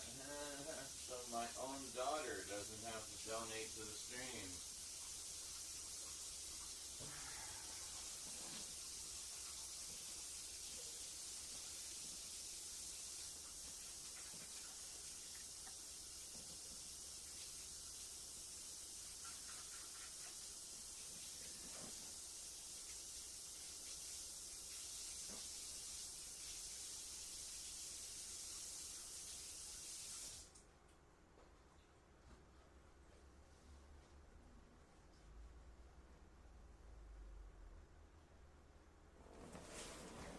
I'm gonna go read some Tommy. Bye. Alright, have fun. Enjoy Tommy. He seems to be calming down.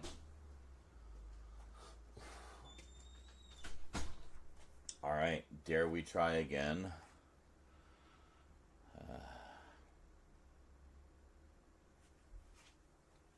Alright, maybe we can go in between the scritches. Oh.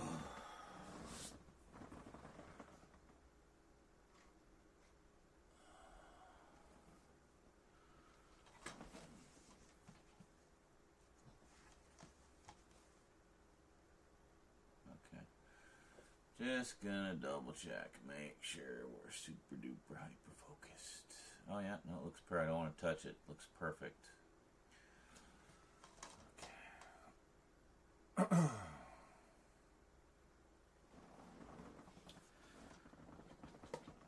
The second I press record.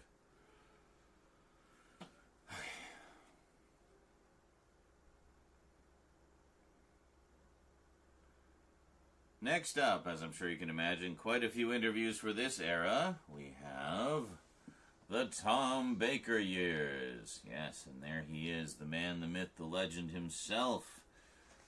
Let's take a quick peek at the back. Very nice. And then if we open it up, there we go. So we got an interview with the man himself. And with Elizabeth Sladen, who is, of course, Sarah Jane Smith. Ian Marter, that's really cool that they actually got a sit-down interview with Ian Marter, because he actually passed away quite young. I think he was only in his 40s. So it's great that they managed to get an interview with him.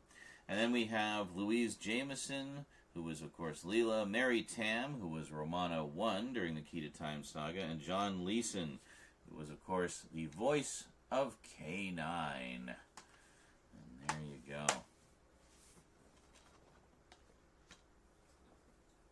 Church is drinking water. We'll just wait until he finishes. Whoa! We'll move you guys over a bit.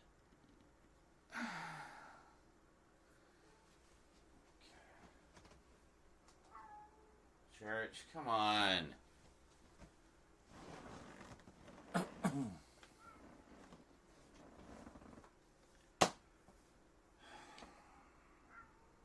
Church, enough.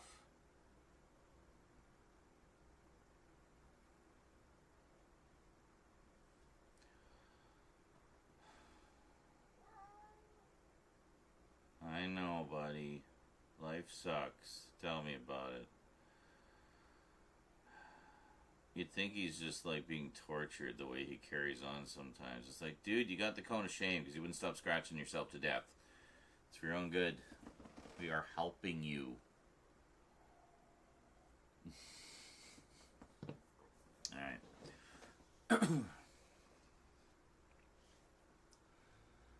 So next up we of course have Behind the Scenes Volume 1 from the Tom Baker years.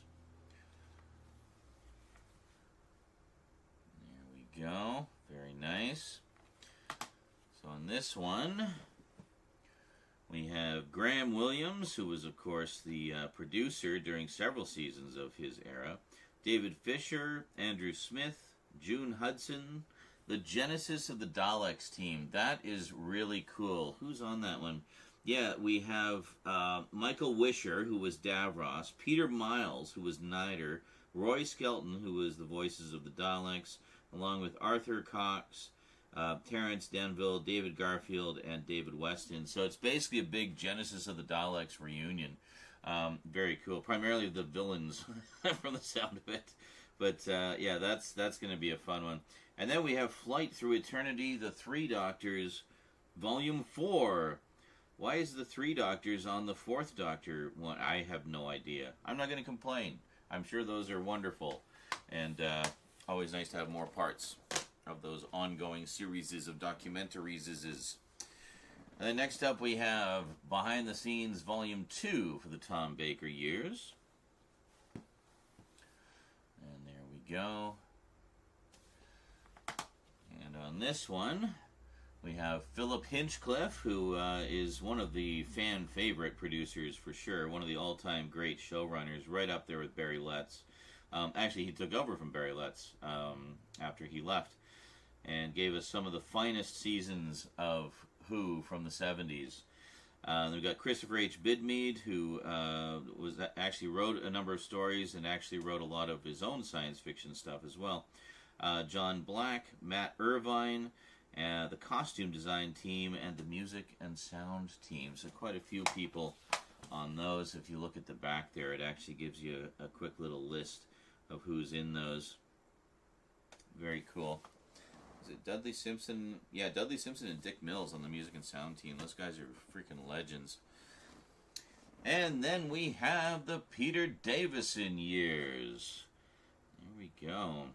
And this, I think, has pretty much everybody on it who was on the TARDIS team. So, let's get a little spin around there. We have the Peter Davison team, Volume 1, which is, I guess, a whole bunch of them together doing a group interview. Janet Fielding, Sarah Sutton, of course, Tegan and Nissa.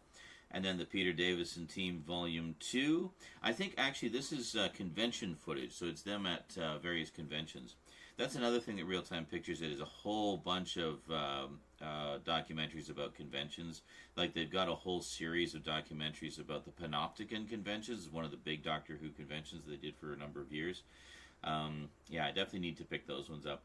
Then we got Matthew Waterhouse, of course, Adric, Mark Strickson, who was, of course, Turlough, and Anthony Ainley, yes, who was the main master from when I was originally watching it. Now, I guess the first time I saw the master was the so-called Crispy Master from The Deadly Assassin, and then later from The Keeper of Traken. But throughout most of the, throughout the pretty much the entirety of the 80s up until the end of the original series, Anthony Ainley was the master, and he was wonderful. Then we have the Peter Davison years behind the scenes. As you can probably tell, this is going to be a long one. We're only about a third of the way through the collection so far. And there we go. So if you take a look. So here we have Stephen Gallagher, Barbara Clegg, Peter Grimwade, Graham Harper, Margot Hayhoe, and Dick Mills again. There we go. Very nice. I recognize most of these names. It's just some of them I can't fully place because, you know, they're on the crew and such. But But I recognize most of them, as I'm sure most of you do as well, if you're familiar with the 70s and 80s eras. And then we have the Colin Baker years. There we go. Very nice. Yeah, he really got shafted by the BBC, I gotta say. But, you know, I think they more than made up for it with the Big Finish audio adventures. They finally got to play out his Doctor's arc the way they'd always wanted to. So, we got interviews with Colin Baker, Sixie himself, Nicola Bryant, of course. Oh my God. Perry. Nicola Bryant, of course, Perry, Bonnie Langford, Mel, Michael Jaston, the Valeyard, and John Nathan Turner. John Nathan Turner, who was the showrunner for a good number of years, from Tom Baker's last season right until the end of the classic series. Really interesting guy, especially to listen to, and he loved the show. And actually, he's one of the reasons it stayed on as long as it did, after it was kind of, you know, on the chopping block, or, you know, under heavier scrutiny from the powers that be at the BBC. And then, of course, Eric Sayward, who wrote some outstanding stories, and also some of the more violent stories that got them in a lot of trouble with Mary Whitehouse and such. But, yeah, great stuff.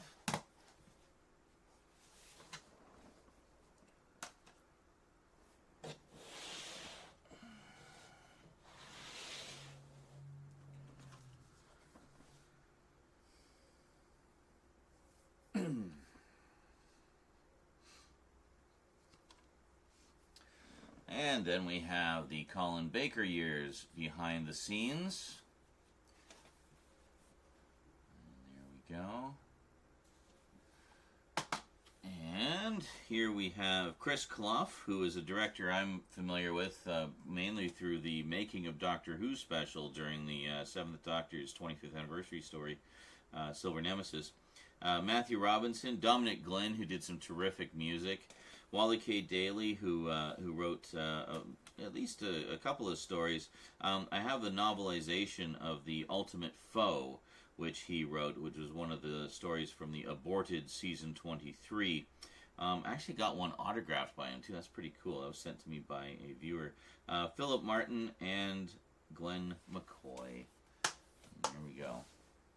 And then next up, we have, of course, the Sylvester McCoy years. Yes, the 7th Doctor himself.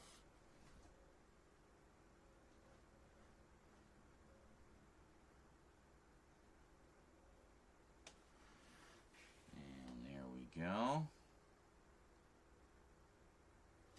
You can probably guess who's going to be on this one.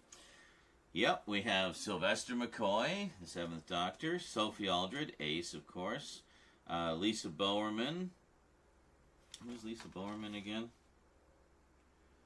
Yes, who played Bernice Summerfield, or Benny, in quite a number of audio adventures.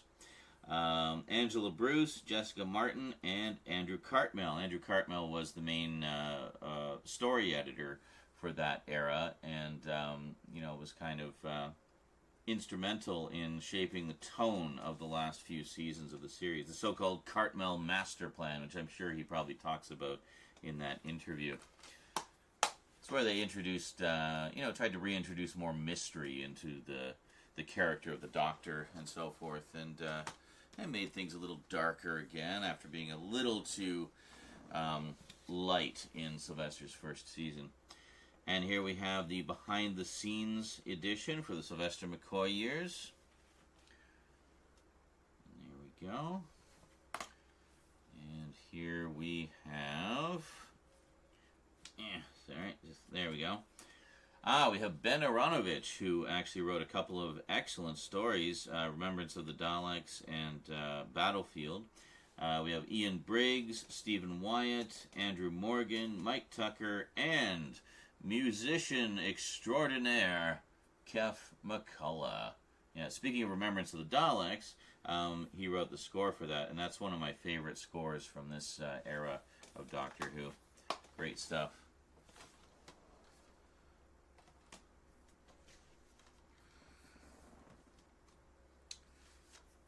Then, oh yes, they didn't leave him out. We have the Paul McGann years. Well, years. I don't know how much this dives into his audio adventures, which has been years. But on screen, we of course only had the TV movie, and more recently, for the 50th anniversary, we had the short episode that he did.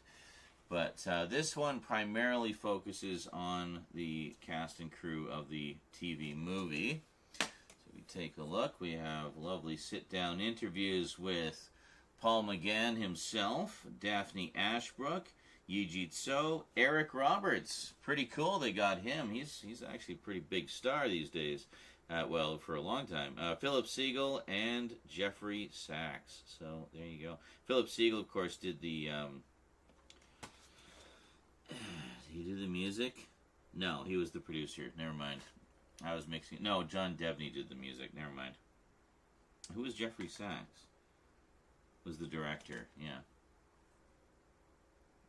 So essentially we have the principal cast, the producer, and the director. So everything you ever wanted to know about the TV movie, but were afraid to ask.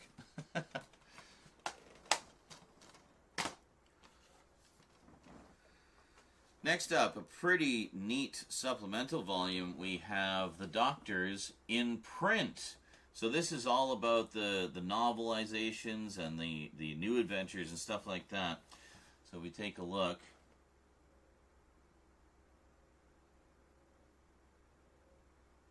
Yeah, it covers the Target Books team, Virgin Publishing, and Telos Publishing. Telos Publishing was kind of a fan-based one that did a lot of side stories that expanded on Doctor Who lore.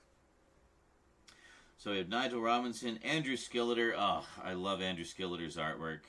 He was like one of the Doctor Who artists during the 80s and 90s when I was like most heavily collecting stuff about the classic series. He did a lot of book covers, a lot of posters, a lot of special artwork for Doctor Who magazine and all kinds of stuff. And he still does a lot of stuff. Yeah, great artist. Love his work. Jeff Cummins, the Target Books team, Virgin Publishing, and Telos Publishing. So you get like little documentaries that kind of cover all different aspects of those various eras of Doctor Who publishing. Very cool. So that's a really neat one to have, especially since, as you know, I've been collecting a lot of the novelizations and other books for quite some time. Next up, we have Doctor Who Monsters. Yeah, you can't talk about Doctor Who without talking about the Rogues Gallery of aliens and monsters, right? Very cool. So here we have, let's spin it around. I Was a Doctor Who Monster. That's actually a full-blown documentary. I remember when that came out and seeing ads for it in Doctor Who magazine. You can also get that separately. I think you can still get it, actually, on Real Time Pictures website as its own standalone disc. Ray Cusick, who, of course, was the original voice of the Daleks. No, he wasn't. Ray Cusick, who's, of course, the designer of the Daleks. Yeah, he's the guy who created that iconic design. Michael Wisher. We get a standalone interview with Michael Wisher, who was not only the original Davros, but was in quite a number of stories as various characters. David Banks, who was, of course, the cyber leader for pretty much the entire 80s era. Just an amazing voice, that guy. He did a lot of stuff about the Cybermen as well, and was quite active in the fandom and doing other sort of side media. And then Jack Pitt and Cy Town. That's very cool. What a great collection. And then we have more monsters. Oh, we know that guy. Good old Syl. Nabil Shaban himself. So we have... Well, there you go. An interview with Nabil Shaban. We've got Christopher Ryan, John Davies, Stephen Thorne, who played a few characters, actually. Terry Malloy, who took over as Davros when Michael Wisher left the role. Or Terry Malloy, who took over as Davros in the 80s. And Stuart Fell, what a wonderful name. He was both a stunt guy. Like, what a great name for a stunt guy. Stuart Fell. Yes, he did. Multiple times on camera and got paid to do so. But he also played a lot of monsters, probably more than anybody else. Like, he was just a a legend that nobody ever knew who it was, because he was either, you know, doing stunts or was in a costume. But next up, we have a threefer of sort of themed releases. We got the Doctor's Heroes. This one is quite interesting, actually, because, yeah, we have Trevor Martin. That's this fellow here, who played the Doctor in 7 Keys to Doomsday. What the heck is that? Some of you may be wondering. Well, that was one of the Doctor Who stage plays. Yeah, they did a number of stage plays over the years. And often they would just star actors from the show as the Doctor, but in that case, he played the Doctor, you know, and he was not on the show. So strictly the stage version. So it's neat that they got an interview with him. Damaris Heyman, who played the White Witch, the Good Witch in The Demons, classic John Pertwee story. Stuart Bevan, David Brierley, who was the other voice of K9. Jeremy Bulloch, I know who he is. I'll tell you what else he's done in a second, but who was he in this? Was, Hal the Archer and the Time Warrior. Of course, yes, I know exactly who that is. That's a great story, by the way. The one that introduced the Sontarans and introduced the Time Tunnel titles, like the Slit Scan title. But you guys might know Jeremy Bulloch as Boba Fett. Yes, he was the original Boba Fett. Well, the man in the costume. I guess he was also a stunt guy. But and then finally we have Andrew Hayden Smith. Great stuff. What a terrific collection. I know I'm saying that about all of them, but quite frankly, they're all terrific collections. And you can't have heroes without villains. Our heroes need someone to fight, right? So, on this one, we have a special tribute to Roger Delgado, the original master. Got Ian Colliard, Bernard Archard, David Gooderson, Peter Miles. Peter Miles was in a ton of stuff as well. I mentioned him earlier. He played Nider in Genesis of the Daleks, but was also in a number of other stories. And Julian Glover. Julian Glover, freaking legendary actor. I always thought it was a bit of a coup that they managed to get him in this. He played Scaroth in City of Death, which many consider to be the best story, one of the best Doctor Who stories of all time, but certainly the best one of Graham Williams' era as producer. And they weren't quite done yet. We have heroes and villains, so we got a nice mix of both here. There we go.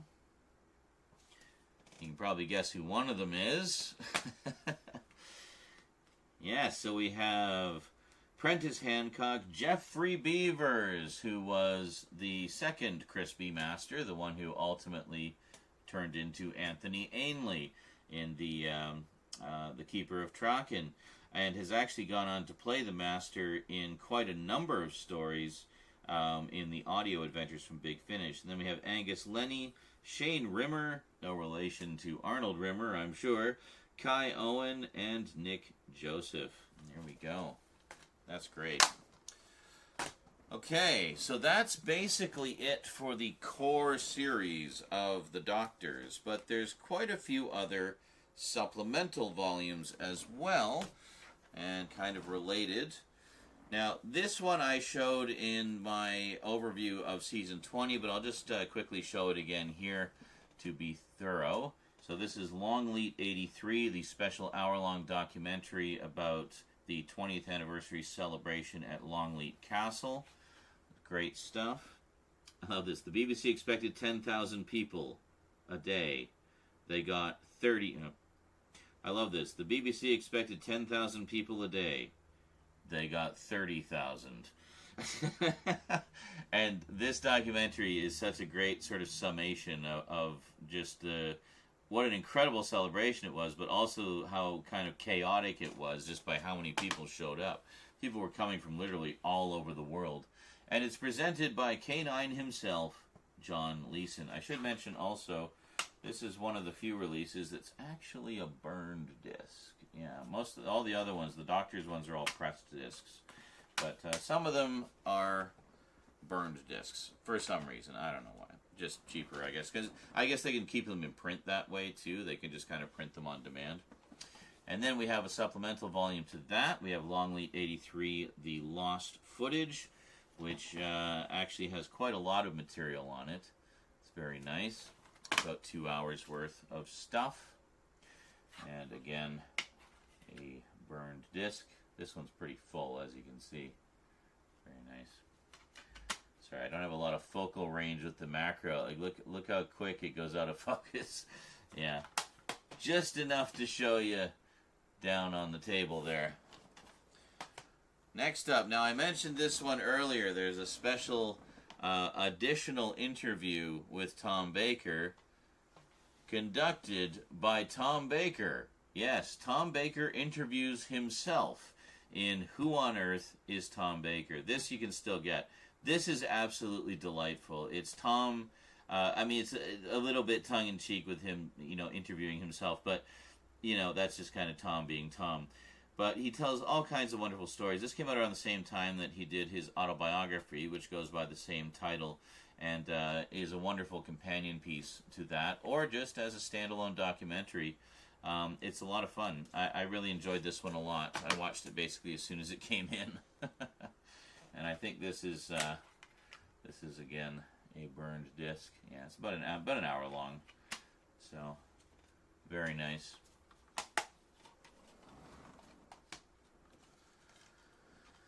Then, in addition to documentaries, Real Time Pictures' first sort of claim to fame was doing fan films and sort of supplemental fiction set in the Doctor Who universe.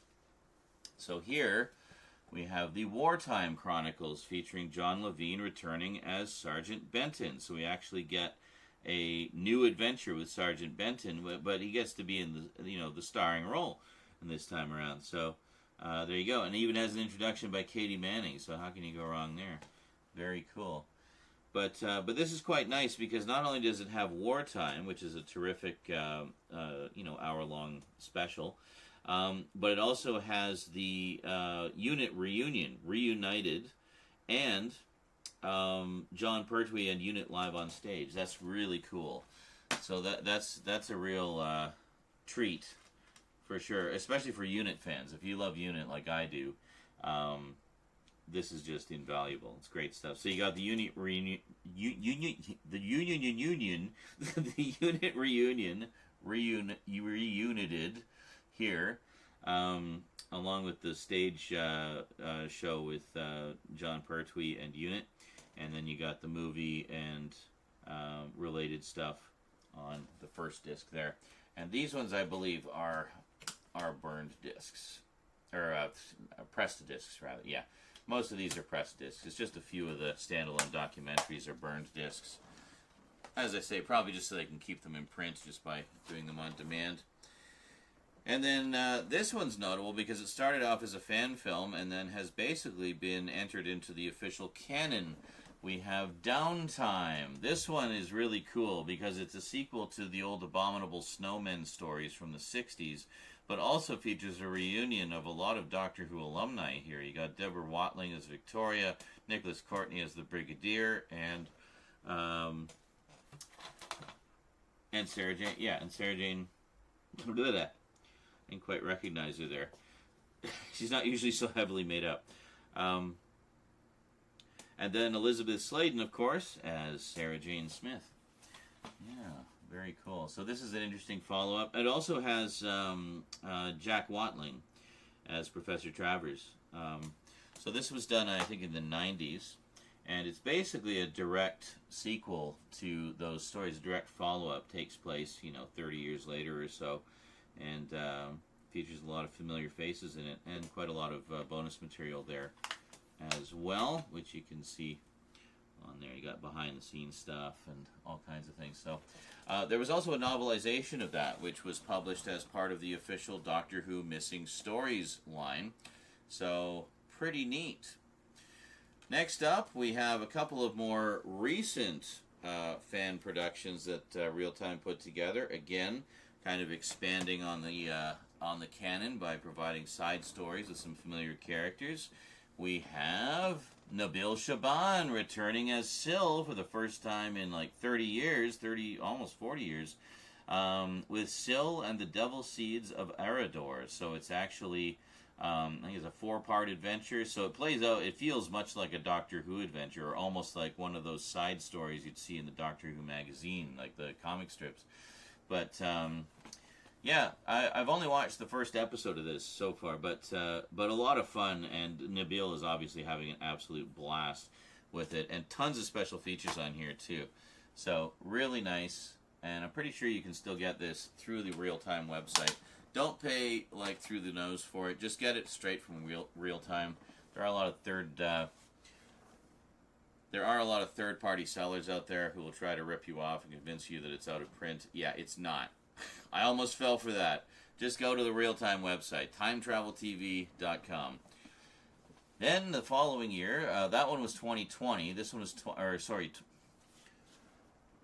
so Syl and the Devil Seeds of Eredor was done in 2019, and then in 2020, they got Damaris Heyman to come back as the White Witch of Devil's End.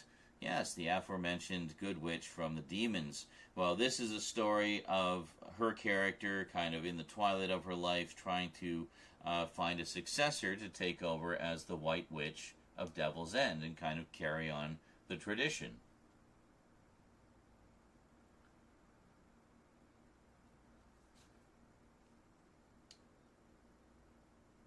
As kind of the protector and guardian of the town. So it's a very nice kind of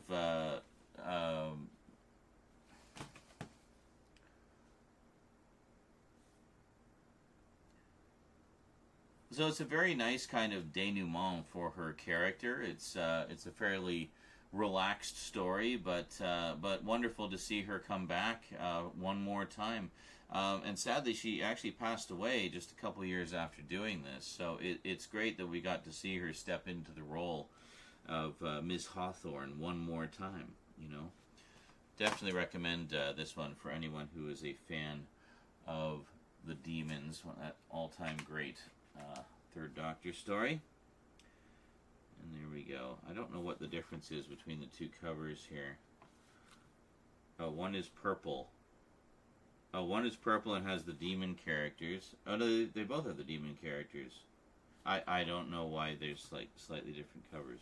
I don't know. If you prefer purple or green, you have your choice. Is it purple? Or does it just look purple?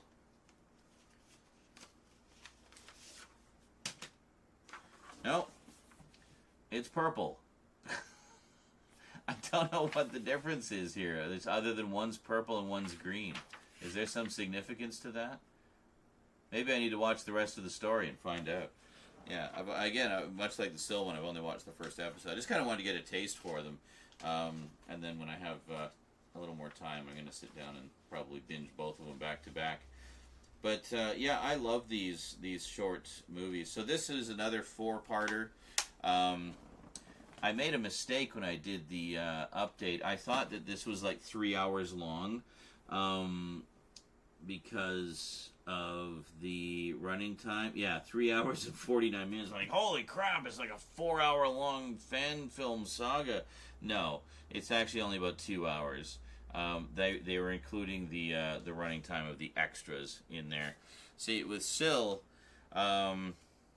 where is it here? Yeah, with Syl, they actually divided it up. So you have 100 minutes for the show, 60 minutes for the special features, but for here, for some reason, they just combined it all together. Hence my confusion.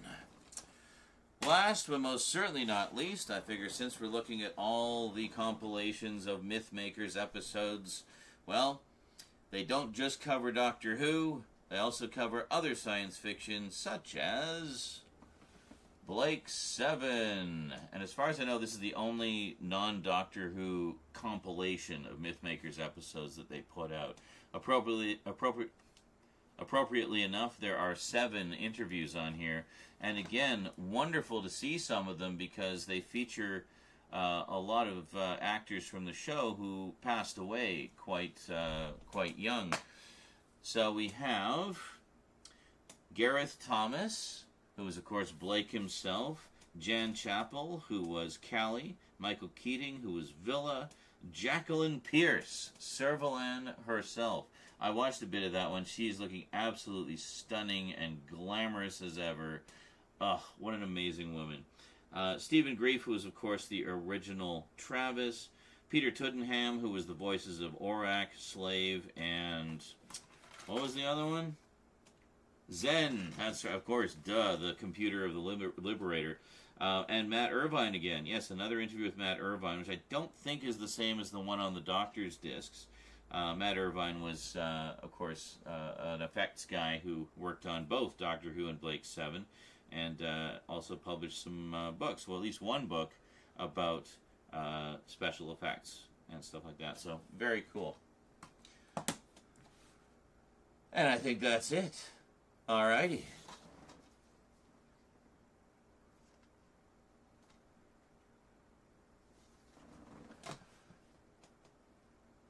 And with that, we have reached the end. You made it.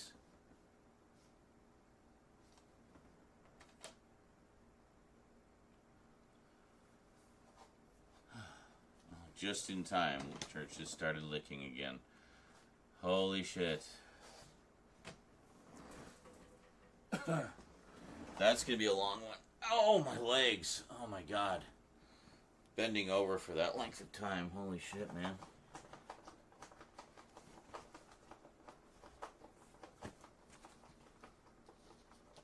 Church, calm down, buddy. Calm down.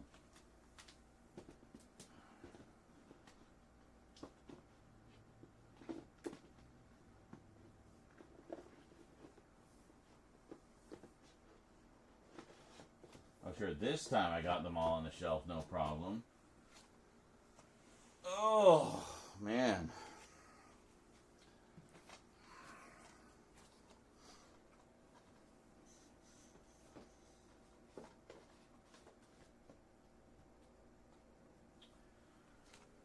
All right. Oh, stretch the legs. Holy shit. Whew. Vermin Art. How's it going, dude? What was this? Same. I would have responded to story time. Oh. Currently battling, doing loads of stuff, and my arm hand is dealing with, and my arm and hand and dealing with people. Bloody people! Yeah. I hear you. People suck.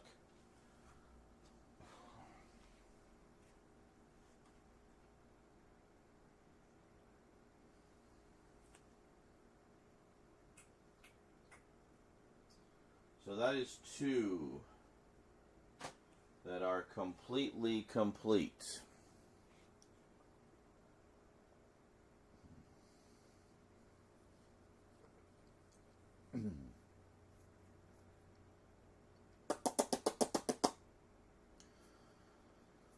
What else? Well, I mean, I guess we might as well finish all the Doctor Who ones, eh? Since those are the ones we've been going like gangbusters doing. Doctor Who?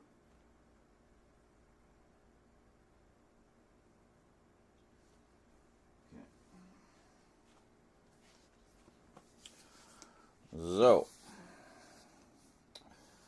we have the 2 season sets.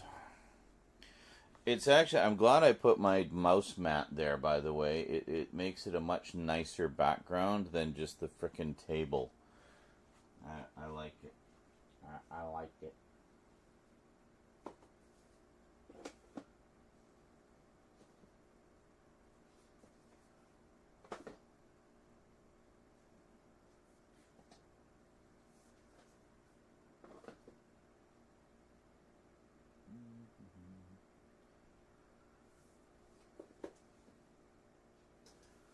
Right.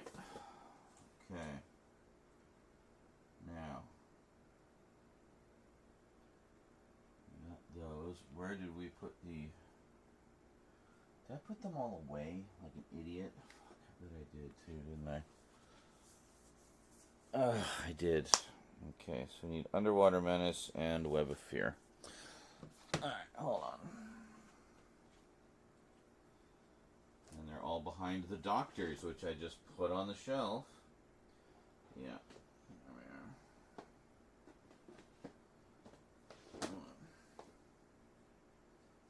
Underwater Menace.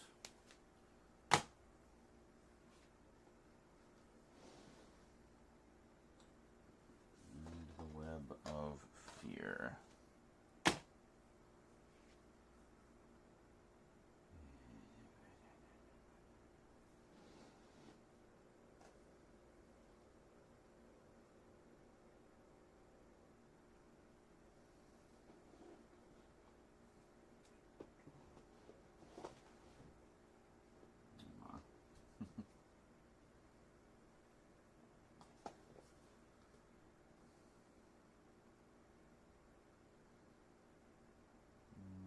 Nope.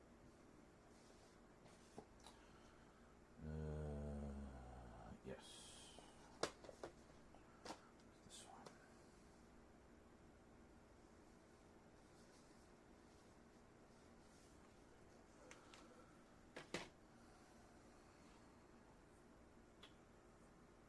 What else?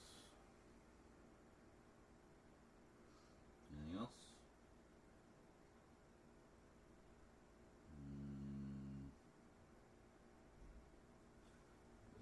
Think that's it.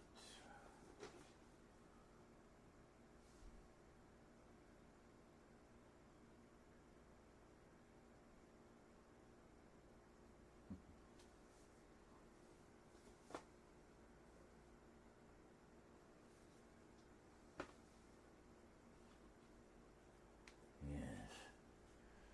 Yes, indeed. Yes. Yes.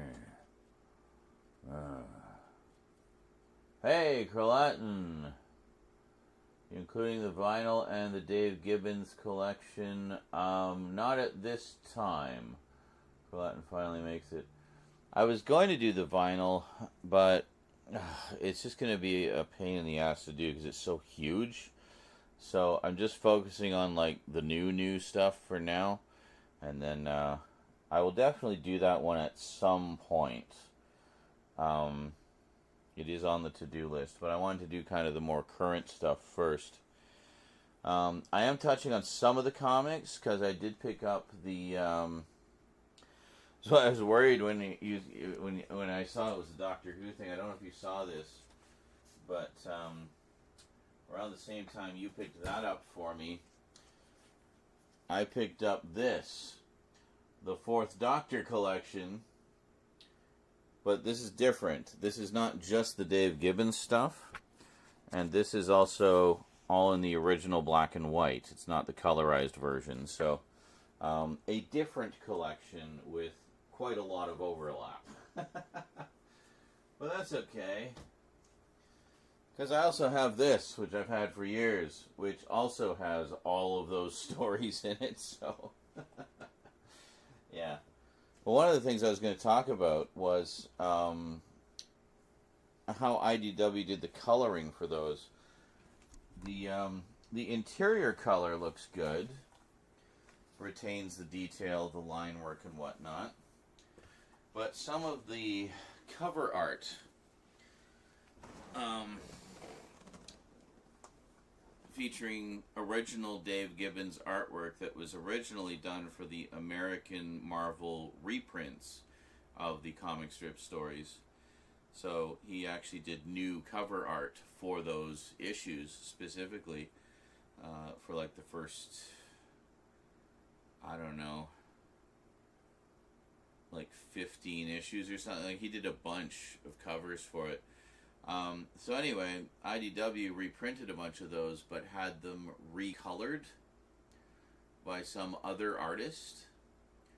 And in his signature, it's Christopher Hutchison or something, and it's so it says art by Christopher Hutchison over Dave Gibbons, So you basically painted over all of the Dave Gibbons line work to make it more painting-like, I guess. And some of the results are nothing short of horrifying to me. Especially since Dave Gibbons does some exemplary line work in his art. Why would you paint over that? Like, color it, sure. But why would you paint over it? You are not Dave Gibbons. You do not paint over Dave Gibbons. So, the other day I was pulling some cover scans comparing the Marvel versions, which retains all the line work, has very bright, vibrant color, and the redone paint-over versions that were done for some of the IDW Doctor Who Classics reprints. And, I mean, it's when you see them side by side, you're like, holy shit, they just butchered that artwork. Absolutely butchered it. So, yeah, thankfully, the same guy was not doing the coloring, I guess, on the interior art. So the interior art is colored in a more traditional way that retains all the detail of the line work and just has really, you know, more shaded artwork than the flat, more vibrant color of the original Marvel versions. I wish, honestly, we would just get a collection of the Marvel version, because I actually prefer that vibrant color, which I think is more appropriate to the era, honestly. But, I guess I'm in the minority there. I'll just have to find the original issues. The original issues, too, were all printed on Baxter paper, so all that bright, vibrant color still looks good today.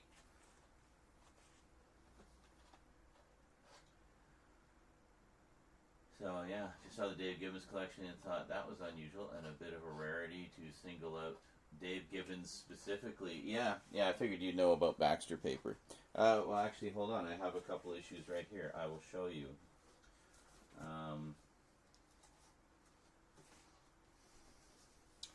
Yeah, so for example, this is one of the issues. Kind of hard to see. You can see the here. Actually, I'll show you. Let me show you. I found the actual artwork. I'll show you the scans, then you can actually see everything a little more clearly. Hold on a sec. Les Church is licking again, so we might as well do something else while we're waiting for him to stop. Church, stop. Thank you. No. Church.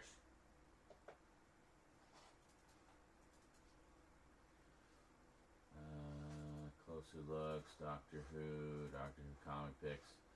Alright, so first off, I think it's issue 5. Yeah. So we'll pull this up. So this is the original artwork. You can see, I mean, clearly Dave Gibbons' style, if you know his style, which I'm sure you are intimately familiar with from 2000 AD. This is one of his comic book companions, Susan. Interesting that they had a companion of color in 1984. Well, I guess even earlier in the original strips. So this is the original artwork. Very nice, eh? Isn't that nice? Lovely? It's great. So let's see what they did to it. Let me just find the highest resolution one.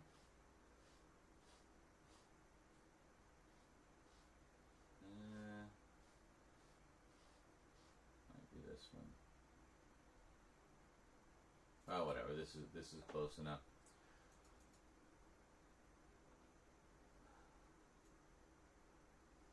What is up with her eyes? Look at this version. Looks evil, menacing. Derp. Evil, menacing. Derp. Oh, but wait, it gets better. It gets better. Let's look at Susan. Cowering in terror down here. Oh my god, Doctor, save me from the evil Time Witch. Are you ready? Are you ready for this?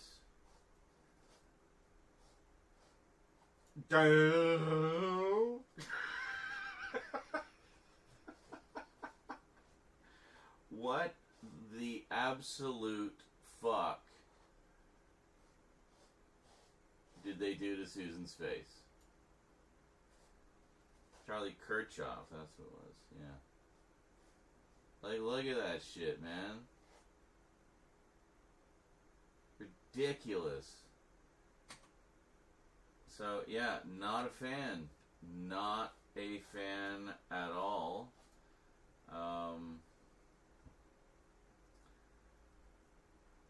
Yeah, and then there was, what was it? Yeah, there's this one. Where we have the doctor punching out the doctor. What's going on there? Oh, I didn't realize there's a big smudge on the camera, on the scan there. Oh, well, whatever. I don't think this one is as bad. But, hold on a second.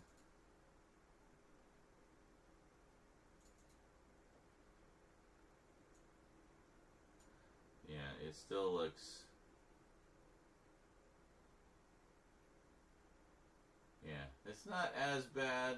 That's alright. Take a little more care there, I think. But it's... God, that Time Witch cover is just awful. Yeah, oh, and then there was, yeah, there's this one. This was originally a wraparound cover, by the way. Like, what are they reacting to? What is K9 shooting? What is even the Dalek scared of? What about this werewolf guy? What's he looking at? What's going on there? I don't know. Something.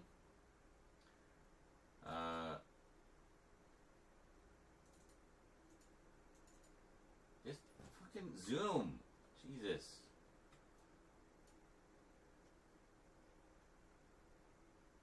Alright, so there we go.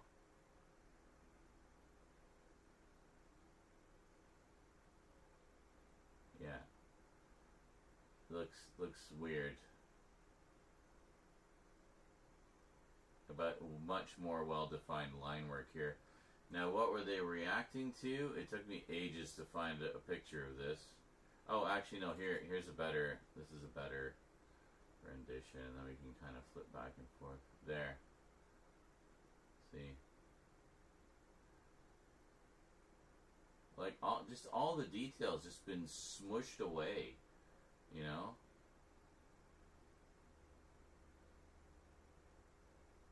God, it's just awful. The more I look at it, the more it just angers me. Like, most people would just think that's the original artwork, because they're not going to know that it was originally for the Marvel comics back in the 80s. But, I mean, if they saw, like, the original artwork and just that crisp, clean, beautiful line work, like, fucking hell, man. Anyway, what are they reacting to? This. There's like a whole bunch of shit going on. There's like monsters busting out of the cage. Even the Daleks are scared. One of these Daleks is getting fucked up by a dinosaur dude, you know? Like, what is even going on here? Why would they not have that in the cover as well, you know? Like, this cover is great. Like, this was one of the ones that got me interested in the comic. I was like, oh my god, Doctor turning into a werewolf. That looks rad. Dare we see what they did to it? There it is. Yeah, still kind of...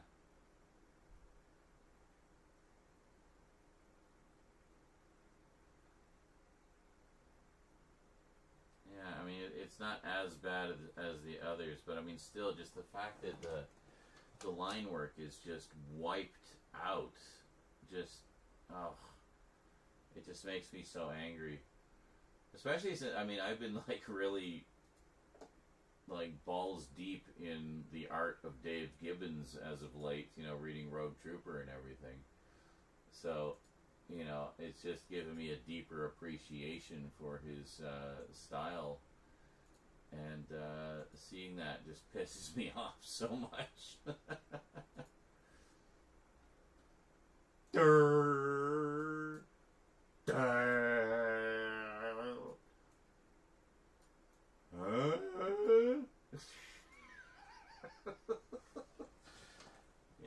Time Witch one is by far the worst of the lot. So I will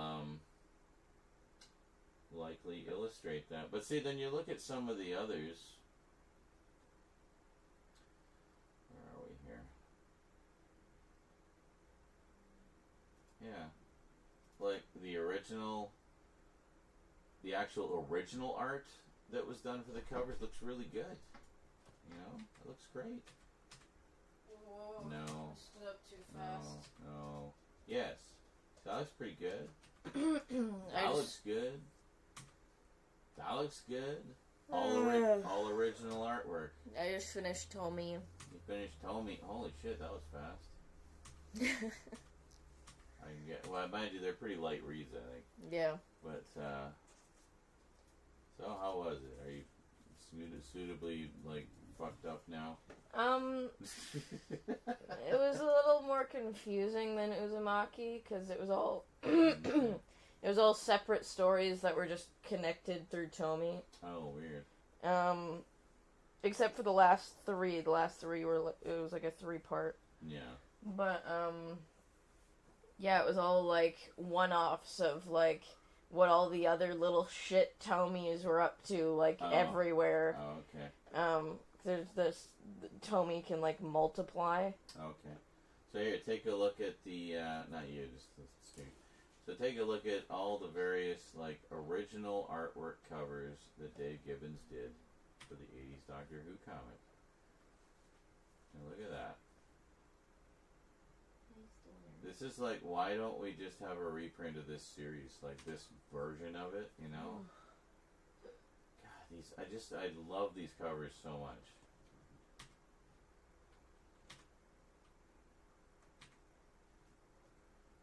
Yeah. I really got to get this set again. I've only got 2 issues of it.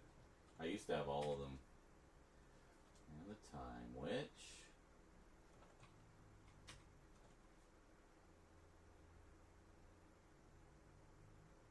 Great. Oh yeah, and they also did like full color reprints of the backup stories, like Absalom Doc, Dalek Killer, and the Free Fall Warriors and stuff like that. Just great stuff. I don't know how familiar you are with the Doctor Who strips, but it's basically fucking 2000 AD, but Doctor Who. Like almost all of them were written and drawn by 2000 AD people. And it very much has the same vibe as 2000 AD. It's just Doctor Who, you know? And it's great. I love them. So I guess in a way I sort of discovered 2000 AD in a sideways fashion through these old Doctor Who strips. Freeze, creep, I'm spreading you all over this junk heap planet. All this was original art. None of this is in the original strips. This was done strictly for the American comics by the man himself. They basically did. Like there's some great documentaries that I don't think have carried over to the Blu-rays, where they actually talk about the comic strip, the Doctor Who magazine comic strip, and how it came to be. And the old editor. That's exactly what he said, was like he wanted the, you know, because up until that point it was just like TV comic and stuff like that, like fairly basic adventure strips. But when they were doing the magazine, he really wanted to have more dynamic comics. He felt like a comic strip element was important to have like, you know, original adventures exclusive to their magazine. So he had seen some of the 2000 AD stuff, which at the time was still pretty new. Like this was like 1979 when it came out, right? So 2000 AD was making a lot of waves, so he approached some of the creators of the strips there and said, hey, do you want to do our Doctor Who strip? And they're like, yeah, sure, we love Doctor Who. So they did, and it was like, and suddenly we had like the most incredible, action-packed, dynamic universe, like of, you know, lore-expanding Doctor Who comics we'd ever had before. It really set a whole new standard for them. As I'm sure you can tell just from these covers alone, like these were great fucking stories. And one of the reasons why I have like 18 different collections of them, because I just love these stories so much. Especially the 4th, 5th, and 6th Doctor in particular just had incredible stories, and they were almost all done by 2000 AD guys, like exclusively. So yeah, Dave Gibbons kept going right up until the first major story arc of the 5th Doctor, and then other artists and writers took over. Yeah, so there you go. And 18, 19, yeah, and that's it. So Dave Gibbons did 19 of the 23 covers for Doctor Who magazine, or Doctor Who, the comic. Fucking amazing. And that was it. The only issue did not have the TARDIS in the corner box. The story you demanded, An Unearthly Child, that is such oh, Steve Parkhouse, yeah, another 2000 AD alumni. An Unearthly Child, what it is, it's actually a parody of An Unearthly Child, I think by Dickie Howitt, who did like Doctor Who parody comics. We should definitely watch that, the Future Shock documentary. I can rip it now. I can rip it. That's the only count. Thanks. Wow, so they'd only been around for 2 years when they did the Doctor Who strip. Wow, that really just shows how quickly 2000 AD just kind of exploded onto the scene. And is still going to this day. Man, I will say this though, I am absolutely loving Rogue Trooper. I'm in the middle of like one of the first big story arcs. There's been a few little ones, but I think it's like an 11-parter. Like it's a big, fairly sizable one. What just happened? Did you just unplug something? No.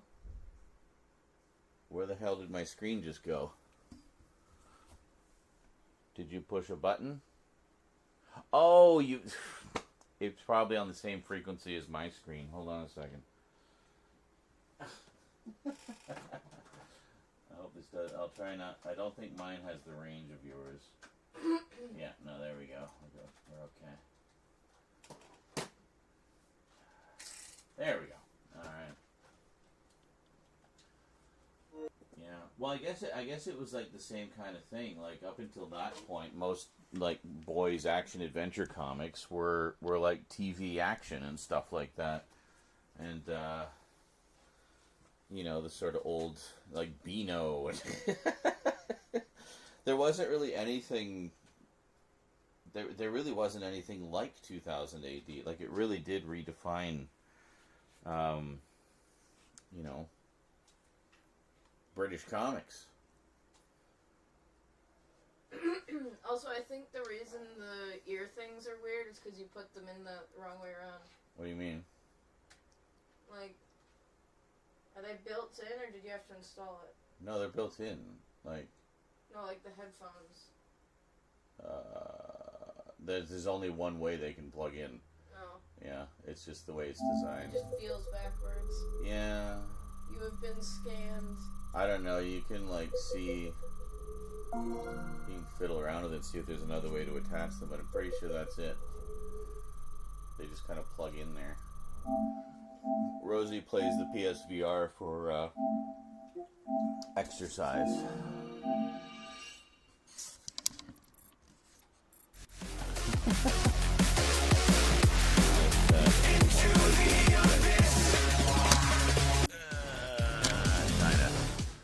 I look ridiculous when yeah.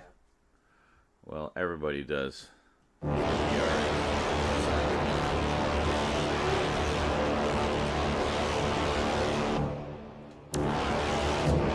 a minute, you can hear Earth now. What?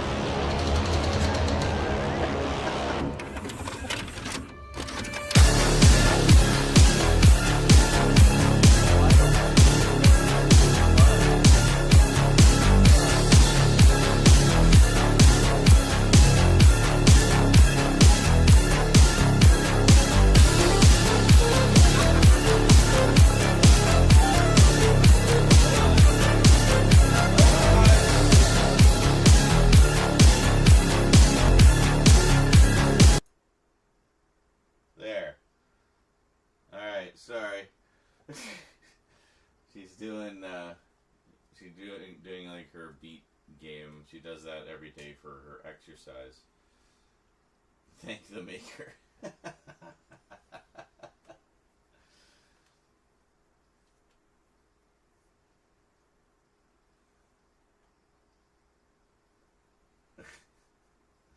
That's hilarious. Us old farts. That's too loud.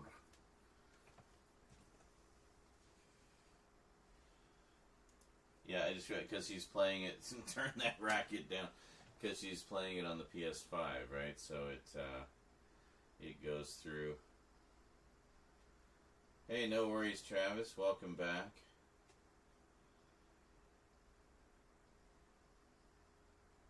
Which the story? Oh, the music, the music story.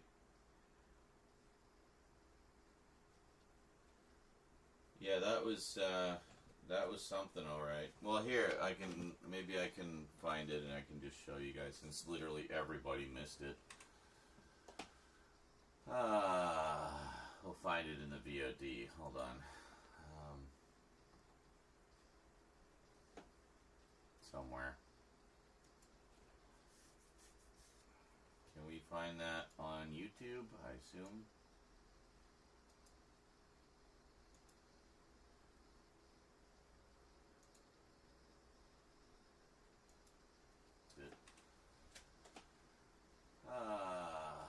We'll find it in the VOD. Hold on. It's like way back.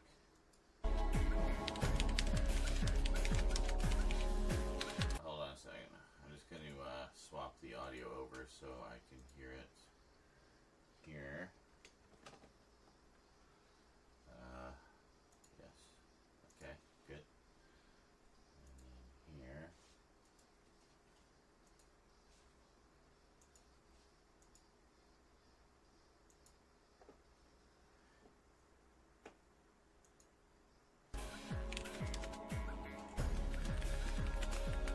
Oh yeah, it's around here.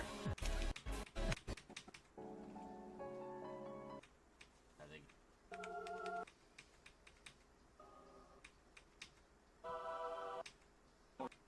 Where?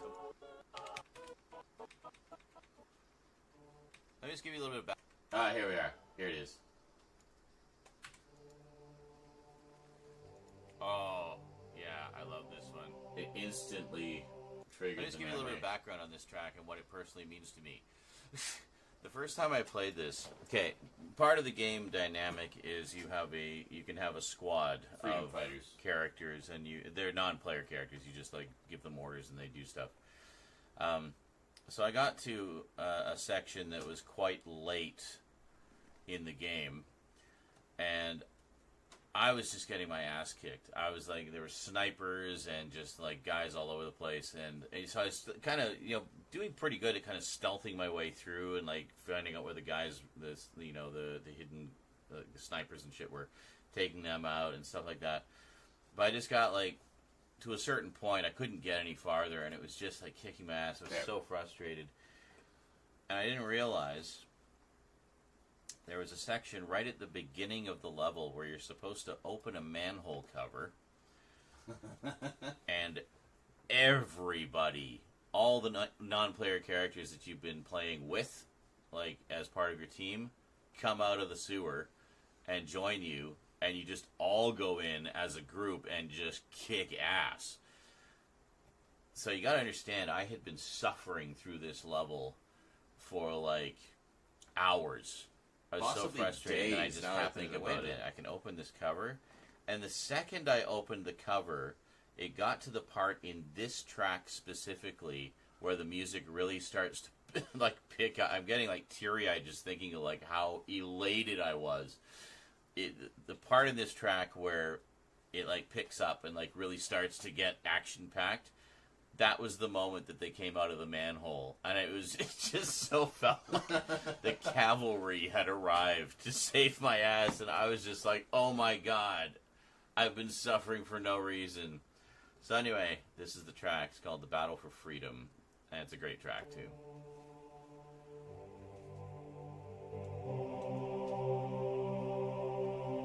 Jesper Kids. Love his music.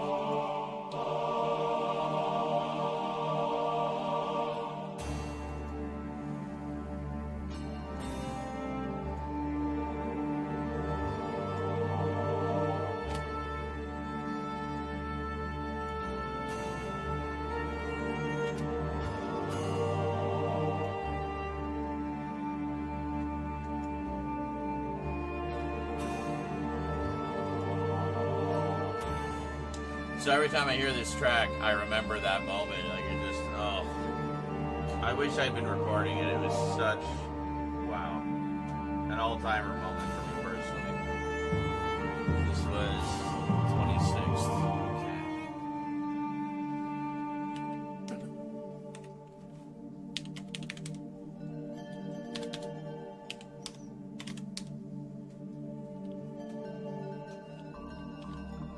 Wait a minute. I can open this manhole cover?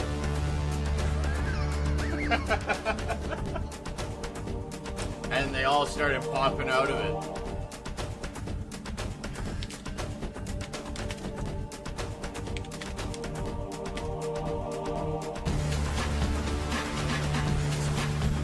This is ridiculous. Just listen to how the music picks up right there.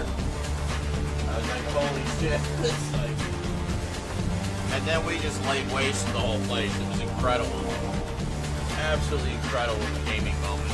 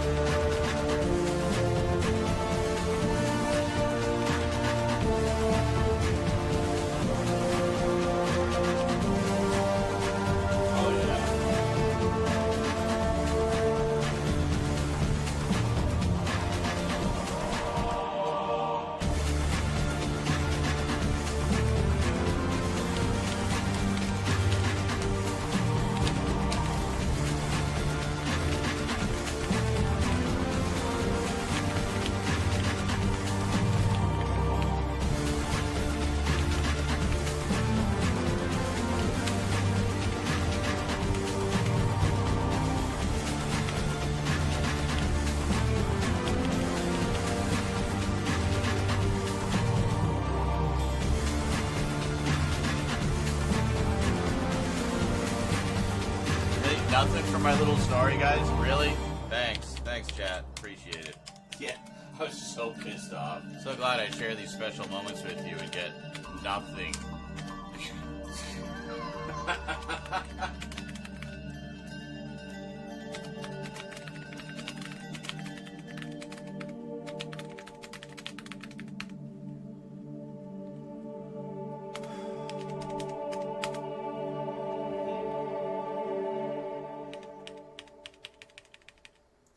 So yeah, the game is Freedom Fighters from 2003.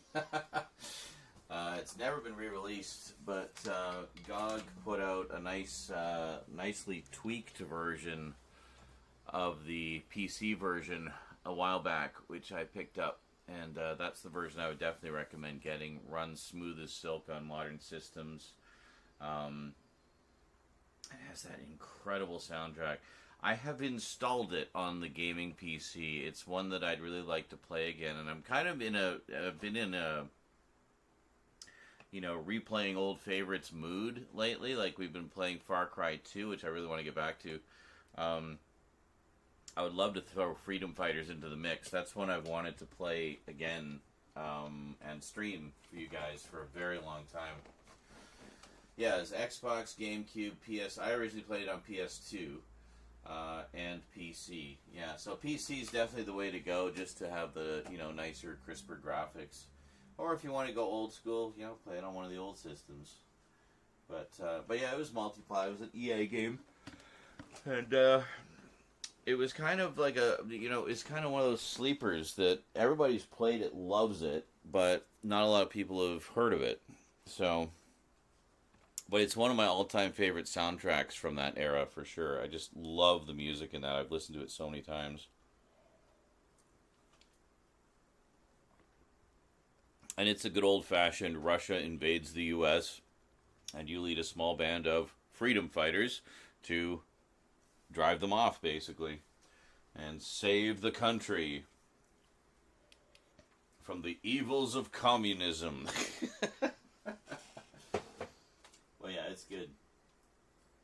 Roller Coaster Tycoon. Yeah, it's fun to visit the old favorites, isn't it? Yeah.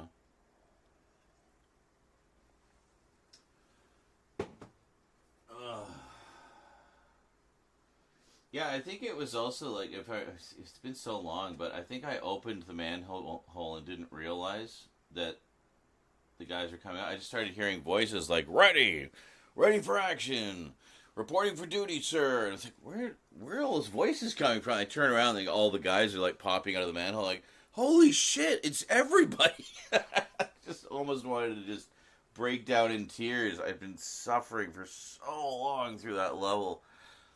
And then coupled with that incredible music, it just like, yeah, it just sent me over the edge. I was like, oh my god, this is too much. I can't handle this.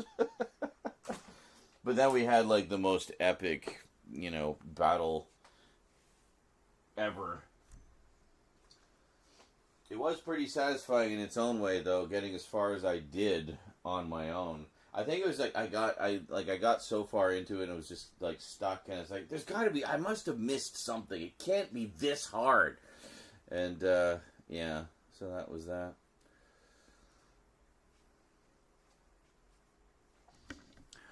So you've only played Theme Park on the Super NES. Never played Theme Park. Okay, yeah. Never played Roller Coaster Tycoon. I see. Perfect. I got perfect on the last one, too. Excellent. These notes are really low. Low notes.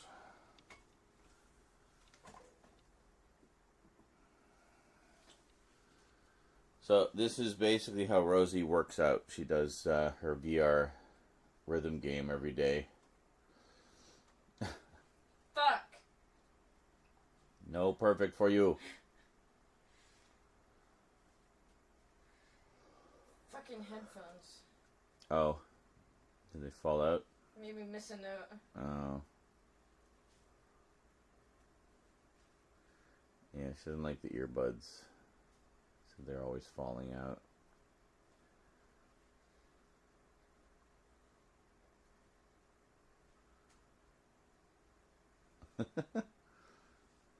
I can't put it up any higher. You guys are as high as this particular tripod will go.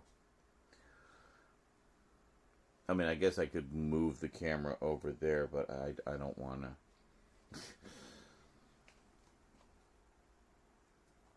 to. Paul.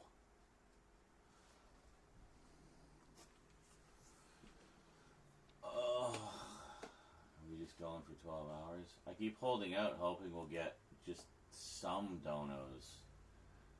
Had nothing all night, guys.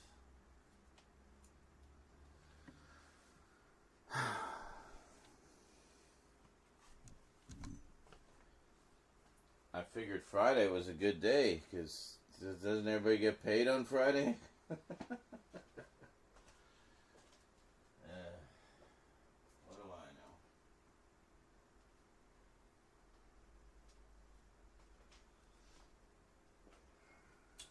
Anyway, yeah. So when Rose finishes up here, we'll continue with the filming of the closer looks.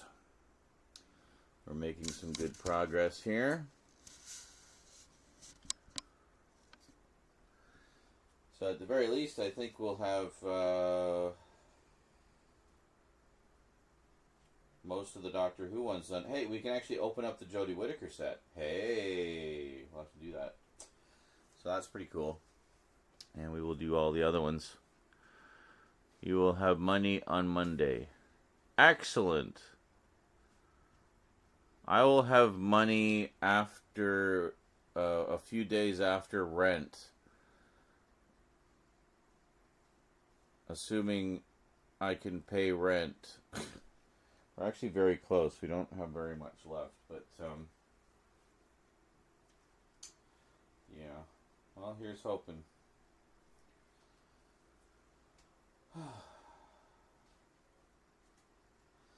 But kind of crazy, we're actually coming into the home stretch with all the Doctor Who updates. It feels like I've been doing them forever. I'm like so tired of sitting in that corner. You know. Oh, actually, this is a good idea. Maybe if I sit Here. down, this will be a good level. Yeah. Because it's set to my height, but I've grown. Oh. Well, can't you... I thought you recalibrated. I don't know. And now you're like looking up into the sky. Whoop. I don't know. Calibration. My height. There we go. I know I'm at least 5'4" now. I'm taller. No, I'm not 4 foot. 4 foot? It detected my height. Oh, because I'm 5'6"? Because you were sitting 5'6"? Wow. It says I'm 5'6". Alright, cool. You just keep getting longer. I grew 2 inches like last month, and I'm... Yeah. Well, no wonder. Well, you can't have grown 2 inches in a month. But maybe I need to... Well, I've been having a lot of knee pain. Maybe I need to be re-heighted. Re-heighted. Well, I think we have a measuring tape somewhere. Oh no, we do the wait, well, yeah, we shouldn't write on the wall. We do the mark on the wall, and then... It keeps saying I'm 5'6", so... Oh, maybe you are 5'6", then. Excuse me.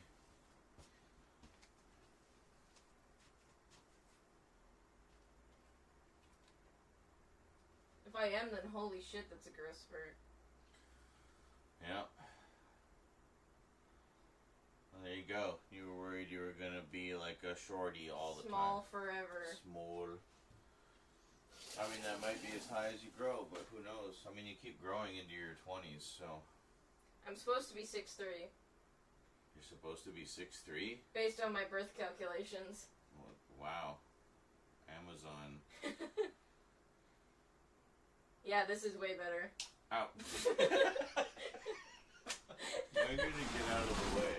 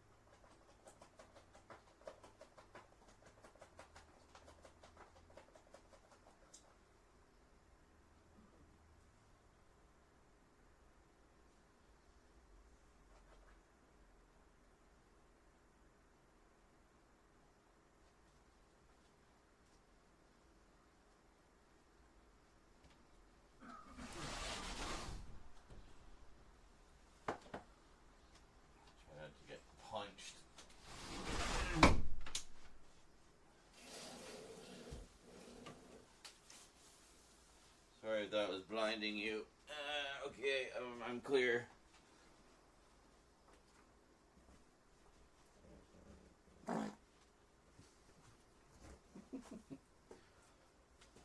You heard nothing. That was just a beat in the game that Rose is playing.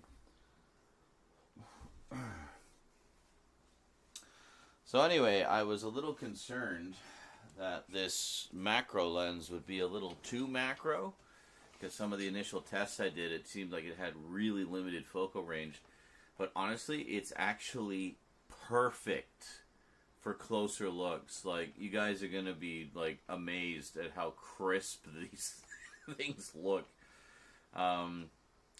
So yeah, so for all the tabletop, we switched over to the macro lens, so we get, like, the best possible clarity. And anytime, like, even, like, for example, going from, like, DVD thickness to VHS thickness, I need to readjust the focus. So that's something I'm being super cognizant of. And if there's, like, an insert, I have to readjust again, because the piece of paper isn't as thick as the case, and it throws the focus off. I can measure my height tonight. Ever so slightly. Cool. Because Chris has, like, a carpenter measury thing. Okay, cool. Anyway, yeah, so it's, like, super precise, and then with the little zoom-in thing for focusing, I can get it, like, laser sharp on the text and whatnot, and it looks really good. So, Well, I'm sweaty now. cool. I'm getting tangled up in everything here. Sorry, I'm bumping into the tripod for the camera. Anyway, there you go. What are you watching? Huh? Nothing. Not watching anything. I'm talking about the videos I'm making. I know you're watching me. Huh? Are you watching me at all? Yes, they were watching you. And it was zooming in and out like mad because it doesn't know what to focus on. The light, or you, or the TV, or me. It's just like going crazy. I want to see how stupid I look. Huh? I want to see how stupid I look. Alright, well, you can look at the VOD. It'll, I know I am. yeah, okay.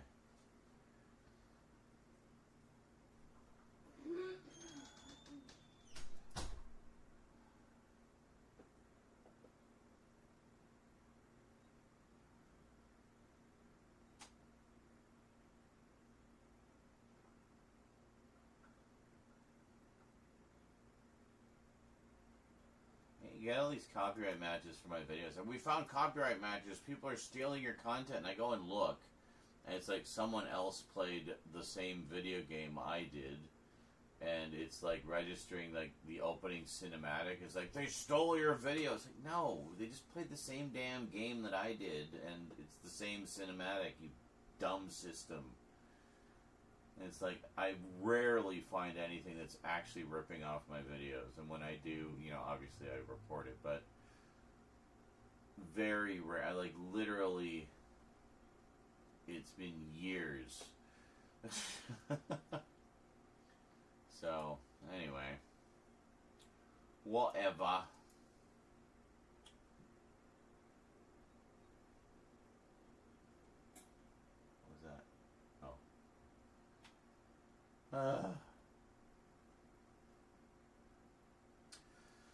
So, yeah, across updates and closer looks for Doctor Who alone, if we're posting like 1 or 2 a week, we've probably got about 4 months worth of Doctor Who videos. So, yeah, it's awesome. So we just have to do the same with the other 6 days of the week, and we'll be all set. Yeah. But the Doctor Who ones I wanted to focus on in particular because, of course, I have to move this shelf. And I wanted to kind of keep that, you know, get as many videos I could in that setup as I could. And then we can move it. So it's going to be moving over there where the big stack of Mum's boxes are, the collection. And also there's a plug back there that I've been using that we're going to have to, I guess, not use anymore.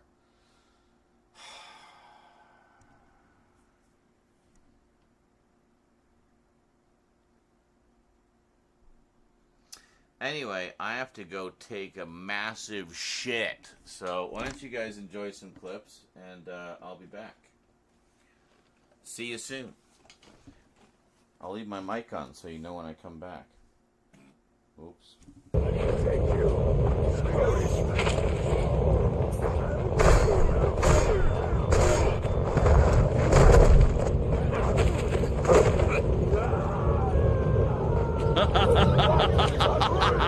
Oh my God, that was brutal. Jesus. 3 health.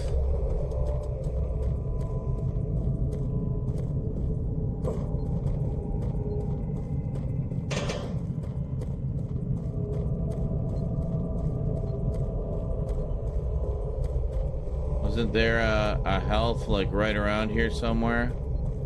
Yeah, right there. Oh.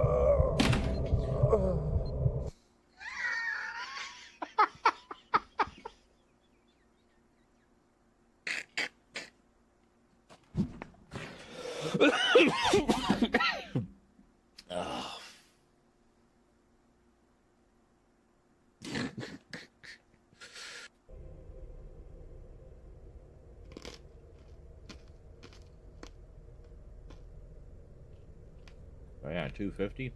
Even better.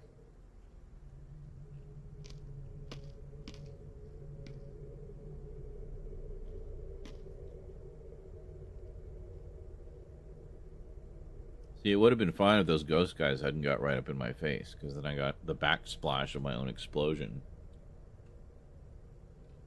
It's supposed to be hitting the guys at the other end of the corridor. Like way on the other end there. At the other end. From where we are.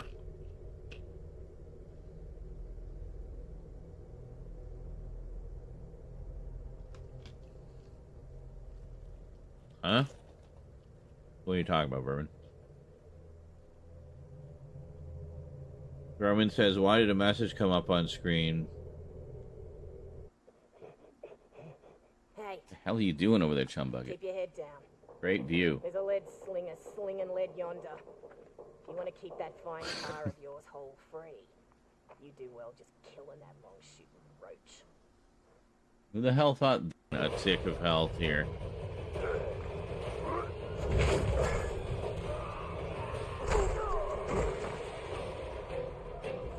Fuck! I missed it.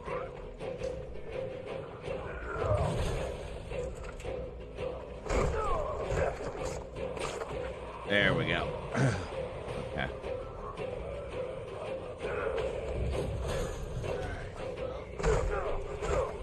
No poop, just some violent farts.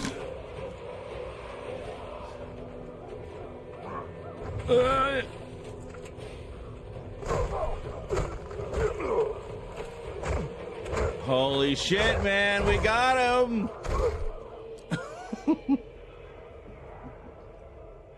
With my little sliver of health. Oh, man. I went all Rocky Balboa on his ass. Well...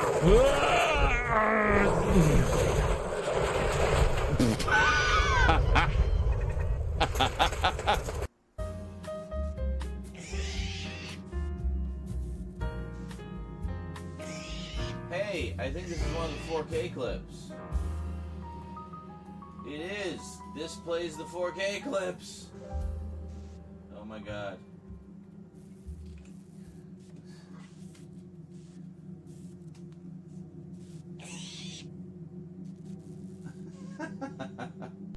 Okay.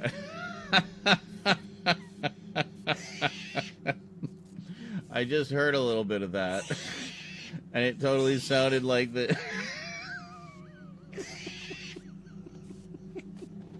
the little things were singing along with the lounge music.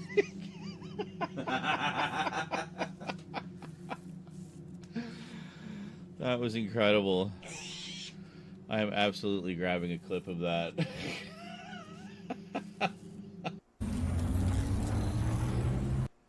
As it turned out, I didn't have to, because I think you grabbed that clip, Funk Punk. Thank you.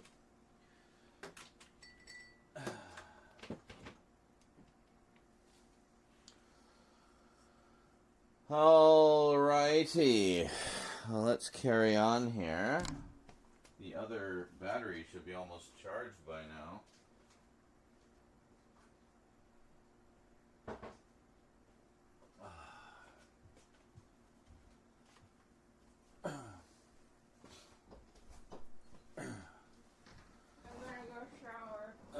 Okay. Have a good shower. Oh, you guys need to be over here. Hold on.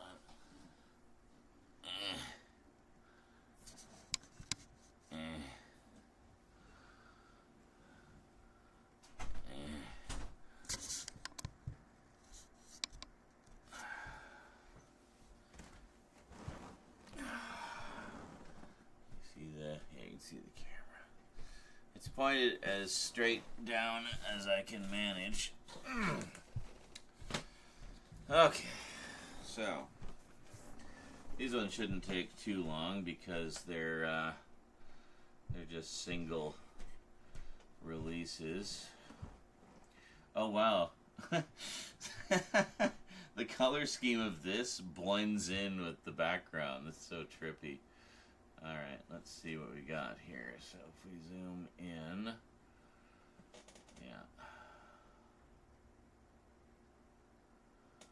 Very tight zoom here. Holy shit.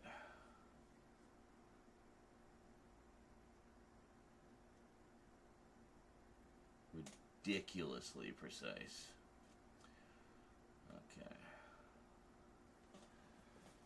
Okay.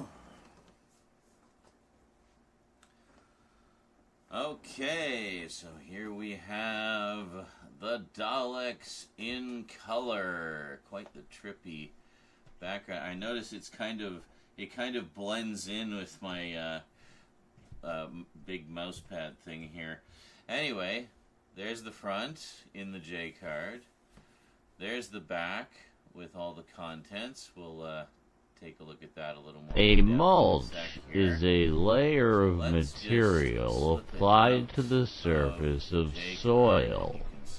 Reasons for applying mulch include conservation of soil moisture, improving fertility and health of the soil, reducing weed growth, and enhancing the visual appeal of the area. A mulch is usually, but not exclusively, organic in nature. It may be permanent, such as plastic sheeting, or temporary, such as bark chips. It may be applied to bare soil or around existing plants. Mulches of manure or compost will be incorporated naturally into the soil by the activity of worms and other organisms. The process is used both in commercial crop production and in gardening, and when applied correctly, can dramatically improve soil productivity. So, what do we got here? We have... Many materials are used as mulches, which are used to retain soil moisture, regulate soil temperature, suppress weed growth, and for aesthetics. They are applied to the soil surface, around trees, paths, flower beds, to prevent soil erosion on slopes and in production areas for flower and vegetable crops. Mulch layers are normally 2 inches or 5.1 centimeters or more deep when applied. They are applied at various times of the year depending on the purpose. Towards the beginning of the growing season, mulches serve initially to warm the soil by helping it retain heat which is lost during the night.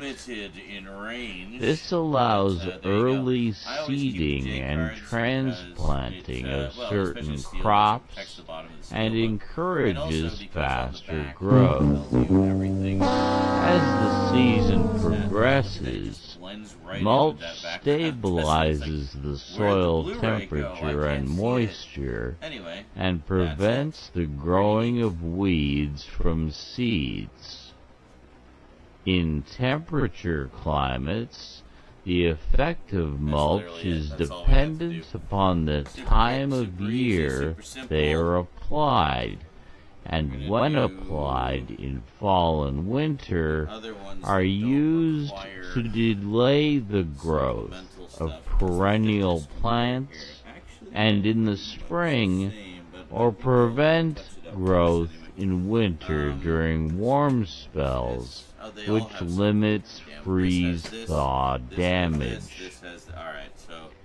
The effect of mulch upon soil moisture content is complex.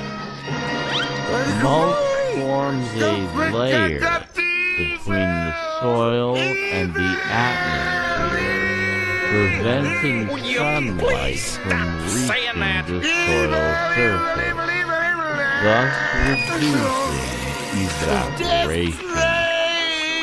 However, mulch can also prevent water from reaching the soil by absorbing or blocking water from light rains. In order to maximize the benefits of mulch while minimizing its negative influences, it is often applied in late spring or early summer when soil temperatures have risen sufficiently, but soil moisture content is still relatively high.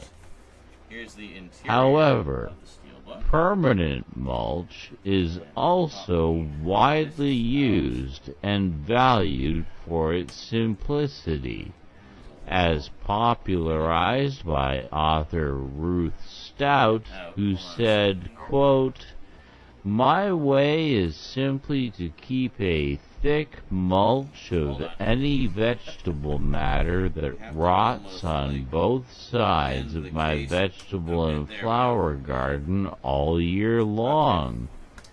As it decays and enriches the soils, I add more." End quote. Plastic mulch used in large-scale commercial production is laid down with a tractor-drawn or standalone layer of plastic mulch. This is usually part of a sophisticated mechanical process where raised beds are formed, plastic is rolled out on top, and seedlings are transplanted through it.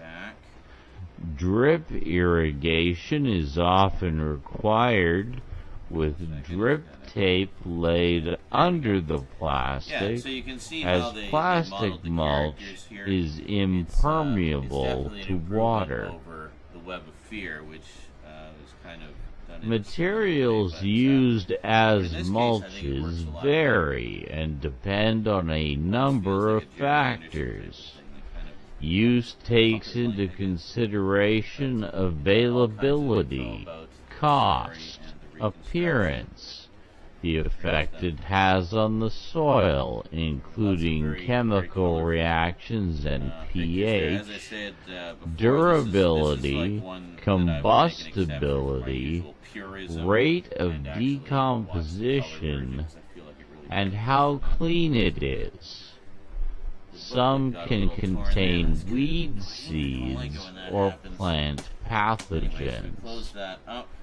A variety of materials are used as mulch, such as organic residues, grass clippings, leaves, hay, straw, kitchen scraps, comfrey, shredded bark, whole bark nuggets, sawdust, shells, wood chips, shredded newspaper, cardboard, wool, animal manure, etc.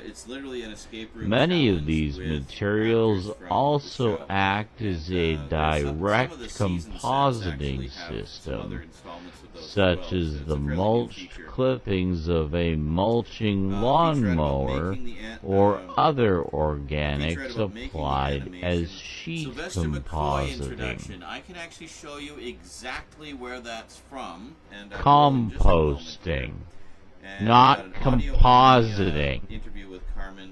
We're not talking about film production, we're talking about motherfucking mulch. God damn it! I will show you because I actually have the thing that it came from. Check this out. And we'll come back to that because it will require additional focus.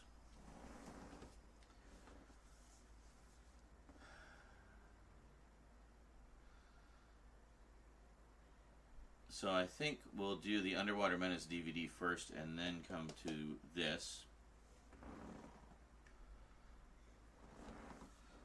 So, after that somewhat lackluster presentation on the DVDs, it was a good number of years before we finally got a properly animated reconstruction, which is what we have here. Yeah, I liked this a lot, actually. I mean, the story itself is so-so, but I thought the reconstruction was great. The animation's, terrific. And, it's just kind of a fun story in its own way. But there we go. Very nice. And then if we slip it out of the J card, we can get a better look at the clean alternate artwork. I love how dark and moody a lot of these alternate covers are too. Some really, really nice ones. And there is the full wraparound steelbook cover. Very nice. You got a little bit of glare there. A little bit. Yeah. Anyway, you get the idea. It's very nice. And then here we go. And I should mention the artwork that you get on the booklet is the same artwork that's on the cover of the standard Blu-ray edition. So that's another reason I like the steelbooks. You basically get alternate artwork, but you get all of the regular artwork as well. So that's pretty neat. So let me just take out all the innards here and I'll show you how it looks inside.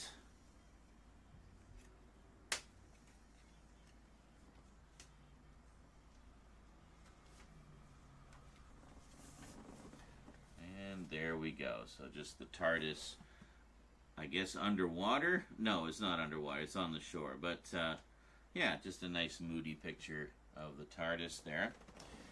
So then in the booklet, as usual, we have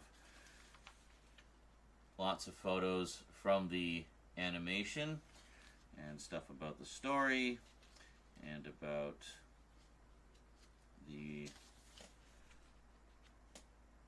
reconstruction and everything. Very cool. There we go.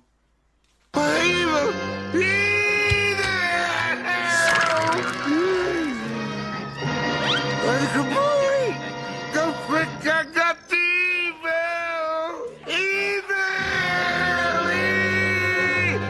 Will you please stop saying that?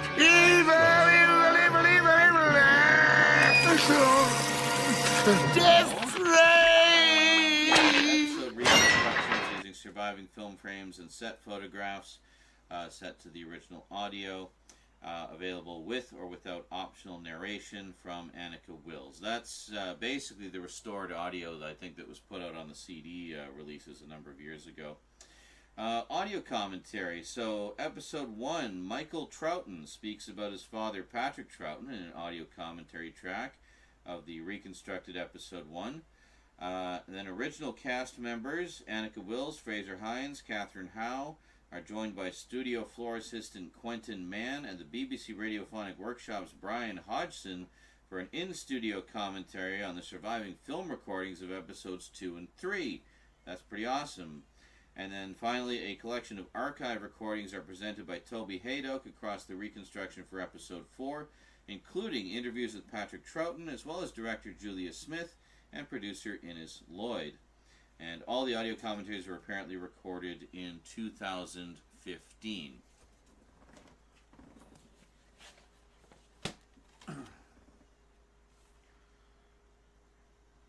Which actually is when the DVD version came out. So they were all recorded for the DVD originally, which I guess is why they're all for the photo reconstructions and not the animations. And then you got A Fishy Tale, which is the making of the Underwater Menace.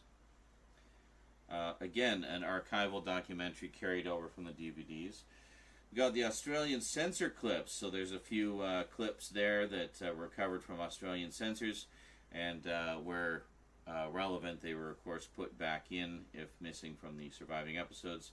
And then we got The Man from Middits.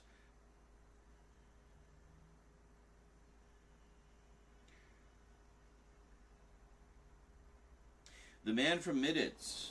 Look at that. And then we have The Man from Middits, which is actually really interesting. I wish they had more episodes of this, but listen to this. More than 2 years before starring together in Doctor Who, Patrick Troughton and Joseph First acted alongside one another in this BBC Two drama from Quatermass director Rudolph Cartier. Also featured in the drama are numerous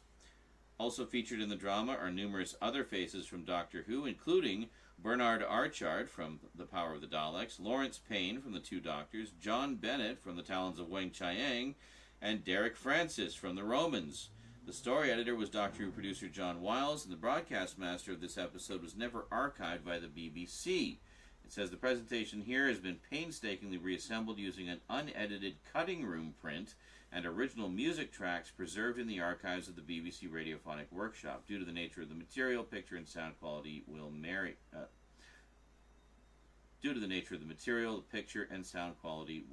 Yeah, it's unfortunate that they're, yet another thing that wasn't archived. But it's nice to have that little piece of BBC television history preserved.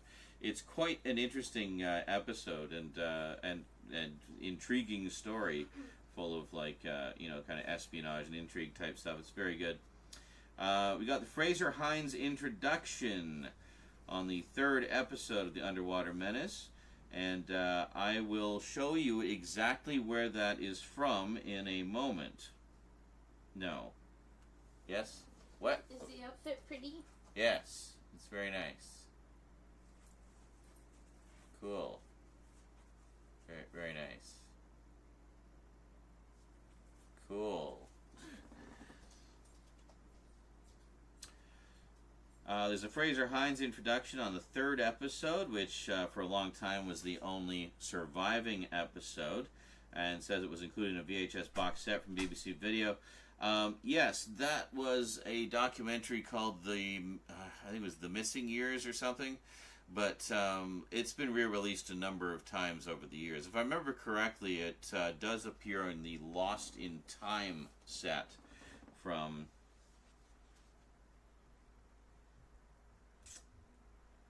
DVD set.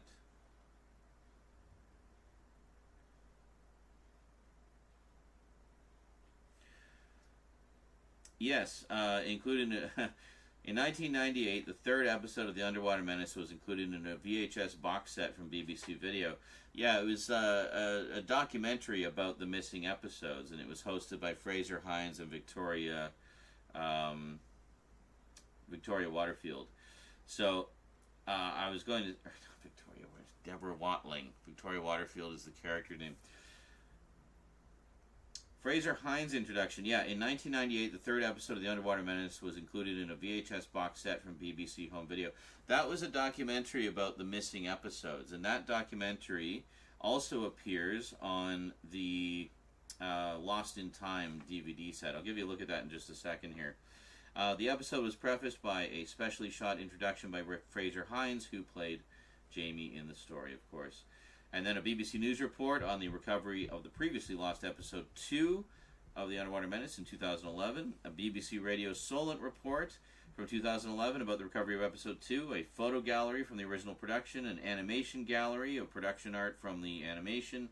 And DVD-ROM content. All 4 camera scripts from the original production. And together, in DVD-ROM content, we got all 4 camera scripts from the original 1970... oh my god. DVD-ROM content, we've got all 4 camera scripts from the original 1967 production of The Underwater Menace and The Man from Middits, together with the original BBC PASB documentation and Radio Times listings. Well, that is quite a robust chunk of extras, I'm sure you will agree, and absolutely blows away the old DVD release. Now, just for the sake of completion, I will give you a quick peek at the second Doctor Lost in Time set, which for a long time was the only way we could see episode 3 of The Underwater Menace.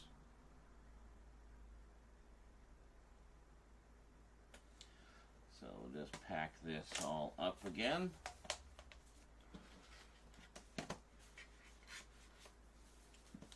And there we go. Definitely recommended.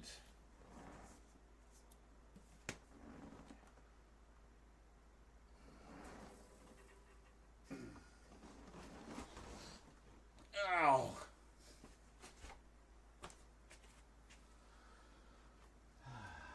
Where is it? There it is.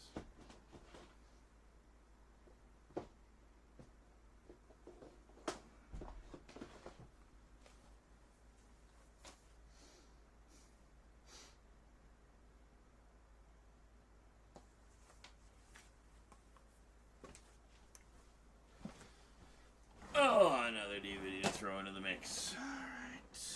Alright. My balls. Addendum for this. Forgot to go through the extras in depth. Here.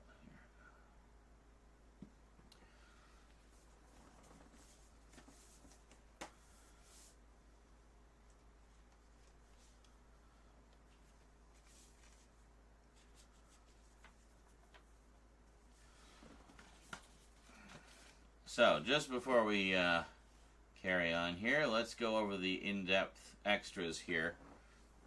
So just before we carry on here, let's go through the extras in depth, because they give you a lot more detail in the book than they do on the back of the case. So disc 1, we've got the Celestial Toymaker animated reconstructions in black and white with the following options. You have audio commentary moderated by Toby Haydock. Episode 1, The Celestial Toy Room, has Peter Purvis. Episode 2, The Hall of Dolls, has camera otter. Episode 2, Hall of Dolls, has camera operator Dudley Darby. Episode 3, The Dancing Floor, has Peter Purvis, dancer Delia Linden, and makeup assistant Sylvia James.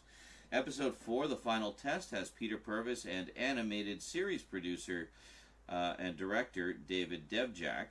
And then you have production subtitles, on-screen text commentary concerning the making of the original serial and comparing the adventure in its various forms. And then you got the original version of the 4th episode, The Final Test, with the following options. This is the restored single existing episode that they have. Another audio commentary with moderated by Toby Haydock. Yeah. So you have an audio commentary moderated by Toby Haydock and featuring Peter Purvis and Dudley Darby. So that's different from the audio commentary that's on the animated version. So that's different from the audio commentary that's on the animated version. And then you have production subtitles for that as well, with on-screen text commentary concerning the making of the original serial and comparing the adventure in its various forms. And You have the Celestial Toymaker photographic reconstruction of the first 3 episodes from off-screen and production images with soundtrack recordings. This has optional narration by Peter Purvis, originally recorded for BBC Worldwide and released in April 2001. Yeah, that's from, as I mentioned, that's from the audio CD releases of the missing episodes that they did a while back, where they restored all the audio and then had accompanying narration for the bits that weren't quite clear from the sound. So they kind of play out like narrated audio dramas, really. They're quite cool. And then disc 2, you've got the animated reconstructions in color with the same optional audio and text commentary as disc 1. So the only difference is it's the color version. Then you got a photo gallery, images from the BBC photo library and designer John Wood, accompanied by sound effects by Brian Hodgson, legendary BBC Radiophonic Workshop maestro. And then the Doctor Who Collection Escape Room, Team First Doctor. So this is what I was talking about. Emily Cook hosts actors Maureen O'Brien, Peter Purvis, and Lisa Bowerman's experience in a Doctor Who-themed escape room. And that's not an insignificant extra either. It's literally a feature-length thing. I think it's like 90 minutes long. So, yeah, a lot of fun. And that's the first, I believe, of that series of features, and they've got a whole bunch coming out for the Doctor Who Collection Blu-ray sets. Carmen Silvera interview, an audio interview with the actors who appeared in the serial, recorded on the 20th of September. Carmen Silvera interview, an audio interview with the actors who appeared in the serial, recorded on the 20th of September 1986 at His Majesty's Theatre, Aberdeen, by Ewan Morgan and Ian Fraser. Making the Animation, a look at the 2024 version featuring animator Jera Vlasto, producer and series production manager Chloe Grech, lead animator Caitlin Cow, compositor Chris Downey, series producer and director David Devjak, director Adam Boyes, art director Anna Sherbin, and producer and researcher Gary Russell. And I was about to say where that Sylvester McCoy intro comes from. It comes from Doctor Who The Hartnell Years, the VHS videotape. Sylvester McCoy's introduction to the final test, recorded at the BBC Enterprises exhibition store in Acton on the 12th of February 1991. And if you hang on for just a moment, I'll give you a look at that exact VHS tape, because I still have it.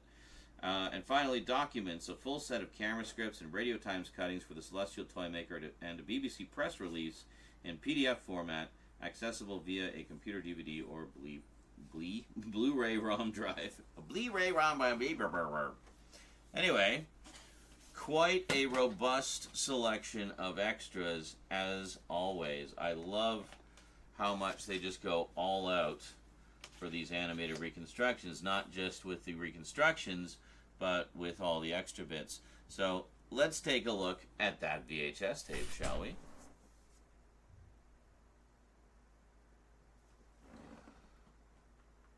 Yeah, I thought that was a little short. So yeah, it's like there's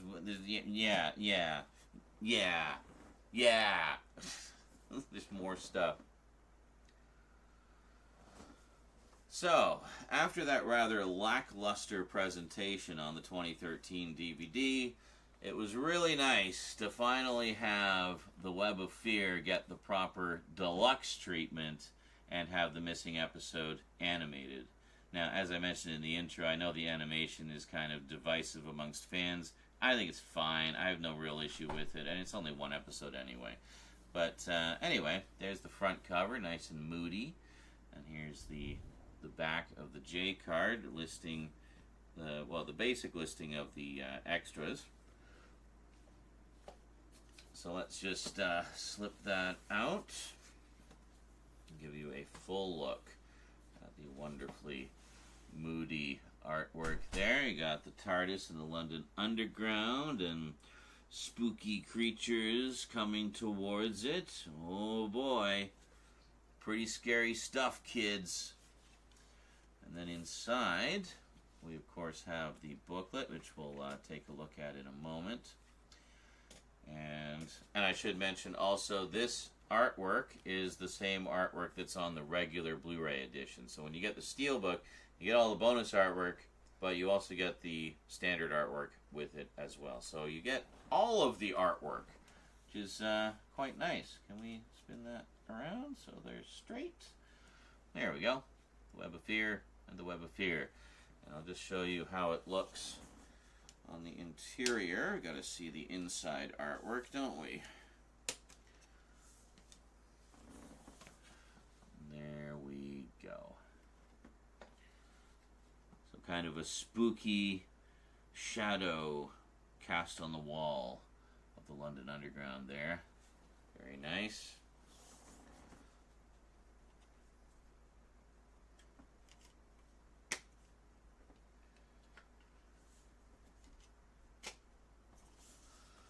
So I'll just give you a nice look at the spooky artwork, and we'll go through the extras. Wait a minute. So I'll just give you a nice look at the spooky artwork, and first things first, we'll take a look at the booklet. Yeah. There we go.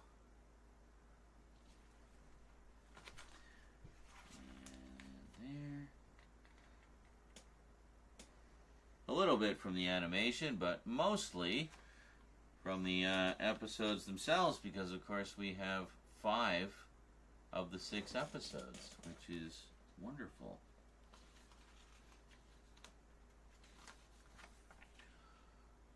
There we go. It's great that we have both of the Yeti stories represented now via the reconstructions and these episode discoveries from 2013. Great stuff. So quite a lot of extras here, so bear with me as we go through them.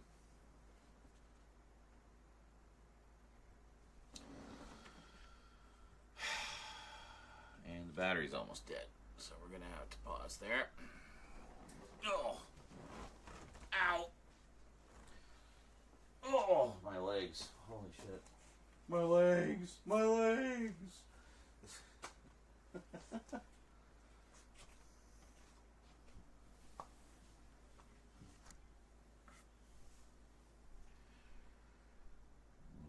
Do the focus all over again.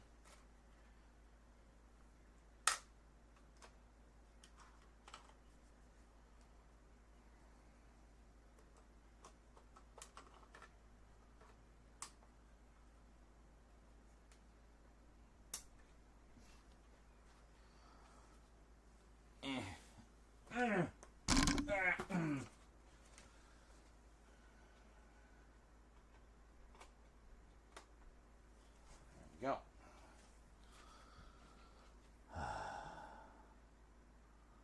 Hey, Crolatin.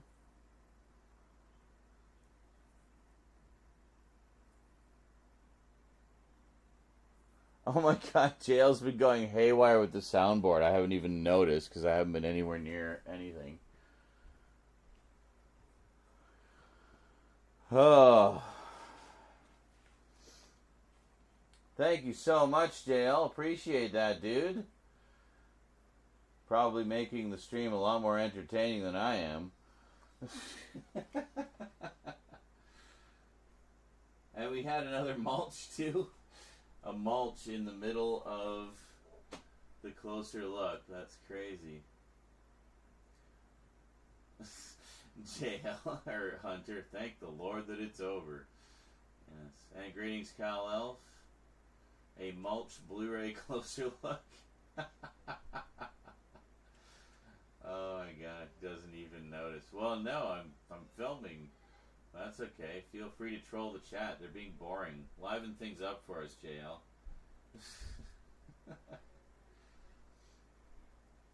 What was this? Just noticed that the soon-to-be new series of Doctor Who just had a pre-order release for the Blu-ray Steelbook. £59.99p. Yikes. That's pricey. Alright. I won't be buying that. I'm just going to wait for the Shooty Got Well Long box set, which inevitably will come out someday at some point. Oh, ow. Okay. Power on. Yeah. No, don't record. Hold on.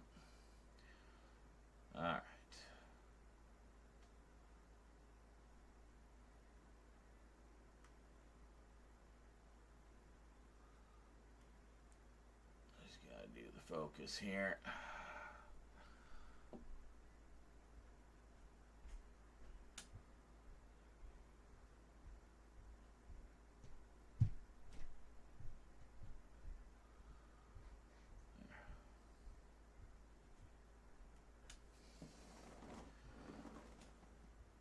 Blip. Nope. Blip. Sorry, battery died in the middle of that. Okay, let's check out the extras here. So,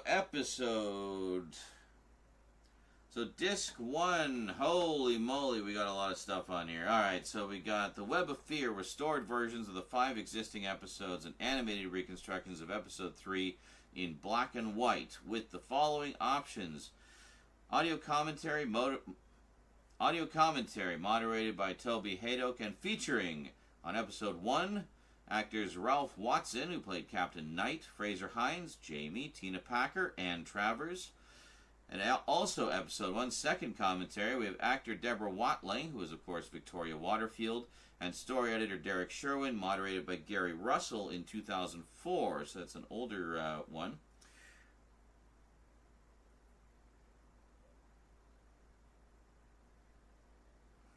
Was it on the Lost in Time set?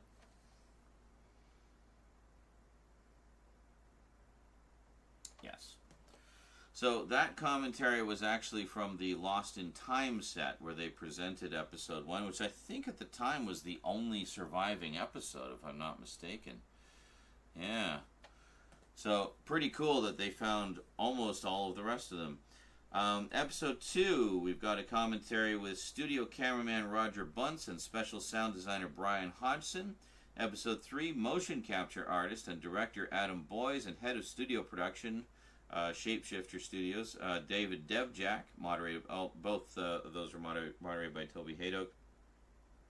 Episode 4, we have actors Ralph Watson, John Levine, who was not Corporal Benton, but was actually in one of the Yeti outfits in that one. Very cool. And stuntman Derek Martin, who played a soldier, also moderated by Toby Hadoke. Episode 5, we've got Fraser Hines and Tina Packer, moderated by Toby Hadoke. I don't know why they say moderated by Toby Hadoke in every single one. They said that at the beginning. We get it. All but that other one that was moderated by Gary Russell in 2004 are all moderated by Toby Hadoke. We understand. You don't have to say his name 5,000 times. Anyway, episode 6, Fraser Hines, makeup designer Sylvia James, and Tim Woolgar, who was the son of actor John Woolgar, who played Staff Sergeant Arnold.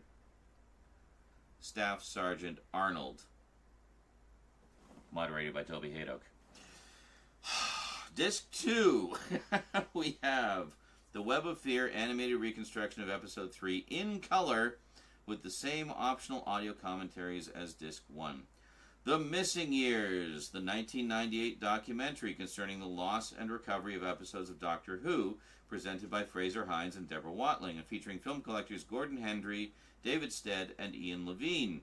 Former BBC archive selector Sue Malden, film researcher Damien Shanahan, and journalist Jan Vincent Rudsky.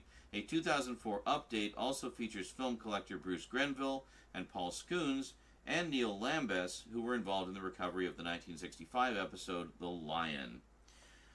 Then we have the Web of Fear, episode 3, reconstructed using off-screen telesnaps and soundtrack recordings.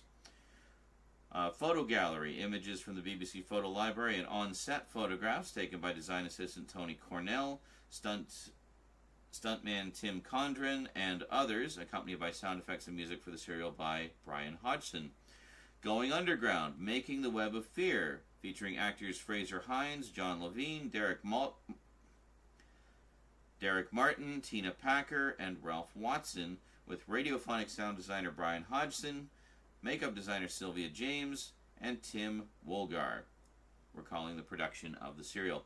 Shapeshifter animation process, the pitch video for The Web of Fear, in which Shapeshifter managing director David Devjack discusses the motion capture technique and its potential for recreating missing episodes. Again, I thought it was okay. A lot of other fans thought it wasn't, hence why I guess they haven't really used it since. Trailer, an animated recreation of the specially made section of a trailer for the serial as aired on BBC One on the 27th of January, 1968. That's a wonderful little trailer with Patrick Troughton basically being scared because the Yeti are coming and, warning us that it's going to be scary. It's a fun little trailer. The many voices of Jack Wolgar. Jack Wolgar's recordings of his own experiments with different voices for the Intelligence's dialogue and his accent as Staff Sergeant Arnold. And finally, scripts, a full set of camera scripts and Radio Times cuttings from the Web of Fear in PDF format, accessible via computer, DVD, or Blu-ray ROM drive.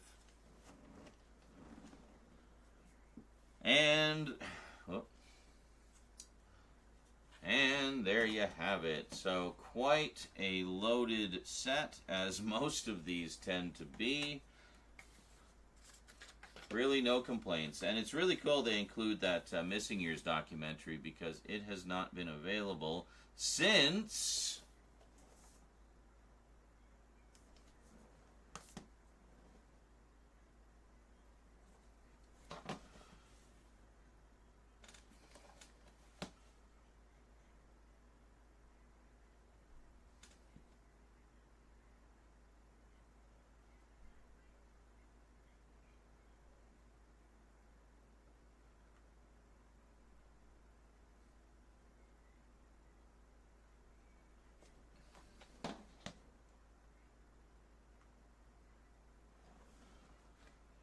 the aforementioned Lost in Time DVD from 2004.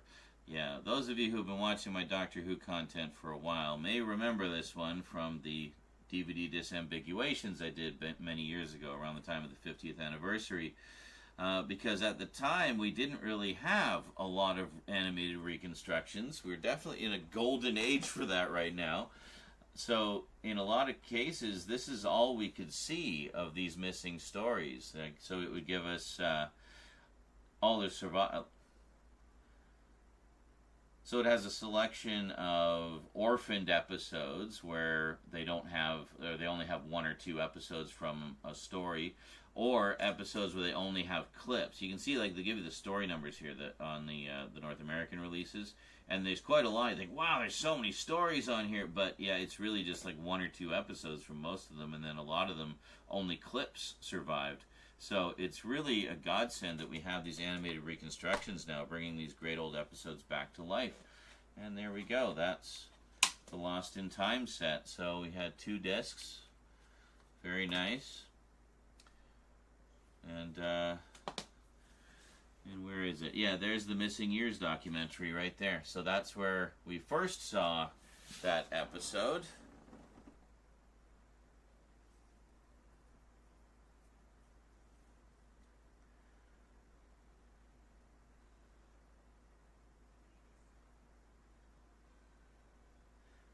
And for a long time, that's all we could see.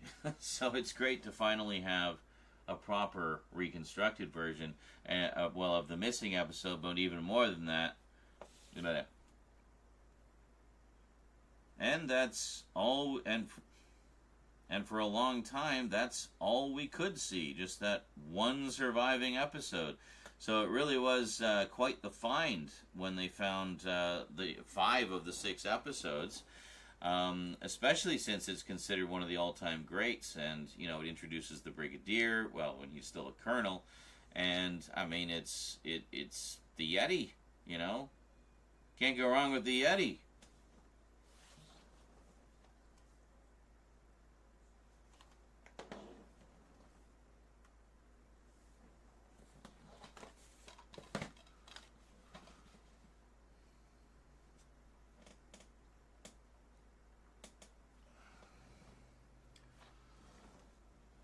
So before we take a look at the new edition, let's take a look at the release we got back in 2013 when 5 of the 6 episodes had been recovered. So needless to say, the BBC wanted to get those put out on DVD as soon as possible, so we got this rather nice looking edition here. Love this cover art, really nice, and how they did the kind of custom thing. We got like the old 70s style logo for Doctor Who, which is very nice. Which is basically the standard logo that was used for all of the DVD releases, actually. Here they used a variant of the 96 logo, and they did something similar with the UK releases, but they didn't have the white outline. It was more just kind of the darker blue color. But anyway, yeah, not a bad addition for the most part. I mean, we get the 5 recovered episodes, but we don't have any kind of real reconstruction to speak of other than like a very basic telesnap and photo reconstruction set to the audio of the missing episode. But I mean, it's better than nothing, and it's certainly a lot more than we had prior to that. But we'll talk about that a little later.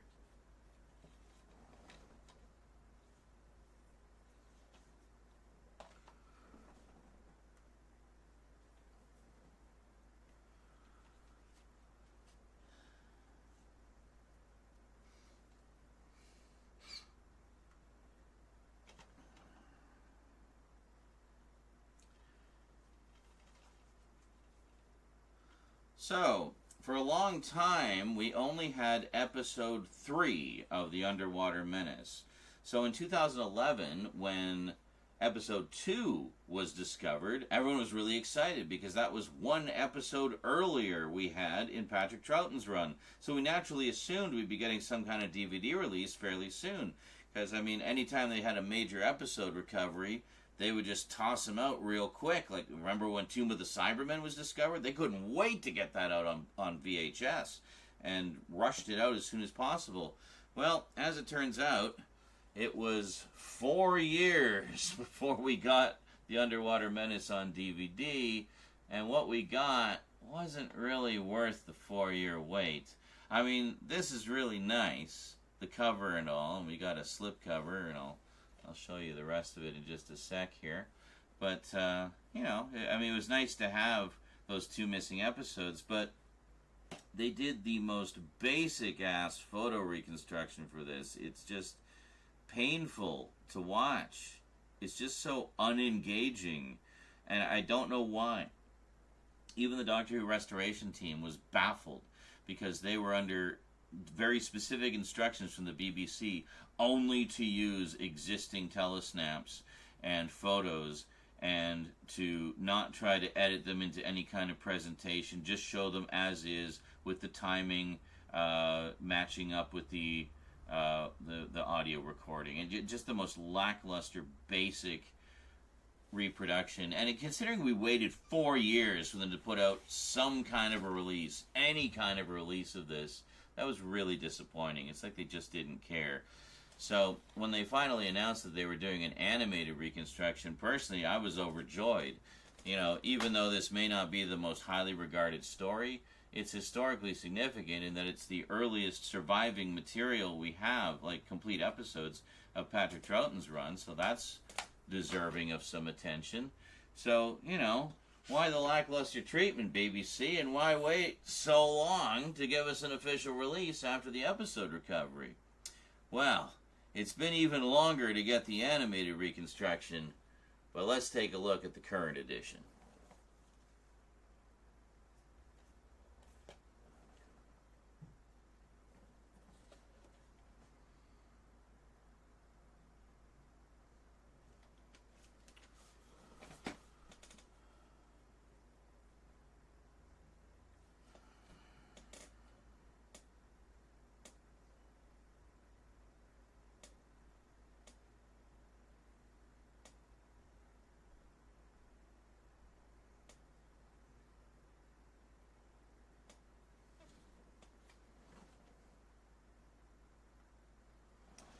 And, well, the extras list kind of gave away the surprise, so here it is. The Hartnell years from, when was it, 1992, I think?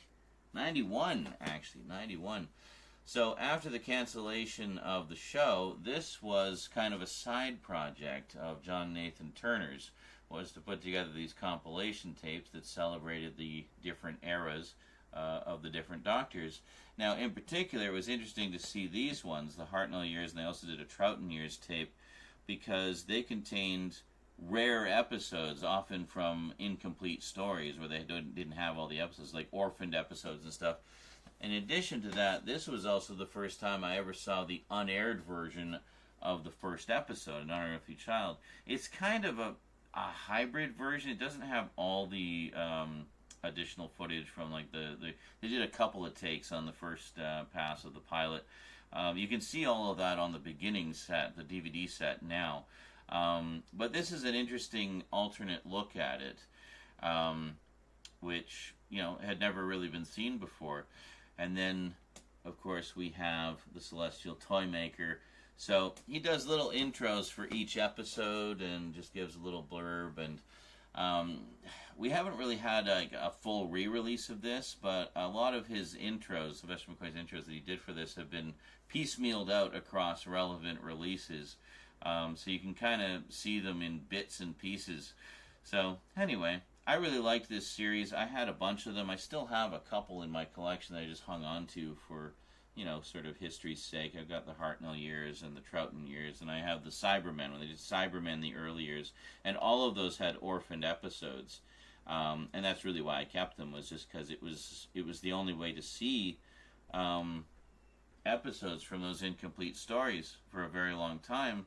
So it was kind of neat to me to be able to at least get a taste of them if we weren't able to see the full stories. But of course now they're fast becoming redundant with the animated reconstructions, because not only do the animated reconstructions contain this presentation material, but also the episodes themselves in beautifully restored form, and then all the missing episodes reconstructed. But yeah, this was a pretty neat series, and some of them have been represented in full. Like, I know that the Tom Baker years was actually a 2-disc or a 2-tape set in which Tom looked at clips from his era and kind of reminisced about them and such. And that was actually included in the season 12 set of the Doctor Who collection, the Blu-ray sets. So one hopes that they will release more of these years collections in future sets.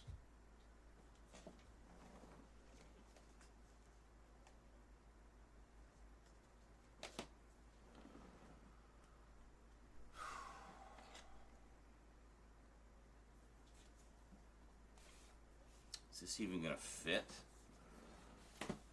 Nope. It's too big.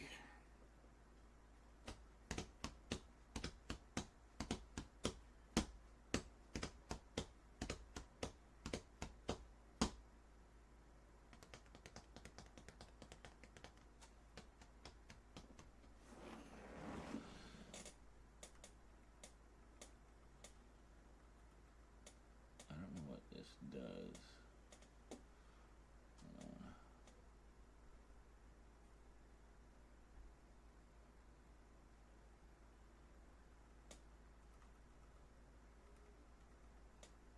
I have no idea. There's a dial here. It doesn't seem to do anything. It makes a very satisfying clicking, though.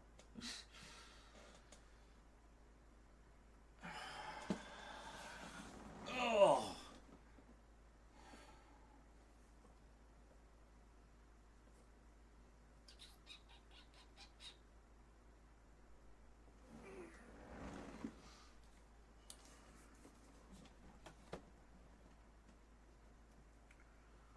This fit. Yes, just barely. Maybe we should open up the Jodie set. What do you think?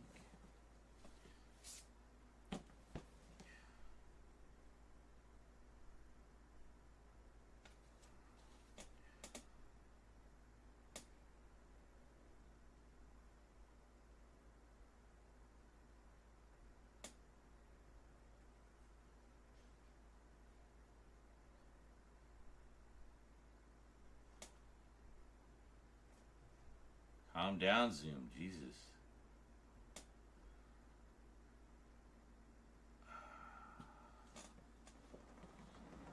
Oh. Yeah, the Jodie set just barely fits, so I won't have to make any adjustments if I do that one next.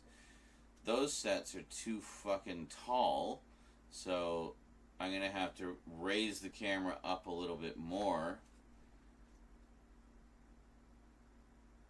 which is infuriating. What's been going on over there? What's going on over there? Someone causing trouble? Oh! Oh, my legs. Oh. God. It's so crowded in here. Oh, man.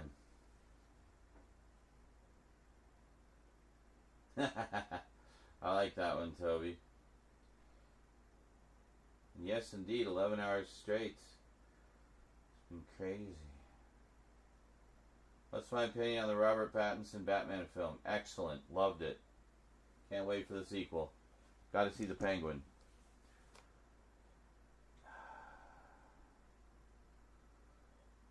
It's strange that now Doctor Who costs more on the Steelbook releases than Star Wars TV shows. They're available in UHD, as Doctor Who tends to be in HD. True. There has only been one 4K release of Doctor Who that I'm aware of. And that was this one. Twice Upon a Time. 4K. Too late. You had your chance to zoom, you blew it.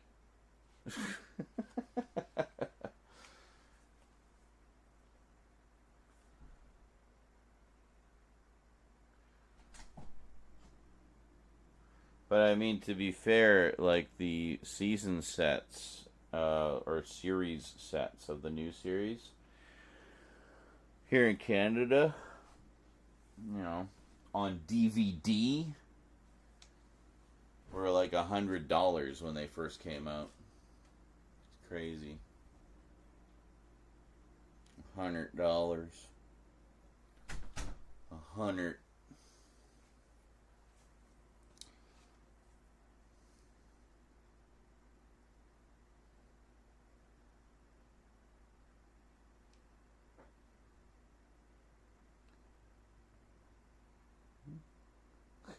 You figured out how to lick your foot, Eclipse. Very clever. You're a smart girl. Yeah. Maybe that's why you're so relaxed. You found some bits that you could lick.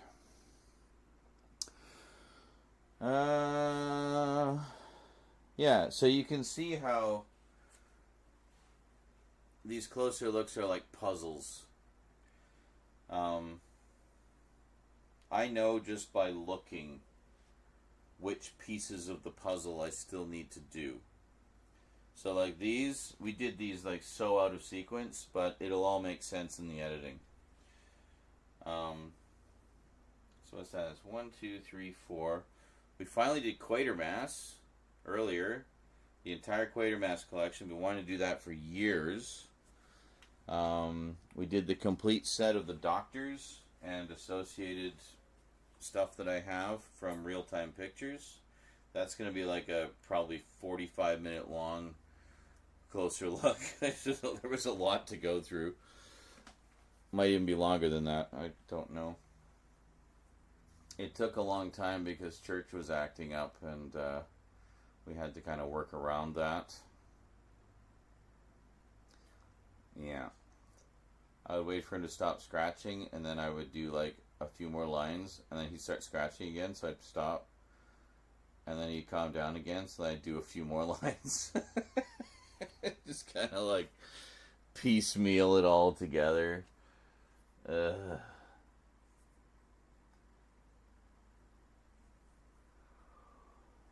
Yeah, we'll fix it in post. Exactly. Yeah.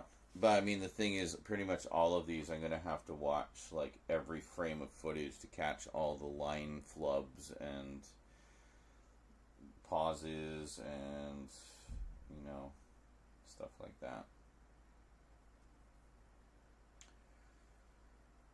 Did I go through all the... Yeah, I did. There was nothing on Daleks in color. There isn't even a booklet for it. It's just a catalog of Doctor Who merch. Alright, so Jody set next. Then we'll have to move the camera up a bit. Do the season 20, season 25. And then that's it. We'll have one more shot of putting the Jody set on the shelf. And that's it. We're done with all the Doctor Who updates. No, we're not.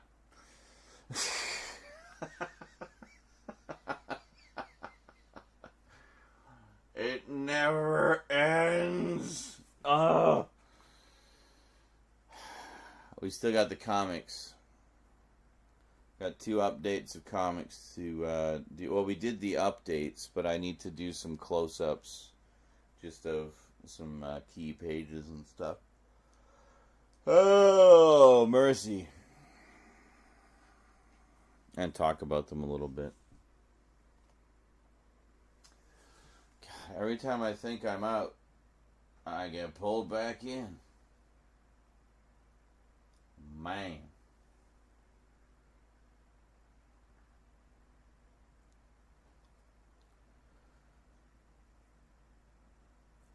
Alright, we're going to take a short break. We might give the stream a refresh.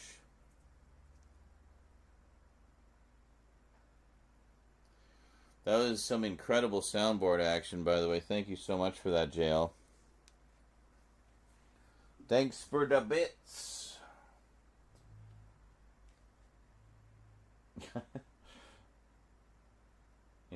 What is that? What is that emote? Is that like, but like in agreement that the plan is coming to fruition?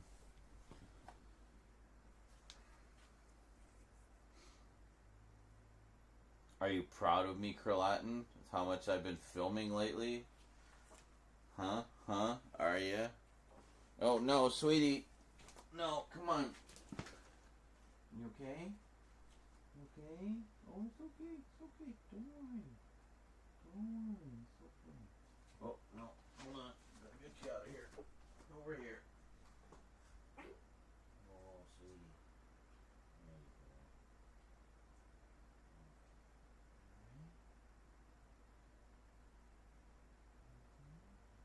You gonna drink the water?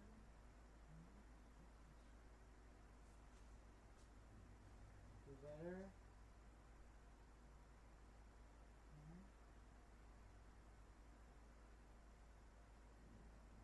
You okay, sweetie?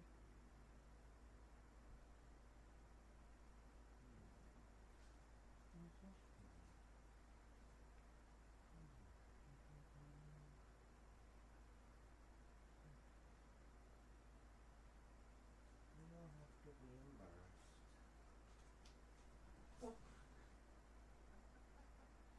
There you go. Get some fresh air. Look at that.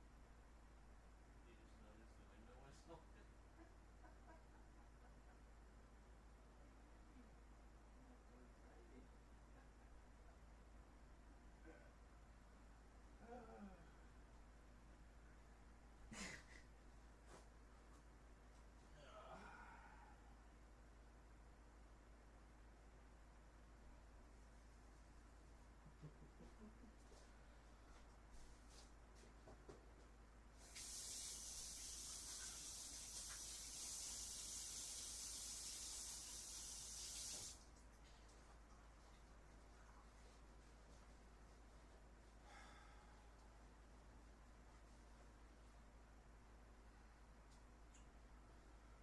Boobada-boobada-boobada-boo.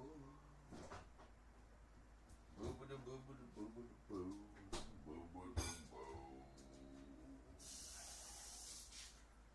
I'm not going mad. You're going mad. Stark raving.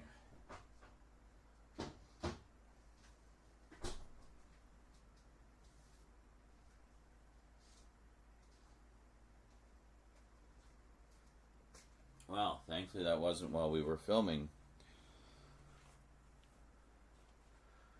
She had a bit of an upset tummy and puked just a little bit. Got her to the hallway.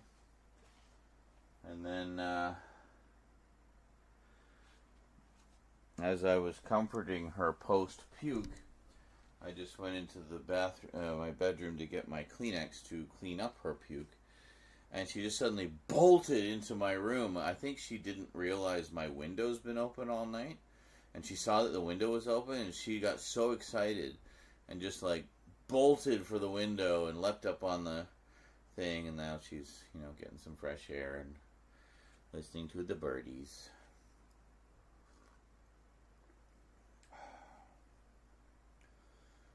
Which is one of her favorite things to do to relax. So is it pondering, I guess. I see. Yes. That is good. I haven't seen this much filming since before the pandemic. That's true. Yeah, it's been a while since we've just kind of binge filmed like this. But yeah, I don't know, just kind of clicked. And then, well, I've been doing this. Rosie's been binge cleaning. So she's been like cleaning her room, and then she cleaned up the kitchen, took out a bunch of garbage, and then the past couple of days she's been doing her laundry. Just we have our portable washer, and I don't know if this is us turning over a new leaf. Something just clicked, and we're like, all right, we're taking charge of our lives now. But or if it's just a burst of productivity that I'm going to be so burned out from and never want to look at a camera again for 6 months. Who knows? I doubt that. I'm actually feeling really good about getting so much done, you know? It's nice.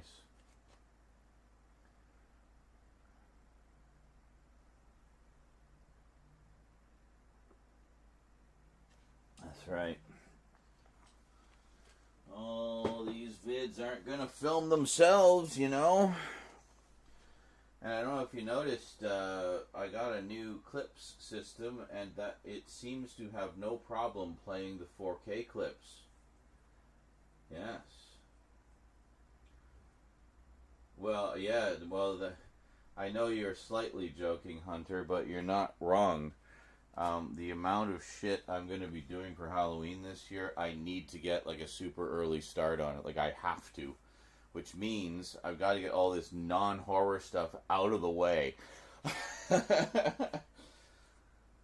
Fortunately, honestly, the vast majority of it is just updates. Like, here's a bunch of movies I got.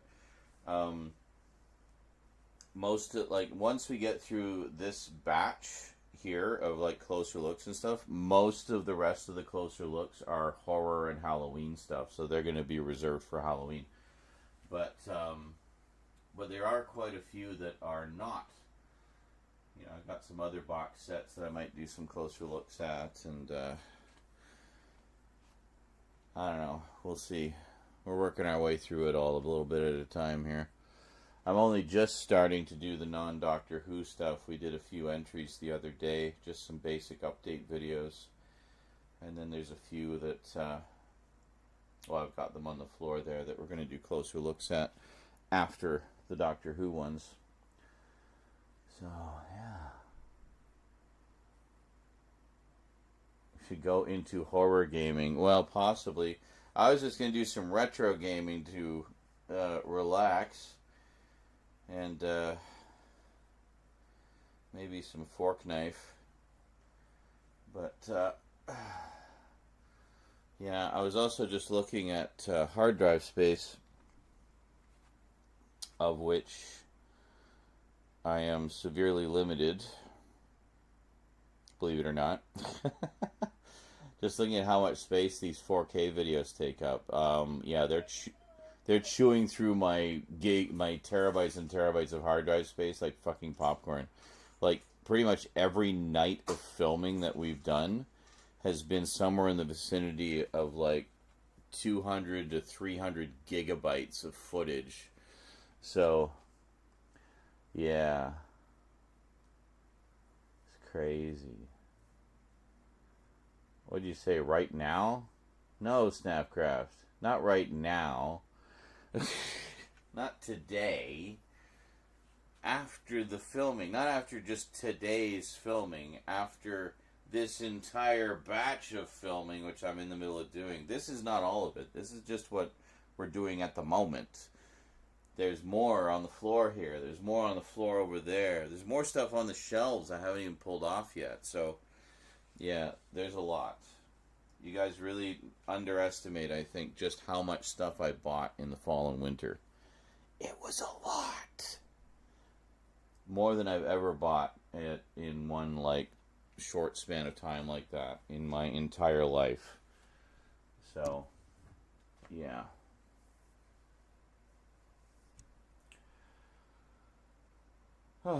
Yes, that would be nice. Going for almost 12 hours with not a single dono. And just working flat out almost the whole time. As much as I love to just volunteer my time all the time, I gotta eat and pay rent, you know? Just saying. As much as I love beefaroni, I don't love having to live on it.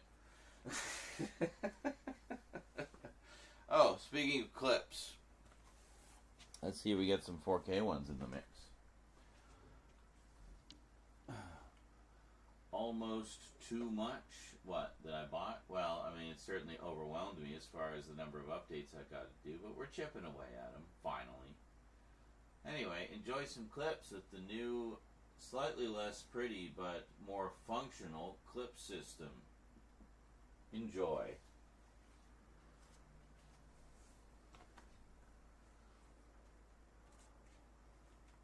It's not, well, it's not even that I need to be quicker. It's like I'm getting to the corner and he won't turn. Like, he just won't. There.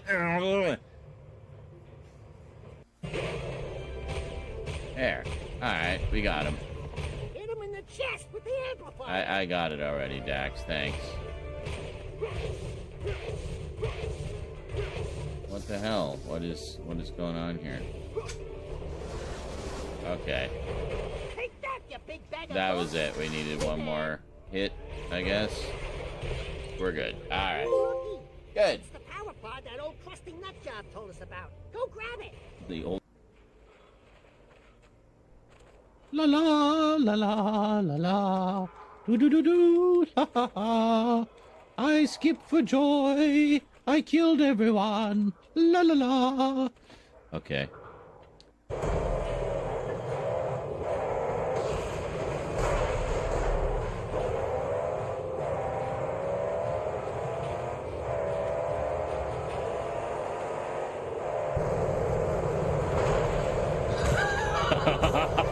Yeah, baby. Burn, motherfucker, burn. You guys get all three of them? I just got all three of them.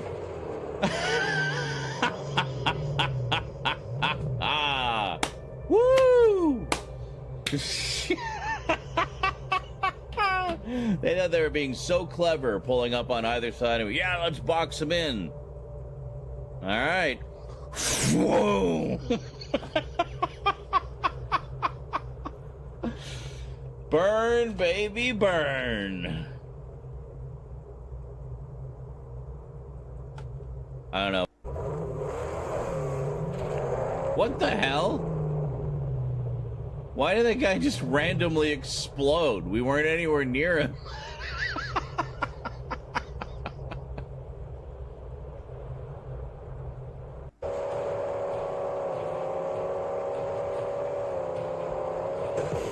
Come on.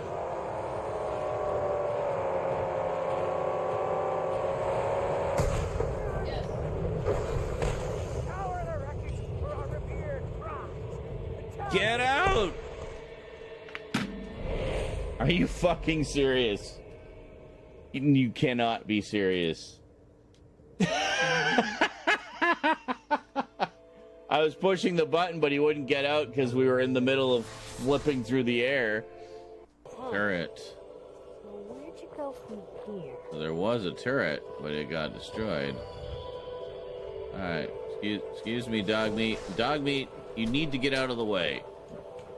Boy, you need to get out of the way. Lost the scent boy. I can't get in there when you're sitting in the fucking doorway. Can you move?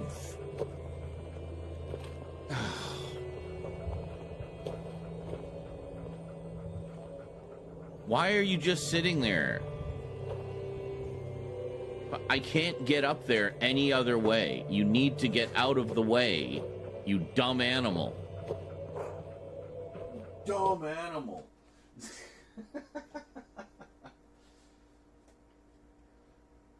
I only say that to virtual animals. Well, except for church. Sometimes. But anyway.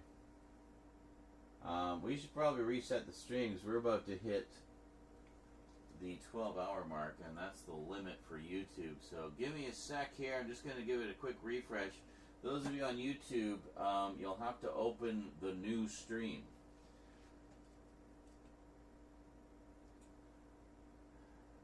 Oh, God. Taffy? How are you even still alive?